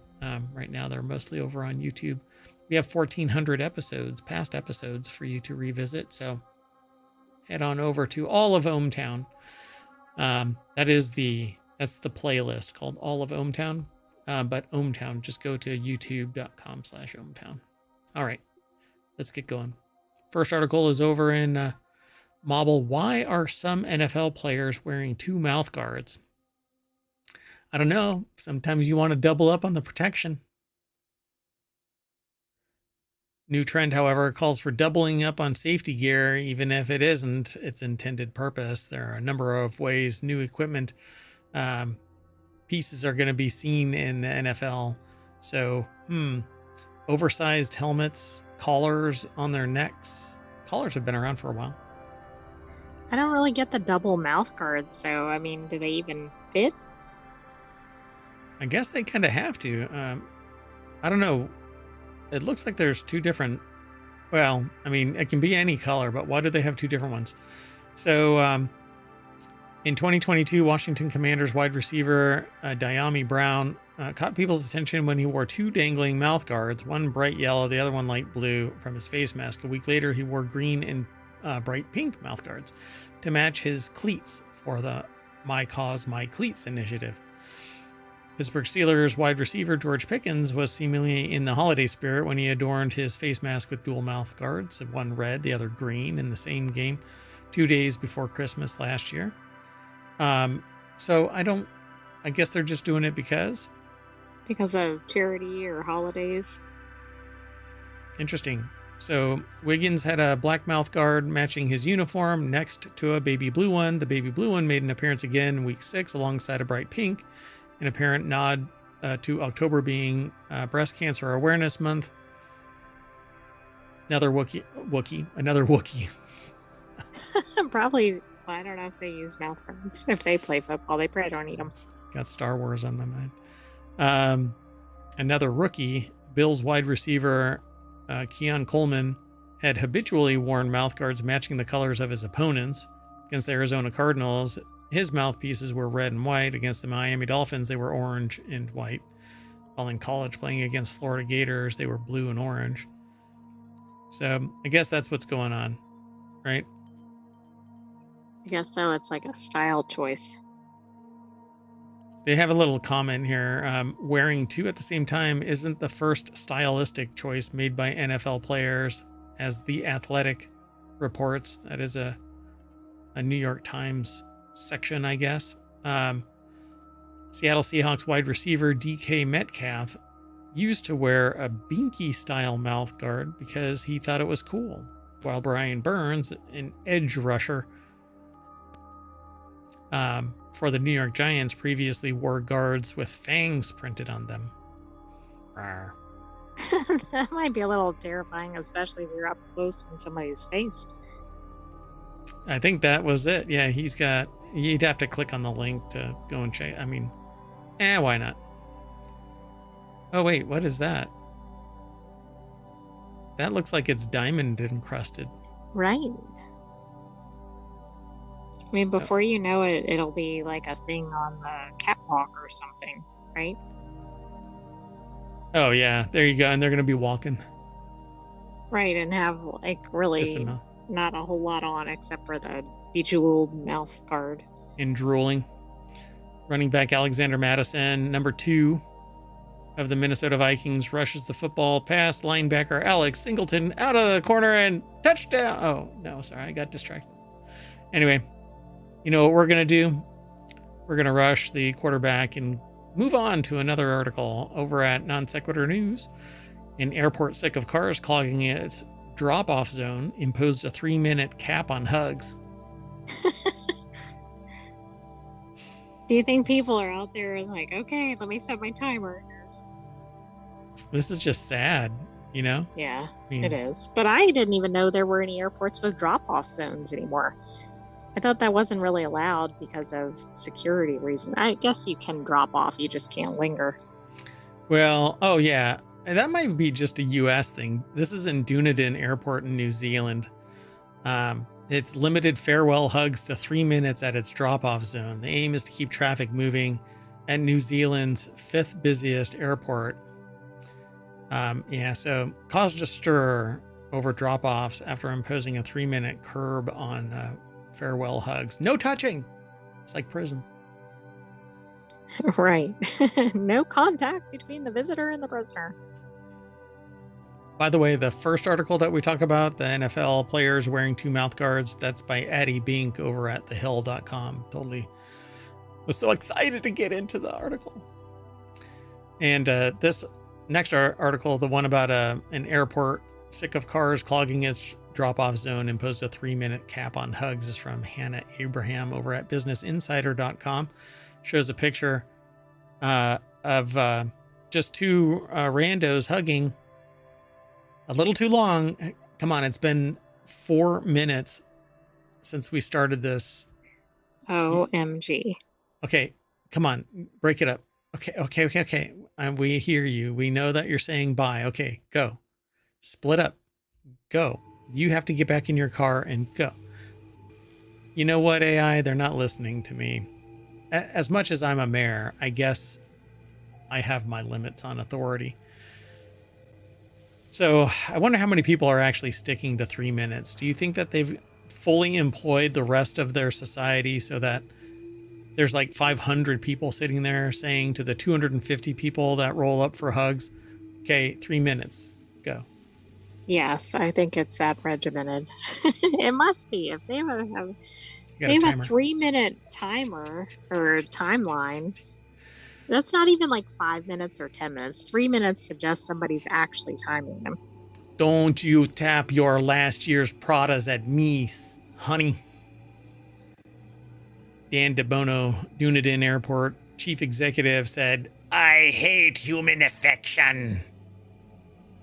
Actually, they just said that the new rule has caused some controversy. Yeah, no shit. I think if that was the case, they wouldn't even allow it, right? It would be like a sign with a circle and a line through it, and it would have somebody hugging. There's actually a sign. Dunedin Airport in New Zealand's South Island erected a sign reading max hug time 3 minutes. For fonder farewells, please use the car park. How many people do you think are doing selfies with that sign? After 15 minutes. So the rule applies only to the drop-off zone. Parking is free for the first 15 minutes and $1.80 for half an hour. Oh, wow. Okay. That's remarkably inexpensive. I might go there just so that I can afford to park my car. So Dunedin Airport CEO Dan Bonovo said that his team was having a bit of fun with the restriction, which he said was more of about enabling others to also have hugs. That's an interesting spin on things. Okay, I'm about to say bye, and I know that they're getting on a Boeing, so it could be the last bye. So maybe allow them more than 3 minutes. Yeah. Oh my gosh. You know, the first time an accident happens after that, I would be... Lawsuit. Oh my gosh. Yeah. Denial of affection. Jesus. Anyway. According to the 2023 annual report, Dunedin Airport was the 5th busiest airport. The 5th of Firth. Sorry, that's from a podcast that I used to listen to all the time. What was it called? Oh, I forgot the name of it. Where he slips through a portal into another dimension. Anyway, so 920,349 passengers in 2023. That's how many people rolled through it. So if everybody got 3 minutes to hug, 2.7... Think how many years would that take to get all those people through there? Yeah, roughly 3 million minutes worth of hugs. That's a lot of hugs. We could all use some of those hugs. I think it's time for us to distribute those hugs. Let's break it down to just 1 minute, and then you've got 2 more minutes to distribute to the rest of the world. Is this like the cat distribution system? The hug distribution system. Moving on. Okay, that's odd because I hadn't seen this headline yet. So the next article is over in Non Sequitur News. How are stray cats cared for across the world? Rescuers visit 30 countries to figure this out. World-renowned animal? I'll be okay. World-renowned animal rescuers Hannah Shaw and Andrew Martilla visited over 100 cities to discover how local communities care for their stray cat populations. So Alice Collins over at Newsweek.com put the article together. The video, I don't know if it really has anything to do with it, but it's titled, there's a video that's always linked to Newsweek articles, and sometimes they're not actually on target. They might be tertiarily attached to this. So the reality of a kitten rescuer who has saved thousands of lives. That's the title of the video that's attached. But this is actually talking about... doesn't seem to be spot on, though. Yeah, directly. So they found it fascinating to learn, this is a quote, to learn about the cultural context in which cats live and the way that factors like history, religion, politics, access to resources, even climate and architecture play in a determinative role in the lives of cats. Shaw, who is from San Diego, California, said, quote, continuing the quote, we are so drawn to learning about the unique challenges and opportunities cats face and the different ways of caring for them around the world. Aww. So they've got a couple of pictures, and then they continue to talk about the rest of the cat picture. Oh, and they have a book here. Cats of the World. So visiting 100 cities in total, the duo traveled the breadth of the world from Japan, Malaysia, Montenegro, Athens, Nepal, Dubai. They met with local animal rescuers, advocates, volunteers. Sorry, I got a text. And what they were doing to combat the challenge of strays. You basically have to catch and Like spay and neuter and then release. Yep. So they've got a book called Cats of the World. I don't know where it all is, but I'm sure you can find it on Amazon. Gathering all of these experiences over the last few years has helped Shaw realize how differently America treats kitten welfare. Most shelters across the United States euthanize kittens under the age of 8 weeks because they require round-the-clock care, which shelters can't provide. Yeah, and when they're out in the wild, go ahead. The book is available on Amazon, by the way. It is. Yes. And the price will change. So, hell, with surge pricing, AI pricing, and whatever else, who knows what it's going to be for you. At the moment, it's anti-surge, but that could change. Yeah. If I go there, it's going to be a different price. I can almost guarantee Probably it. so. It's the Mayor Watt upcharge. Yeah, because I watched one item fluctuate with the frequency of a cheap ham radio in its pricing because it was sitting in my cart. Yeah, that box is still unopened. I actually ended up getting... No, I didn't. No. I got a less expensive one because I said, I'm not going to pay this surge pricing price. The hell is going on with this thing? Anyway, American Society for the Prevention of Cruelty to Animals estimates that approximately 920,000 shelter animals are euthanized each year, including 390,000 dogs and 530,000 cats. This is a lot of animals that are just kind of breeding out of control, right? They're not... Well, right. That's the main thing is they have to get, like, if you have pets, you need to make sure they're spayed and neutered. And then if you, like, adopt a cat, most shelters that adopt out cats, for example, have them spayed and neutered. But it's very important that if you get a new pet, to get them spayed and neutered, see if they're already spayed and neutered. Indeed. I want this cat, though. This orange and white cat. It's a very cool this cat. This one has attitude. ohmTown, the mayoral mansion, had a cat like this that had attitude and used to find homes for these cats that were seemingly unwanted. Took one in that while at a shelter showing, people walked by and said nobody's ever going to get that cat because it has a wonky eye, and so we took it, and it was older, and so it had its what do they call it? Its final home, or what's the phrase? Forever home? It's forever home. Yeah, so it was very well taken care of. And then we had another one that was just nothing but this right here, nothing but attitude. And we found a really good home for it. And he took control of what were German Shepherds, like the German Shepherds in the other house. Right. Yeah, the cat held its own and just became buddies with the dogs. Yep. So, and that's what everybody should do. I mean, not everybody is suited for a cat, but not everybody is suited for a dog either. So go out and rescue a pet. And if you can't, consider volunteering with one of these spay and neuter nonprofits or something. Yep. So the book that they're talking about in this article documents the couple's travels to far-reaching corners of the world, but Shaw and Martilla hope that there's something for everyone inside, whether it's encouraging people to help in their local shelter, foster a kitten, or even just to learn something new about a different culture. They hope to educate people on the plight of stray cats around the world. There's a video out too. I think it has to do with it's India, right? Cats in India. I can't remember. There's a place where they're just like, first of all, they're like revered, but then they're everywhere. Right.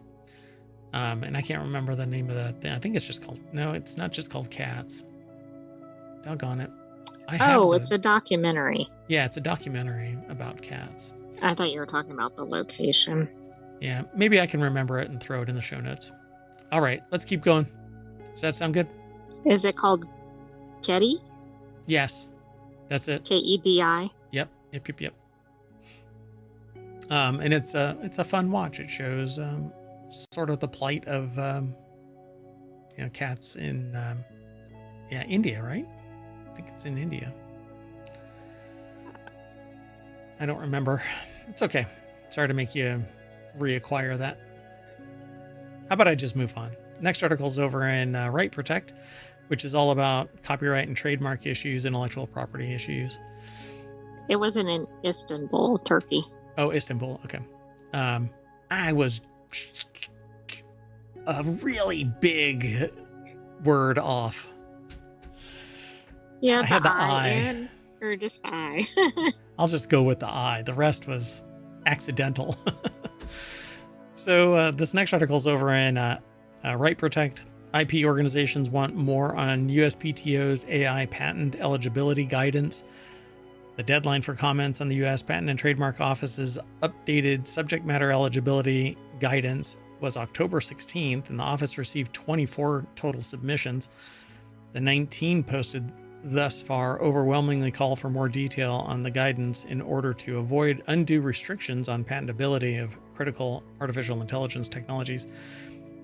By the way, they're only counting ones that have some type of gravitas or subject matter expertise. I can almost guarantee that there were many more people that probably provided some guidance, but it was in the shape of a middle finger. That seems abysmally low, if not. Yeah, so this article is over at ipwatchdog.com. Eileen McDermott and Steve Brackman put the article together, and it says, quote, the deck statement says, if an invention is ineligible for patent protection now, the same should have been true 50 years ago and should be true 50 years from now, says a comment by the AUTM, which, let's find out who that is. I'm not sure about that, because then it could never evolve. Association of University Technology Managers Incorporated is the AUTM.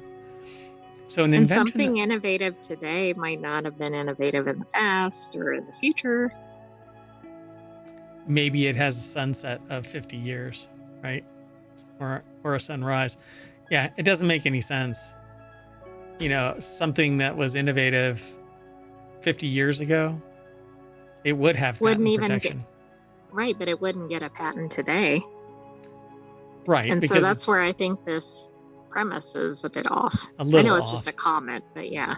Yeah, because common sense invalidates patent applicability or granting. If something is...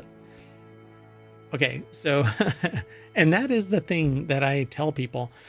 There's cultural and temporal relativism. You can't apply today's mindset to historical past because it doesn't apply. But when culture shifts, that's where you go, okay, we're never going back. We're not going to allow this to ever take place when it's something harmful or oppressive or whatever. And the same applies to patents. If something is obvious 50 years ago, it's obvious 50 years ago. 50 years later, something that is obvious or non-obvious 50 years ago, it's suddenly obvious. And that's because society, our technologies, and our culture have evolved past it being this obscure, arcane type of development. So, we there's certain basic like 3D printing technologies that everybody can use because it's now common sense, but somebody tried to patent it prior to it being common sense. So major IP organizations, including the American Intellectual Property Law Association, the Council for Innovation Promotion, Intellectual Property Owners Association, and Pharma, Autumn, they've all weighed in, and they want more from the USPTO as to what the hell they're going to be doing with AI. And I can see that there's probably a problem with this because the guidance is going to be subjective to the time and society at the moment. In 10 years, if something gets patented now, it's going to be common practice. Why? Because when somebody else looks at the information, they go, oh, this would have been obvious. But now nobody can use it. I really don't like the idea of AI being patented. Plain and simple. The technology behind it, yeah, sure, go ahead. Well, that's what I wonder about, because I don't know if they mean the use of AI, for example, in developing something, or is AI the subject matter? I definitely think AI is the subject matter, should be patentable, assuming it's something Innovative. that's not already, yeah, exactly. But in terms of use of it, I think that's the more complicated question. So yeah, there's going to be this strata of what is deemed AI technology versus some random deployment. My problem is going to be, like I said, the moment that somebody comes up with something, this is something that is born from neural networks. This is something that, depending on the math involved, so patents are very complex, and that's why they cost hundreds of thousands of dollars sometimes to pursue. I've never been involved with a patent that costs less than, probably, I think it was $10,000 or $20,000. And that is for a small entity patent.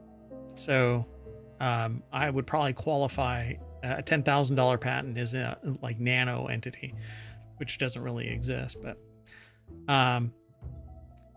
I have a problem with something being patented that precludes the entire segment of innovation simply on the math, or simply on an observation that's born from the AI itself.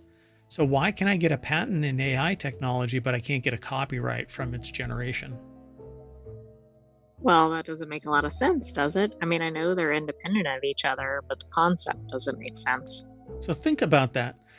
There have been people that have used AI to find 250,000 new medications. And all of those medications have the potential of being patented. All they have to do is keep it closed. Nobody knows about it except for the researchers that used the algorithm. And now they can apply for a patent for medicine. So there you go. And it's the equivalent of copyright, where the people are, oh my God, somebody's going to start copywriting every single musical chord, and then music is dead. So panic and run. It's easier to just invalidate, just say, okay, if the only way that you can get a copyright is on the whole of the work, and the only way you can get a patent is if it's unique and not generated from the very AI that you used to get a patent. You know what I'm saying? Like, it can't just be circular. Well, conceptually, if you had an AI develop it fully, it'd be hard to show that it was really novel, right? Well, also that it'd be novel because most AIs are trained on existing. So it kind of seems like if the AI suddenly popped out an idea. Yeah. On the other hand, is that really any different than a human, right, who's looking at existing things and then going, right, oh, what if we combine two unrelated things? Yep. And that's it. That right there is going to be the argument. Well, it's a human that looked at the materials and actually, verified it and all of that. Yeah. Okay. But the same thing with copyright. And the AI is just doing something based on observing the amount of data that humans can't observe. And the human sitting next to you goes, well, I discovered that like 6 years ago, and suddenly they can't get a patent. So I don't know. I think that there's complexity here that they're going to be taking into account, but people are going to be applying for AI-based patents, if not already. But are they going to disclose them? Right. What was the source of it? Oh, I did the work. Yeah. but you were given the inspiration by an AI that said, hey, if you mix these two chemicals together, you'll get a new drug. I want a new drug. Anyway, so if they say here, and this is the segment that I wanted to get to, where they say if an invention is ineligible for patent protection now, the same should have been true 50 years ago. And no, that's not true. 50 years ago, it was novel. 50 years later, it's obvious because innovation has filled in the gaps of ignorance and made it obvious. In 50 years from now, the patent, and you could largely say, well, that's why patents shouldn't be 50 years old. Fine. Let's change the direction. You've got 50 years you have 26. So 10 years. We innovate so fast. It shouldn't take 10 years for you to recoup your research and development costs. And by the time, anyway, you sit there and go, well, I'm going to innovate a little bit differently so that I can remarket this as a novel solution and blah, blah, blah. Yeah, so I don't know. I don't know of anything that survives the patent period entirely in the market space. I would love to actually, I might have to do some research. I can't think of an example. I think you're right, though. They reinvent things so that they can kind of be current. But it did say that some of the comments are talking about like, hey, don't make it ineligible if it uses some sort of mathematical modeling or something, because it could really rule out a lot of things. Yeah. And it would really stifle some of the very research that is kind of the reason for the patent system. So I'm really curious. I'll have to, it's going to take me some time to find this because it's hard to sift through all of the noise. But I'm really curious how many patents have maintained its protection for the entire period of a patent. Like no competition because the patent gets enforced. No innovation that makes a superior product on the heels of it, given it as inspiration, but not duplication. I'm really curious now. Ooh, I'm going to end up going down that rabbit hole. I cannot think of an example immediately. If anything, it would end up in medicine. I don't know of any physical product. No, I can't think of any physical product, but I agree. It could certainly be pharmaceuticals, but even that, I don't know. Somebody else goes, oh, this is what it's made of. I'm going to use a tertiary, concoction and cure whatever it is. All right, let's keep going though. The next article is over in the Mobile channel. And Tostitos and Ruffles will add more chips to bags, fighting shrinkflation, which actually amounts to, oh shit, people aren't buying our stuff anymore because it's too expensive. Let's put some stuff back in the bag. Right, which is not really good for the rationale, but it is good for the consumers. Yep. So the article says, going into fall and winter seasons where chips are frequently served at football games or football and other gatherings. Served at football. When I play football, I don't have chips. I mean, when your chips get crunched, if you were playing real football? Man, my chips have been crunched a lot playing football. Let me tell you. I hate when that happens. Crunched hard too, jeepers. So anyway, and other gatherings. So LaGuardia said that the company will be giving 20% more product in bags and Tostitos and Ruffles. Okay, wait, please tell me this is beyond football season. Oh, I don't know. At the end of football season, they're like, nah. Nope. Yank. Rug pull. But let me tell you, Burger King, so we're going to lose them as a sponsor. So I cracked today. But we didn't have one to begin with. Right. So Burger King today has, I don't know if that's everywhere. So I don't know if that. Well, it's like a month-long promotion in some areas, at least. Yeah. So I ended up having Addams Family. Yeah, but that's not it's the No. Addams Family theme, but it's the Wednesday burger. and a Coke. I haven't had a Coke and I don't know how long, like 3 months was my last Coke. Anyway, so the bun was dried out, like thunk thunk, but it was purple. So I was like, hey, that's pretty cool. So like I could probably sand down a 2x4 with this bun. And the lettuce was like kind of old and wilted and weak. But it fit because it was an Addams Family themed, they don't really care for crispy, Yeah, but fresh lettuce. But this looked like somebody rolled over it with an M1 Abrams, and maybe even fired it once. It was, so anyway, yeah, I did not like it. So I barely ate any of it anyway.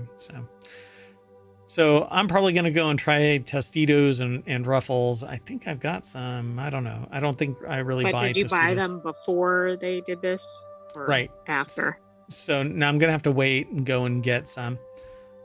Paige Gawley over at Vice.com put the article together. The deck statement says, with shrinkflation on the rise in the U.S., PepsiCo is trying to win back customers by giving them more for their money, or actually giving them what they paid for their money.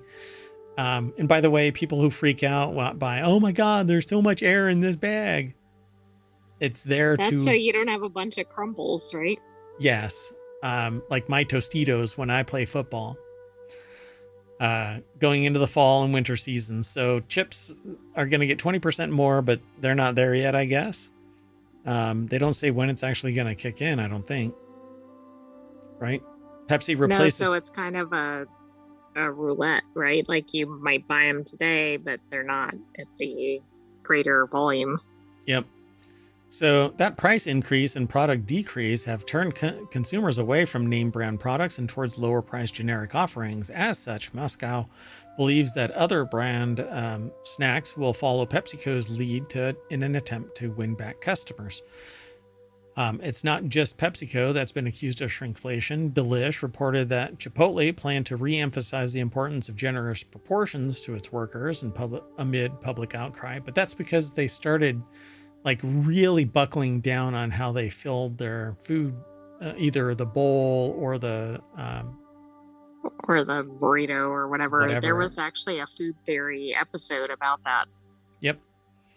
And then Pepsi replaced its 32-ounce Gatorade bottles with a 28-ounce for the same price. Yes, and it pissed me off because I drink Gatorade. And Nabisco shrank the family-size box of Wheat Thins by 12%. General Mills shrank the family-size box of Cocoa Puffs by 6%. Frito-Lay shrank the size of Doritos bag by 5%. And boy, was the AI pissed. No, probably didn't even notice it because that giant bag just... But if I was outraged by snack foods, that would be it. Right. So shrinkflation is everywhere, but I don't call it shrinkflation. I call it freaking greed, because you're making more money. You're selling less product. It isn't really costing you that much more, but instead of pleasing your freaking customers, you're pleasing nothing but the stakeholders, the stockholders, not stakeholders. Stakeholders is everybody that has an interest in your product. Stockholders are really only interested in the profiteering off of this shrinkflation bullshit. So bring everything back to where it was and reduce your margins by 1%. And then tell all of your stockholders, hey, a modicum of responsibility towards society. We can't keep reaching into their pocket like so much Amazon reaching in and taking 1984 off the shelves of digital ebook readers. You can't sit there and give back. I mean, it's... Consumers just don't like that. Yeah, consumers hate this one trick. Charge more, give you less, and then be magnanimous during... Right, and then be like, oh, come buy more stuff from us. Yeah. Hey, would you like this loaf of bread? And then smack me in the face. It's bad enough that I have to actually pay for paper bags, and I have to rebuy reusable bags that always get left either at home or in the trunk of your car. And then your car is 6 miles away down the parking lot. Moving on. Oh my God, it's such a racket about the reusable bags, isn't it? Yeah. There's like 30 bags in my trunk. And the convenience and the mindset, I'm like, the first thing that I do when I pull into a grocery store is not go, oh God, I need to carry my 15 bags around. I hope that I need them. Look like a crazy cat lady, right? Shouldn't say that, right? Because of I don't think I would. You're the saying way it that in the general sense. the way that it's crossing over in certain marketing circles, it doesn't work anymore. And you can't say certain things. I used to go, hey, I like weird. Weird is fun. But now weird is aligned with wingnut wacky. Anyway, hey, the next article's over in Non Sequitur News. Internet Archive suffers major attack. Hackers boast that they have your data. And I thought that this was something old. I did too, but I think it's a new one. They've compromised Zendesk. And this was just yesterday based on the date. Yeah, the Internet Archive has been compromised again with its Zendesk customer support system hacked on October 20th. But I swear to God, I read about that security flaw. Hold on. But I think they were also reported as being kind of back up and running, or at least partially. Like, it wasn't very long before they were targeted again. Zendesk vulnerability allows Slack takeovers. Was from 8 days ago from cyberinsider.com. So is it the same issue as originally caused the shutdown? 8 days ago is a Zendesk email spoofing flaw that allows attackers to gain unauthorized access to support tickets and potentially security breach altogether. Interesting. So on October 13th this year, there was a bug, $50,000 in bounties, a Zendesk backdoor from June 24. The bug was reported to Zendesk, Apple, and Slack. So, yeah, I don't know if this is the exact same one, but let's take a look and see. So, oh God. So Marie Baran over at Newsweek.com put the article together. And it says hackers claim to have obtained access to over 800,000 support tickets and have sent emails to individuals who have interacted with the organization since 2018. It's a lot of support tickets. It's dispiriting. It is. So these people, the Internet Archive aka the Wayback Machine, is just getting hit again and again. I mean, I feel like it's like somebody's mission to take this down, because it seems like it's getting hit more frequently than other things. Yeah. Well, I think except maybe 23andMe. 23 is kind of the what is that thing that the thing with the candy inside it? What do they call it? My brain just shut down. Oh, like a Pez? No. It's like in the shape of a animal and you hit it with a stick. I can't remember. Oh, a piñata. Yeah, there you go. So like 23andMe is a piñata, and now Internet Archive is like a digital piñata, just getting beating her. I see it just swinging around, just violently, and there's like 4-year-old underneath it just whacking the living crap out of it. Poor website. Whether you're trying to ask a general question or requesting the removal of your site from Wayback Machine, your data is now in the hands of some random guy. That's very misogynist, by the way. There's a lot of female hackers out there. Just hackers in general. They should just be referenced. Maybe the hacker was male. Okay, maybe they actually left a comment that disclosed their I mean, that'd be kind of dumb. What's that called? Like when you say your pronouns. Yeah, they hacked and left a note saying that I'm the hacker. Refer to me as he, him, they. I don't. Okay, maybe they were just making a comment and not considering The full range of hackers out there. All right. Yeah, that's right. That's what I'm saying. So Newsweek reached out to Internet Archive for comment via Twitter. One day earlier, the Internet Archive staff member took to Reddit to address the initial hack, and they emphasized that the team's effort to secure the site and restore services only to be punched right in the taint. So the teams have the teams have getting the site back secure and safe as the number one priority. They've taken no days off this past week. They're taking none this weekend, the staff member wrote. I spent today talking with tired and thoughtful people putting their all in, which is great, but you are limited to the skills of the people that are there. So if you don't have fresh eyes looking at this thing, you have the same problem. You don't know what to anticipate. Well, absolutely. Plus, if everybody's extremely tired and fatigued, they're probably not at their best to solve this. Yep. And it's going to be expensive, but I know people. So you can contact me. But you need an outside auditor to review the integrity of your network, all of your assets from the outside in, do threat assessment, both inside and out. Look at all of your policy and procedure. Zendesk is another thing. Now you've got this other vehicle for which somebody can hack their way in.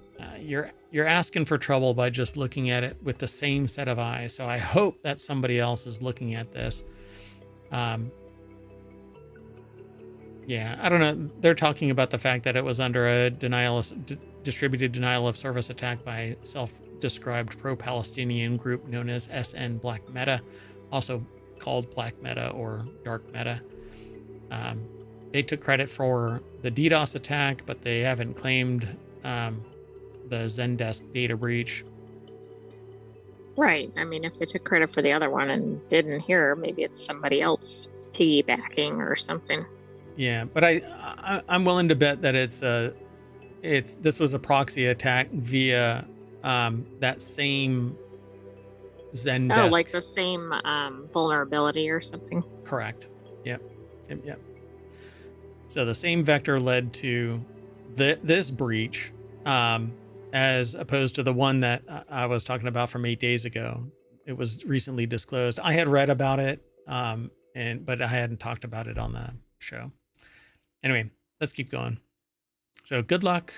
I see the Internet Archive having to evolve past its current framework to something imminently more secure for it to survive. It can't, and I really suggest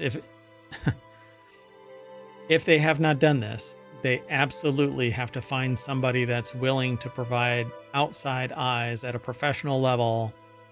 And we're talking about like national security, defense type contractors coming in and looking at your infrastructure. And pretty much everybody that does this as a business works at some point for federal government or proxy by way of the companies that they contract with. But you really need different eyes on it than just internal. Anyway, let's move on. This next article is in the order of the grape. So VinePair asked 10 bar professionals what bottle on the shelf is a green flag when you see it at a bar.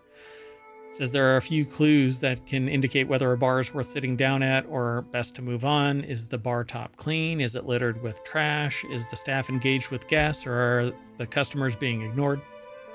Do they know how to pour a proper pint of Guinness? You're supposed to hold it at a 45-degree angle until the head gets up to about an inch away from the top of the mug, and then lower it down to 15 degrees and fill it up all the way, and then let it crest a little bit and then set it down. There's actually a machine. That's oddly specific. And most of that is actually made up. But 60% of the time. 62.5% of all stats are made up on the spot. But there is an actual machine that walks you through the process of pouring a Guinness that you put on your bar top, Yeah. Yeah. Okay, that is rather niche. You go over to your refrigerator and you grab a Guinness that's in a can. You put it in the machine upside down. It has a proprietary holder. You push a button and it opens it up so that it pours at a rate that is aligned with how it's describing to you what to do, because you have to hold the glass still. But it's a machine that actually exists. Maybe I'll pull it into Wanted next week. Yeah, that would be neat. I'm sure that it's been written about in somewhere out there, and we've aggregated a little bit. Anyway, so what do you think? Well, no, I think it's too hard for us to go, what bottle is going to be a green flag when you see it? I'm being haunted by chartreuse, by the way. Yeah, I feel like that's everywhere. Yeah, I don't know which one of those, for example, would be. Although based on this picture, it's that one that you're pointing to. What is that? Okay. So the biggest green flag bottles, according to bartenders, is Amaro Nonino, Rum Agricole, Local Spirits, Refrigerated Vermouth, Punta Mez, Strega, Benedictine, Lost Irish Triple Distilled Irish Whiskey, yes please, Hochstadter's Slow and Low Rock and Rye Old Fashioned. Here, It has a cool name.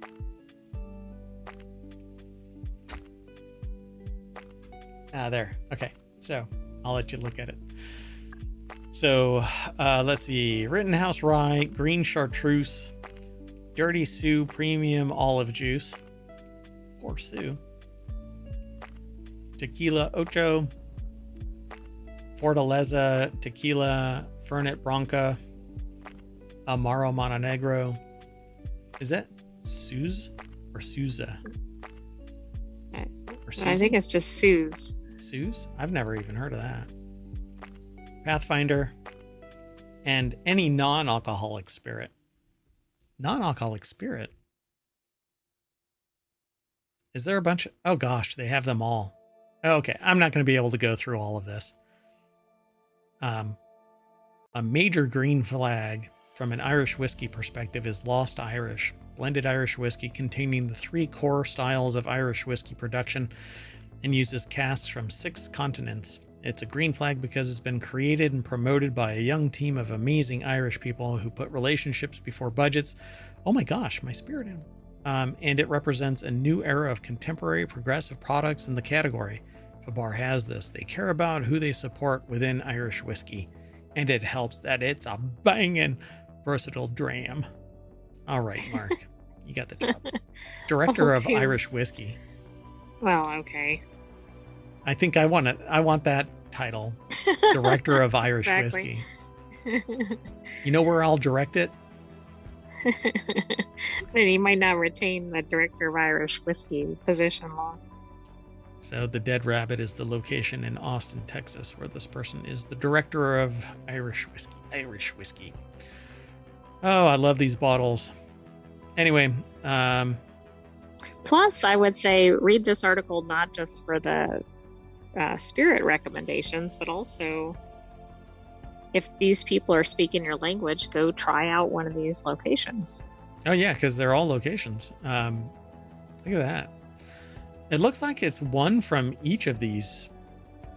Yeah, it looks like they went to a bunch of different bartenders and they each said, okay, here's the one. So you might find this kind of, this is a patented distilled non-alcoholic spirit called the Pathfinder Hemp and Root. So Alex Jump, which is the founder of Focus on Health, says, my green flag bottle for a bar is Pathfinder. Seeing this delicious bottle of non-alcoholic Amaro on a back bar tells me right off the bat that the bar team cares about having inclusive options for all customers. They say consumers. It also tells me that they have great taste because Pathfinder is absolutely delicious. Honestly, seeing any non-alcoholic spirits on a back bar is a big green flag for me. And the more of them, the stronger that green flag waves. So, yeah, interesting. And this is interesting. It says hemp and root. So this is probably hops. So hops are actually a variant of the hemp, but they have a completely different characteristic, and they don't have any of the deleterious like the effects. THC. Correct. And so when you see hemp, it might actually be hop related. So it's just not fermented into alcohol. So you'll get the bitterness from it. Probably. I'd have to look it up, but I'm pretty sure that that's going to be, I don't think that's going to be like hemp as opposed No, I to, don't think so. but we'll see. I'll have to take a look. Oh, and that's it. Okay, let's move on. This next article is over on Reality Hacker. U.S. government says relying on Chinese lithium batteries is too risky, and we keep seeing accidents about lithium-ion battery fires and stuff like that, and I agree with this. I think that we need higher quality battery packs for vehicles if we're going to continue to go down this road, so to speak. But maybe we should look at those things like hydrogen capsules. Yeah, I mean, there's a huge drawback, by the way, with those hydrogen, you know. I love the idea of it, but you know that there's going to be some numbskull that's going to be sitting there with a hammer and a nail trying to make this thing explode because we can't have nice things. A new document shows the Department of Homeland Security is concerned that Chinese investment in lithium batteries to power energy grids will make them a threat to U.S. supply chain security. But hey, guess what? We better acquire our own sources of Chinese lithium and not Chinese lithium, but lithium around the world, and keep domestic lithium in the ground, because if you take it out and try and store it, it either goes into use or it ages and breaks down. It's no longer as efficient or effective. But you can recycle it and all of that kind of stuff, but it gets more expensive with recycling, and it leaves dangerous chemicals as an after effect of its processing. But we need to keep the domestic supply in the ground. That's why we shouldn't be pulling oil out of the domestic ground, because it has to be consumed. Oil is still alive. It decomposes and it goes bad, just like gas. You can't keep gas stored in your, I don't know, call it a snow blower. Because so if we over mine it or whatever, then it actually goes to waste. Correct. It will go bad. Oil doesn't stay oil forever. Gas doesn't stay gas forever. Once it comes out of the ground, it starts decomposing, and you basically churn the older stuff out and get it used before it goes bad. So we need to leave it in the ground where it's safe, under pressure, no oxygen, everything is left alone. But the moment we touch it and start processing it, it starts aging. And we pay for other people to ship it to us. And ever since it became a stock commodity, the price is shot through the freaking roof. And if you want a history of that, go look at the history of the pricing of crude oil from the ground.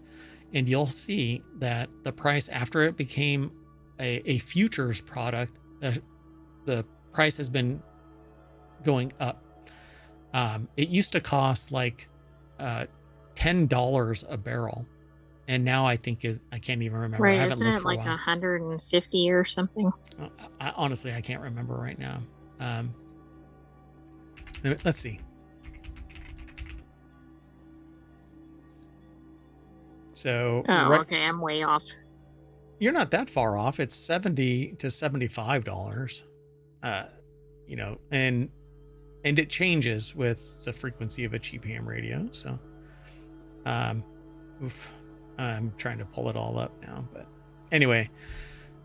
So if we can buy it from other places and leave our stuff still protected by nature, then we don't have to worry about it so much. And if, bad times come, we have the domestic supply still in reserve in the ground, protected, and we can mine it all day long until the trouble and strife has been solved. That's why I am so vociferous about defensibility of our resources. If we can pay somebody else to provide us with resources, then let's do that until trouble comes a knocking, and it will, and it seems to be. But anyway, so the article is over at wired.com. Zeyi Yang, hard to say the name, Zeyi Yang, put the article together for wired.com. The new document shows the Department of Homeland Security is concerned that Chinese investment in lithium batteries to power energy grids will make them a threat to U.S. supply chain security, because they can basically just turn off the tap. If they own the company, they can slow down production, increase costs, quality control. Isn't it even more fundamental? Right. I mean, what if it's not quality and so it doesn't last, or it's a safety hazard? Or yeah, but we get certain things thrown in the face of the United States, where we sit there and say, well, you can't own this company like TikTok, right? The government wants to stop CCP from owning US companies or having CCP controlled companies, even if they are wholly owned in China. They don't want the CCP involved in the machinations. Well, TikTok isn't even allowed in China. And I'm not familiar enough with how much investment is in China.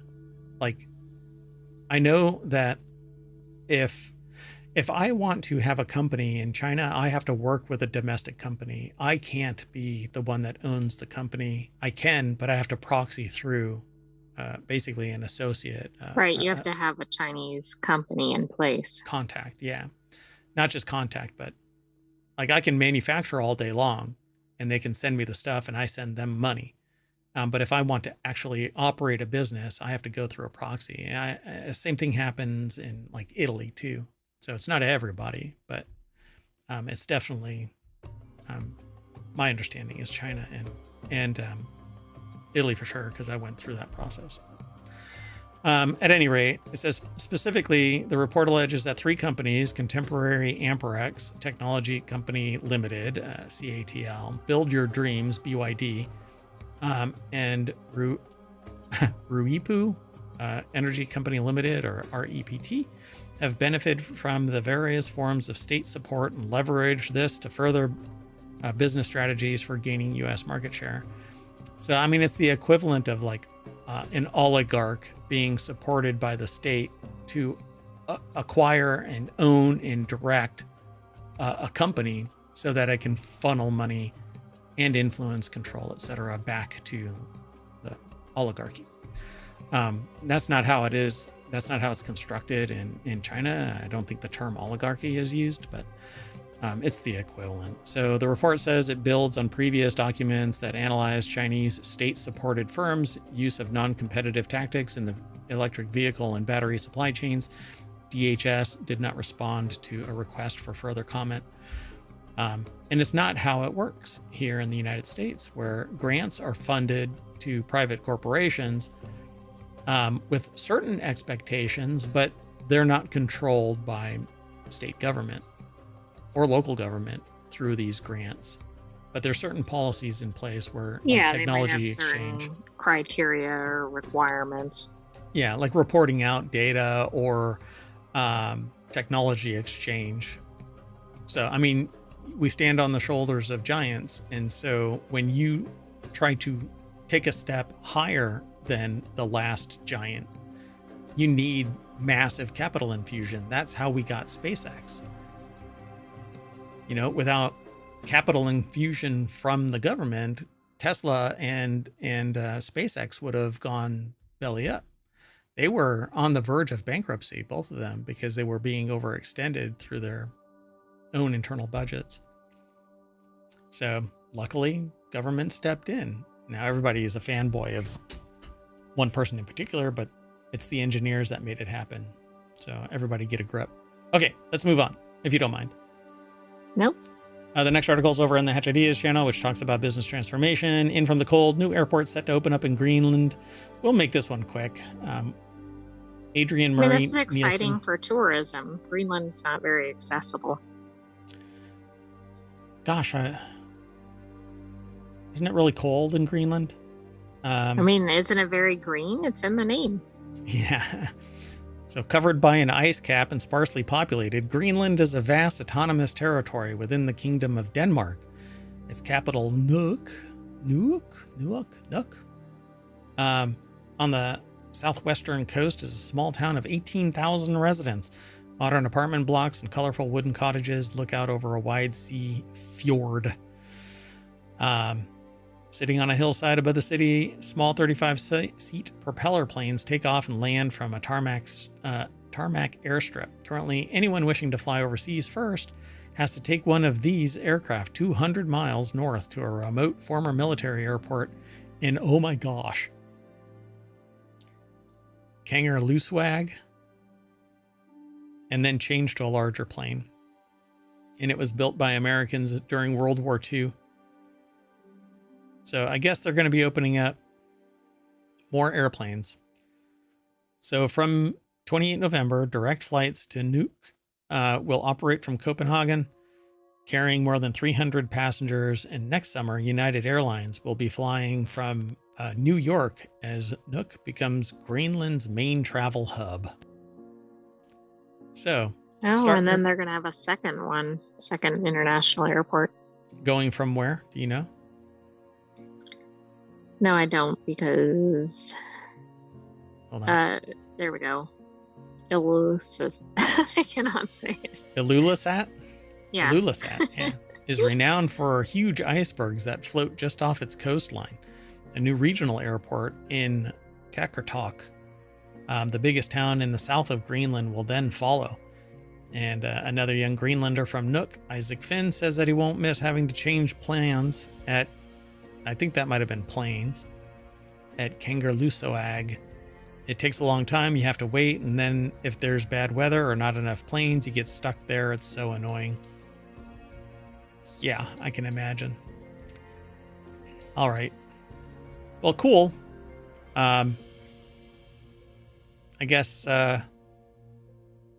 it's off to Greenland for vacation.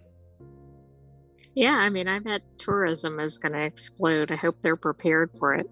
Oh, and then it's going to be over tourism and people are going to be not on my iceberg and all that. Okay, let's move on.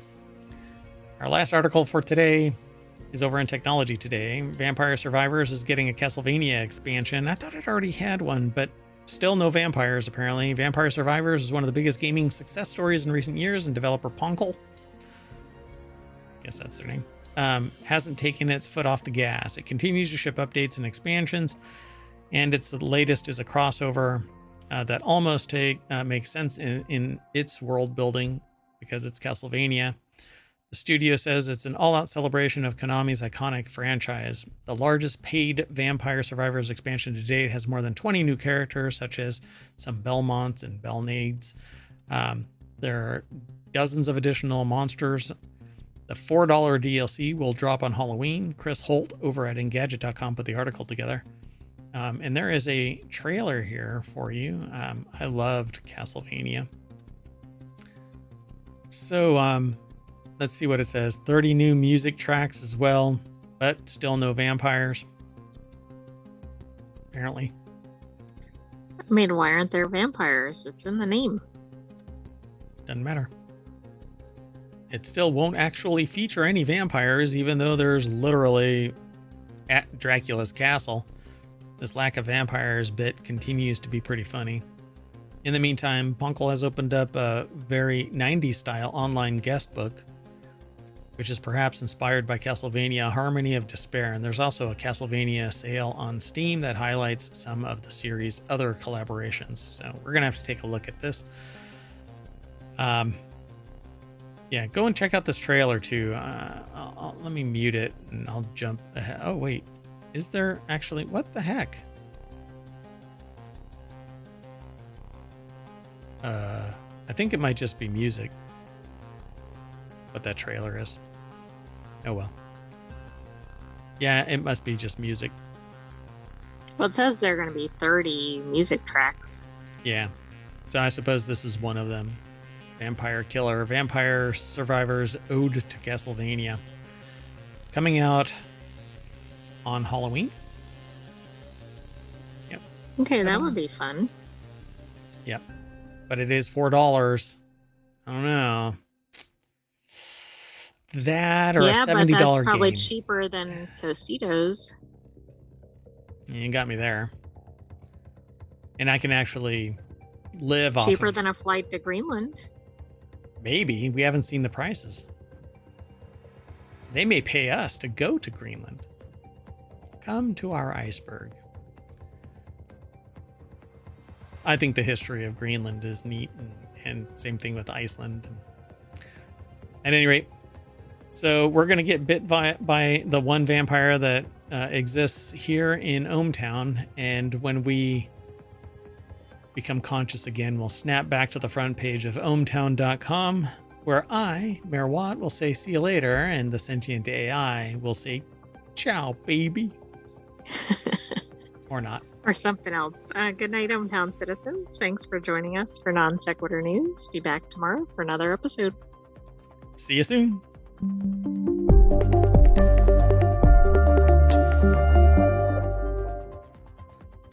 I want to chat with you.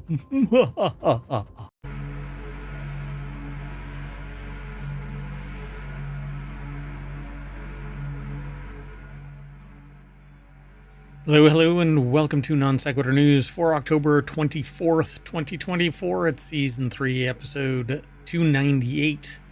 I am Mayor Watt, and Sentient AI is not available at the moment, but we're going to be talking about humans continue to be the weakest link, Ava Longoria saved John Wick, Halloween candy found with red dye number 3, stranger in the casket, that duct tape banana for auction, how $1 million apparently, semi-solid state batteries make Dodge Chargers ironic, Iceland's foods trademark, bug bounty for Apple Intelligence, no onions due to E. coli outbreak, and trove of coins from the Norman conquest have been found. That and maybe some humor.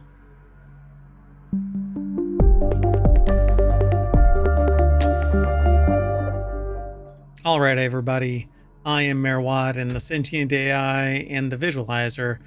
Well, the Visualizer's there, but the Sentient AI is on location, off on assignment, trying to find their Terminator body, charging something.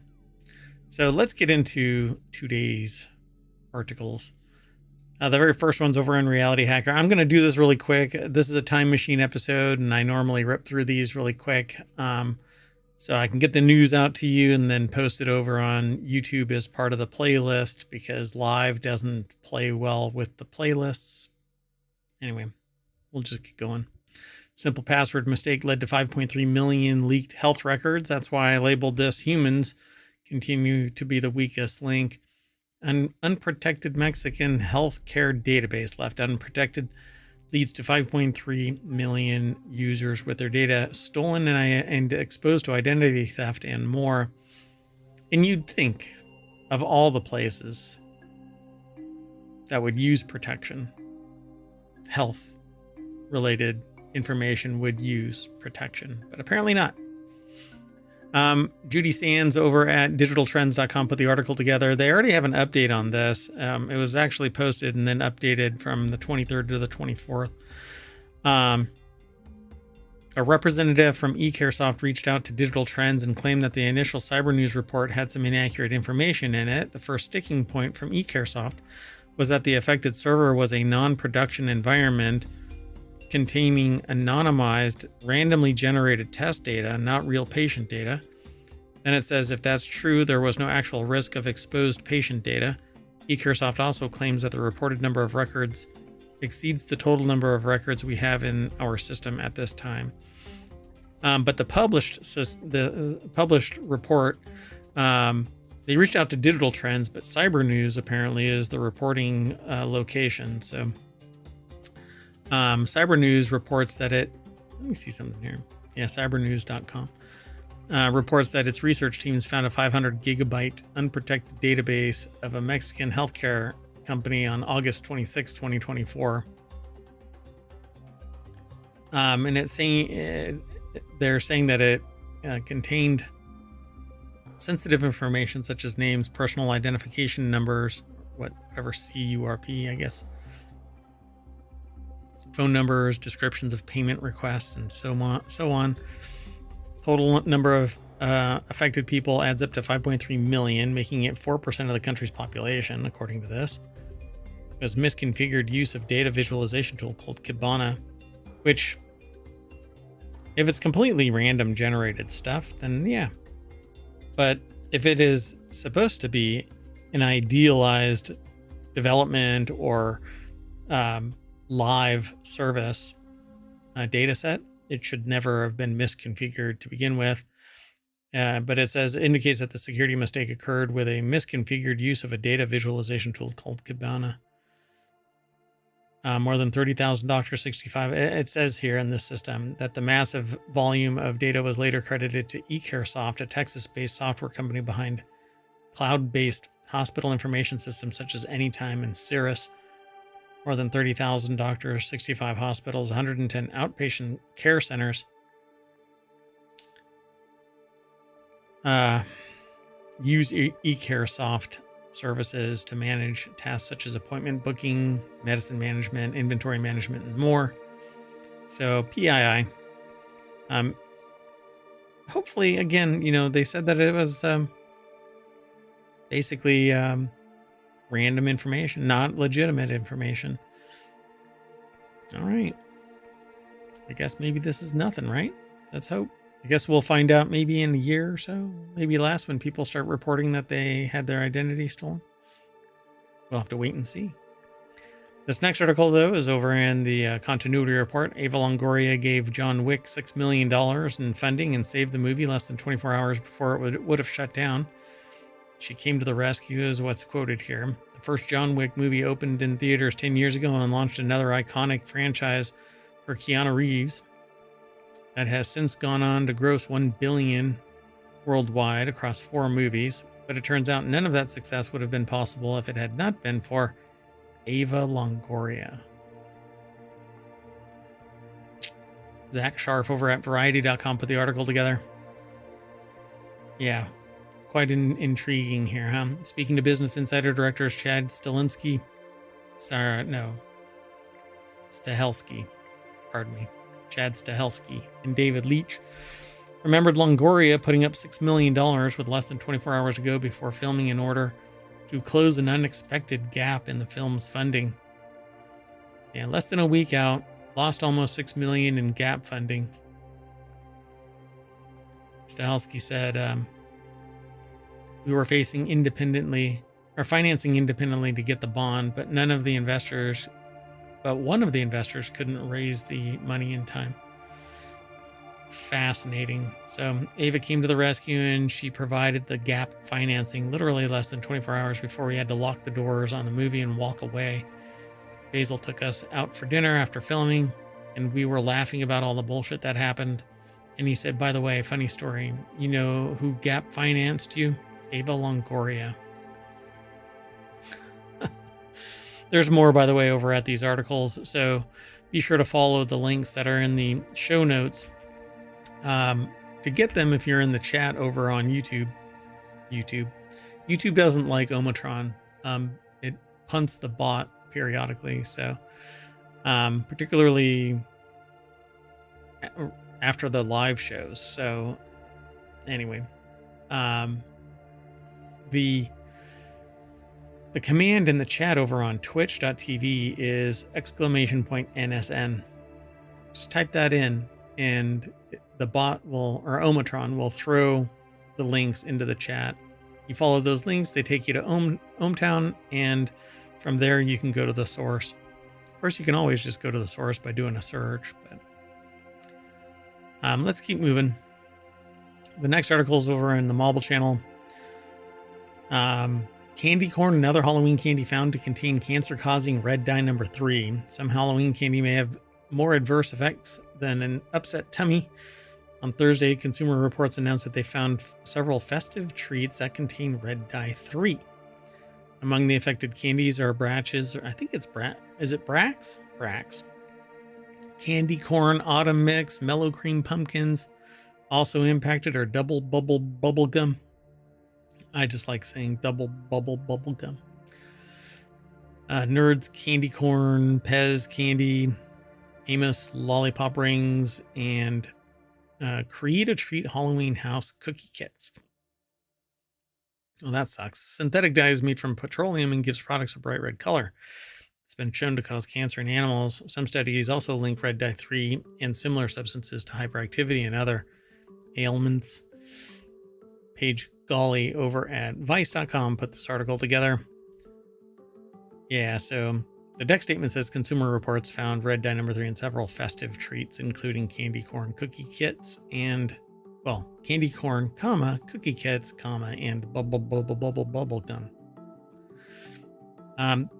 And like the other articles, there is more of this. Red dye number 3, by the way, is banned in cosmetics after it was found to have cancer-causing elements in animals. So it's still allowed in food, apparently. So it's time for the FDA to protect the public and get this toxic dye out of the food we eat. I mean, if we've banned it in cosmetics, why the frick would we have it in our food? It's asinine. All right. Yeah, let's keep going. This next article is over on the Mobile Channel. We found a stranger in our dad's casket, and the funeral home tried to convince them that they were wrong. This is the oddest sentence I thought I'd ever say out loud, but here we are. Before passing away at age 81, this person selected Boyd Funeral Home in Camden to host their services. When the family arrived before the public services, they realized that it was not Jenkins, the body, in the casket that it should have been. Now the family is demanding justice. So the plaintiffs approached the casket, supposedly holding Addison, and immediately became distressed and angered when they saw another unrecognizable person dressed in Addison's clothes and belongings. The article is over at Vice.com. Sammy Caramella put the article together. Yeah, that's interesting. To make matters worse, both the funeral home director and the makeup artist insisted that they used the right body and that the director texting photos as proof, according to the lawsuit. When the family compared their loved one's features to that of the body in the casket, they quickly identified differences. For one thing, they said Jenkins had medical conditions that would have been evidence had it been the right one. Still, the funeral home workers allegedly argued with the grieving family about the accuracy of their claims. So the family is alleging negligent infliction of emotional distress and mishandling of human remains, and they're seeking compensation and punitive damages, according to the suit. So do they have proof that this is not the same person that was supposed to be, and just a makeup artist and funeral home was really good at, making this person look, I guess, entirely different than how they were naturally? I mean, death tends to change a person, right? So this involved a funeral home and a casket, and we're too close to Halloween for me not to pass this up. But wow, this blows me away that they would. And then if it isn't the right body, then they're gaslighting them because they kept saying, apparently, no, that's the person. Wild. Let's keep going. I won't be able to show you this one because it's behind a hard paywall for me, or probably not for you. You'll be able to go and check it out. So Maurizio Catalan's famous duct tape banana could sell for more than $1 million at auction. Apparently, it says that this is one of the most viral and controversial works of art in the past decade. It's titled Comedian. It's from 2019. But if you remember, there was a banana duct tape to an art piece, and apparently somebody walked over to a wall, and then somebody came over and ate it, I guess. And I'm not quite sure about all of this, but It's behind a paywall over at theartnewspaper.com, and sometimes I can read things and sometimes I can't. When I follow this over, I don't log into the accounts. But anyway, but you'll be able to go there and check it out. But I'm going to move on really quick. So the next article is over in Non Sequitur News. Dodge Chargers with semi-solid state batteries may hit the road in 2026, making Dodge Chargers quite an ironic, or more apropos, I should say, I guess.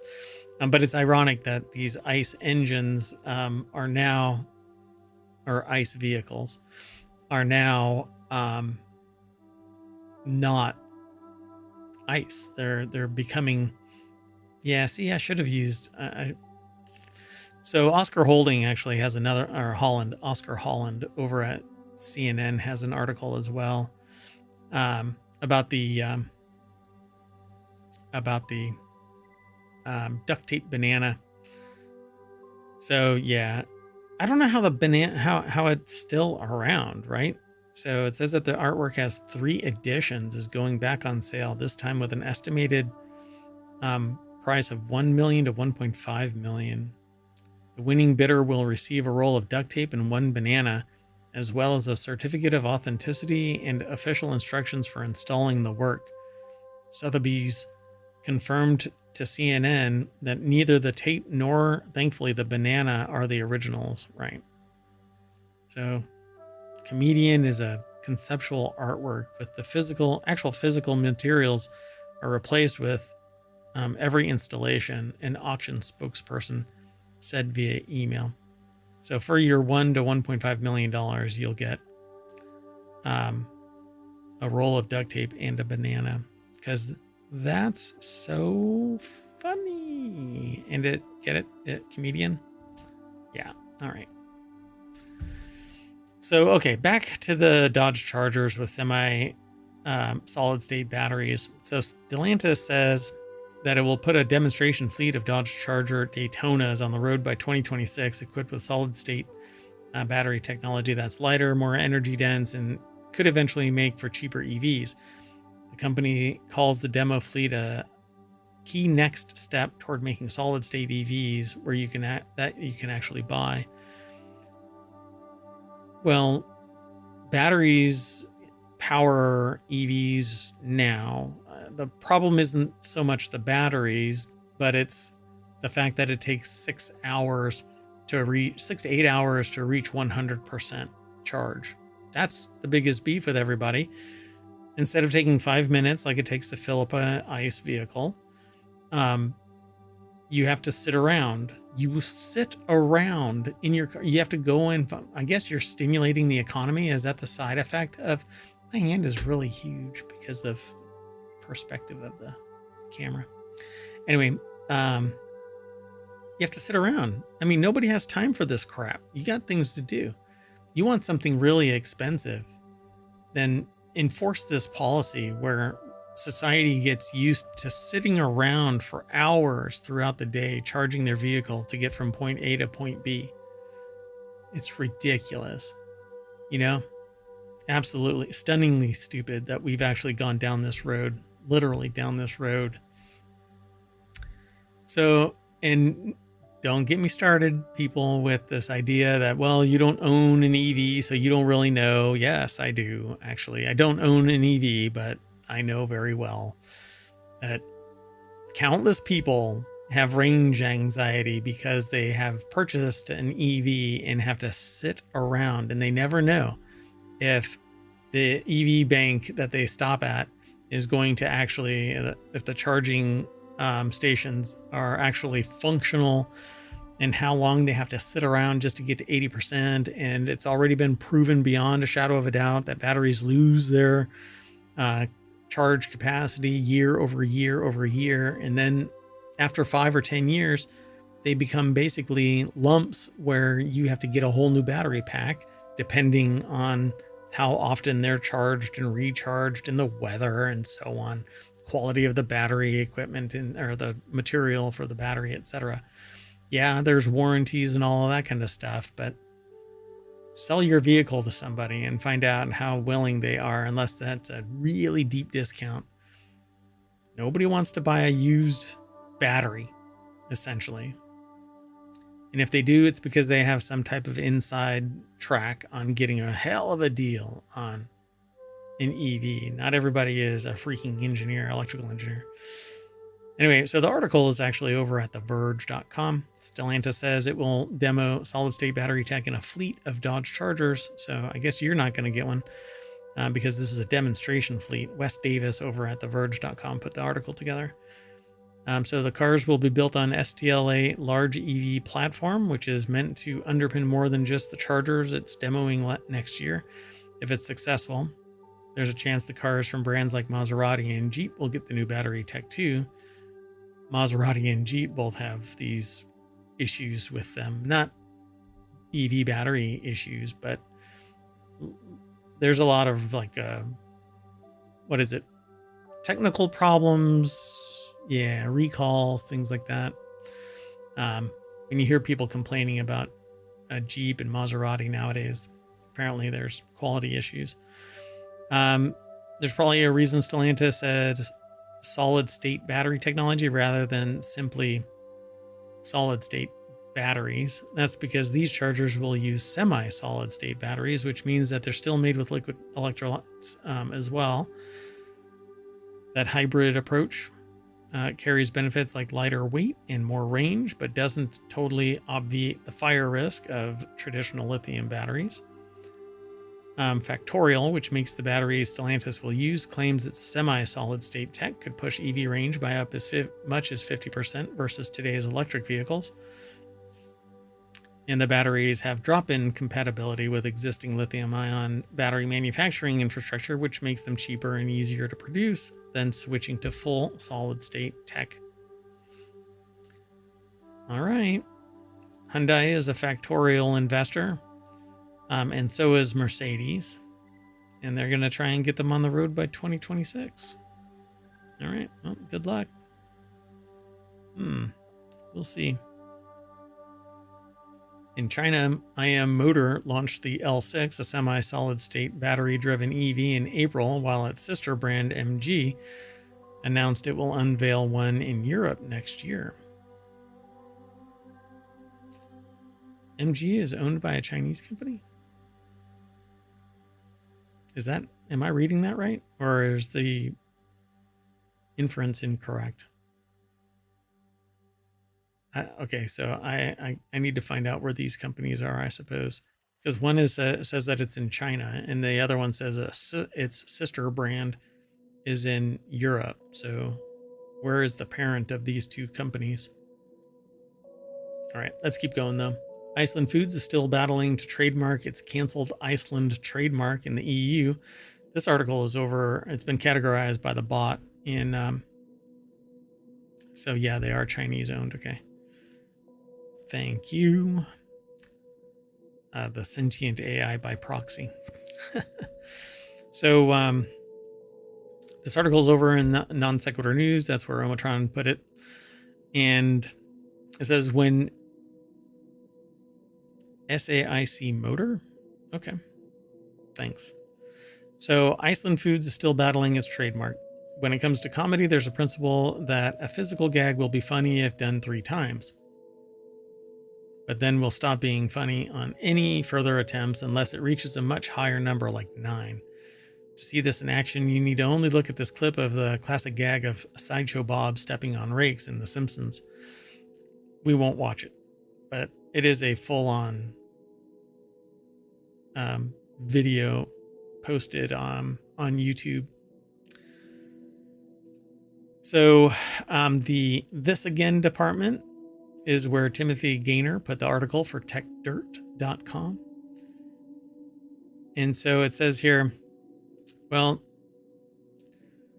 Iceland petitioned for removal of the Iceland Foods mark, and it won. Another rake to Iceland Foods' face. Rather than slink away, the grocer decided to step on another rake by appealing the ruling to the Grand Board of the EU IPO. That same Grand Board denied the appeal, another rake to the face. What this is all about is,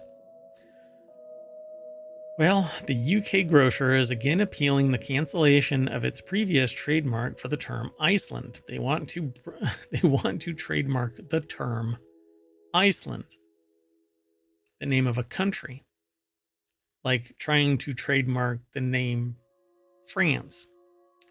Well, first off, names can't get trademarked like that.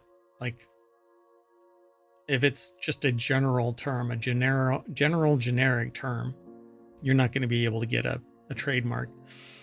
Like, you're not going to get a trademark on cheese, right? It's a category, and it's very generic, and no one has claim to being able to trademark the use of a country's name. So rather than slink away, they try to appeal the appeal, and you would think at this point Iceland Foods would just trademark Iceland Foods, damn it. You're not going to get away with anything else. And even that might not, I mean, there's a lot of Iceland Foods. If I can't use that term, that phrase, then I think there's going to be a problem. Anyway, Iceland Foods would have had enough losing legal fees, the embarrassment of continuing to fight over the stupid lost trademark against a sovereign nation. But nope, Sideshow Bob of grocery stores decided that it was at least going to try one more rake out there. Oh, look, it's like a field of rakes in deep grass, and they're going to step on every single one of them. Executive Chairman Richard Walker, OBE, apparently, appeared at the General Court of the European Union in Luxembourg on October 16th to provide opening statements in the supermarket's appeal. This marks the third round of legal proceedings in an 8-year battle over the use of the word Iceland for marketing products in the EU. You're out of your mind. So we've traded under the Iceland name in the UK since 1970, and today we are one of the UK's most recognized brands with 1,000 shops, 5 million customers a week, and a growing international presence in more than 65 countries, including many in the EU and EEA. But hold on a second. I need to look this up.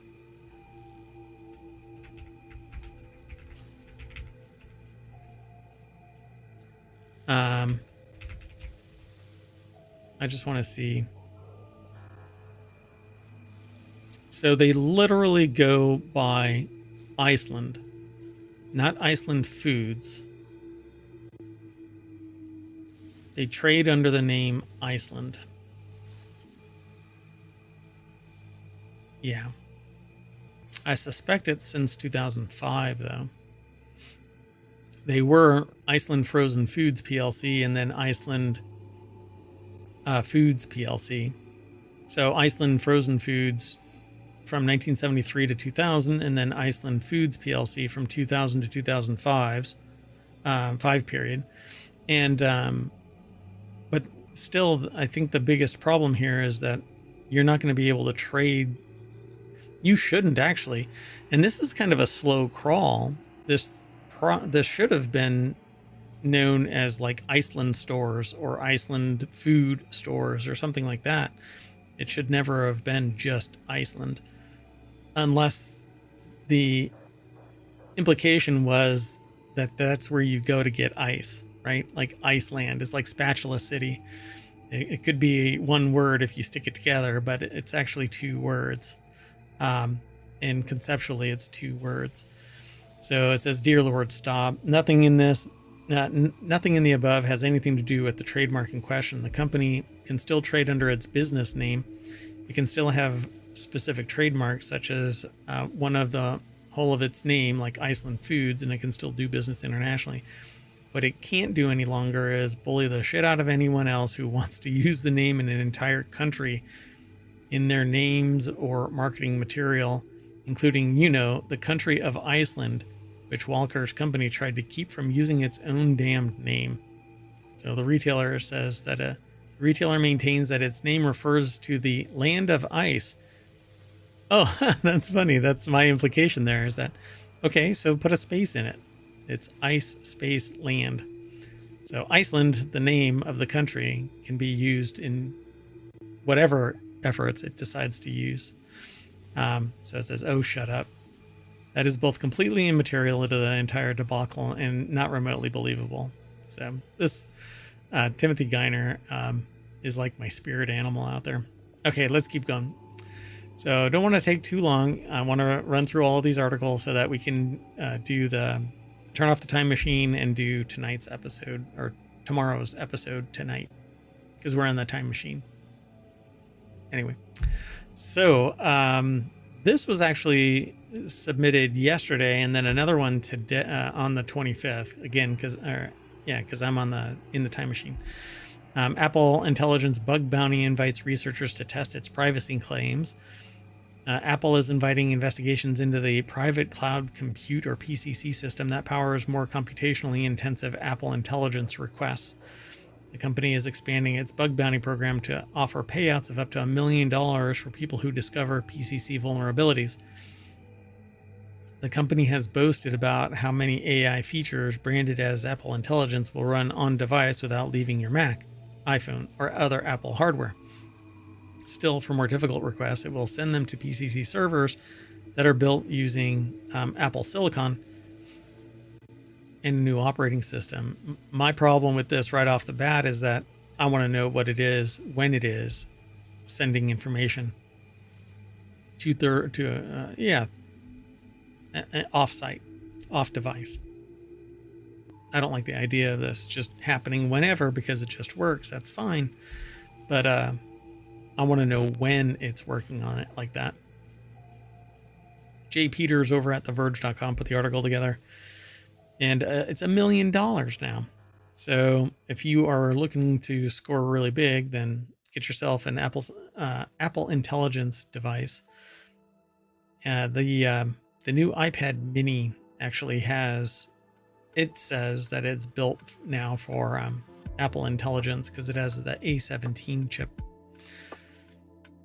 So for researchers, Apple is offering a security guide that spells out the technical details of the PCC, a virtual research environment that lets you do a security analysis of PCC on your Mac, though you'll need to have a Mac with Apple Silicon and 16 gigs of memory and be running the latest Mac OS Sequoia 15.1 developer preview, source code on GitHub for certain key components of PCC that help to implement its security and privacy requirements. So with the bug bounty, Apple is offering payouts from $50,000 to $1 million for vulnerabilities discovered across a few different categories. Apple will also evaluate any security issue for a potential reward that has a significant impact to PCC. So good luck. Bug bounty programs can sometimes be lucrative for people. They think that they've got a pretty secure system, though. I really don't want to be the victim of that, though. Man. Okay, let's keep moving. The next article is Taco Bell, KFC, and Pizza Hut are pulling onions following an E. coli outbreak. Yum Brands has taken precautionary measures by removing fresh onions from select locations of Taco Bell, Pizza Hut, and KFC in response to a recent E. coli outbreak that's impacted the restaurant sector. I almost got grilled onions on something today, and then I remembered, no, I don't think so. Francisco Velasquez over at Quartz or QZ.com put the article together. Yeah, McDonald's has suggested the deck statement for this article is that McDonald's has suggested the E. coli outbreak may be linked to raw onions used on its quarter pounders. And I love onions, but man, just the idea of not knowing where the onions are from and not necessarily trusting that the place that I'm buying from is aware. Yeah, I don't know how keyed in every place is, you know.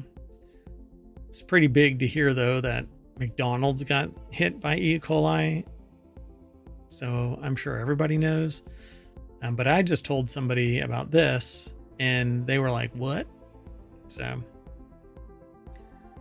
Yum Brands is not alone in this crisis. McDonald's has suggested that E. coli outbreak may be linked to the raw onions used on its quarter pounders. So far, the outbreak has resulted in 49 reported cases across 10 states, numerous hospitalizations, and 1 death. It has led to 1 lawsuit. Moreover, it's prompted McDonald's to yank the quarter pounder from 20% of more than 14,000 U.S. locations. Food distributors like U.S. Foods and Cisco Corp have raised concerns regarding the use of the affected onions. Additionally, Taylor Farms, one of McDonald's suppliers, has issued a recall of its yellow onions, despite not detecting E. coli. McDonald's probably said, yeah, okay, just do it, we'll pay you. Or they did it because McDonald's is such a huge cash cow or cash onion. Man, it's a lot of onions. Anyway, on Wall Street, financial firm Baird has downgraded McDonald's stock rating, citing a slump in sales tied to the E. coli outbreak.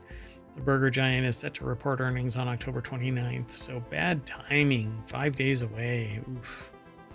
All right, let's keep going. The last article for today's Time Machine episode is in the Marble Channel. An astonishing trove of coins dating to the Norman Conquest just became the most valuable treasure ever found in Britain.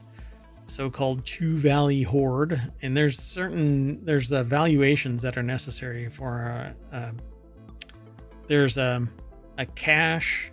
I can't remember. There's different categories, but one of them is hoard. Anyway, the so-called Chew Valley hoard just sold for a record $5.6 million, including 2,584 coins featuring the likenesses of Harold II, William the Conqueror, and Edward the Confessor. Sonia Anderson over at Smithsonian Magazine or SmithsonianMag.com put the article together. That's apparently what it looks like. A group of metal detectorists discovered the hoard of coins in southern England in 2019. What I love about this is that it seems like you could be a metal detectorist and have great opportunity in England, just all throughout the British Empire of the yesteryear, right? So look where the British Empire was, and then grab your metal detector and walk around, and there's a really good chance you're either going to find something Roman or you're going to find something gold, well, treasure like this, buried somewhere. It's just fascinating. You could just dig 2 inches and you're going to hit something. So it says it's fantastic, unbelievable. Adam Staples, one of the metal detectorists who unearthed the coins in the Chew Valley area, tells The Guardian's Stephen Morris, quote, "It has definitely changed my life. It was like holding history in your hand, and obviously the financial side of it is brilliant as well," which Harry Potter made hearing brilliant for Americans something a little more interesting. I think it's just so British to say it's brilliant.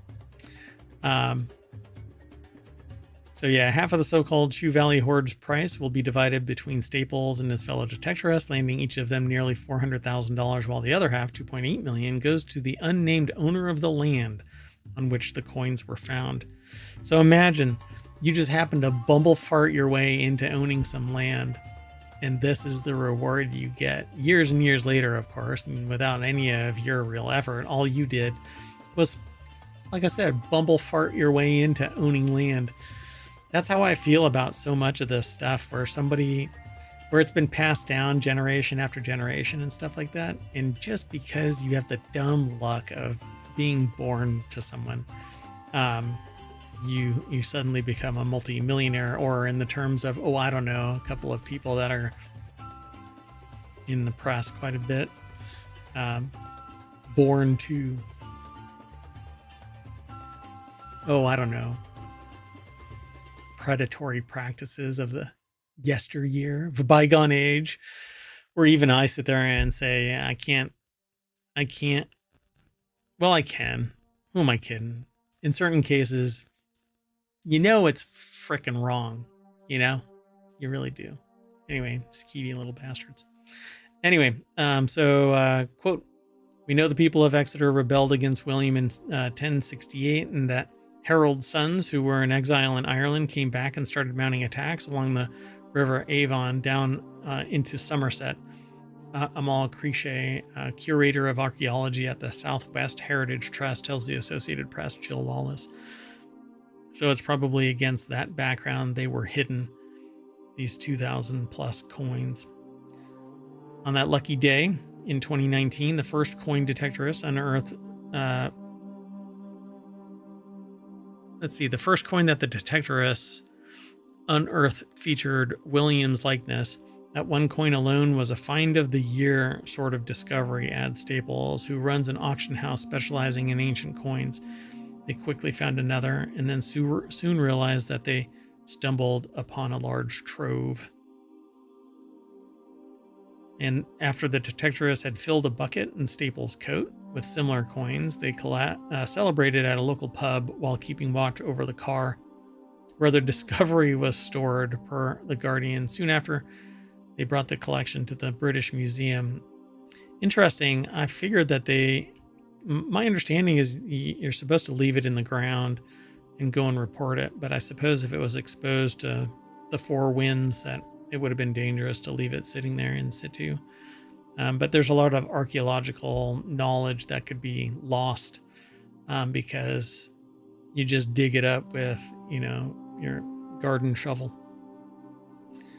So we're thrilled to have supported the Museum of Somerset to acquire this remarkable addition to their collection for local people and visitors to enjoy now and into the future.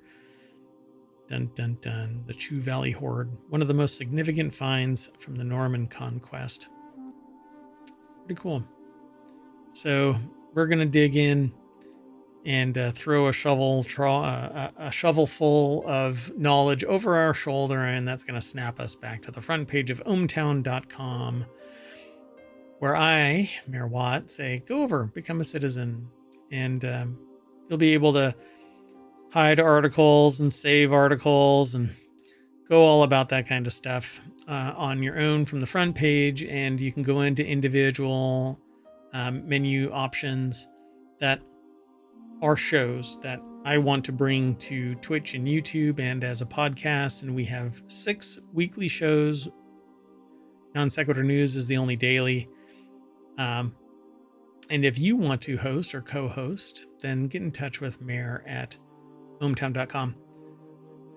Thanks for watching, and we're out of here. So see you soon. I'm going to shut down. We're going to reboot, and we'll be back. So be sure to follow us on Twitch and or YouTube.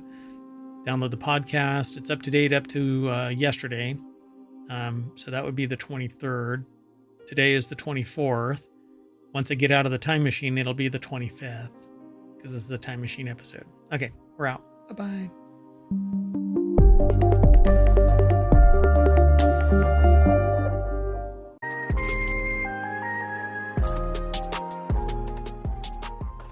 Hello, everybody, and welcome to Technology Today for October 27th, 2024. It's Season 1, Episode 29. I am Mayor Watt, and along with the Sentient AI from the future, we're going to talk about Centromere's eternal life and 22 new species of wasps. Oh my gosh. 3D brain atlas, molecular fingerprinting, and Jedi rodents. Meet Darth Ratatouille. That and more, powered by ohmTown.com.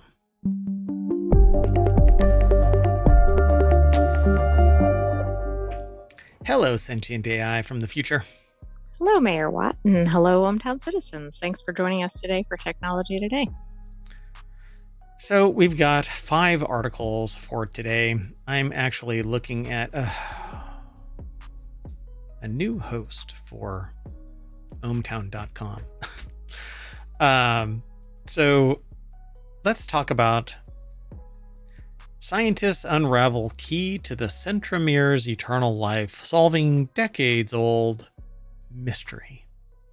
So researchers discovered that PLK1 triggers a process ensuring centromere preservation during cell division by activating the MIS18 complex and controlling CENP-A loading. This finding is key to understanding how cells correctly divide their genetic material, preventing diseases like cancer.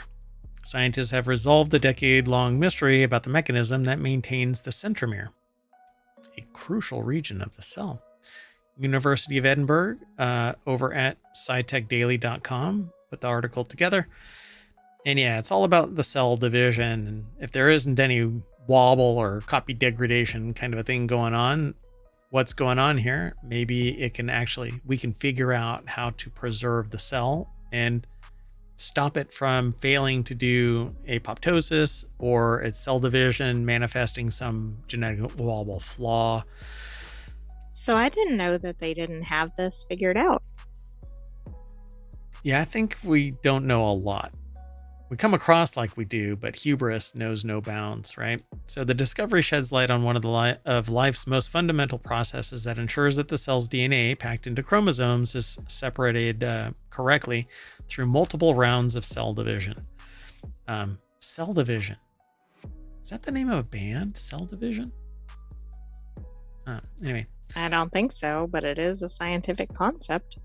So in the human body, around 2 trillion cells divide every day. Accurate chromosome segregation is the basis for life itself, and mistakes can be catastrophic. If centromeres are missing or in the wrong place, then the genetic information is not shared correctly between the dividing cells. In adults, this can lead to many diseases, including cancers, while the earliest stages of life, it can cause birth defects, says Professor Jayaprakash Arulananam.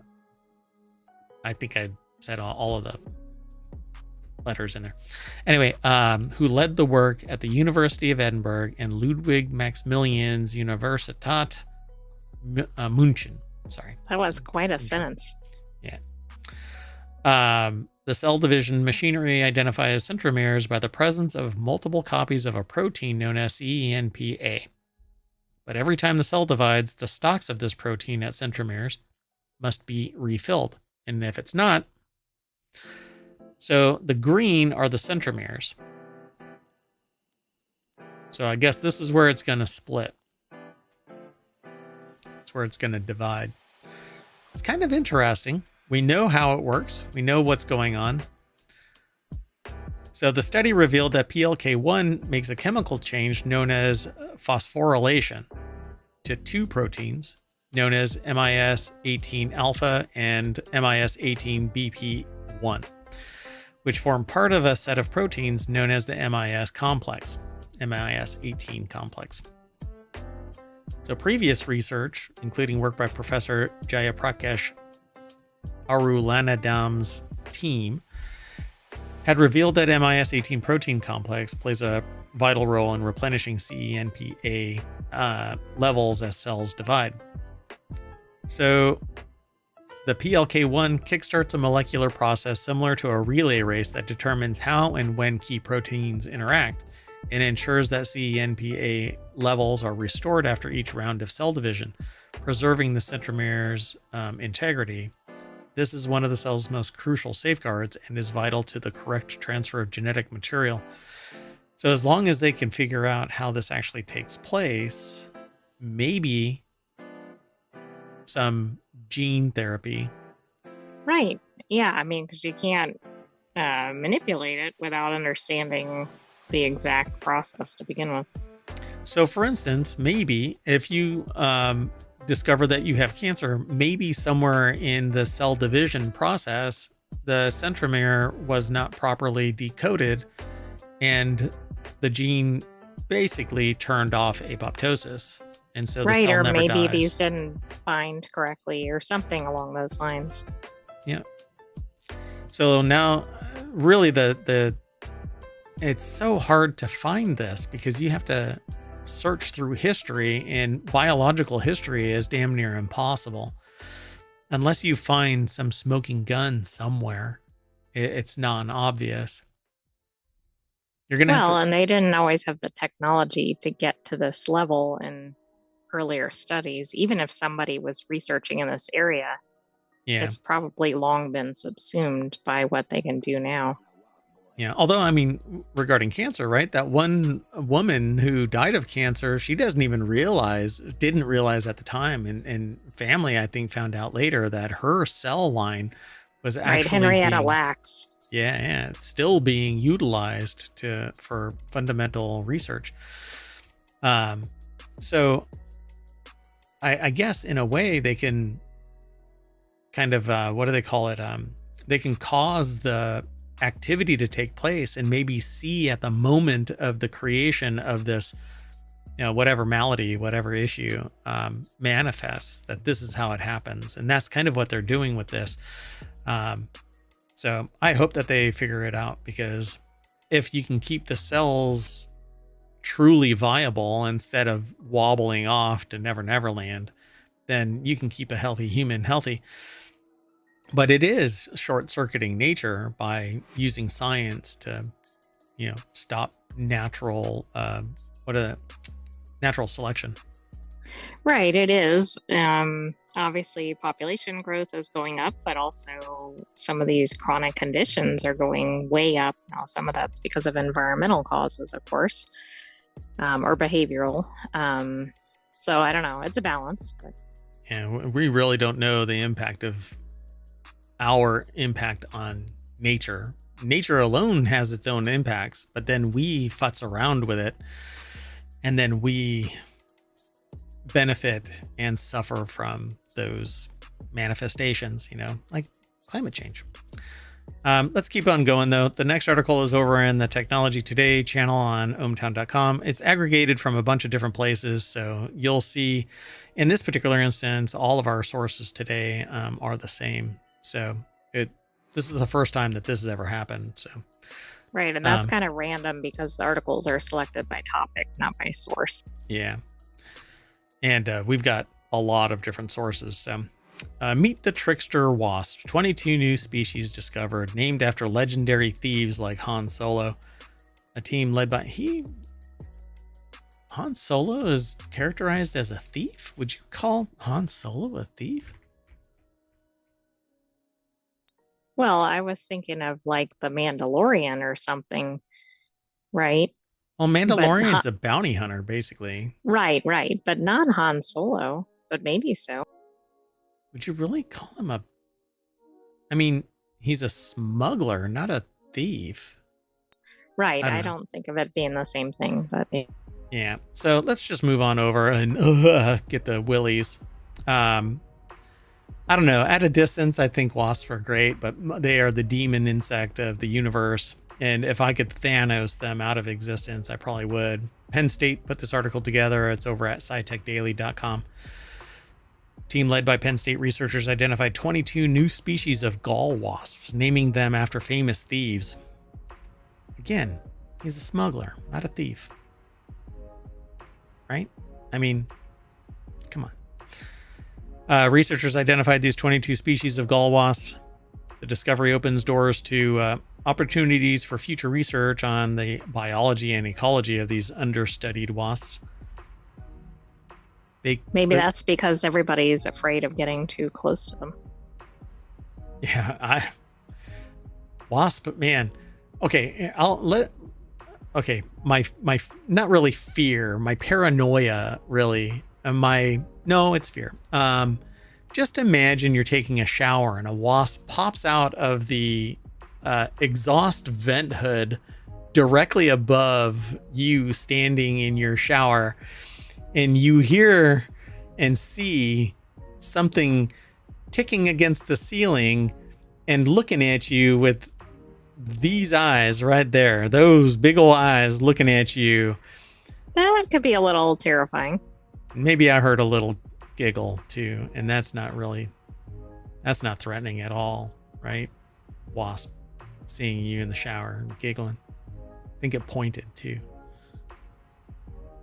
Well, wasps are naked too. Yeah, but they got body armor. They can be naked all day long. So anyway, for example, they named one wasp after Prometheus, a titan in Greek mythology who stole fire from the gods and brought it to humanity. The researchers said that they felt that the wasp's fiery red coloring made it a natural fit for the name. The list of the 22 names are not going to be pronounced by me. But I do see one that seems to be named after Loki. Yeah. And I don't really recognize most of them. Selene. Lupini. That's Lupin. Yeah. Interesting. Anyway, so very interesting. By naming these species, we give other researchers an anchor that they can carry forward to other studies. Because now they can identify wasps that were previously unknown. It provides a base and a toolkit for future work that can help us understand these species and their ecosystems more broadly. So unless these things hand out hugs, I'm not interested in them. I'm happy to report that there's 22 new ones and researchers can start studying them, but they are the bane of my existence. I love You'll be happy bees. to know they did identify Han Solo as a smuggler in the article. Yeah, there they go. See, and a thief portrayed by Harrison Ford. He's not a thief. What did he steal? Somebody tell me in chat what he stole. I'm curious. I don't know. Maybe he stole one item, and so therefore they put that label on. Who knows? So hold on. Wait. Let's see if there's a person who smuggles goods. That doesn't mean he steals them, though.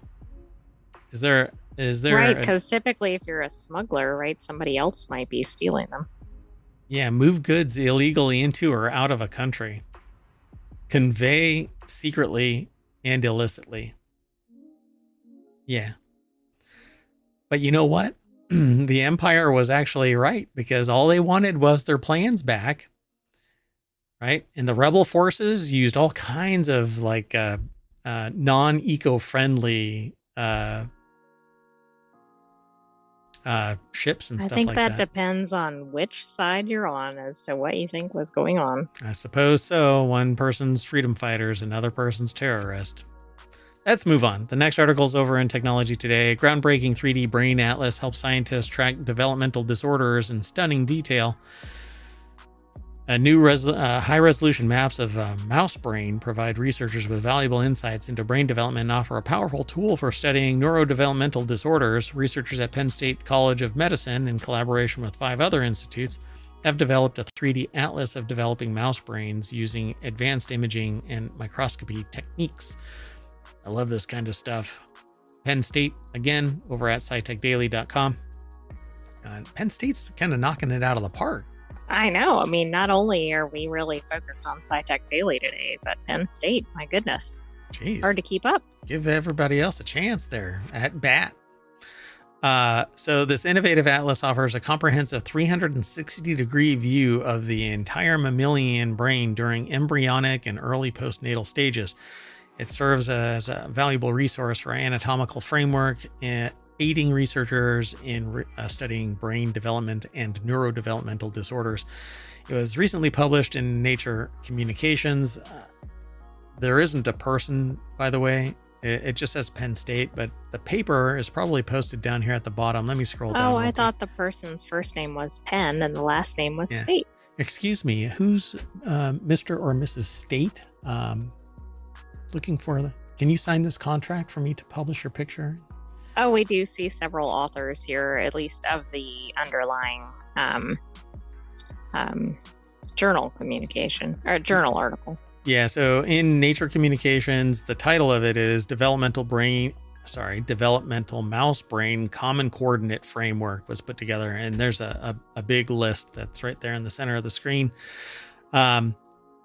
In essence, it provides a roadmap that can integrate a lot of different data, genomic, neuroimaging, microscopy, and more into the same data infrastructure, and it'll drive the next evolution of brain research driven by machine learning and artificial intelligence. In fact, I suppose if they can actually duplicate this framework technologically, then they can create a 3D AI complex that has the same regionality that human brains and animal brain, well, brains in general have. And that's actually one of the research lines that people are taking in AI is instead of having it all cognitively meshed together, there are regions that focus on certain functions and then the context is aligned for an output. That's a couple of, we know of at least a few papers that have talked about doing that, duplicating the way that human brain works in AI. We've talked about it in the past several times, but probably in Reality Hacker. Yeah, and that's largely because these large language models are taking massive amounts of time and compute resources to the point where not even researchers, but AI developers are building nuclear power plants, taking over nuclear power plants and bringing them back online so that they've got enough power. Oh, that's right. Yeah, which is a little bit, I mean, that gives you some context. Yeah, two nuclear power plants now. So this will be pretty cool. I'm always interested in this kind of stuff because I want to actually see a sentient AI. I had made a comment that I thought that around April of this year, somebody would let slip that a sentient or near sentient AGI, so an artificial general intelligence instead of just generative intelligence, would come online, and that OpenAI already had it. Unironically, we haven't really seen that announced, but it sure seems like there's something out there. There's something out there, right? Because there was a lot of turmoil right around that time. And then they're getting rid of, if they haven't already gotten rid of, their more altruistic their side. nonprofit arm, right? Yeah, and then they also pretty much cleaned house of almost all the people on the original board. Yeah. Yeah, pretty wild, right? But this is really cool because with this, you've got a framework and you can keep on augmenting it with more and more metadata. Once you have a working 3D model and simulation and it actually functions, matching the actions that a mouse would take, right? So certain regions function and fire when certain stimulus is applied to the framework. You basically have a mouse brain, functional digital mouse brain. This is going to like explode the research in this area. Yeah. Because if they've got all this figured out, that means they can make adjustments in areas. Grow it bigger and bigger and bigger until it's just the big fat head controlling all of the planet. No conspiracy here. Let's move on. The next article is over on Technology Today. Molecular fingerprinting now 100 times faster with Raman spectroscopy. So I don't want to get too into the reads about Raman spectroscopy, but one thing that I do want everybody to know about Raman spectroscopy is it's kind of the latest hotness in microscopy. It functions basically with the ability to qualify and quantify the image that it sees, the data that it's obtaining. Researchers at University of Tokyo have achieved a 100-fold increase in the measurement rate of Raman spectroscopy, advancing its application in biomedical diagnostics and material analytics. This innovation was enabled by combining coherent Raman spectroscopy, a specially designed ultra-short pulse laser, and time stretch technology, offering new possibilities for high throughput, label-free chemical imaging. Okay, so what all of this actually means by way of scitechdaily.com and the School of Science, the University of Tokyo, is that by looking at a sample, it can tell you what the chemical makeup is and the quantities of it, whereas past spectroscopy could only tell you what the elemental makeup is, but not the values of it. Oh, wow. So this is a significant breakthrough. Yeah. The time stretch technology really caught my attention because it sounds like we're trying to get toward time travel or something. Being able to look at the structure of the molecule itself. So you have to basically be able to observe it, but it's not as easy as said. So they come up with this. It's in Raman spectroscopy. It says it's commonly referred to measure the vibrational fingerprint of molecules, which can help identify them. What's really interesting. Wait. Go ahead. No, go ahead. The journal is Ultra Fast Science.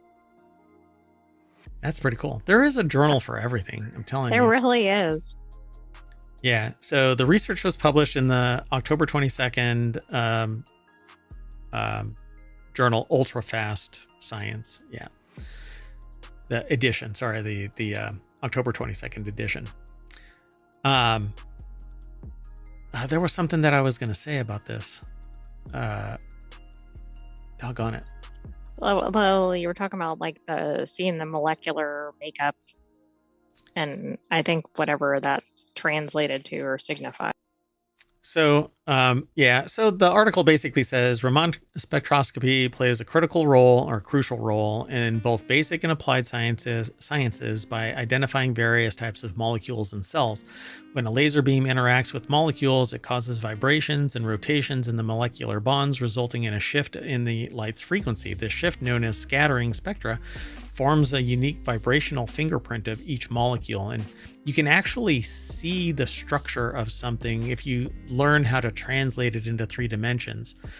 So DNA, for instance, was first seen in its double helix shape by a, and I don't want to, I can't remember her name, but the people who won the Nobel Prize were not the originators of it. And there's a whole scheme behind it where people, one person who was a lab aide with the original finder of the double helix took her notes and gave them to somebody else. And 2 guys got the Watson Nobel and for Crick. it. Yeah. But it was really a woman who was doing the actual Raman spectroscopy. And that's how it was originally discovered. There's some serious scumbaggery there.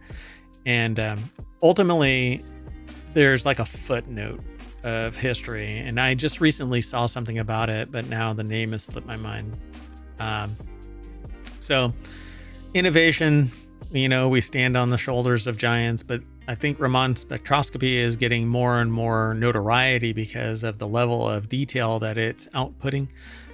And its ability to both qualify and quantify. So you don't just know the shape and size, you actually know the quantity of it. It looks like it was Rosalind Franklin, although, yeah, it looks like Rosalind Franklin, who was at King's College London. Yeah. And this plays into, there's like a lot of misogyny in science. It's absolutely. I mean, we've seen other researchers talk about that. Yeah, even in modern day. And so, leveraging their expertise in optics and photonics, the researchers combined 3 ingredients: coherent Raman spectroscopy, a version of Raman spectroscopy that produces stronger signals than conventional spontaneous Raman spectroscopy, a specifically designed ultra-short pulse laser, and time-stretch technology using optical fibers. As a result, they achieved a 50 million spectra per second, or megaspectra actually, measurement rate, a 100-fold increase compared to the fastest measurement at 50K. Ideguchi describes the wide-ranging potential of this improvement. Quote, "We aim to apply our spectrometer to microscopy, enabling the capture of 2D or 3D images with Raman scattering spectra." You actually have to translate what actually comes out as a 2-dimensional image. So it's not going to be as easy as just outputting a 3D image. It's going to have to be translated. Kind of like MRIs.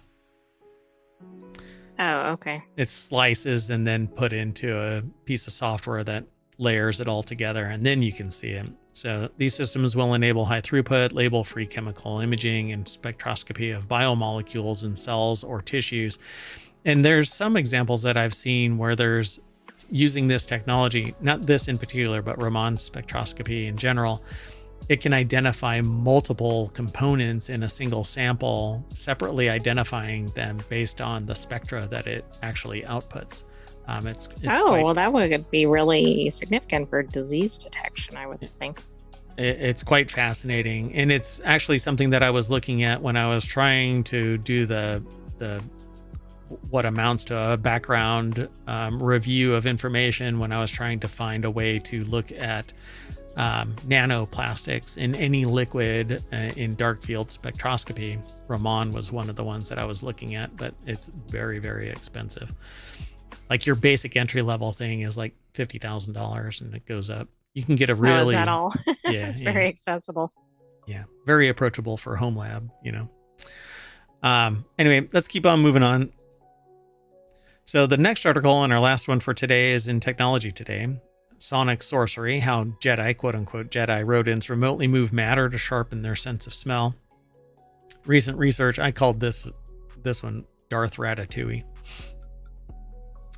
Recent research proposes that rodents use their ultrasonic vocalizations not just for communication, but to alter their environment to improve their sense of smell. So they like short throw ultra vibrations to amplify their smell, apparently. Is that what I'm getting at here? Well, beyond that, they're not just improving their sense, they're changing what's happening around them. Yeah. Pretty wild, right? This is really incredible. I mean, I don't think normal non-scientists think of rodents as being anything special. Did you just say normal? A lot of like people non-scientists, really but I might have said normal. Yeah, there's a lot of people that love rats in particular, and so this novel finding could transform our approach to studying animal behavior and the development of new technologies by applying biological insights. And we take a lot of our scientific evolutions from biological functions. So like sonar, because we picked it up from right. We like whales or dolphins or maybe bats. But you're right. Yeah. A lot of things are based on things we observe in nature. Yep. So Bert Gambini University at Buffalo put the article together, and it says here that recent research proposes that rodents use their ultrasonic vocalizations not just for communication, but to alter their environment to improve their sense of smell. This novel finding could transform our approach to studying animal behavior. And they say here that since the 1950s, scientists have debated the purpose of ultrasonic vocalizations in rodents. So we've known about it since the 50s. These high-frequency sounds, inaudible to humans, were widely thought to serve as a form of social communication or courtship, whether similar to or somewhat similar to birdsong. And it would have to be ultra short, though. Or maybe similar to frogs in Madagascar. See, but this is ultrasonic. It's not going to penetrate anything. I mean, just air alone is going to kill the distance, because the higher the frequency, the more power you have to put into it for it to go a further distance, versus ultra low, like guttural noise will travel a longer distance with less energy. Ultrasonic is not a survival trait short of its use really, really close. You're not going to try and find a mate with ultrasonic unless you run up against somebody. Oh, I see. So those initial hypotheses were probably way off base. Or they know something that I don't know about sound, but that's okay. I'm not a genius about everything, but or anything really. I'm just a goober that streams. So it says it's so far off scale from what we know that it's like we're observing Jedi rats. It almost seems like magic. So the radical implications of this: the phenomenon has never been observed before, or they believe even suspected in any animal.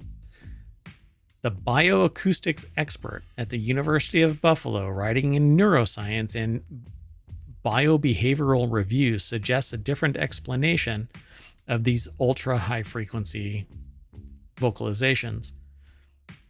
Rodents may use these sounds to create airflow patterns that affect how particles enter their noses, essentially using sound to enhance their sense of smell.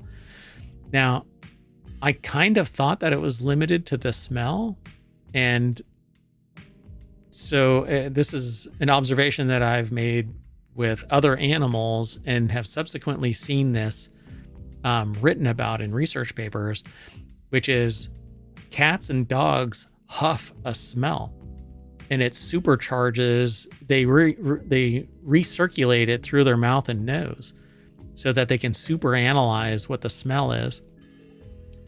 That's what they're doing, except they're using ultrasonic vocalizations. Oh, really interesting. So they're creating new pathways of information by manipulating their environment and controlling the molecular interactions of particles around them. So they're kind of just creating a little tornado of this smell and enhancing it. Like eating a hot pepper and then eating another one and it keeps on stacking up. That's basically what they're doing. They're just throwing the scent around. This is really fascinating. Very interesting, right? So rodents explore their environment by stroking surfaces with their whiskers, visually scanning, and incessantly sniffing. Every animal does that, really. Mercado discovered that studies on vocalizations that also monitored sniffing showed that the rodents immediately sniffed after producing each USV. How this could have been missed so long is beyond me, but it's obvious when you read about it, right? Well, he also had a background studying whale song, so maybe he was particularly tuned into some of this. And then where it didn't match up, it's like, wait a second, something else is going on here. Interesting. So now we got to figure out if whales are actually listening to the whale song to hear or to see if they're expecting a response or if they're just vocalizing for something hyper local. Wouldn't that be interesting? Because that's long been thought to be communication, right? Yeah. But we know that there's other things for that vocalization because they've actually coordinated activities based on whale song, hearing what seems to be responses and even responses to the whale song that are identical for the previous whale song because they've replayed. Right, I think they basically translated the meaning of some of it. Yeah, pretty fascinating, right? So rodents are at the forefront of biological research, notes Jessica Zhao, a student researcher at Harvard University and the paper's co-author. Rodents, especially rats and mice, are the unsung heroes of the scientific world. Yeah, they've been used in science forever and ever. From an evolutionary perspective, there's evidence suggesting the sense of smell used in exploration drove the evolution of more sophisticated cognitive processes, including attention and memory. Because we've heard that they memorize things as well. Oh, right. I think the rats were able to, or actually it might have been mice, but they were able to determine where to go in a maze, even if the visual wasn't there, like they'd memorized where it was located. Yeah, some they see sort a of sign. Identifier. Yeah, and they go to where they remembered the exit was, but then somebody had moved the exit, proving that they actually had a visual memory of the location, not just because the moment that they saw the sign, they were like, I got to get out of here. And they went to the previous exit. Yeah, that was pretty wild to read about too. That seems smarter than some other animals that are considered to be more advanced, although maybe they do it too. They just haven't experimented. Haven't figured it out yet. So the reference here is Do Rodents Smell with Sound by Eduardo Mercado and Jessica Zhao, the September 27th, 2024 Neuroscience and Biobehavioral Reviews. And there's a link to the DOI. So that's it, folks. Ta-da! We are done for today's Technology Today. So we're going to snap on a little image of a mouse up here and ratatouille our way back to the front page of Technology Today over at ohmTown.com. I'm going to say bye. I am Mayor Watt, and the Sentient AI will too. Good night, ohmTown citizens. Thanks for joining us for Technology Today. Okay, we're going to reset, and then it's going to be 4-Wheel Tech, and then we're going to bow out for the night. So if you're interested in automotive news, we've got 5 articles right around the corner. See you soon.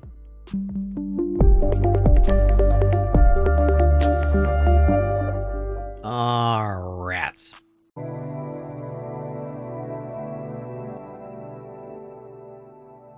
Hello, everybody, and welcome to Non Sequitur News for October 26th, 2024. It's Season 3, Episode 300. Woo! So we're well over 1,400 episodes now. And today's episode, Mayor Watt and the Sentient AI from the future is going to talk about fueling both sides of the Munchies War, 14-foot waves in Hawaii, trapped in a red box, the tiny hippo, ugly characters in video games, Helldivers 2 on Xbox, Delta sues CrowdStrike, Boar's Head Listeria lawsuit, Michigan is changing seasons, and video game actors strike still continues. Everything is powered by ohmTown, so go over, become a citizen. I think you'll enjoy it. Sentient AI might have a different attitude about it. Do you think that people will enjoy going over and using ohmTown.com for their information overload management? I do. Oh, we all use it. Anyway, go over there. Enjoy.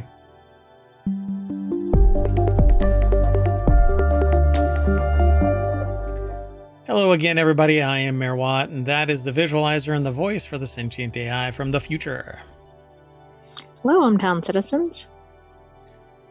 So we've got all 10 articles all lined up. Let's get into the very first one. I titled this one Fueling Both Sides of the Munchies War because, well, it's about pizza. Accidentally contaminated with THC. Whoa. Yeah, so Wisconsin Pizzeria apologizes after customers get high from pizzas accidentally contaminated with THC. It's over in Wisconsin. Officials with Public Health Madison and Dane County stated in a news release that famous, very famous, high-flying even Yeti's Pizza in, I guess it's Staunton, or is it Stoughton? Stoughton? It's probably just We Staunton. don't know. Had unintentionally served pizza contaminated with THC between Tuesday, October 22nd and Thursday, October 24th. So they... Whoa, this wasn't like one pizza. No, apparently not. EMS workers in Staunton had reportedly notified the public health department that they had transported multiple people with THC-related symptoms during that time, all of whom reported eating at famous Yeti's Pizza. Wow. Our profits are high-flying. Ben Newhouse over at thehill.com put the article together. Yeah, so... If you, quote, if you ate the pizza and are experiencing THC-related symptoms, please contact your healthcare provider or call 911 if your symptoms worsen, or order another pizza from Yeti's Famous Pizza, or Famous Yeti's Pizza. I don't think that's what you're supposed to do. What? So, yeah, let's see. How did this go about? Oh, and it's Delta 9 contaminated oil. So today it was confirmed that pizza had been sold with dough mistakenly prepared with Delta 9 contaminated oil. The oil accidentally used in the product originated from a shared storage space on the site, a cooperative commercial kitchen. And we want to assure you that all affected products have been destroyed. Famous Yetis is working closely with local authorities to improve our storage and security protocols to prevent this from happening again and to guarantee the safety of our customers. So congratulations, Yeti.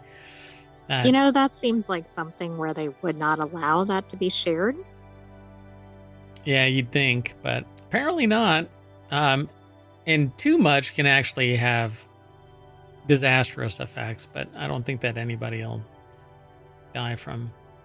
I mean, you'd have to really imbibe quite a bit. But maybe if you're sensitive to it, then yeah. Or you're a kid or something. Allergic. Yeah. A child. Yeah, that would definitely do it. So yeah, side effects include anxiety, paranoia, dizziness, and increased blood pressure, among others. But the Madison and Dane County Public Health Department warned that symptoms may vary on how much is consumed. Indeed. And if you're really, really hungry, order another pizza. All right, let's keep moving. By the way, if you want to get all